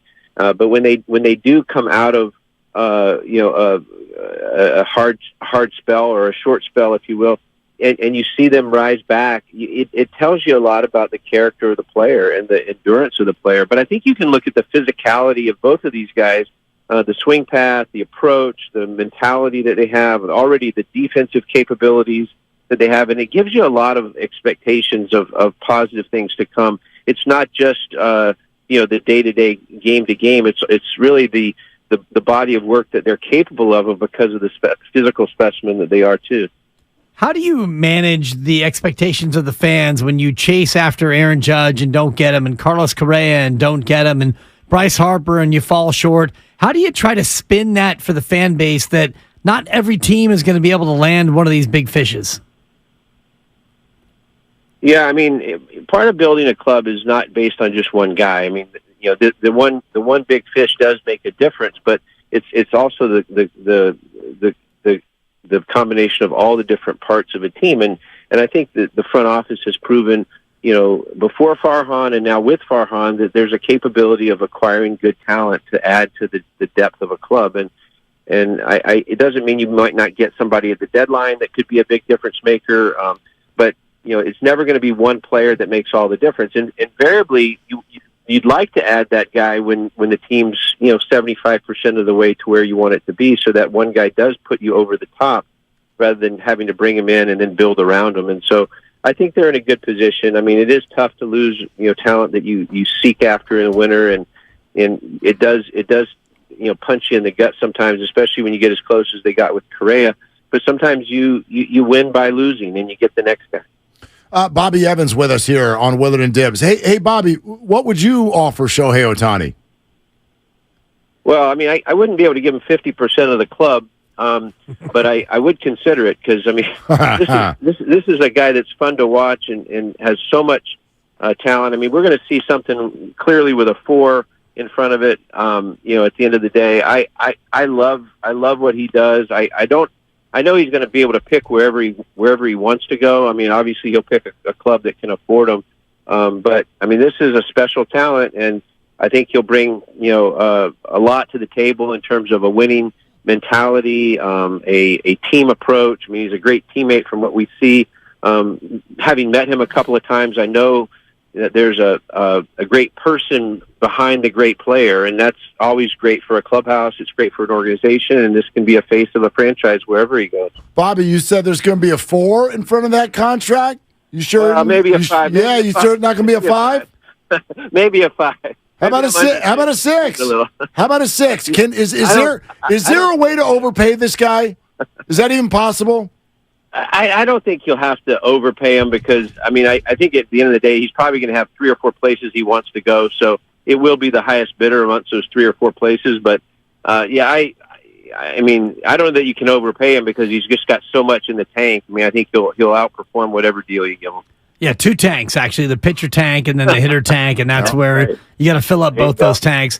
Mark and I were talking earlier this week, Bobby, about how do you say goodbye or phase out a veteran? Brandon Crawford is clearly on not only the downside of his career, but maybe toward the end of the career. How do you, as a manager or a GM, try to phase out a beloved player like Brandon Crawford? Well, the best thing possible is to let the player tell you when that time is, and maybe his body is getting more beaten up than we even know. But I got to believe that if physically he can do it, he's gonna keep pushing it, and you'll find a resurgence here. If physically he can't, he'll be the first to tell the manager and the front office, and he'll work with you to find a transition plan. But I don't know the details of his physical challenges right now, but I got to believe that if it's in a place where he can be serviceable, he's going to want to provide some kind of service to the club, and whether it's a role play or ultimately an everyday guy if he gets back to form. Bobby, I know you follow the organization closely, and I know he's still only 21 years old, but it's been a number of years already since we're like, oh, Marco Luciano. And now some other players are starting to be the ones that come up. How do you know specifically when a guy is ready to go? Well, it's a body of work, first of all. You want to have certainly a resume from the system that gives you a chance to experience the different levels of competition, the different roles that you could play position-wise and in a lineup. You obviously want to get them as high a level as you can before you see them at the big league level. And these guys, once you hit AA, I mean, there's not that much of a distance between AA and the big leagues, but there is, at bats, there is experience, there is, experiencing failure. There's obviously health. I mean, where Luciano has had some issues health-wise, you want to be sure he's past those, and so he can come up and be freewheeling with his ability and show his athleticism and show his skill at the plate without worry about hurting himself. And there's a big window there once he gets healthy that you got to have some fun with him at 21 or 22 whenever he gets to the big league. Is it tougher for pitchers because you see the stuff and you think, oh, we could use him right now in a relief role, but you really want him to be a starter and you want him to grow down on the farm? Is it more tempting to bring a pitcher up before he's ready as opposed to a hitter? Yeah, it definitely is. But there's always a risk. I mean, you don't want to mess with a guy's mentality, position player or pitcher. But in the pitcher's case, when you start putting him out of the bullpen, you can totally change his development trajectory. And some clubs are more creative about that, in September. But in the middle of the season, it's not a good time to shift into a different role unless you're going to go to the final day with that, because these guys, when they build up that arm strength, you don't want to back them down. Bobby Evans with us on Willard and Dibbs. Bobby, speaking of those pitchers, and I look at Rodon, for example, who has not yet thrown for the Yankees. It feels like, I don't know if this is true, but it feels like Farhan is one of these guys who's like, we're not doing 5 years for a pitcher. Like, we're just not doing 5 years or more for a pitcher. Would you do 5 years or more for any starting pitcher now? I mean, I think we see it with your own guy. I mean, we do, when you do it with your own guy, you certainly mitigate a lot of the risks. When you bring in a free agent, you're bringing in, someone who, no matter how healthy they've been, there's always a chance that you're going to get the back end of that health trajectory, and that's the major downside. So sometimes you got to do it just to get the guy in the door, and you're going to take the down years just to get the positive years. But the safer bet is when you do it with your own guys. Bobby, it's wonderful to have you, man. We really appreciate you stopping by. Thanks so much. All right. Take care, guys. Okay, that's Bobby Evans, former Giants GM, weighing in on the situation. Yeah. I mean, that's a big part of it. I think a lot of people, for the most part, I didn't sense the Giants fan anger about letting Rodon go that would, that maybe you would have thought. Right. Like an all-star pitcher, and they just let him walk out there. I think most people understood it, but good Lord. I mean, he's not hurt. They're using the word chronic. Yeah. Chronic. Yeah. And not the Dr. Dre kind. No, which would be a lot cooler if it was. But if you think about it in terms of the Rodon career arc, you got him when he was at the end of his best, and then he was amazing for the Giants, and then he got hurt, and then now he might be done, right? If it's chronic, I don't know. He's not going to be the same pitcher that he was. Correct. And I think fans are a little bit more upset about Gausman because Gausman had an amazing year. He had a Carlos Rodon kind of a year. Having another one. And then, you let him go, and last year he was amazing. He was Cy Young for the first half, and then he tapered off, and then this year he's back to being great again. So I think Giants fans are a little bit more upset about Gausman than they are Rodon. I'm looking at it, Kevin Gausman this year. Where are we at? Kevin Gausman? Kevin Gausman this year. I mean, he's 2-3 with a 3.14. A 2-3, we can throw that out. Record doesn't matter, but yeah, because I think Alex Wood is 0-0 for the Giants. Yeah. So I don't know if Alex Wood's ever going to get another decision in the rest of his career. Exactly. So we got to throw the record out. He does lead the American League in strikeouts. Gausman. With what, like 95 and 81. Yeah, 81 strikeouts and an ERA right now 3.14. Last year he was 3.35. With the Giants, he was 2.81. Yeah, last year for Toronto, he was about 2.00 for the first 20 starts, and then he really blew up after Finished that. ninth in the Cy Young Award. Yeah. For last year. So I think Giants fans are more upset about Gausman than they are Rodon. And, Rodon, unfortunately, had an injury history before, and now he's hurt again. So score one for Farhan. Except for sometimes I look at this, and we're doing a Farhan check today. 888-957-9570 is the number. But sometimes I almost think it's a detractor when a Rodon, now Correa hurt, and even when he's not hurt, hitting 210, when that happens, it's almost like it encourages Farhan. He's like, see? Because the bottom line is that's true most of the time. Most of the time. I think there are times where, look, Shohei would make sense. Judge was obvious for the Yankees. Yeah. But like big-time free agent signings, way more often than not, the returns are kind of disappointing. And so I think that's what he looks like mathematically. Right. And things like this will only discourage him from wanting to go on the market and spend a ton of money in the future. And these things will only not come back to bite him if he gets these farm players to come up and be as good, maybe not as Aaron Judge, but if you can come up and be a legitimate everyday player, and Farhan can look at it and go, yeah, I've got Patrick Bailey for 5 more years before we have to pay him. Right. And, Casey Schmidt is not even pre-ARB 3 yet. He is years away from his ARB years. So if you can have everyday players who are under team control before they hit their ARB years, then he can be loving that. We'll take your calls on that throughout the afternoon, and Tim Kirkchin is going to join us in about 45 minutes on that. I promised the Jimmy Garoppolo thing. Okay. So what do you think about this? So the news comes out yesterday. This is after the Raiders signed Jimmy. Jimmy undergoes foot surgery on the injury that took place last year. The first thing that popped to my mind, and this might be a weird mind, maybe I have one, I don't know. But the first thing that popped to my mind is not anything about injury prone. and is not anything about his 49ers career, not anything about the Raiders' decision. First thing that pops to my mind is the smile. Remember the smile? The smile on the sideline in Philadelphia. When Trey got hurt or when Josh got hurt? When Brock got hurt. Oh, that's right. When Brock got hurt. Brock. And the thought was leading into the playoffs, like Jimmy could be like emergency available kind of thing. Oh, and people didn't like the smile. They did not like the smile because it was as if Jimmy was either, it was going to be translated as if Jimmy was either laughing at the 49ers or, at minimum, he shouldn't be having any fun. Don't you be having any fun over there while you're losing the NFC Championship game? I kind of blew the whole thing off, but I was just thinking about this. So if he actually needed foot surgery, which means he wasn't even close to being available, there was definitely, going into free agency, no way, no how, no way in hell that guy was going to take a football field when he was about to be a free agent and give his body to the 49ers again on the way into free agency. If I was his agent, I don't even know if I'd have let him be on the sideline. Done ye. Exactly. Get your butt in bubble wrap, watch the game on a couch. Does it change anybody who was bothered by the smile or anything about the Garoppolo exit?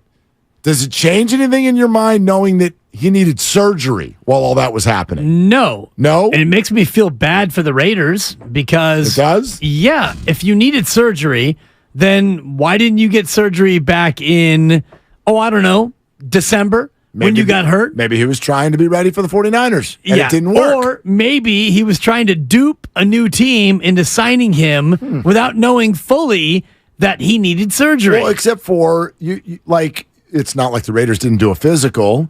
I don't think this was like news to them. They didn't sign him and then went, wait, what? You're having surgery? He had surgery after he signed. Yeah. So that must have been above board. They must have known. Maybe. To a certain degree. You would hope that they knew. Yeah. But it almost makes me laugh and going back to the year before. Remember the whole discussion? No one is signing him while he's hurt. Really? And no one signed him. Right, but I don't think that was the reason at all. I don't think that was the reason. I think that he was still under contract. Right at that, you couldn't just sign him. You had to trade for him. You had to give up assets for him. Right. Very different conversation for football teams out there. But look at the 49ers now. They're banking on Brock Purdy being started for week 1. He's totally hurt. Like, the idea that someone's hurt does not mean he's unacquirable. Right. We were just talking about Conforto and Haniger. Acquirable, yet hurt. This is different. This is the quarterback of your team. Fair. And so the Raiders sign him, and I'm sure they knew that he was still broken or still needed surgery, and yet they paid him, $72.75 million over 3 years for a guy who maybe will be ready for training camp, according to reports. But you feel bad for them? I get there's a decision that they made. I don't feel bad for the Raiders. Okay, I thought that's what you just said. Well, I feel worse for the Raiders than I do for the Niners, and I don't feel bad for Jimmy Garoppolo at all. And as far as Jimmy Garoppolo smiling on the sideline, that's a bad look. That's a bad look for Jimmy G. Why? Because if you can't play, then don't be on the sideline. And if you are on the sideline, act like you give a crap about the 49ers because you're down there grinning it up as Brock Purdy gets hurt. And I know he's not like, ooh, Brock got hurt. That makes me happy. But the optics of it, Mark, are not good. Because if you think about the whole arc of the year where the Niners only signed him because they had to, and then they played him, and then he got hurt, and now they didn't put him on IR because they thought that he might be able to come back and be healthy. But all the while, there's no way now, he was ever back to Willard and Dibs. That's There's right. no way he. Damn right. Right in the middle of it, actually. Yeah, normally I get a buzzer in the middle of my takes that he doesn't like. But can you play that all the time, Grandy? Just do that whenever you want. Totally on a loop. Open invitation. Yeah, it's like when you're on hold and all of a sudden it's like, we'll be with you in just a moment. Now back to Dan Dibley. Dude, it comes back to you in a minute. Yeah, that's right. The fact that Kyle Shanahan didn't put him on IR makes me feel bad for the Niners because obviously they thought that maybe Jimmy G would be available. Otherwise, you put him on IR. But Jimmy G by what he's showing you, he didn't give a crap about coming back at all and toughing it out, nor should he. Now back to Mark Grandy, who I think wants to say something. Yeah, my bad there. I was reaching for the mic and I accidentally hit the that's okay. hit the mouse. I hit stuff all the time over here. Do you guys remember after it was announced that Jimmy Garoppolo was agreeing to sign with the Raiders, and then the press conference was delayed? Delayed again, and there was day. This whole big thing. Yeah. The reason why it was delayed was because of the surgery he was having on his foot. Okie dokie. Yeah. Yeah, and in what way? As if the Raiders didn't know what to say about it yet, or like he actually was having surgery that day? I think he was having surgery. Why the hell did they schedule it that day then? What, did he get a last-minute appointment or something? Not sure. The Raiders. The autumn wind is anesthesia. The autumn wind needs a calendar, is what they need. I mean... The autumn wind is a scalpel. I don't feel bad for anybody involved. I will say this. I feel bad for the Niners and for Kyle. Okay, hold on. Because Kyle didn't put him on IR because obviously Jimmy must have said, yeah, I'll try to stay ready just in case you need me. And maybe he did. He lied to him. Wait a minute. He was never going to tough it out. But maybe he did, and he if tried. He would have, then he would have been in uniform when they needed him most on that day. But he needed in surgery, January, as it turns out. Whatever. Throw some dirt on it. You big baby. Come on, he needed surgery. Can you imagine? So he waits till he gets his new deal, $72 million. I need surgery, guys. I love that you're throwing it out this way as if it's crazy. You want to know what would be crazy? You're about to be a free agent. You have been disenfranchised, essentially tossed aside. Trey Lance draft, Brock Purdy, go play on the kiddie field while we wait, Jimmy. All the things the Niner organization did to Jimmy, and you've got a $70-something million free agent contract sitting there, and you're going to go play? No, you're going to get surgery. You're going to get surgery right away. But you don't always know that you need it. Sometimes you try to rehab and it doesn't work. Come on, Mark. That's what they did, in fact, the previous year on the shoulder. Remember? We're going to try to rehab. It's not reacting. We need surgery. That was a mistake as well. Right, but mistakes happen. Or you try, I'd love to ask Doc this next week. Right? The idea of rehab versus surgery. You try sometimes and the body reacts the way it reacts. Right. Or an even better way to put it is you decide that you don't want to get surgery because you're going to string the Niners along and say, oh, yeah, I'm going to try to stay ready for you, Kyle. Why would he do that? I mean, I don't know why he would do that. What does he get out of that? Well, what he gets out of it is he should have had surgery right away to be ready for the Raiders. Hindsight. Sure. Right. In hindsight, the first time was also the wrong move to say, oh, I'm going to hope my shoulder gets better. That's tough. That's tough. It's real tough. You're asking people to know things they don't know. You don't know what you know till you know. Right. What I do know is that he got a 3-year deal for $73 million and then had surgery. And the Raiders, I'm sure, knew that when and I they also signed know it. this. When he didn't have surgery after the Week 13 injury against Miami, he, sat there and laughed as the starting quarterback, and he smiled. Okay, what if somebody said something funny? You know what I mean? There's no context to that smile. Take your bad foot to a suite. You don't need to be on the sideline. It's bad optics. Can you at least give me that? It's bad optics. Actually, no. You're having to defend Jimmy Garoppolo now 6 months later. I don't have to defend him. I don't think you are. I don't defend him. Nothing happened. He's not even on the team anymore. What I like? Well, he's smiling when Brock Purdy got hurt. To me, this is it wasn't right when he got hurt. It was later. He was smiling the whole time. He wasn't you make it sound like he was pointing at him and laughing or something.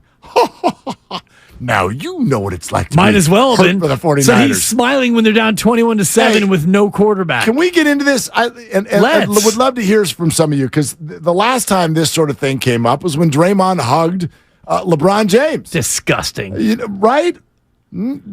Really? Really? Didn't you expect them to hug when the series ended? There's a hug, and then there's what took place. Okay, let's get into this. What took place was not your garden variety, good game, my brother. I'll see you at the shop.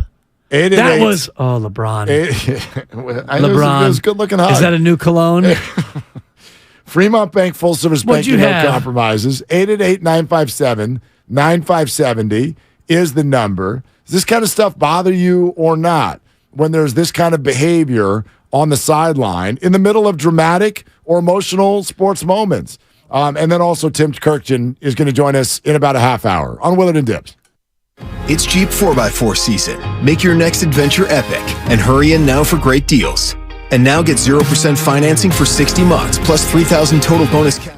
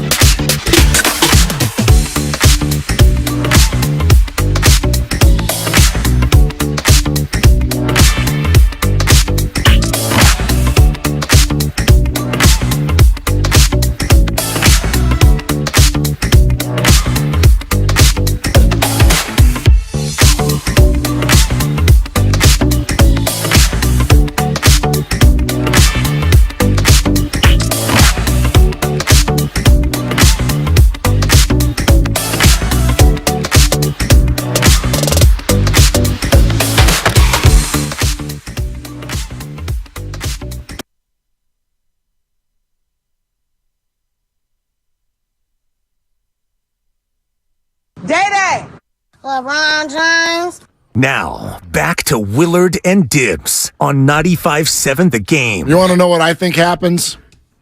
Here's what I think happens. Can I be an amateur psychoanalyst for a second? If you must. I must. I think when players do things on the sidelines that are human, but they don't necessarily fit in the emotion of the moment. Right. Which is to smile in the midst of NFC Championship disaster. Sure. Or hug the hated opponent. I think what happens is it makes a lot of fans feel like they've been duped. I think that fans care so much, and we create characters in our mind. LeBron James is a character. He's a villain to us. He is the hated opponent. He is the thread through the Warriors dynasty, the guy that is there when they need to get over the top. Up in 2 minutes, I retort, but go ahead. Of course. Maybe I can get it done in less than 2 minutes. I'll try. It's not my strength. But anyway. I love you for your self-awareness. We'll see if we can get to you by 4 o'clock. I'll do the legal. Go ahead. I think that it makes people feel like we've been duped because we want to hate LeBron James. They don't hate LeBron James. LeBron James is one of them. They're all NBA basketball players. They have the utmost respect for one another. They're the ones who can understand what the other one has achieved. And so it makes us feel like we've just watched a fictional TV show. And when it ends, everybody gets in the center court and they hug long, whisper nothings into one another's ears, and we're sitting there fuming because the Warriors have just lost. To the Lakers. And they're sitting there going, yeah, whatever, dude, with your jersey, that's my friend LeBron.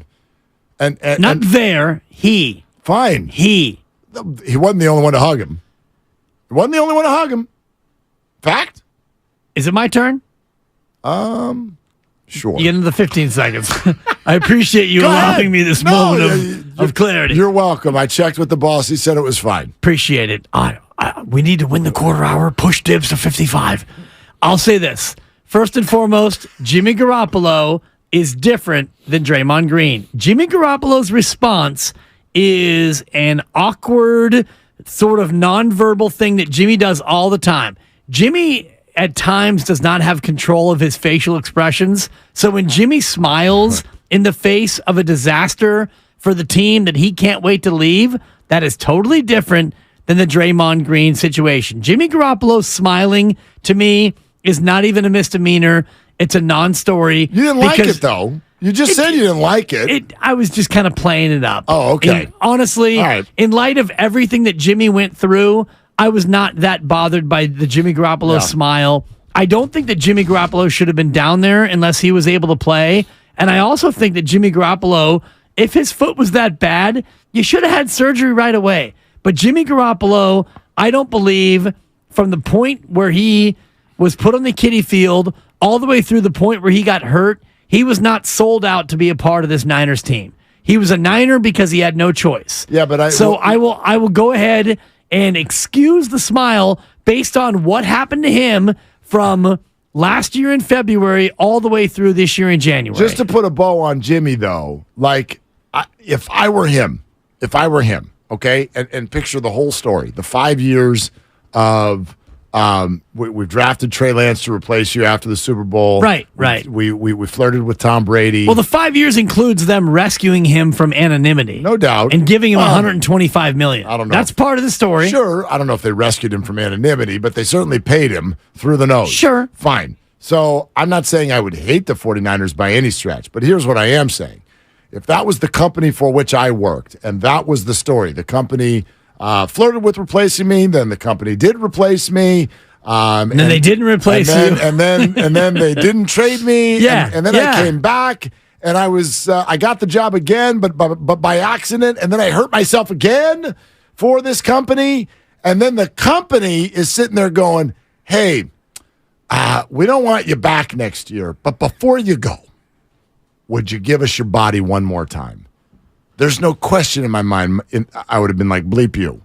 Right. No. The answer's no. I would have, and I agree with you, but I would have at that point gotten surgery. And this whole notion of, well, we don't know if he would have needed it or didn't need it, I think is medical malpractice. Well, I have no idea. None of us have any idea the timing of anything. Correct. And what I have we no do know clue. that he didn't get surgery till March. Doc Pandia next week. After he signed with the Raiders. So, and we don't know, and I would love to talk to his agent, Don Yee, in terms of him, and boy, we pulled one over on the Raiders because, hey, you want to sign Jimmy? By the way, he may need surgery. Well, but he's going to be healthy in time, in theory. Sure. Right. I don't think the Raiders are bugged by this. Over under 11 games, Jimmy Garoppolo starts for the Raiders. Ooh, that's a fun one. Over under 11 games. Who is backing him up? Is it still Stidham? No, Stidham's in Denver. I got rebuked. Somebody actually tweeted at Who'd me. they sign? I got a yellow card for that. Why? Because I said Stidham's the backup. Why the hell are we supposed to know who the Raider backup is? Because we're supposed to know that Stidham is in Denver. No, and I won't forget it now. I got yellow carded. No, but it's May. Raiders depth chart. Dustin May? 2023. Apparently it's Brian Hoyer. That's who it is. Yeah, oh gosh. They got all the former Niners. Brian Hoyer. Oh, good for them. Garoppolo, Brian Hoyer. Here are the other quarterbacks on the. You know who's. I give you $100 if you can tell me who QB4 is. It's funny because I looked 2 days ago and I already forget. If you looked 2 days ago, I rescind my offer. I already What if forget. I give you some clues? He's got Bay Area ties. Josh Johnson. No. His name is? I hate Mark Randy. Chase Garbers. Chase Garbers? You don't even know who that is? Is he the Cal guy? Yes. Okay. My kid went to Cal. He's a Cal guy, too. Dude, and that speaks to Cal football. My son lived in Berkeley for 4 years, and he went to like 3 games. He's like, Dad, nobody goes to those games. I was like, oh, son. By the way, I will give you $100 if you can tell me who QB3 is. Can I get a clue? He has Bay Area ties. No, there's a musical group sort of named after him. Oh, my God. Wow. Swift. Billy Swift. He went to the same college as Raheem Mostert. Oh, God. Where'd Raheem Mostert go? What was that? South Carolina? I don't even know. Same college as Drew Brees. Oh, wow. Shoot, Purdue. Oh, San Diego that's going to be Chargers. Brom. No. Jeff Brom. Jeff Brom. Am I or am I not? Dead man walking right now. Am I or am I not talking to you on the field right now? I suck at these games. This is the XFL. Totally. Okay, no, his name is Thayer Munford Jr., which means he is he's Mumford's son.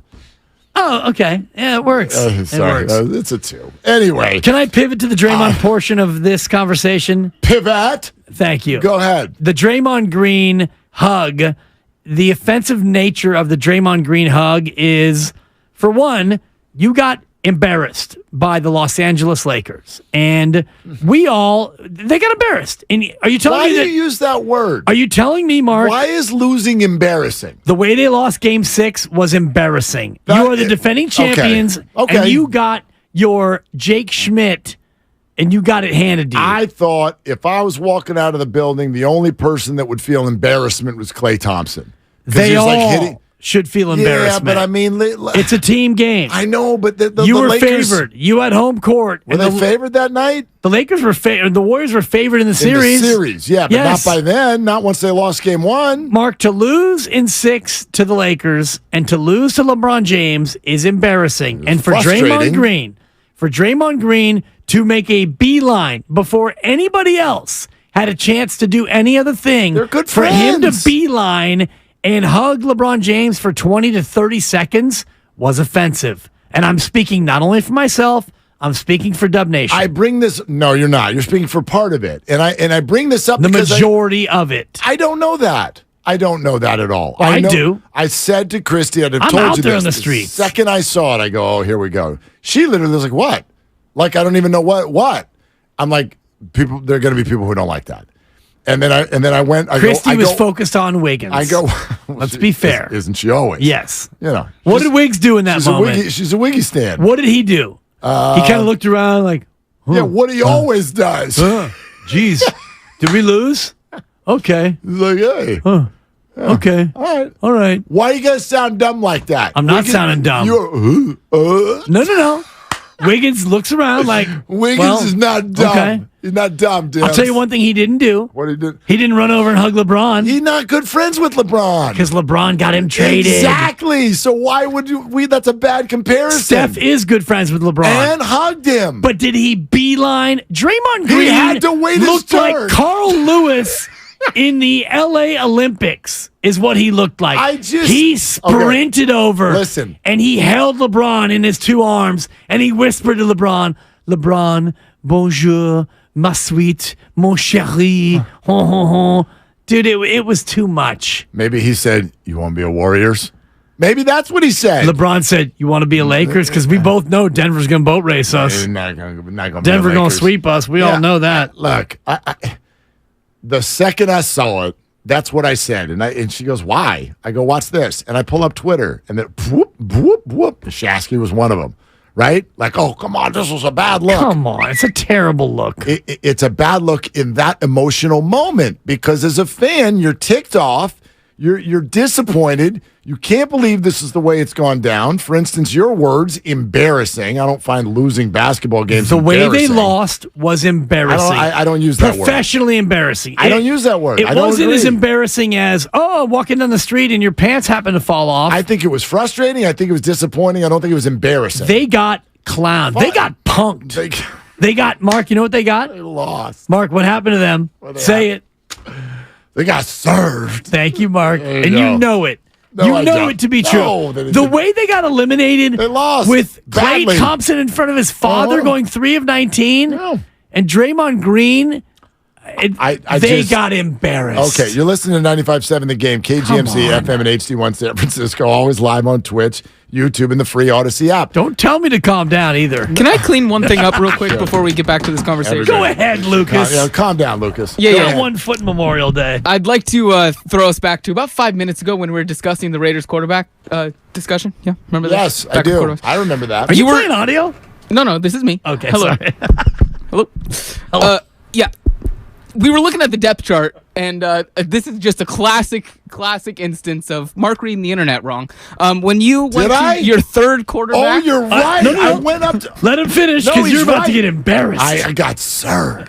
Thank you. About to. Thank you. The Not third yet. string right tackle is there. Is he Thayer Mumford Jr. What And was- I just got to, Let him go. We are a show that cleans up its mistakes. Please, thank you. Thank you for cleaning it up. The third because string quarterback sometimes on the Raiders, who is from Purdue, is Aiden O'Connell. Aiden O'Connell, And right. you may have heard about I him had that because right. Raider No, you fans didn't. are very upset about what he's doing because he's Why wearing was Derek he- Carr's number 4. Oh, That's the boy. story. That's is why that you may number have- supposed to be retired? Yeah. Derek Carr? It's not Derek Carr's number. Just because he wore the number, it only becomes your number when, like, Will Clark wore number 22. Yeah. That's your number, dog. Right. Joe Montana wore number 16. That's your number. That's your number, kid. If you happen to be Derek Carr and you want a grand total of carry the 0 playoff games, Who's achieved more, Derek Carr or Jeff Garcia? Go. Jeff Garcia. Okay, Trey Lance is wearing his number. Oh, you got to get that off him. Right? So, yeah, sorry Where about does that. Derek Carr rank in terms of all-time Raider quarterbacks? I got so excited because I saw Mumford Jr. I'm like, Mumford and Sons. Nice. It's him. We found him. Sorry. Could you imagine if there was a quarterback named Thayer in the NFL? He'd be so bad. Oh, that'd be great. I love it. That'd be fun. Sorry about that. I used to teach a kid named Thayer. He was a great athlete. Really? Thayer Nicholas. Thayer Nicholas? Yeah, great track star. Good soccer player, Does too. he know that his last name is his first name and his first name is his last name? No, but I've never been Way able to more trust normal those if people. His name is Nicholas Thayer. Although than you're a Thayer guy Nicholas. with 2 first names in your name. Willard is not a first name. Hello, Willard Scott's on the phone. Okay, that's a person. You I'm ever sure meet anybody somebody's- named Dibley Jones? I guarantee you there is somebody Not named a shot Dibley. in heck. I will bet you $1 bajillion that there's somebody on earth with the first name Dibley. They're just not famous. You find him, and I'll give you a gajillion. You give me one break, and the internet is a large place. Dibley Jones. Let me find out right now. I'm gonna do Dibley. Instead of doing that, how about you host the show? No, I like this better. There's Feels somebody like a named 3-day weekend. Amanda Dibley Jones on Facebook. Yeah. You should friend her. Go ahead and Google the other Dan Dibleys, because there's 5 of us, one of whom I'm related to. The other one I'm not related to, bald-headed redhead in Virginia. I swear to God. He's my doppelganger. Dibley as a first name. You're going to find the Vicar of Dibley. Dibley's a good, proper English name. What is that? The Vicar of Dibley. It's What a is show. that? It's all over the place. Very popular show in England. Yeah. I never Googled it. Okay. What does the name Dibley mean? Names.org. Oh, that could be fun. In some languages, it means really, really smart. In some, not English. Anyway, I like Grandy, I got you cake. This stuff just does not. And I get it. I know that it bothers some people. It just doesn't get me like that. I don't know. And I guess this is the way I look at it. You're talking about Huggate. Well, Huggate. And the phone lines, by the way, are full of people who agree with me. No, they're not. No, they're not. Steve in the city. Go ahead, Steve. Come on, Steve. You're on with the Vicar of Dibley on 95.7. Go ahead. What are you doing, Steve? I got Dibley on this one. Right when I saw it, I thought the Draymond was going to drop to one knee and say, "Can I please play for you?" Come on. Thank you, Steve. Not a hug. Okay, so 12 minutes later, when he found a microphone and said, "I want to retire a Warrior. I want to ride out with the guys I rode in with." Were you there, and did that emotionally hit you in any sort of a way?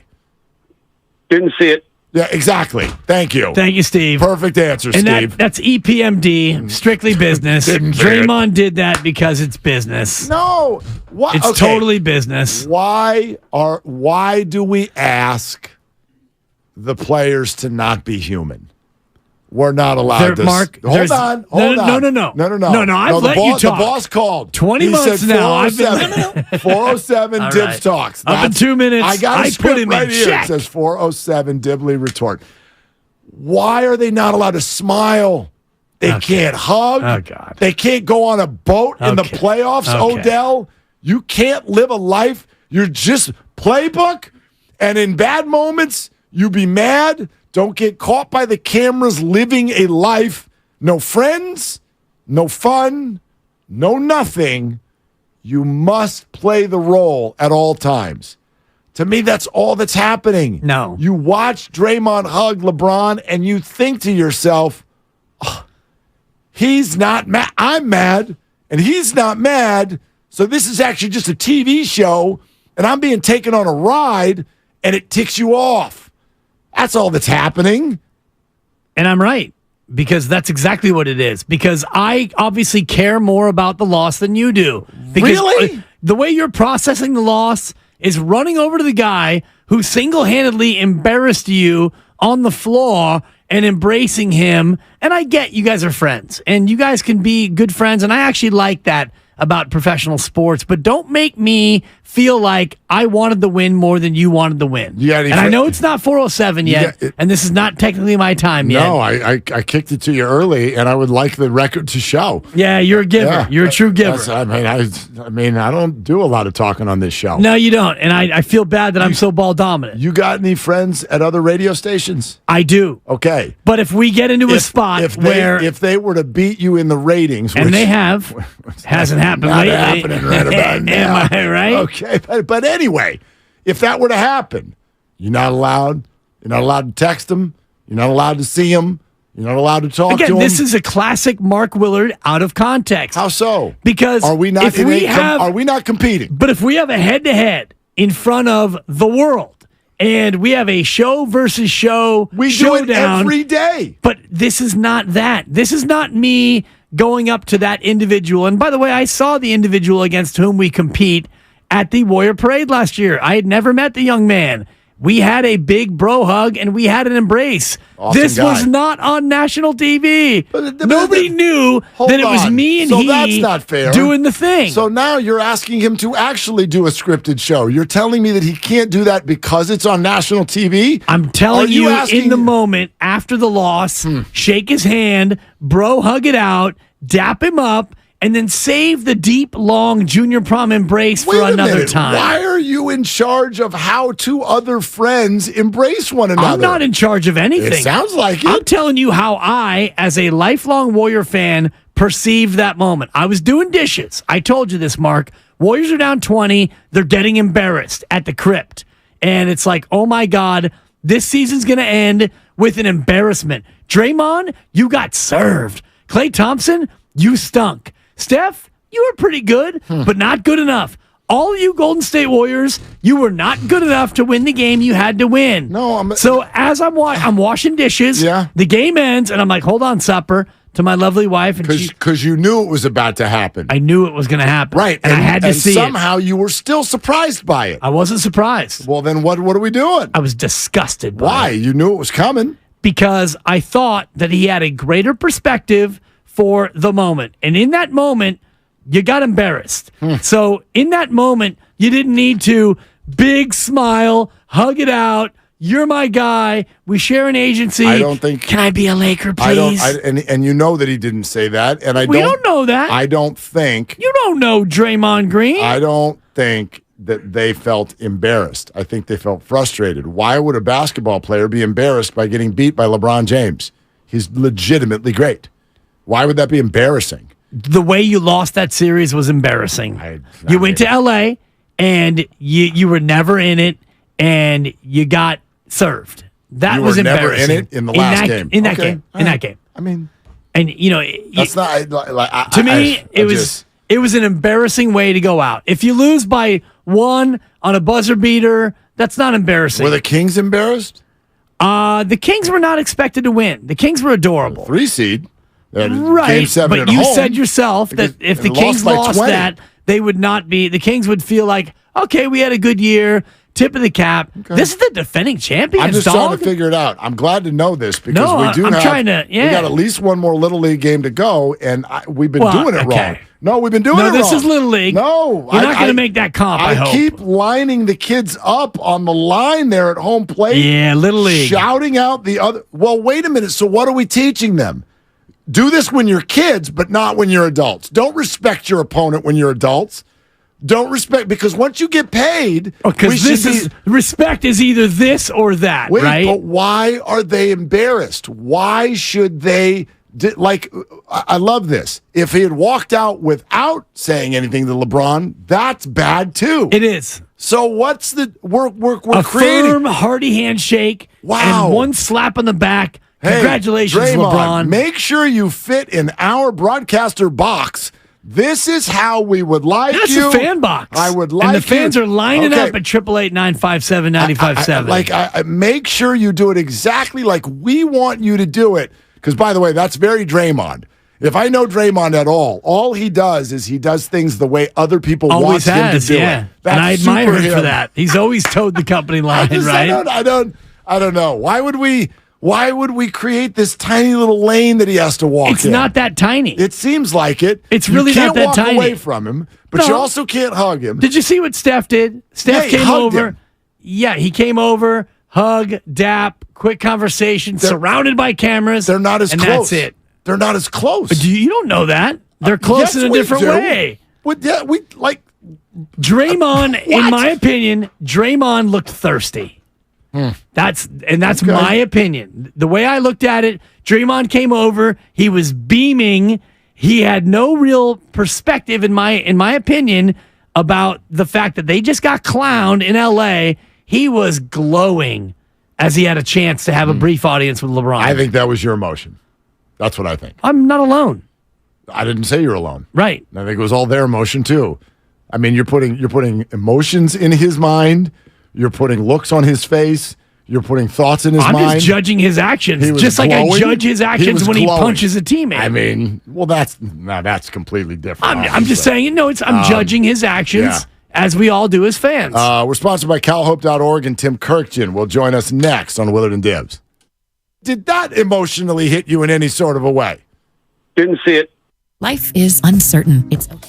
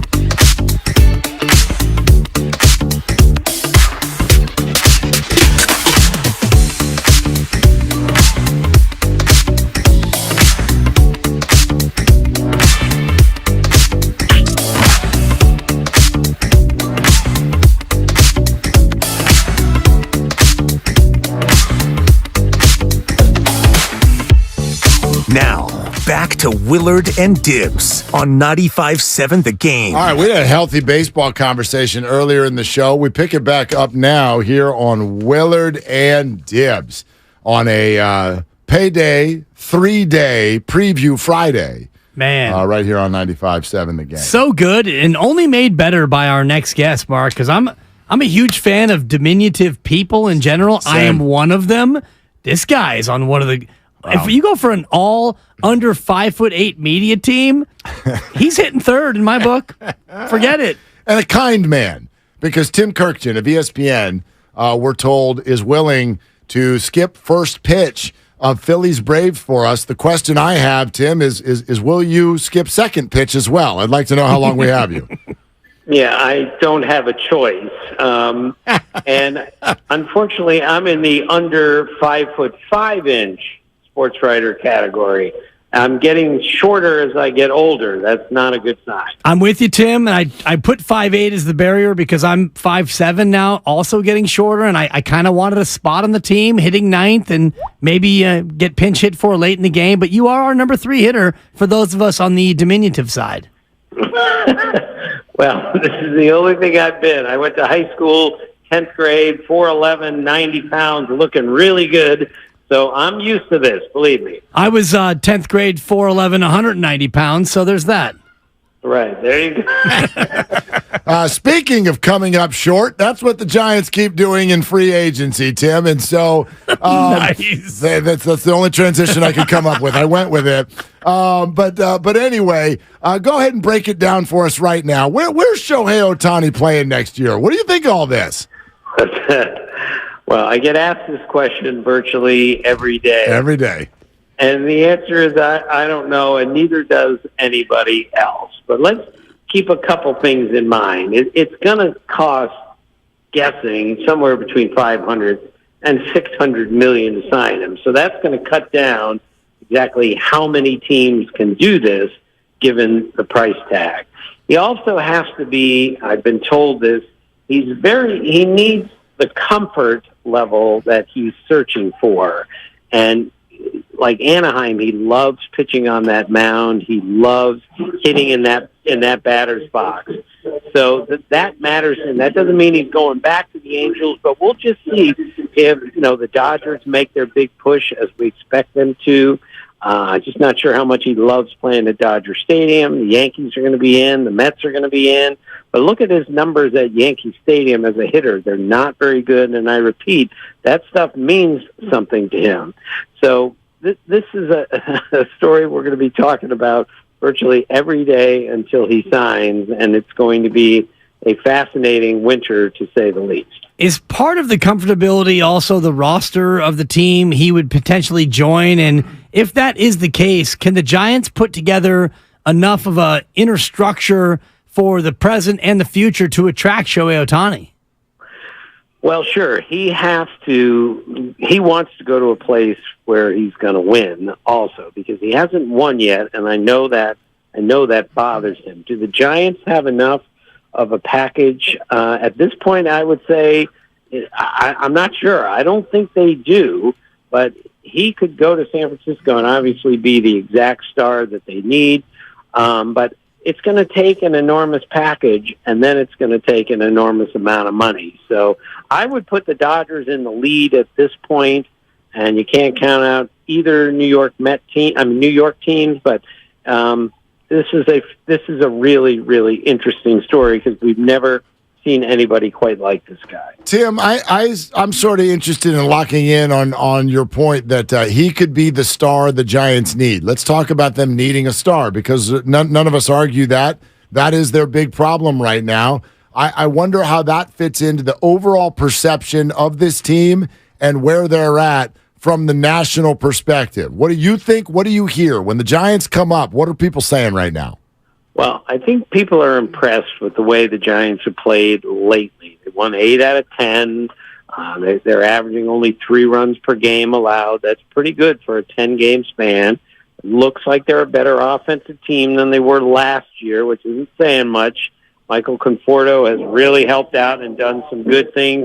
Lamont Wade Jr. has done some good things after a bunch of injuries last year. But I think everyone looks at the Giants and says, look, they play the game the right way, but they're going to be a 500 team at the end of the season. That's how I see it. That's how a lot of people see it.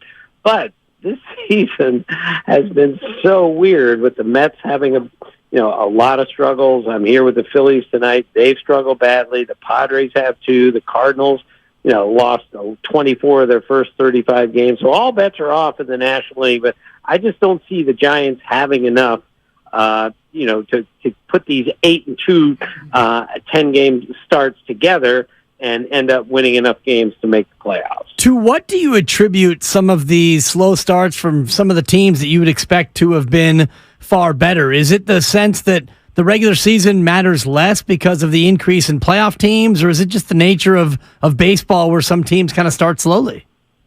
Yeah, I just think it's the nature of baseball, and that's what makes the game so beautiful, is that the Padres were supposed to have this devastating offensive team, and they've had anything but that. The Cardinals were supposed to be the best team in the Central, and they were the worst team in the Central after about 6 weeks. The Mets won 101 games last year, and granted, they've had a bunch of injuries, but they've struggled badly. The Phillies went to the World Series last year. They've struggled even worse than the Mets. Again, this is why baseball is so great. Just when you think you understand, who's got what and how everyone's going to play, you find out you don't know, because the game is too good to let you get it right all the time. Tim Kirkchin, ESPN, with us here on Willard and Dibs. Tim, you're probably aware of this. The arrival of a couple of homegrown young players has excited this fan base. The front of the line is Casey Schmidt. And there are others, right? Matos and Kyle Harrison, who might be on the doorstep. Luciano is down at AA. What do you think this looks like? Homegrown young players. What do you think this looks like by the end of the season?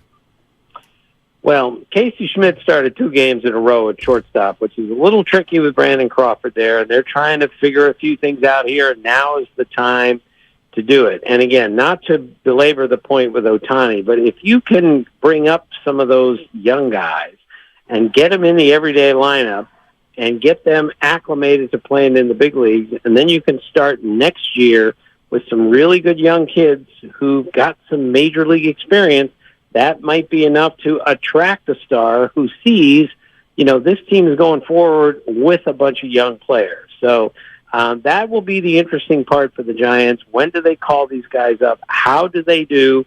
And can they keep them in the big leagues and find a spot for them to play all the time? Part of the emergence of youth is the putting out to pasture of the older players, and that's kind of the Casey Schmidt, Brandon Crawford dynamic. What's the best way, Tim, for any team to take a player like Brandon Crawford, multi-time champion, Gold Glove winner, legend, and all the rest, and kind of slowly ease him out of the lineup? Yeah, it's really hard to do. He's not a Hall of Fame player, but Mike Hargrove, who just managed the Guardians Indians a long time ago, once told me never, ever be the one who releases a Hall of Fame player. He had to do that to Dave Winfield. It's really hard to do. And again, Brandon Crawford's not in that category, but he has been a really good player for a long time. And then, they're just going to have to talk to him, see how Schmidt and others do, and go from there. But it's not an easy spot when you have to tell somebody you're not going to play every day anymore. Hey, health has always been the question with someone like Mitch Haniger. I think there was some excitement when he was signed, and when he finally debuted. It's been a rough start. He hasn't even had 100 at-bats yet. But what are you seeing there, and what do you think is coming?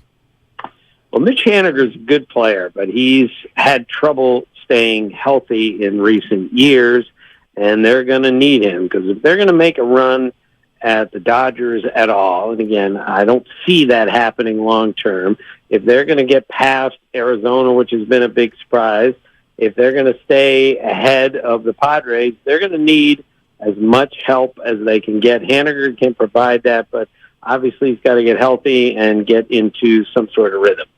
Tim, a little bit of an out-of-left-field question, although it's more about the catcher position. Buster Posey, if I threw out his Hall of Fame candidacy to you when he becomes eligible, what do you think about that? I think he's a Hall of Famer. I don't think it's a slam dunk by any means. I think it's semi-borderline, but I would vote for him. He was arguably the best player, everyday player on 3 championship teams. He won a batting title. He won an MVP. He was the most important position player on that team for 10 years and for 3 world championships. So I know the career didn't last that long, but to me it lasted long enough, and I will vote for him for the Hall of Fame. Thank you for that answer, because that's kind of that's been, I think, the consensus of the discussion, because some think slam dunk, others think borderline, and I think you put that absolutely perfectly. Well, and it just shows you when he went away, when he retired, the team did not respond particularly well. I don't think that's a coincidence. Yeah, absolutely. Tim Kirkchin, ESPN, with us on Willard and Dibs. Hey, Tim, before you go over there to get the 33rd pitch of the game that you're following, we've been talking tonight about a check-in on Farhan Zaidi's era, because during the offseason with the Correa stuff and everything, fans were very, very frustrated. But with this 8 of 10, 25 up, 25 down after 50 games, what's your perspective? What would you tell a Giants fan in terms of how they should feel about the Farhan Zaidi era right now? Well, I would tell them to trust Farhan. He's a really smart guy. He's a really diligent guy, and he knows how to put a team together. However, obviously, he's going to have to come up with that star that we talked about. It was supposed to be Judge, it was supposed to be Correa, and now you're talking about Ohtani. I mean, that's going to have to happen if the Giants are going to get to where they need to go long term, and that's going to be Farhan's job to do that. So it's not an incomplete, because they had an amazing year 2 years ago with a team that he put together. So I would stay the course. I would have faith in him, because I think he's going to figure this out. Tim, great stuff, man. We really appreciate you hanging with us.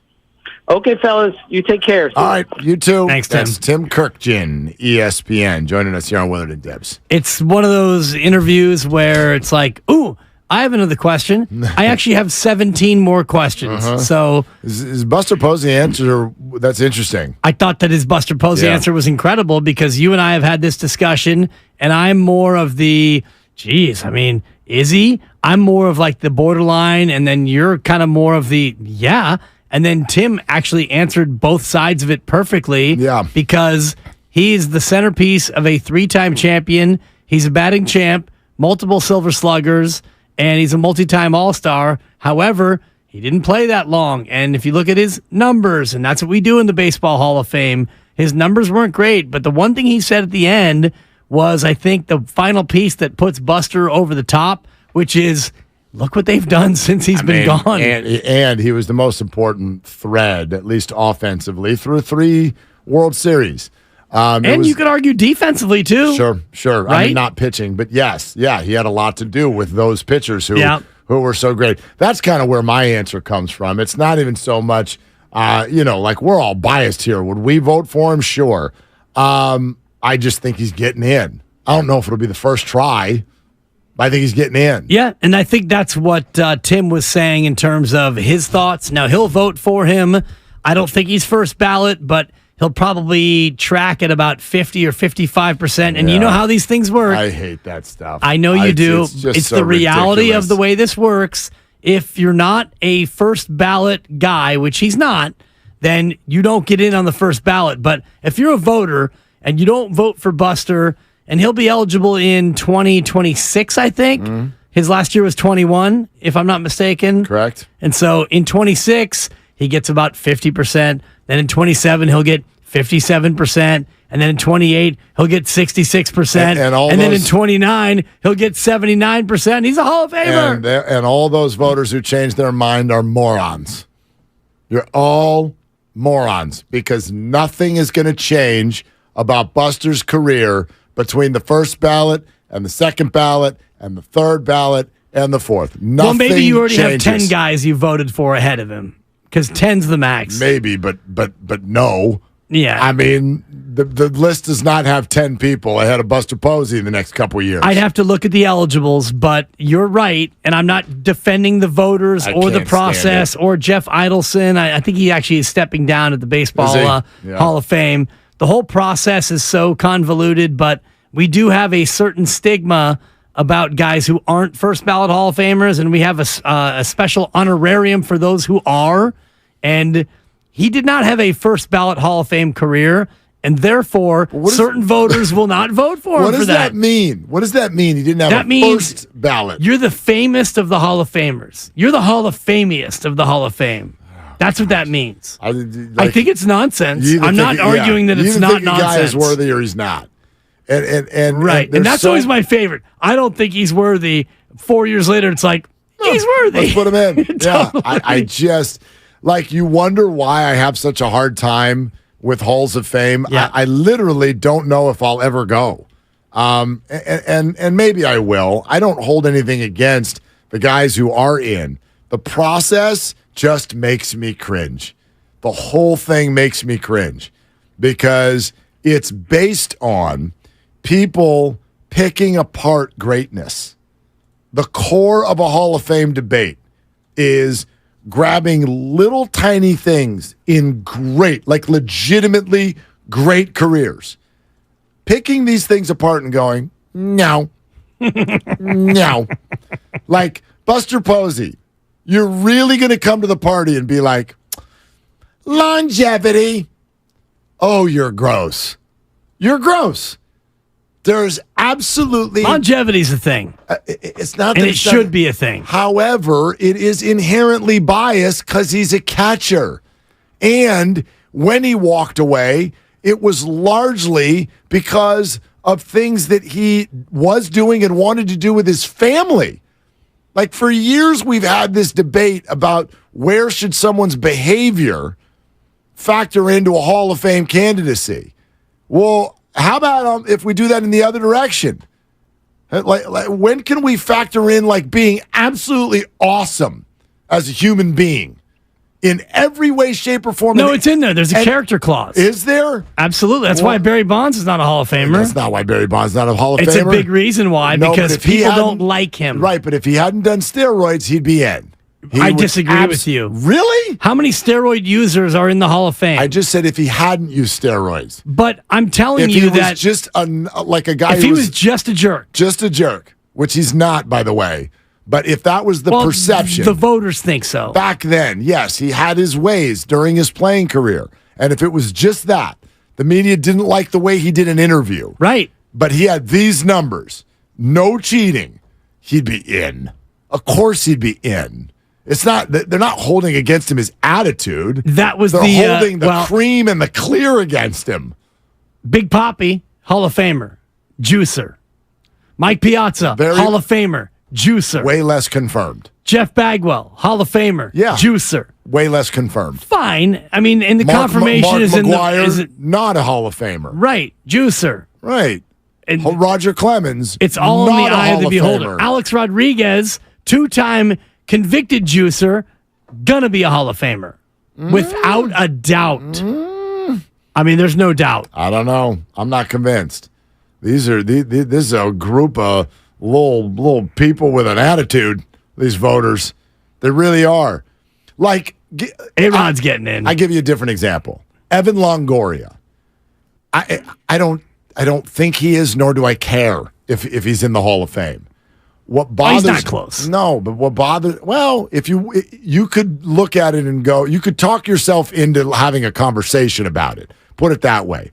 If you really take the whole, because again, longevity. Now that's what he has had, but I can't stand it. Just is hard for me. Let's sit down and let's pick apart Evan Longoria's career and tell you all the reasons why he's not good. Oh gosh. I'm going to lunch. He's good. He's really good. He had an amazing career, like a legitimately amazing career. It's a great career. Yeah, he's in the Hall of Very Good, Mark. Fine. That's one of my favorites. Right, but I just Jeff Kent. Like this used to happen in San Diego about Phillip Rivers all the time. He never won the big one. Good for you. Like, are you kidding me? Phillip Rivers was an amazing football player. These are different conversations, Of course they are. They're all different, every single one of them. But the core of them is, let's take a career that was amazing and tell you all the reasons why it wasn't that amazing. It's just like, oh, go away. I don't like it. I just don't enjoy it. It's just a me thing. I do not enjoy it. I get that. Sitting there talking about something that is fantastic. Oh, I love it. But why it's not that fantastic. Well, it's like I don't. No, it's very good, but it's not Hall of Fame. But what is that? Well, what's the it comes definition? down to what the 389 voters decide is Hall of Fame worthy. And then there's the Veterans Committee. Let's pick apart and then their there's career. all the rest of the How committees. about if we talk about their career? Because I think they stink largely. Well, and you're talking to Tim Kirkshin right now, and I take offense to that because he's a friend of the program. Well, but we could go player by player or the way he thinks about it. I loved the way he just said it. Never did I hear him when you brought up Buster Posey go, well, I'm probably not going to do it because longevity. He's like, no, there's context here. All I need to know, was the guy a great player? Nobody would question that. Nobody. Right. Legitimately great. This is not the Hall player. of Great Accomplished Players. This is the Hall of Fame. Hall of Fame is great. That's what it is. But this is another notch up. This comes Who down to decided what that? we were talking about when it comes to the statue conversation. But based on what? Who said that? Or did you just decide that? No, based on what the Hall of Fame voting criteria has been. I didn't decide it. No, but you're making it sound like it's written in ink, and it's not. It actually is written in ink. No, but they have criteria that the voters get. Well, then everybody would vote the exact same. No, they all. The criteria is not based on if you reach this statistical marker, then you get in. It's very subjective. There is criteria, but the criteria itself is subjective, and that's where people take issue with the voting therein. Yeah. I get it. I know you get it. And I can't stand it. Oh, I love it. There's nothing that sounds more like a media blowhard high horse. Well, this amazing player was actually only there for 11 years, and I wanted him to be there for 13 years, and he's missing a couple of great moments. Oh, gosh. It's all subjective. Leave. Like, seriously. Kirkshin voted for last time. Yeah. Bonds. Good for him. Clemens. Good for him. Todd Helton. Great. Jeff Kent, who just is now off the ballot after 10 years. I believe he got 40... What did Kent get? 46.5%. That's one that I think is unfortunate. Well, because I think that he's a Hall of Famer. Well, the reason based on second base production. That's the thing, which is sort of sometimes odd to me also, where we're like a lot of people could have gone to play second base. Just put him over there. But because he's a second baseman, we've decided that now he's a Hall of Famer. It's the same thing with catcher. I mean, Posey could have gone out and been Craig Biggio and gone out and played the infield played the outfield. I mean, he was a shortstop in college. He could have played first more, but he didn't. Yeah. So longevity's a thing. Kirkshin also voted for Big Papi, Scott Rowland, Kurt Schilling, Gary Sheffield. There's another one. Beautiful. And Billy Wag. Tim's always welcome on this show. Sheffield's not a Hall of Famer because he is steroid adjacent. Okay. Well, it sounds to me like Tim is inclusive, understands context, and doesn't hold grudges. Therefore, he's welcome on Willard and Dibs. You should see some of these ballots. Some of these people, I won't name them. No, name them. No. Who's Captain High Horse over there? Murray Chass. No, you know Murray. I don't know Murray. LA Times, I believe. Murray? Murray Chass. Don't know. I'll confirm. I think he was an LA guy. Murray Chass. Oh, no. Born in Pittsburgh. He wrote for the New York Times. Yeah, I don't know him. Blank ballot. Oh, go away, Murray. Ron Cook. Blank ballot. Go away, Ron. Go away. Paul Bodie. Jones and Ortiz. Go away. We're presented by Fremont Bank. Full service banking, no compromises. I got more. You know, well, save a couple of them. Okay. Guess what else we can do? He doesn't even know we're about to do this. I heard Grandy say something on the internet earlier today. The 415 podcast? I saw it on the internet. I Look went at on the you. web. I went to www.markgrandy.com. You're a Grandy stan? I'm like, we need to talk about this. Oh, I can't wait. We need to, that's Hope coming it's up. embarrassing on him. Next on Willard and Dibs. U.S. Bank is ranked #1 in customer satisfaction with retail banking in California by J.D. Power. Since California is home to most award shows, we've prepared a thank you speech. To Californians everywhere, we've been proud to help you plan, budget, and save smarter. Our goal tracking and budgeting tools would have no place to shine if it weren't for you, and we can't thank you enough for that. And thank you to our real-life humans who go up.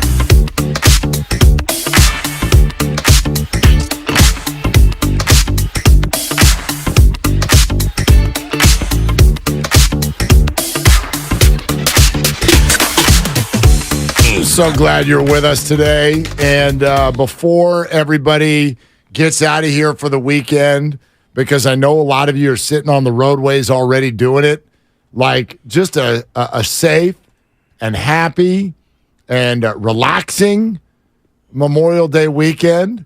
Hope the roads aren't driving you absolutely crazy right now, but I want to wish that for everybody. This might be one of the first weekends I can remember in the last billion where there weren't 47 youth sports events waiting for me on the other side of this radio show. No? So we're going to sleep. I might do something crazy like sleep till 7. 7 a.m.? 7 a.m. Yeah, it's crazy. Yeah, it's going to be wild. Yeah, I usually don't get up. I'm usually up about 6:45. There's a faint from the other room, and it's like, all right, that's me. I'm only bummed that it's we're not getting Memorial Day weather here. Looking like we're going to be rocking about high 50s. We might hit 60 degrees one of these days. So that's a little bit of a bummer. I wanted to read this to you also. This is from the Twitter. Are we really scapegoating our emotions toward Jimmy for a smile? Kittle or someone probably said something goofy and he cracked one. Jimmy's got way too much equity to be ridiculed for a smile. That's from Open Neon on Twitter. Okay. Yeah, I saw that tweet. Yeah. And I immediately blocked that user. And I'm just kidding. No, and I don't think we're scapegoating him. I just think that it was not the best look. And I wonder why he didn't get surgery earlier. If I'm the Raiders, I would ask that same question. You're much more bothered by the Draymond hug. For sure. Give me other stuff in that realm that's bothered you in the past. There's all kinds of man, it could think of a bunch of stuff through history where people are sort of just doing what people do. Right. But we don't like it in that context. It was controversial years ago when Magic Johnson and Isaiah Thomas kissed at half Well, court. it was controversial for other reasons Multiple as well. reasons. Yes. Sure. It wasn't only a controversy because they were opponents. It was also because it was two men who chose to express themselves in that manner. And at the time, I think it was 1990-ish. It was not. It was not as accepted as it is now. Unfortunately, back then it wasn't. Fair point. It was a thing where, oh my God, they kissed and they're both boys and whatever. Stupid nonsense. You asked what other things have bothered me of the same ilk. I'll say Madison Bumgarner's antics in terms of like yelling at opponents when they were better than you in competitive moments. So that bothers me. I guess that's almost the opposite, which is that Madison is screaming at opponents like, more along the lines of, man, there was a time, and I've told you that I think this story before. Get your drop ready there, Grandy, especially before we talk about you. That's coming up. You remember I've told you the story when I played golf with Maury Wills and Don Newcomb. That's a great story. I told you the story, yeah, right? Yeah. You showed up with a Giants bag. It's the Giants head covers. That's all I had. Oh, that's right. My bag was my bag, and I had no idea that I was going to get paired with Maury Wills and Don Newcomb. And for those who don't know, those are Dodger greats from way back.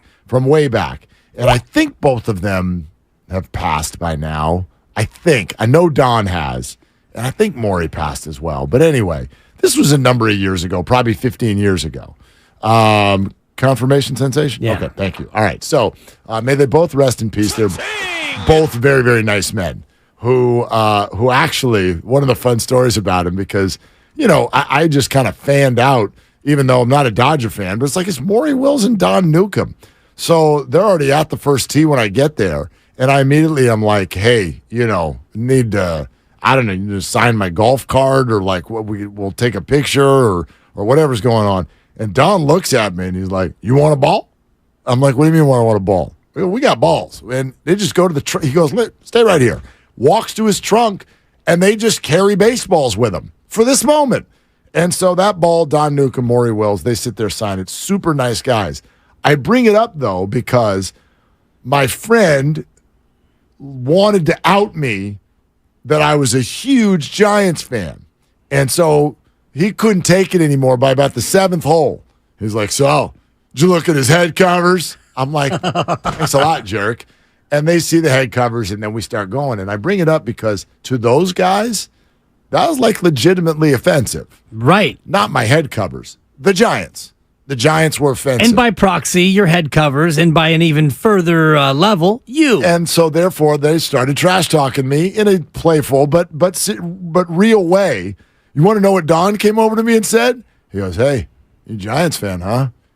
What do you think would have happened if you had asked Barry Bonds for an autograph?" How about that? How about that? I was like, yeah, probably wouldn't have gone nearly as well. Right, Yeah, probably wouldn't have gone into his trunk. I might have gone into his trunk. Totally, right? tire iron. So anyway, back in the day, those guys wouldn't even talk to each other during batting practice. Right. Now dudes are cruising around out there behind home plate. Hey, how the kids? How's Kim? Blah, blah, blah. You know, that whole thing. Slapping each other in the outfield. Bothers people. You know? A little different. Tommy Pham, Jock Peterson. We're all in a fantasy league together. What do you want? Exactly. I mean, but that bothers some people. I don't know. It doesn't hit me a certain way. You're still allowed to be a person, right? And have friends. Sure. Is your point that like they shouldn't hug at all, or you wanted them to hug away from the cameras, or what? Yeah, away from the cameras. Okay. Take a moment You would have been fine with that if it just wasn't on TV. Sure. And I'm sure that they've had much deeper friend conversations and relationships, far deeper than a post-game hug after the Warriors were eliminated in embarrassing fashion in six games in LA. I just think, Mark, as a fan, if I'm watching my team, the team that I love, the team that I wouldn't die for this team, but you get the bit, the team that I love, the team that I spend my hard-earned money to root for, and this same organization makes sure that I'm in my seat early and make sure that I can be loud and make sure that I can support my team and do my part to help my team win. When my team doesn't win and I'm upset about it and I'm literally affected by it, I want to have that feeling that the guys who went out there and lost that game are feeling at least some kind of way about the same loss. And when I, as a fan, see my player, my star player, giddy, happy, loving, in a warm embrace. He looked pretty happy. And I'll pull up the video if you want. I guess he's grinning ear to ear before he even gets to LeBron. It's over. The season's over. Right, but if I'm feeling anger about the loss, I want my players to feel the same way. And the hug to you means that he's not. Correct. Yeah, see, I don't translate. The hug to me feels like, you think the Warriors, within moments of that ending, were not like incredibly frustrated. That's how you translate it. I don't know how he feels. All I can do is read what I see on his face. Guy's like one of the most crazy competitors in all the sports. Right. I'm sure he was very frustrated. I do remember him, in fact, punching a teammate at one point. Right. Because he didn't punch LeBron. No, he didn't. This time. Yeah, well, LeBron probably didn't take him off.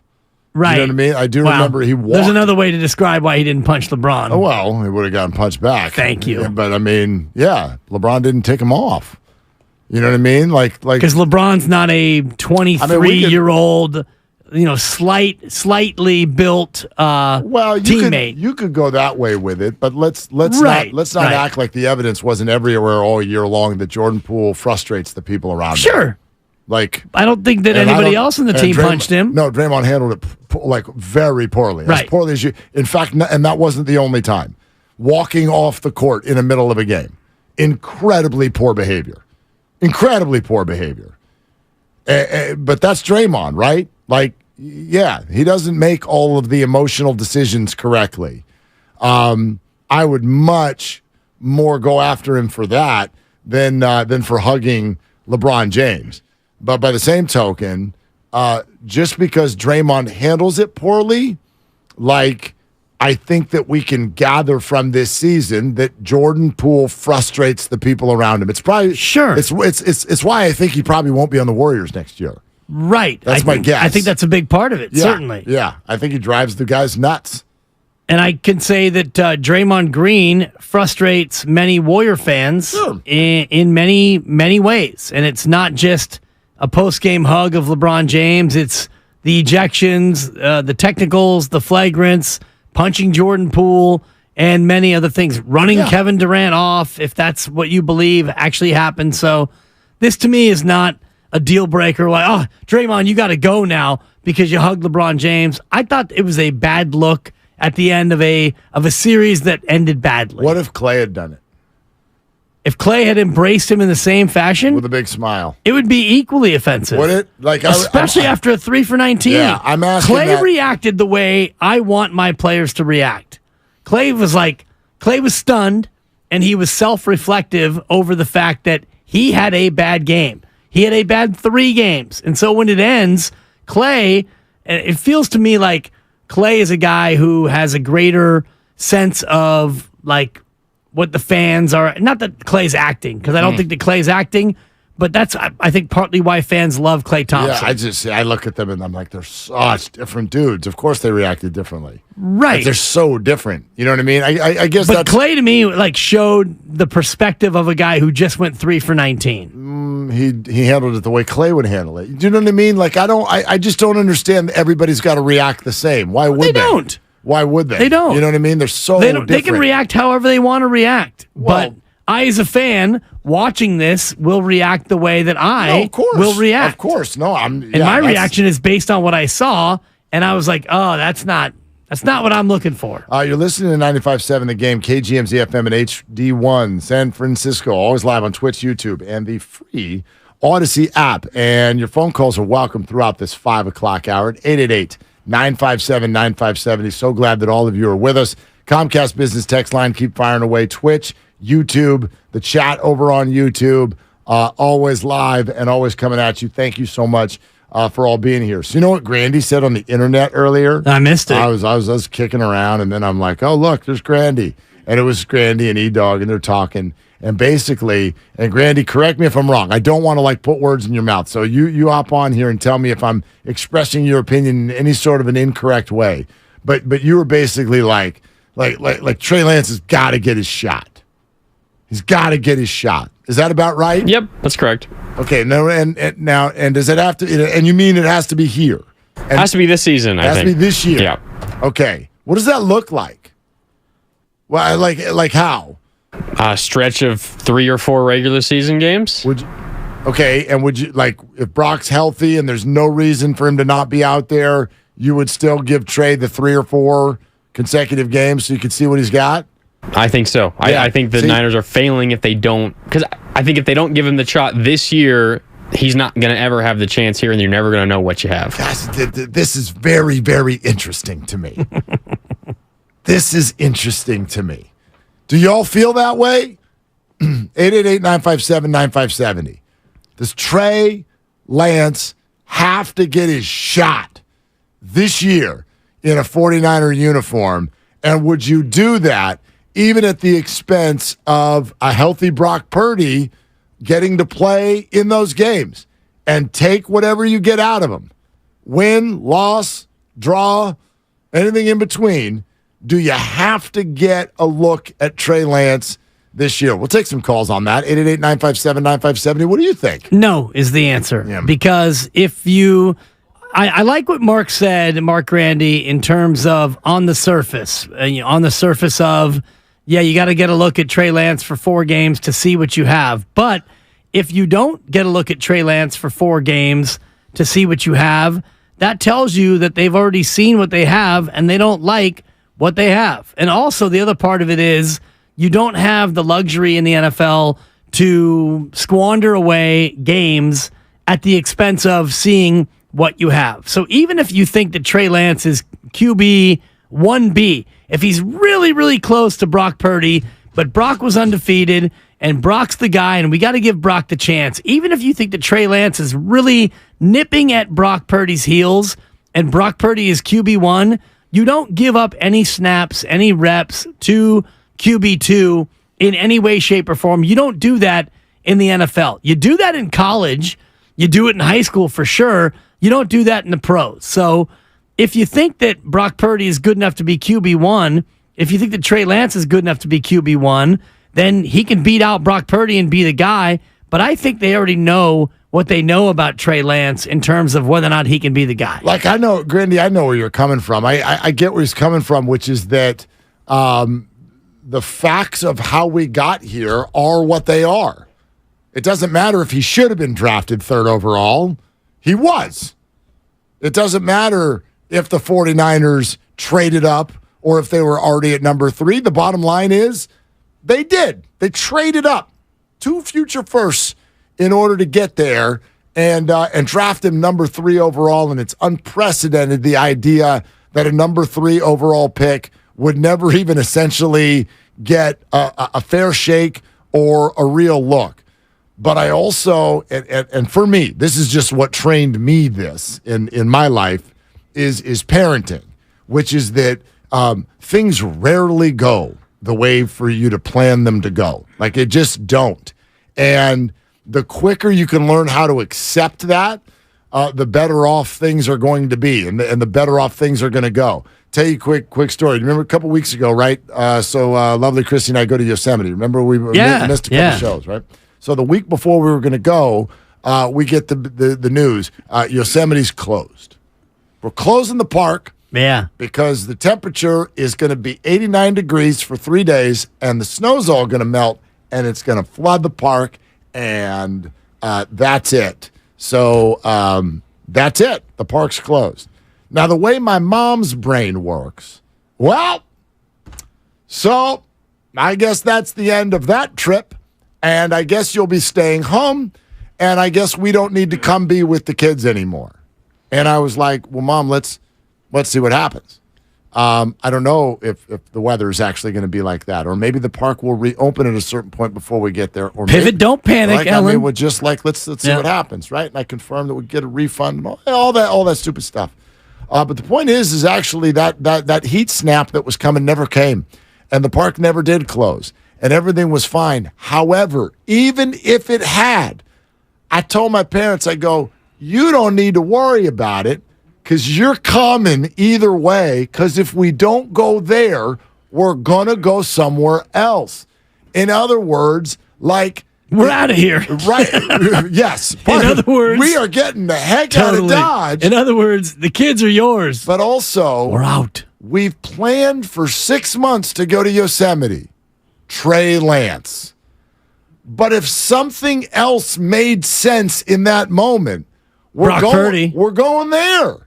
We're going to go do that, and we're just going to follow that because that's what's happening in this moment. So, for me today, it doesn't matter where they were drafted. It doesn't matter what your plan was.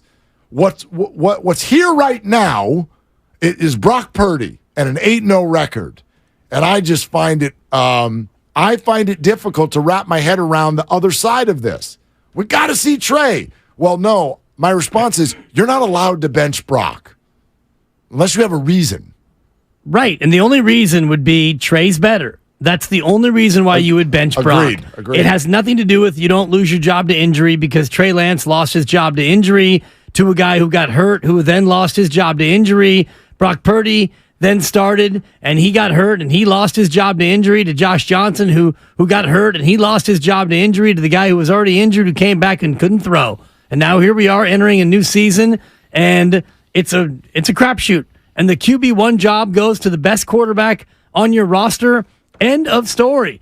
Because Kyle Shanahan loves Brock Purdy, Trey Lance, Sam Darnold, Brandon Allen. He loves these men, I'm sure, as much as a coach can love his players. But what he loves more than the individuals is winning football games. So when it comes time for the first game of the year, he's going to play the best quarterback who's available. And he knows that it's not good that he traded 3 first-round picks to move up and get a first-round pick for a quarterback who may never work out with the organization. That's a bad thing. But you know what that is, Mark? That's a press conference. That is a moment in a press conference where at some point he comes out and has to admit the mistake, explain the mistake, he'll field questions, it'll be uncomfortable, and he'll move on. And it's easier to move on if you go 12-5 and you make it to the NFC Championship game. If you go 5-12 and Brock stinks and Darnold gets hurt, but you already traded Trey Lance because you gave up on him, and Brandon Allen starts 5 games for you, and you're a 5-12 team, and you're a washout, then that press conference is more uncomfortable for sure than the press conference right now. If they trade him right now, on this day, May 26th, Trey Lance is dealt for a future fourth and a conditional third. Then they're crazy. No, you're right. But the press conference right now is better than the press conference if they go 4-13 and Trey Lance is QB3 and he never gets a chance. Yeah, I agree with that. Obviously, I don't think Trey Lance gets traded while Brock Purdy is still hurt. But if Brock gets the point where, he's healthy and he looks like Brock, I don't know. Like, where's merit involved in all this? Where do we get some merit? Like, Brock Purdy earned this. Oh, I thought you were talking about that four-string quarterback for the Raiders again.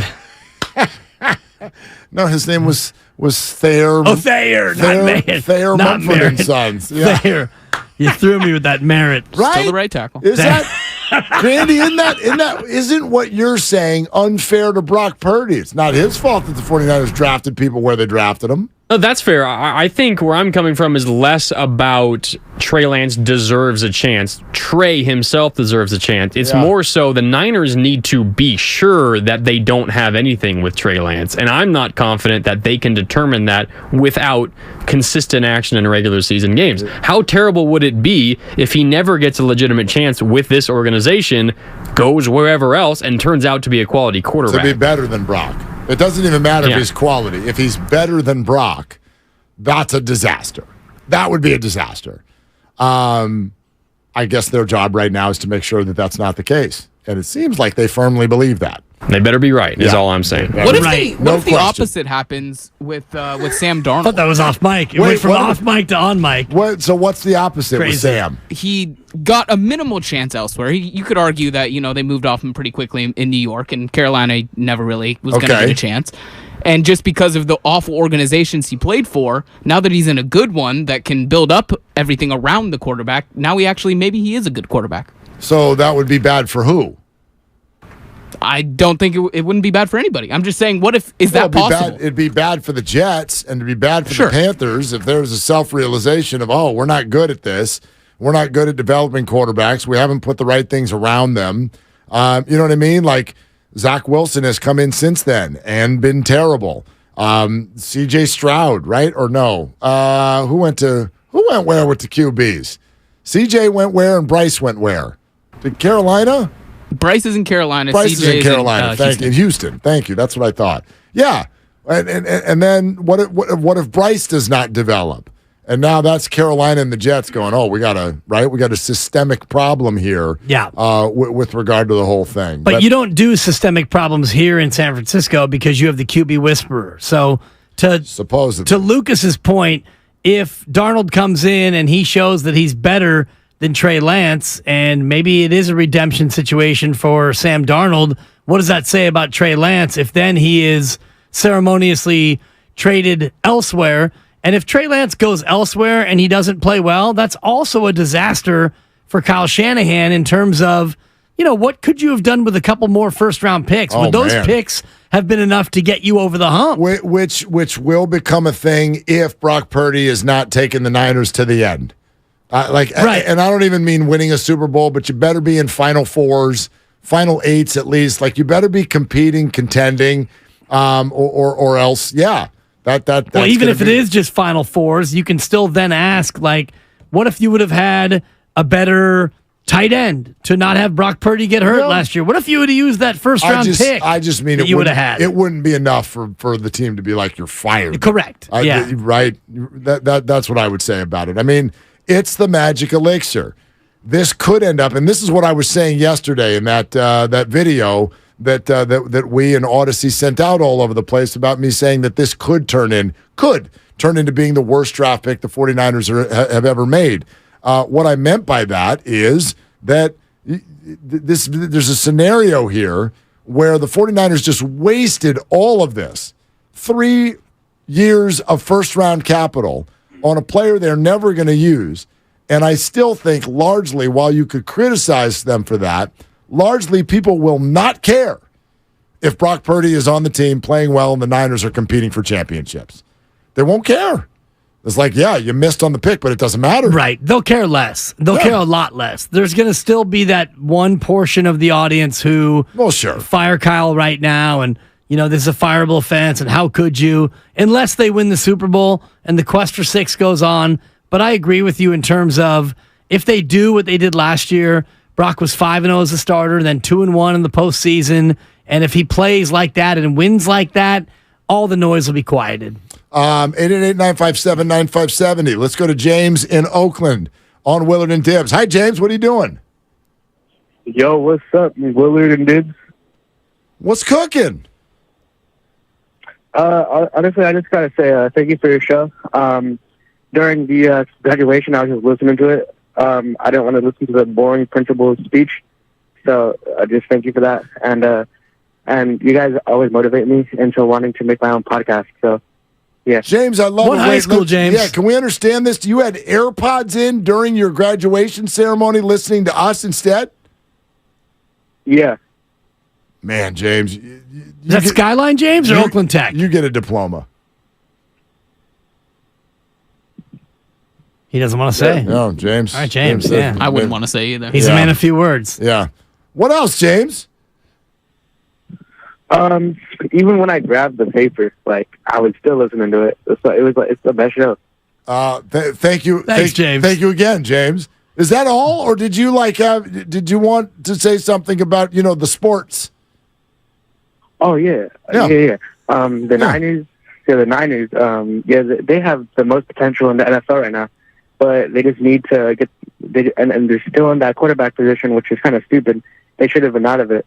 But they have 3 great quarterbacks right now, and if they all 3 get hurt, then it's just stupid because they have 3 solid quarterbacks, and they can make it to the Super Bowl easily with Shanahan. Maybe we're tossing the word great around a little bit with the 49ers have 3 great quarterbacks. I don't know.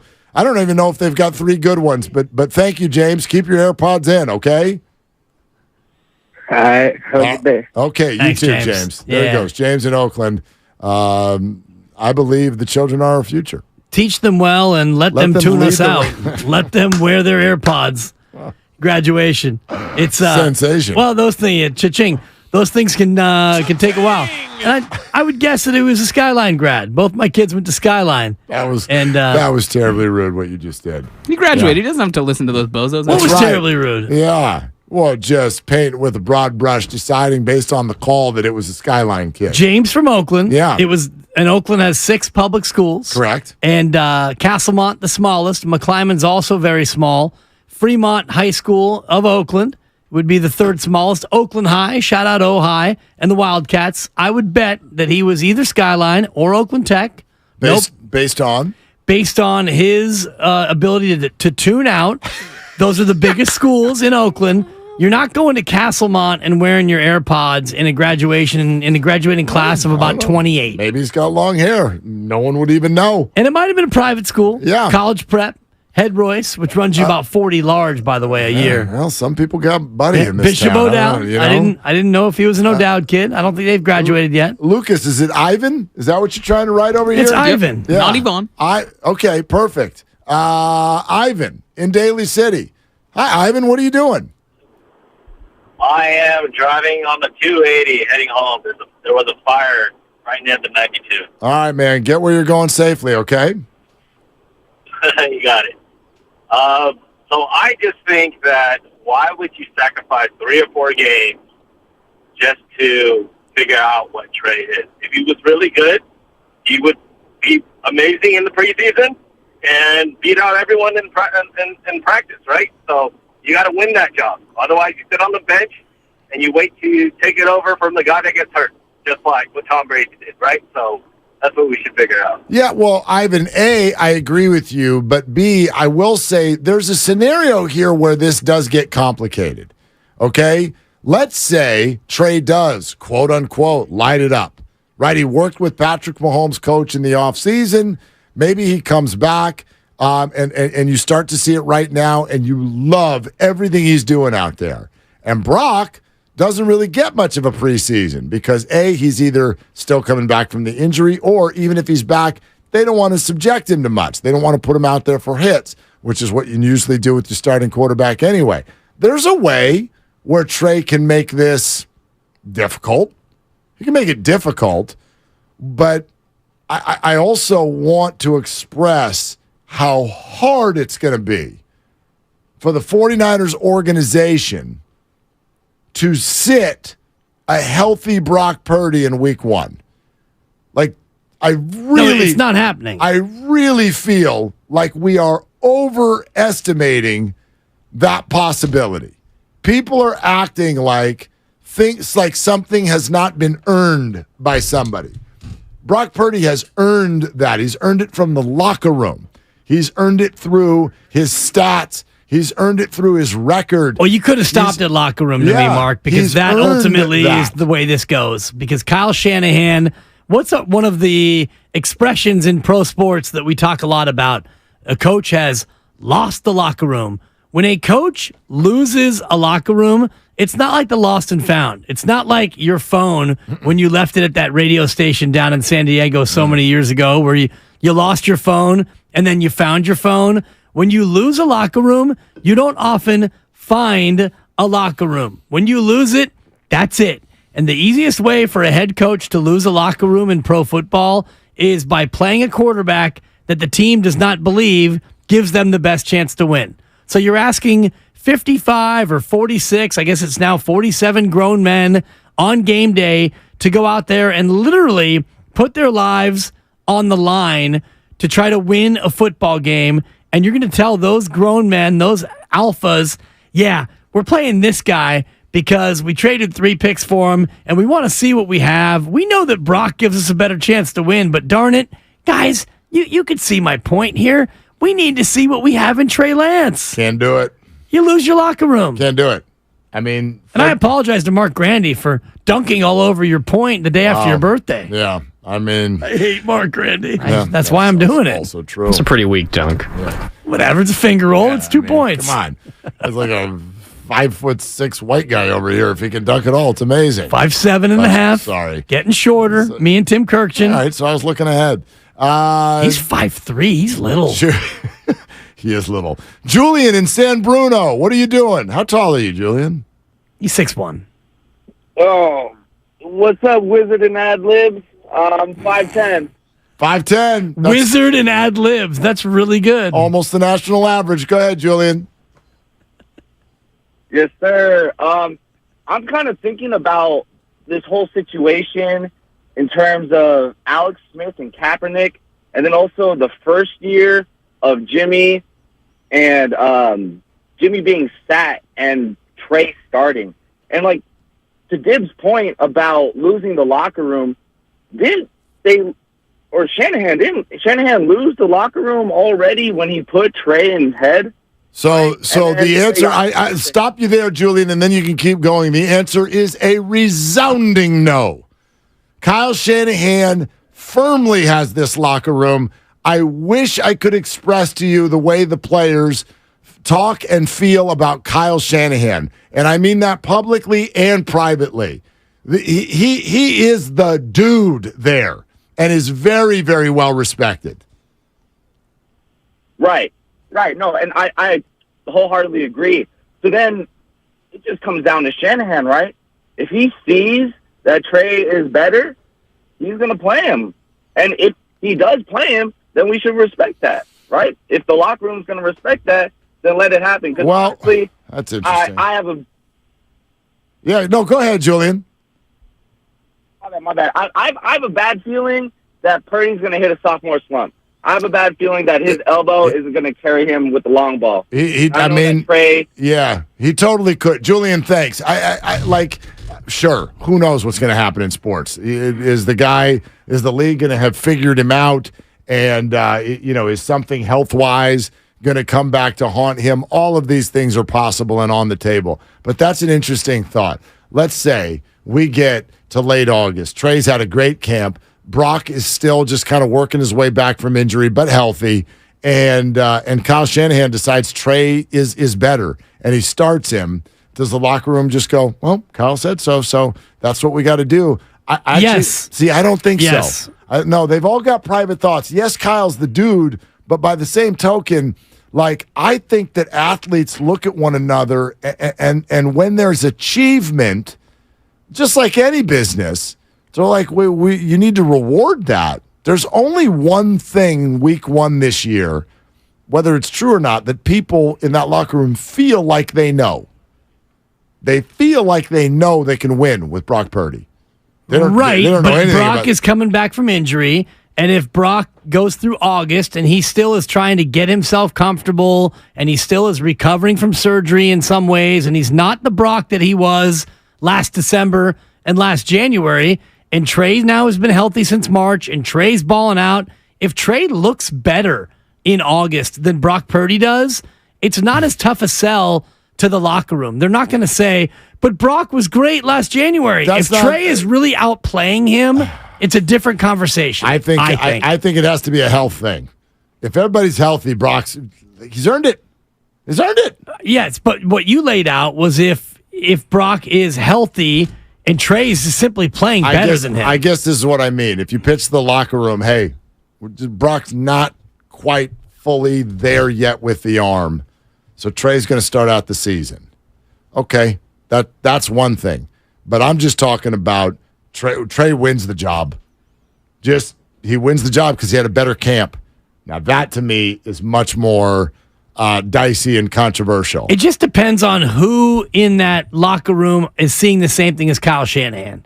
Because I don't think that Kyle Shanahan is going to come out and say, Trey Lance is going to be our starter and stuff. We like what Brock's done, and Sam Darnold's right there as well and stuff. And we're just going to go with Trey, and we feel like he gives us the best chance to win and stuff. If he comes out and says that and stuff, I think that there's going to be a prevailing notion of that in the locker room. It's not going to be Kyle's the only one who thinks that. Yeah. That'll be Greasy. That'll be any of the various Kubiaks. That'll be a feeling, I think, that pervades the locker room and stuff. Yeah, I think it's got to. Thank you for as many and stuffs as you gave. If I can, I'm trying. I try not to mail it in. It would have to be really firm. It would have to be really clear. Like, it would have to be obvious to everybody there. They're like, oh my gosh, Trey looks amazing and Brock looks horrible. It would have to be that. You're right. You're right. I mean? Yeah. I'm with you. It'd have to be intense. No, I got you. Okay. No, I see it. Appreciate you. I'm with you. And stuff. No. Donnie in the City. I took the bit too far. Is next up on Willard and Dibs. Or what was it? A Wizard and Ad Libs? I could get into it. Really good. Donnie, what are you doing? I am I'm parked. I'm trying to talk to you guys.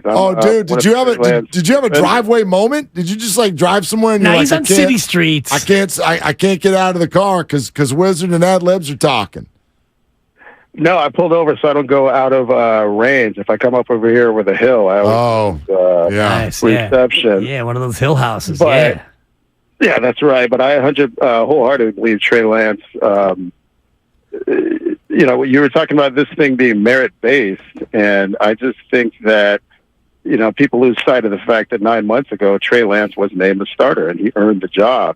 And he obviously went out there against Seattle and snapped his leg, and Jimmy came in, got folded up in Miami, and Brock played well, but he earned the starting job. If they come back to camp, we're talking about Brock Purdy with ifs, ands, or buts. He's not healthy. So if he's in here in OTAs and Trey's playing well and they come back, and when Brock does come back, even if it's close, I would name Trey the starter. You need to see what you have in him, and I would give him 8 games.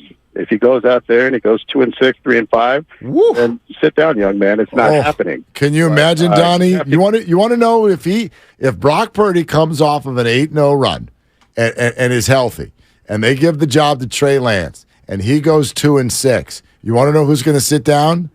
Kyle Shanahan's going to sit down. Ooh. What you're talking about is damn near a fireable offense. To give someone 8 games and let them lose 6 of them when you've got another player who just went 8-0 in the NFL. Donnie, what you're saying to me sounds like you're saying that guys shouldn't lose their job to injury. And they just do. They do. In pro sports, when you find something that works, you roll with it. Was David Lee supposed to get his gig back when he got healthy? See you later, Draymond. Sit down. Because, we don't want you to lose your gig to injury. When it works, man, you go with it. And you don't leave until it stops working. 8 games is aggressive. Wow. I don't disagree with what Donnie said. I give him 2.5. It's maybe. It's probably about 2 or 3 games. Yeah. And depends on the results. And We talked about the schedule, which you open up at Pittsburgh, and I haven't done the look ahead lines yet. I would imagine Pittsburgh is going to be 4.5 or 5 point dogs. No. Niners are more than a touchdown better on a neutral, but that's not an easy opener. Brock Purdy, by the way, only gets credit for 5-0. I know the Miami game we all want to give him, but that was a game that Jimmy started. So in terms of Brock Purdy's record, he's 7-1 as a starter. He doesn't get Miami. He does get Philadelphia. It's not me making these things up. These are facts. Well, but then you said 5-0. Are you taking 5-0 regular year? Regular, yeah. So 7-0 and then 7-1. So call it whatever you want. Yeah, I don't know. I mean, the stat is when I'm supporting Brock Purdy, it's 8-0. The stat when I'm is down the stat. on Brock, 7-1. There you go. The stat is the stat. And if I remember correctly, were they down 7-3 against Miami when he came in? So they were losing. Yeah, so it's even harder than winning when you start. He started with a 4-point deficit. Yeah, he did. So I'll give him that one. You don't have to. And the internet doesn't need to give him that one. He left Josh Johnson in a mess, down 7-0. Yes, he did. And Josh rallied the They troops. were at the 50-yard line, by the way, but everyone wants to say, that was a tie game. Josh Johnson led him down the field. Right. By handing the ball to Christian McCaffrey. After Brock coughed it up. That's true. Dave in Fremont is next up. Hi, Dave. What are you doing? I'm driving to go play with dinosaurs in Jurassic Quest with the kids. Wow. Good for you, Dave. Start that big weekend off right. Stegosaurus, am I right? Yes, sir. Hey, so I got a statement really quick, and then I got a question for both of you guys, and I'll get your opinion off air. So the statement is, when I called in the other day, what I meant to say was you can't give up on Trey yet, because if you give up on Trey, that would have been like, what if you gave up on Fields because of his performance his first year? What if you gave up on Josh Allen for his first year? That's what I had to say about that. But my question is, if Trey starts 4 games and we're 4-0 and Brock Purdy comes back week 5, what do you do then? I say you roll with 4-0, because if it was Jimmy, you'd do the same thing, because he never did anything spectacular to get to 4-0. Okay. Now, Dave, this is a very, very interesting scenario. That's a good question. It's also a stupid question. And all the scenarios, by the way, all summer long are just going to be that. They're just going to be hypotheticals. Yeah, here we go, yo. Here we go, yo. So what's Look at you going Tribe Called scenario, Quest. right? So, but low end theory. There is a scenario. Let's say Brock's not ready. What if, and I've thought about this, Brock's not ready, so Trey gets the gig, and then they roll. They're humming. They beat Pittsburgh. And Trey looks great. They win in L.A. They beat Danny Dimes at home in the home opener, and then they beat the Kyler Murray-less Cardinals on October 1st.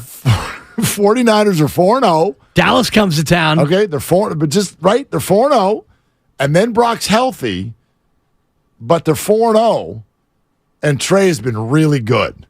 Then what do you do? It's the biggest no-brainer in the history of mankind. Right, which because I know what you're going to say. You stick with Trey. Because, yes, hello. Because Trey will have done the same thing in that 4-game stint that Brock did in last year's 8-game stint that earned him the job here. Exactly. Which is when something's working, you go with it. You go with it. So Dallas comes in and beats the Niners, and Trey looks a little shaky. Then you go to Cleveland the next week at 10 a.m., and Trey doesn't look good at all. Guess what? And guess what? Brock. You go to Brock. Bring him to me. Totally. Yeah. And that's the way this goes. And if Brock is not healthy enough and ready to go, and I think a more likely scenario, Mark, is let's say 2 games. So Brock's not ready until week 3, and Trey Lance beats the Steelers on the road, and Trey Lance beats the hapless Rams in L.A., and they're 2-0. I think then it becomes a more viable question as to what you do. Yeah, I think so. And I think maybe what I would hope for is that Kyle gives us a Jim Harbaugh type of press conference. We're going to go with Brock and Trey. Nice.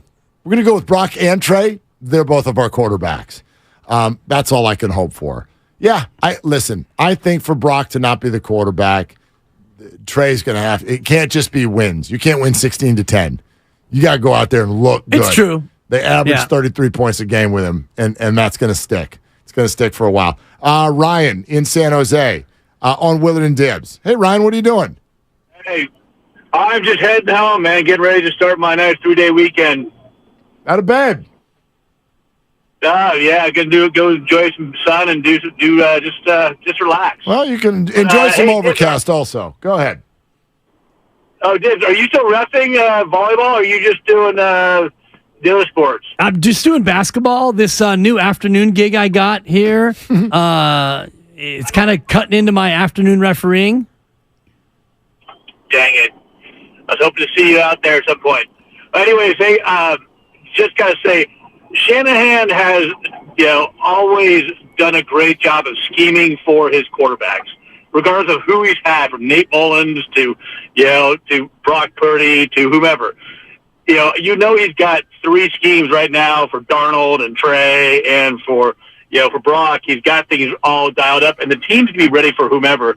And, Diz, I think, you stole my thunder when I said, or when you said that, the team, understands that whoever is winning it on the practice field is going to, win the job.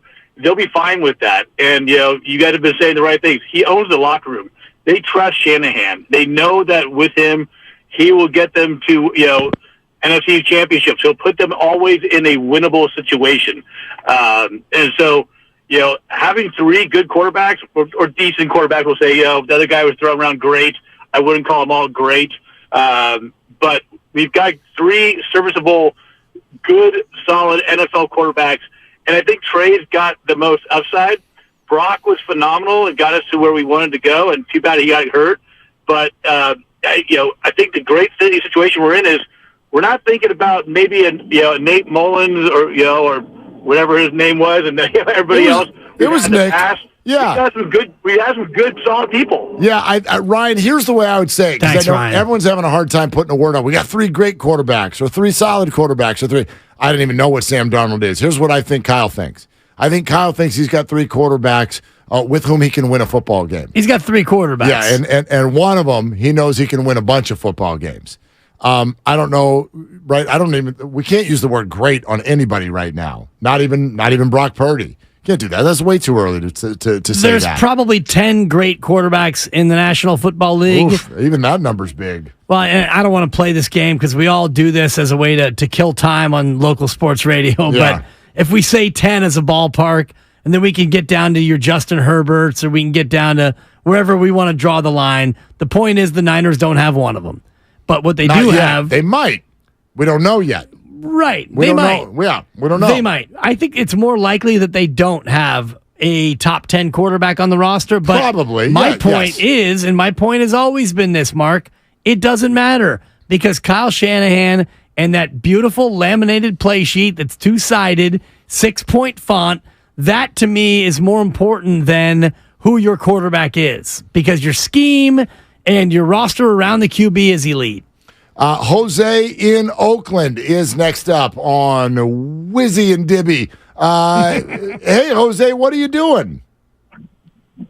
Right now, I'm listening to you guys, and I'm stuck on traffic. But listening to you guys makes it a lot easier. Well, that's the deal, man. That's what we're going for. Look, there's a couple of things here. People keep saying we have 3 really good quarterbacks. We don't know that, okay? Sam Darnold so far hasn't shown that he is good, serviceable, I guess. Trey Lance, well, let me go back to Purdy. Purdy, he has proven it to me. I mean, as far as my own opinion, he is the actual QB that can take us somewhere, providing he doesn't get hurt. As far as Trey Lance, you know what? I think that Trey Lance, quarterbacks are just like, ace pitchers, okay? They need to know that they have...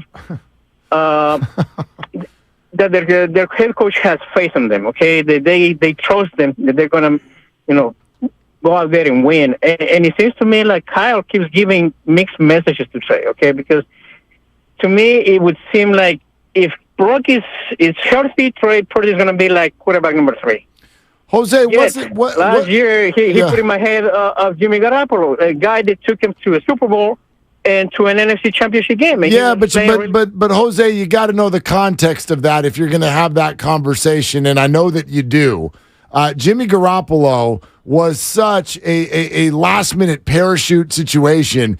I don't even think he was ready to play come week 1, and in fact, when he got thrown in there week 2, Then he came out and had that horrific start in week 3 against Denver. And what did he say after the game? He goes, I had no camp. Like, I'm not ready yet. I'm not fully where I want to be. So you just have to remember that the whole first part of camp was Trey Lance is our quarterback, and they weren't going to switch that at the last minute with the whole Jimmy Garoppolo situation. I don't think that's fair to call it a mixed message. It's my belief that Trey Lance has received the same message the whole time, which is we drafted you to be our guy. You're our guy. Then you got hurt. Somebody else came in and was a better guy. And you're still here, and we're going to give you every opportunity for that to turn back around and go the other way. Yeah. But you are going to have to firmly steal that thing. And that's the nature of this position at any team in the National Football League, quite frankly, in terms of what it's like. It doesn't matter once you're drafted where you were drafted. Trey Lance was drafted number 3 overall, and that gives you a grand total of 0 when it comes to a leg up on the competition. Yep. You get drafted number 3, all that guarantees you is a chance to come into camp and stick around. You come into camp, you compete for the job, and even if you stink to high heaven, because you were drafted that highly, you get a chance to stink for longer. That's all you're given. Right. Have you noticed that we actually should love the 49ers for this? We're all like, gosh, they got to give it to Trey. He was the 3rd overall pick.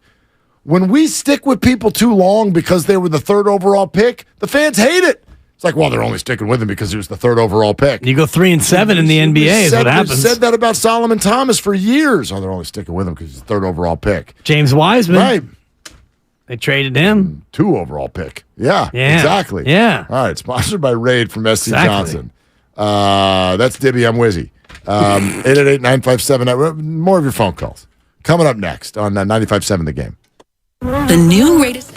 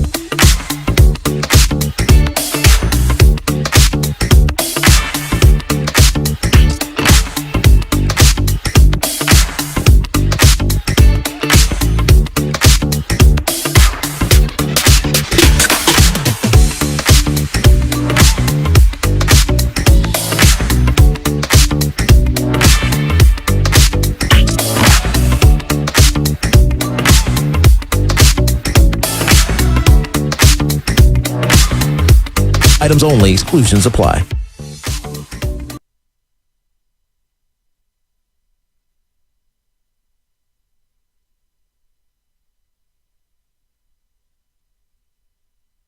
Can't do it.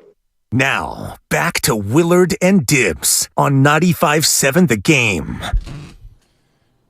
You know what we haven't even mentioned yet, and we'll get to a couple more calls on the Niner thing here on the way out the door, for sure. But DeAndre Hopkins, D-Hop, just flat, released.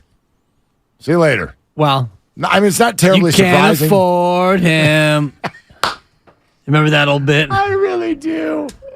That's We're amazing. going to Sizzler. Eddie Murphy, I believe. You didn't get totally. You are well. Totally. I totally You can't remember afford it. Oh gosh, Your quarterback's injured. I love it when we date ourselves. It's fun. It's fun. And I retweeted the great Warren Sharp at Sharp Football on Twitter, who released the Kyler Murray cap numbers, the dead cap numbers, the dead cap bounce, because all the teams do the same thing, basically. You give a quarterback a boatload of money. First 2 years, small cap hits. You want to maximize those years, knowing that on the back end, years 3 through 6, it's gonna hurt.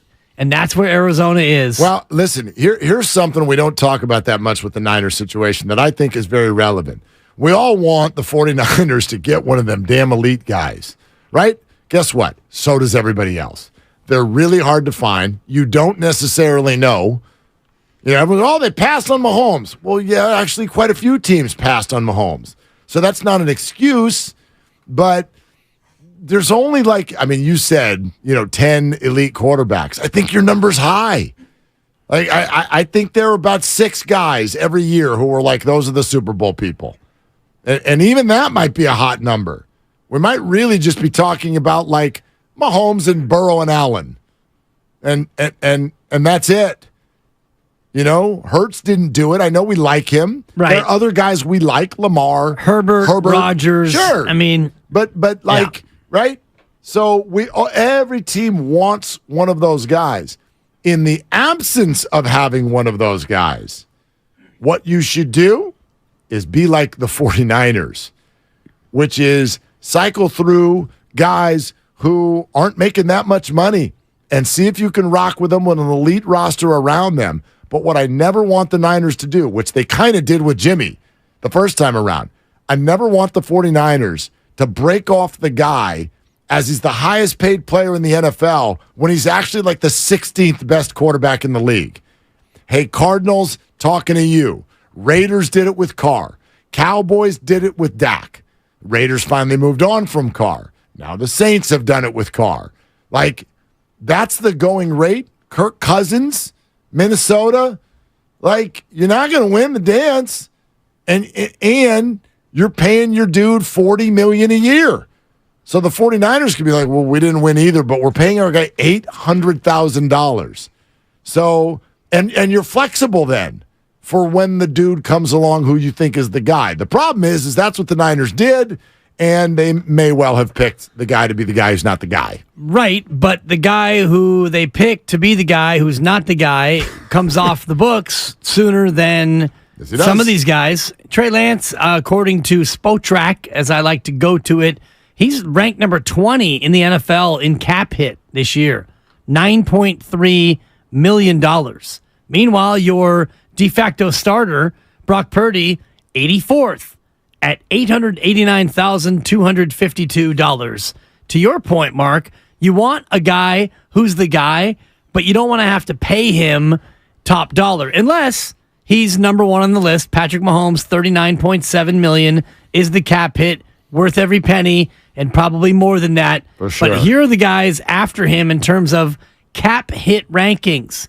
Number 2, I may not be the starter, Ryan Tannehill. Whoops. 36.6. Yep. Number 3, I seem to be bouncing back. Our team's on the rise, Jared Goff, 30.9. Number 4, I may lose my job with a couple of bad starts, but I'm the man. Dak Prescott is number 4. Jimmy Garoppolo, I had surgery. I'm number 5. Lamar Jackson, You paid me. You had no choice. I'm number 6, tied with Russell Wilson. Uh-oh. Danny Dimes is 8. Woo-wee is 9. Kirk Cousins. And then Matthew Stafford, I may have a career-ending neck injury, is number 10. I haven't yet mentioned names like Allen, Burrow, or Herbert. Right. To your point. The guys you actually want. So you want a guy who's the guy, but you don't want to have to pay him like he's the guy unless he's done Mahomesian things. There are tiers here. There are the Mahomes, Burrow, Allen type teams, whereas there's no doubt that's our dude. But then of the other 3 things, what would you want to be? Would you want to be we don't have the guy, but we're also not paying the guy?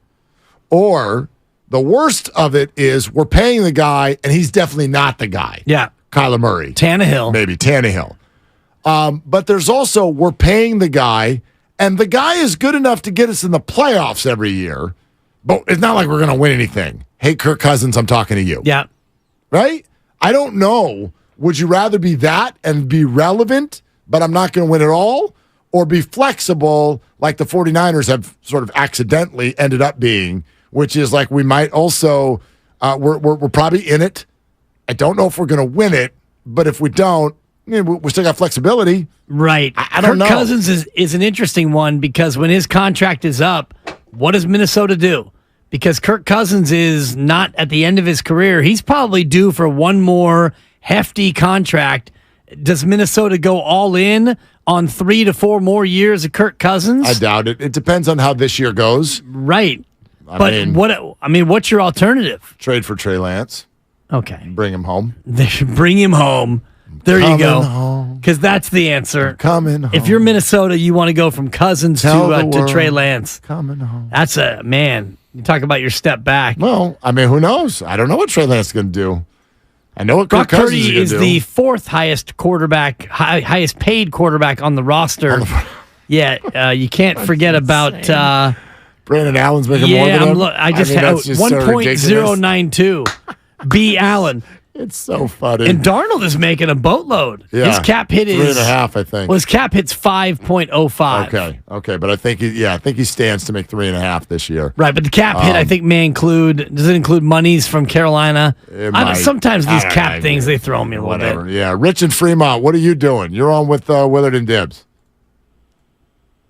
Hey guys, thanks for taking my call. I'm just pulling into this parking lot right here. I'm finna go in here and get me a bottle of Yellowtail Cabernet. What is up Friday night?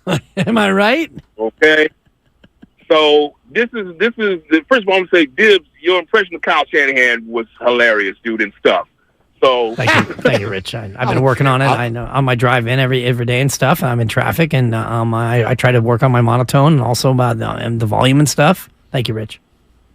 Right. So I'm with you guys. I think at the end of the day, I think people need to stop, thinking that just because, Trey Lance, basically got picked and they had to get up all these picks and all of a sudden Trey Lance is going to be the starter. It's at the end of the day, we need to keep it real for what it is. Professional, commercial coaches, they are picking the person that's going to help them win games, period. It could be Sam Darnold, but I tell you right now, the guy who is healthy, the guy who is playing better in camp, that's the guy he's going to go with. The best ability is availability. If you ain't available, then you ain't helping them win. Thanks, guys. Yep. Thank you, Rich. Thank you for your kind comments. And that's true, except for when you do start to get to a point of, again, what's been earned, what have you seen before. That's a tiebreaker. If Trey looks great, but Brock comes back and he's healthy and he looks great too, and everybody looks great, then Brock's starting week 1. Right. Tiebreaker is Brock. And I think year, the really tiebreaker comes in as far as roster longevity goes. And Trey Lance gets to stay on the roster longer because of what they invested to bring him in.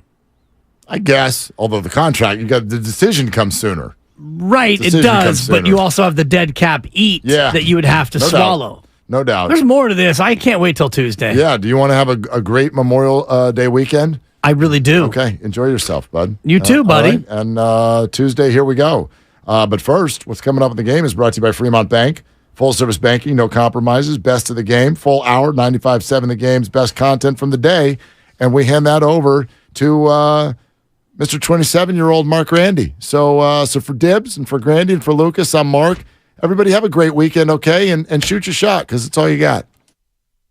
My father was diagnosed with cancer while I was in college, and I knew I wanted to pursue a career in that field. Dr. Lawrence Fong, director of the Cancer Immunotherapy Program at UCSF Health. When we think about conventional cancer treatments like chemotherapy or what we describe as targeted therapies, we give these treatments to people so long as their cancer responds, but also so long as they can tolerate the treatment. Dr. Fong is a leader in discovering new ways to train the patient's own immune system to find and eliminate cancer cells. Immunotherapy is one of many different options that we have to treat cancer, but for certain cancers, it can actually result in really dramatic responses. And this powerful tool offers many opportunities for the future. Cancer immunotherapy represents one of the ultimate forms of precision medicine. And in the next 10 years, we will see this approach being used on more cancers and with better outcomes. UCSF Health, redefining possible.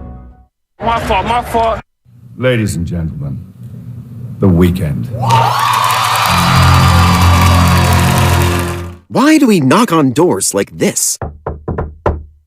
Why do we make pets look like people? Aw, your puppy looks so cute with that sweater.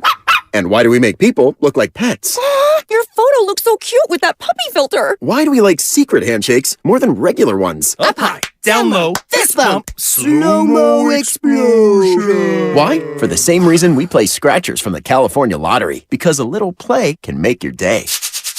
Please play responsibly. Must be 18 years or older to purchase, play, or claim. Wine, NASCAR, 12 challenging turns for drivers, beautiful wine country, and high-energy campgrounds. A perfect combination all around. The NASCAR weekend at Sonoma Raceway, June 9th through the 11th. Get your tickets today at SonomaRaceway.com. Hello, I'm Howard Mackler, founder of Innovation Refunds. You've heard me talking about the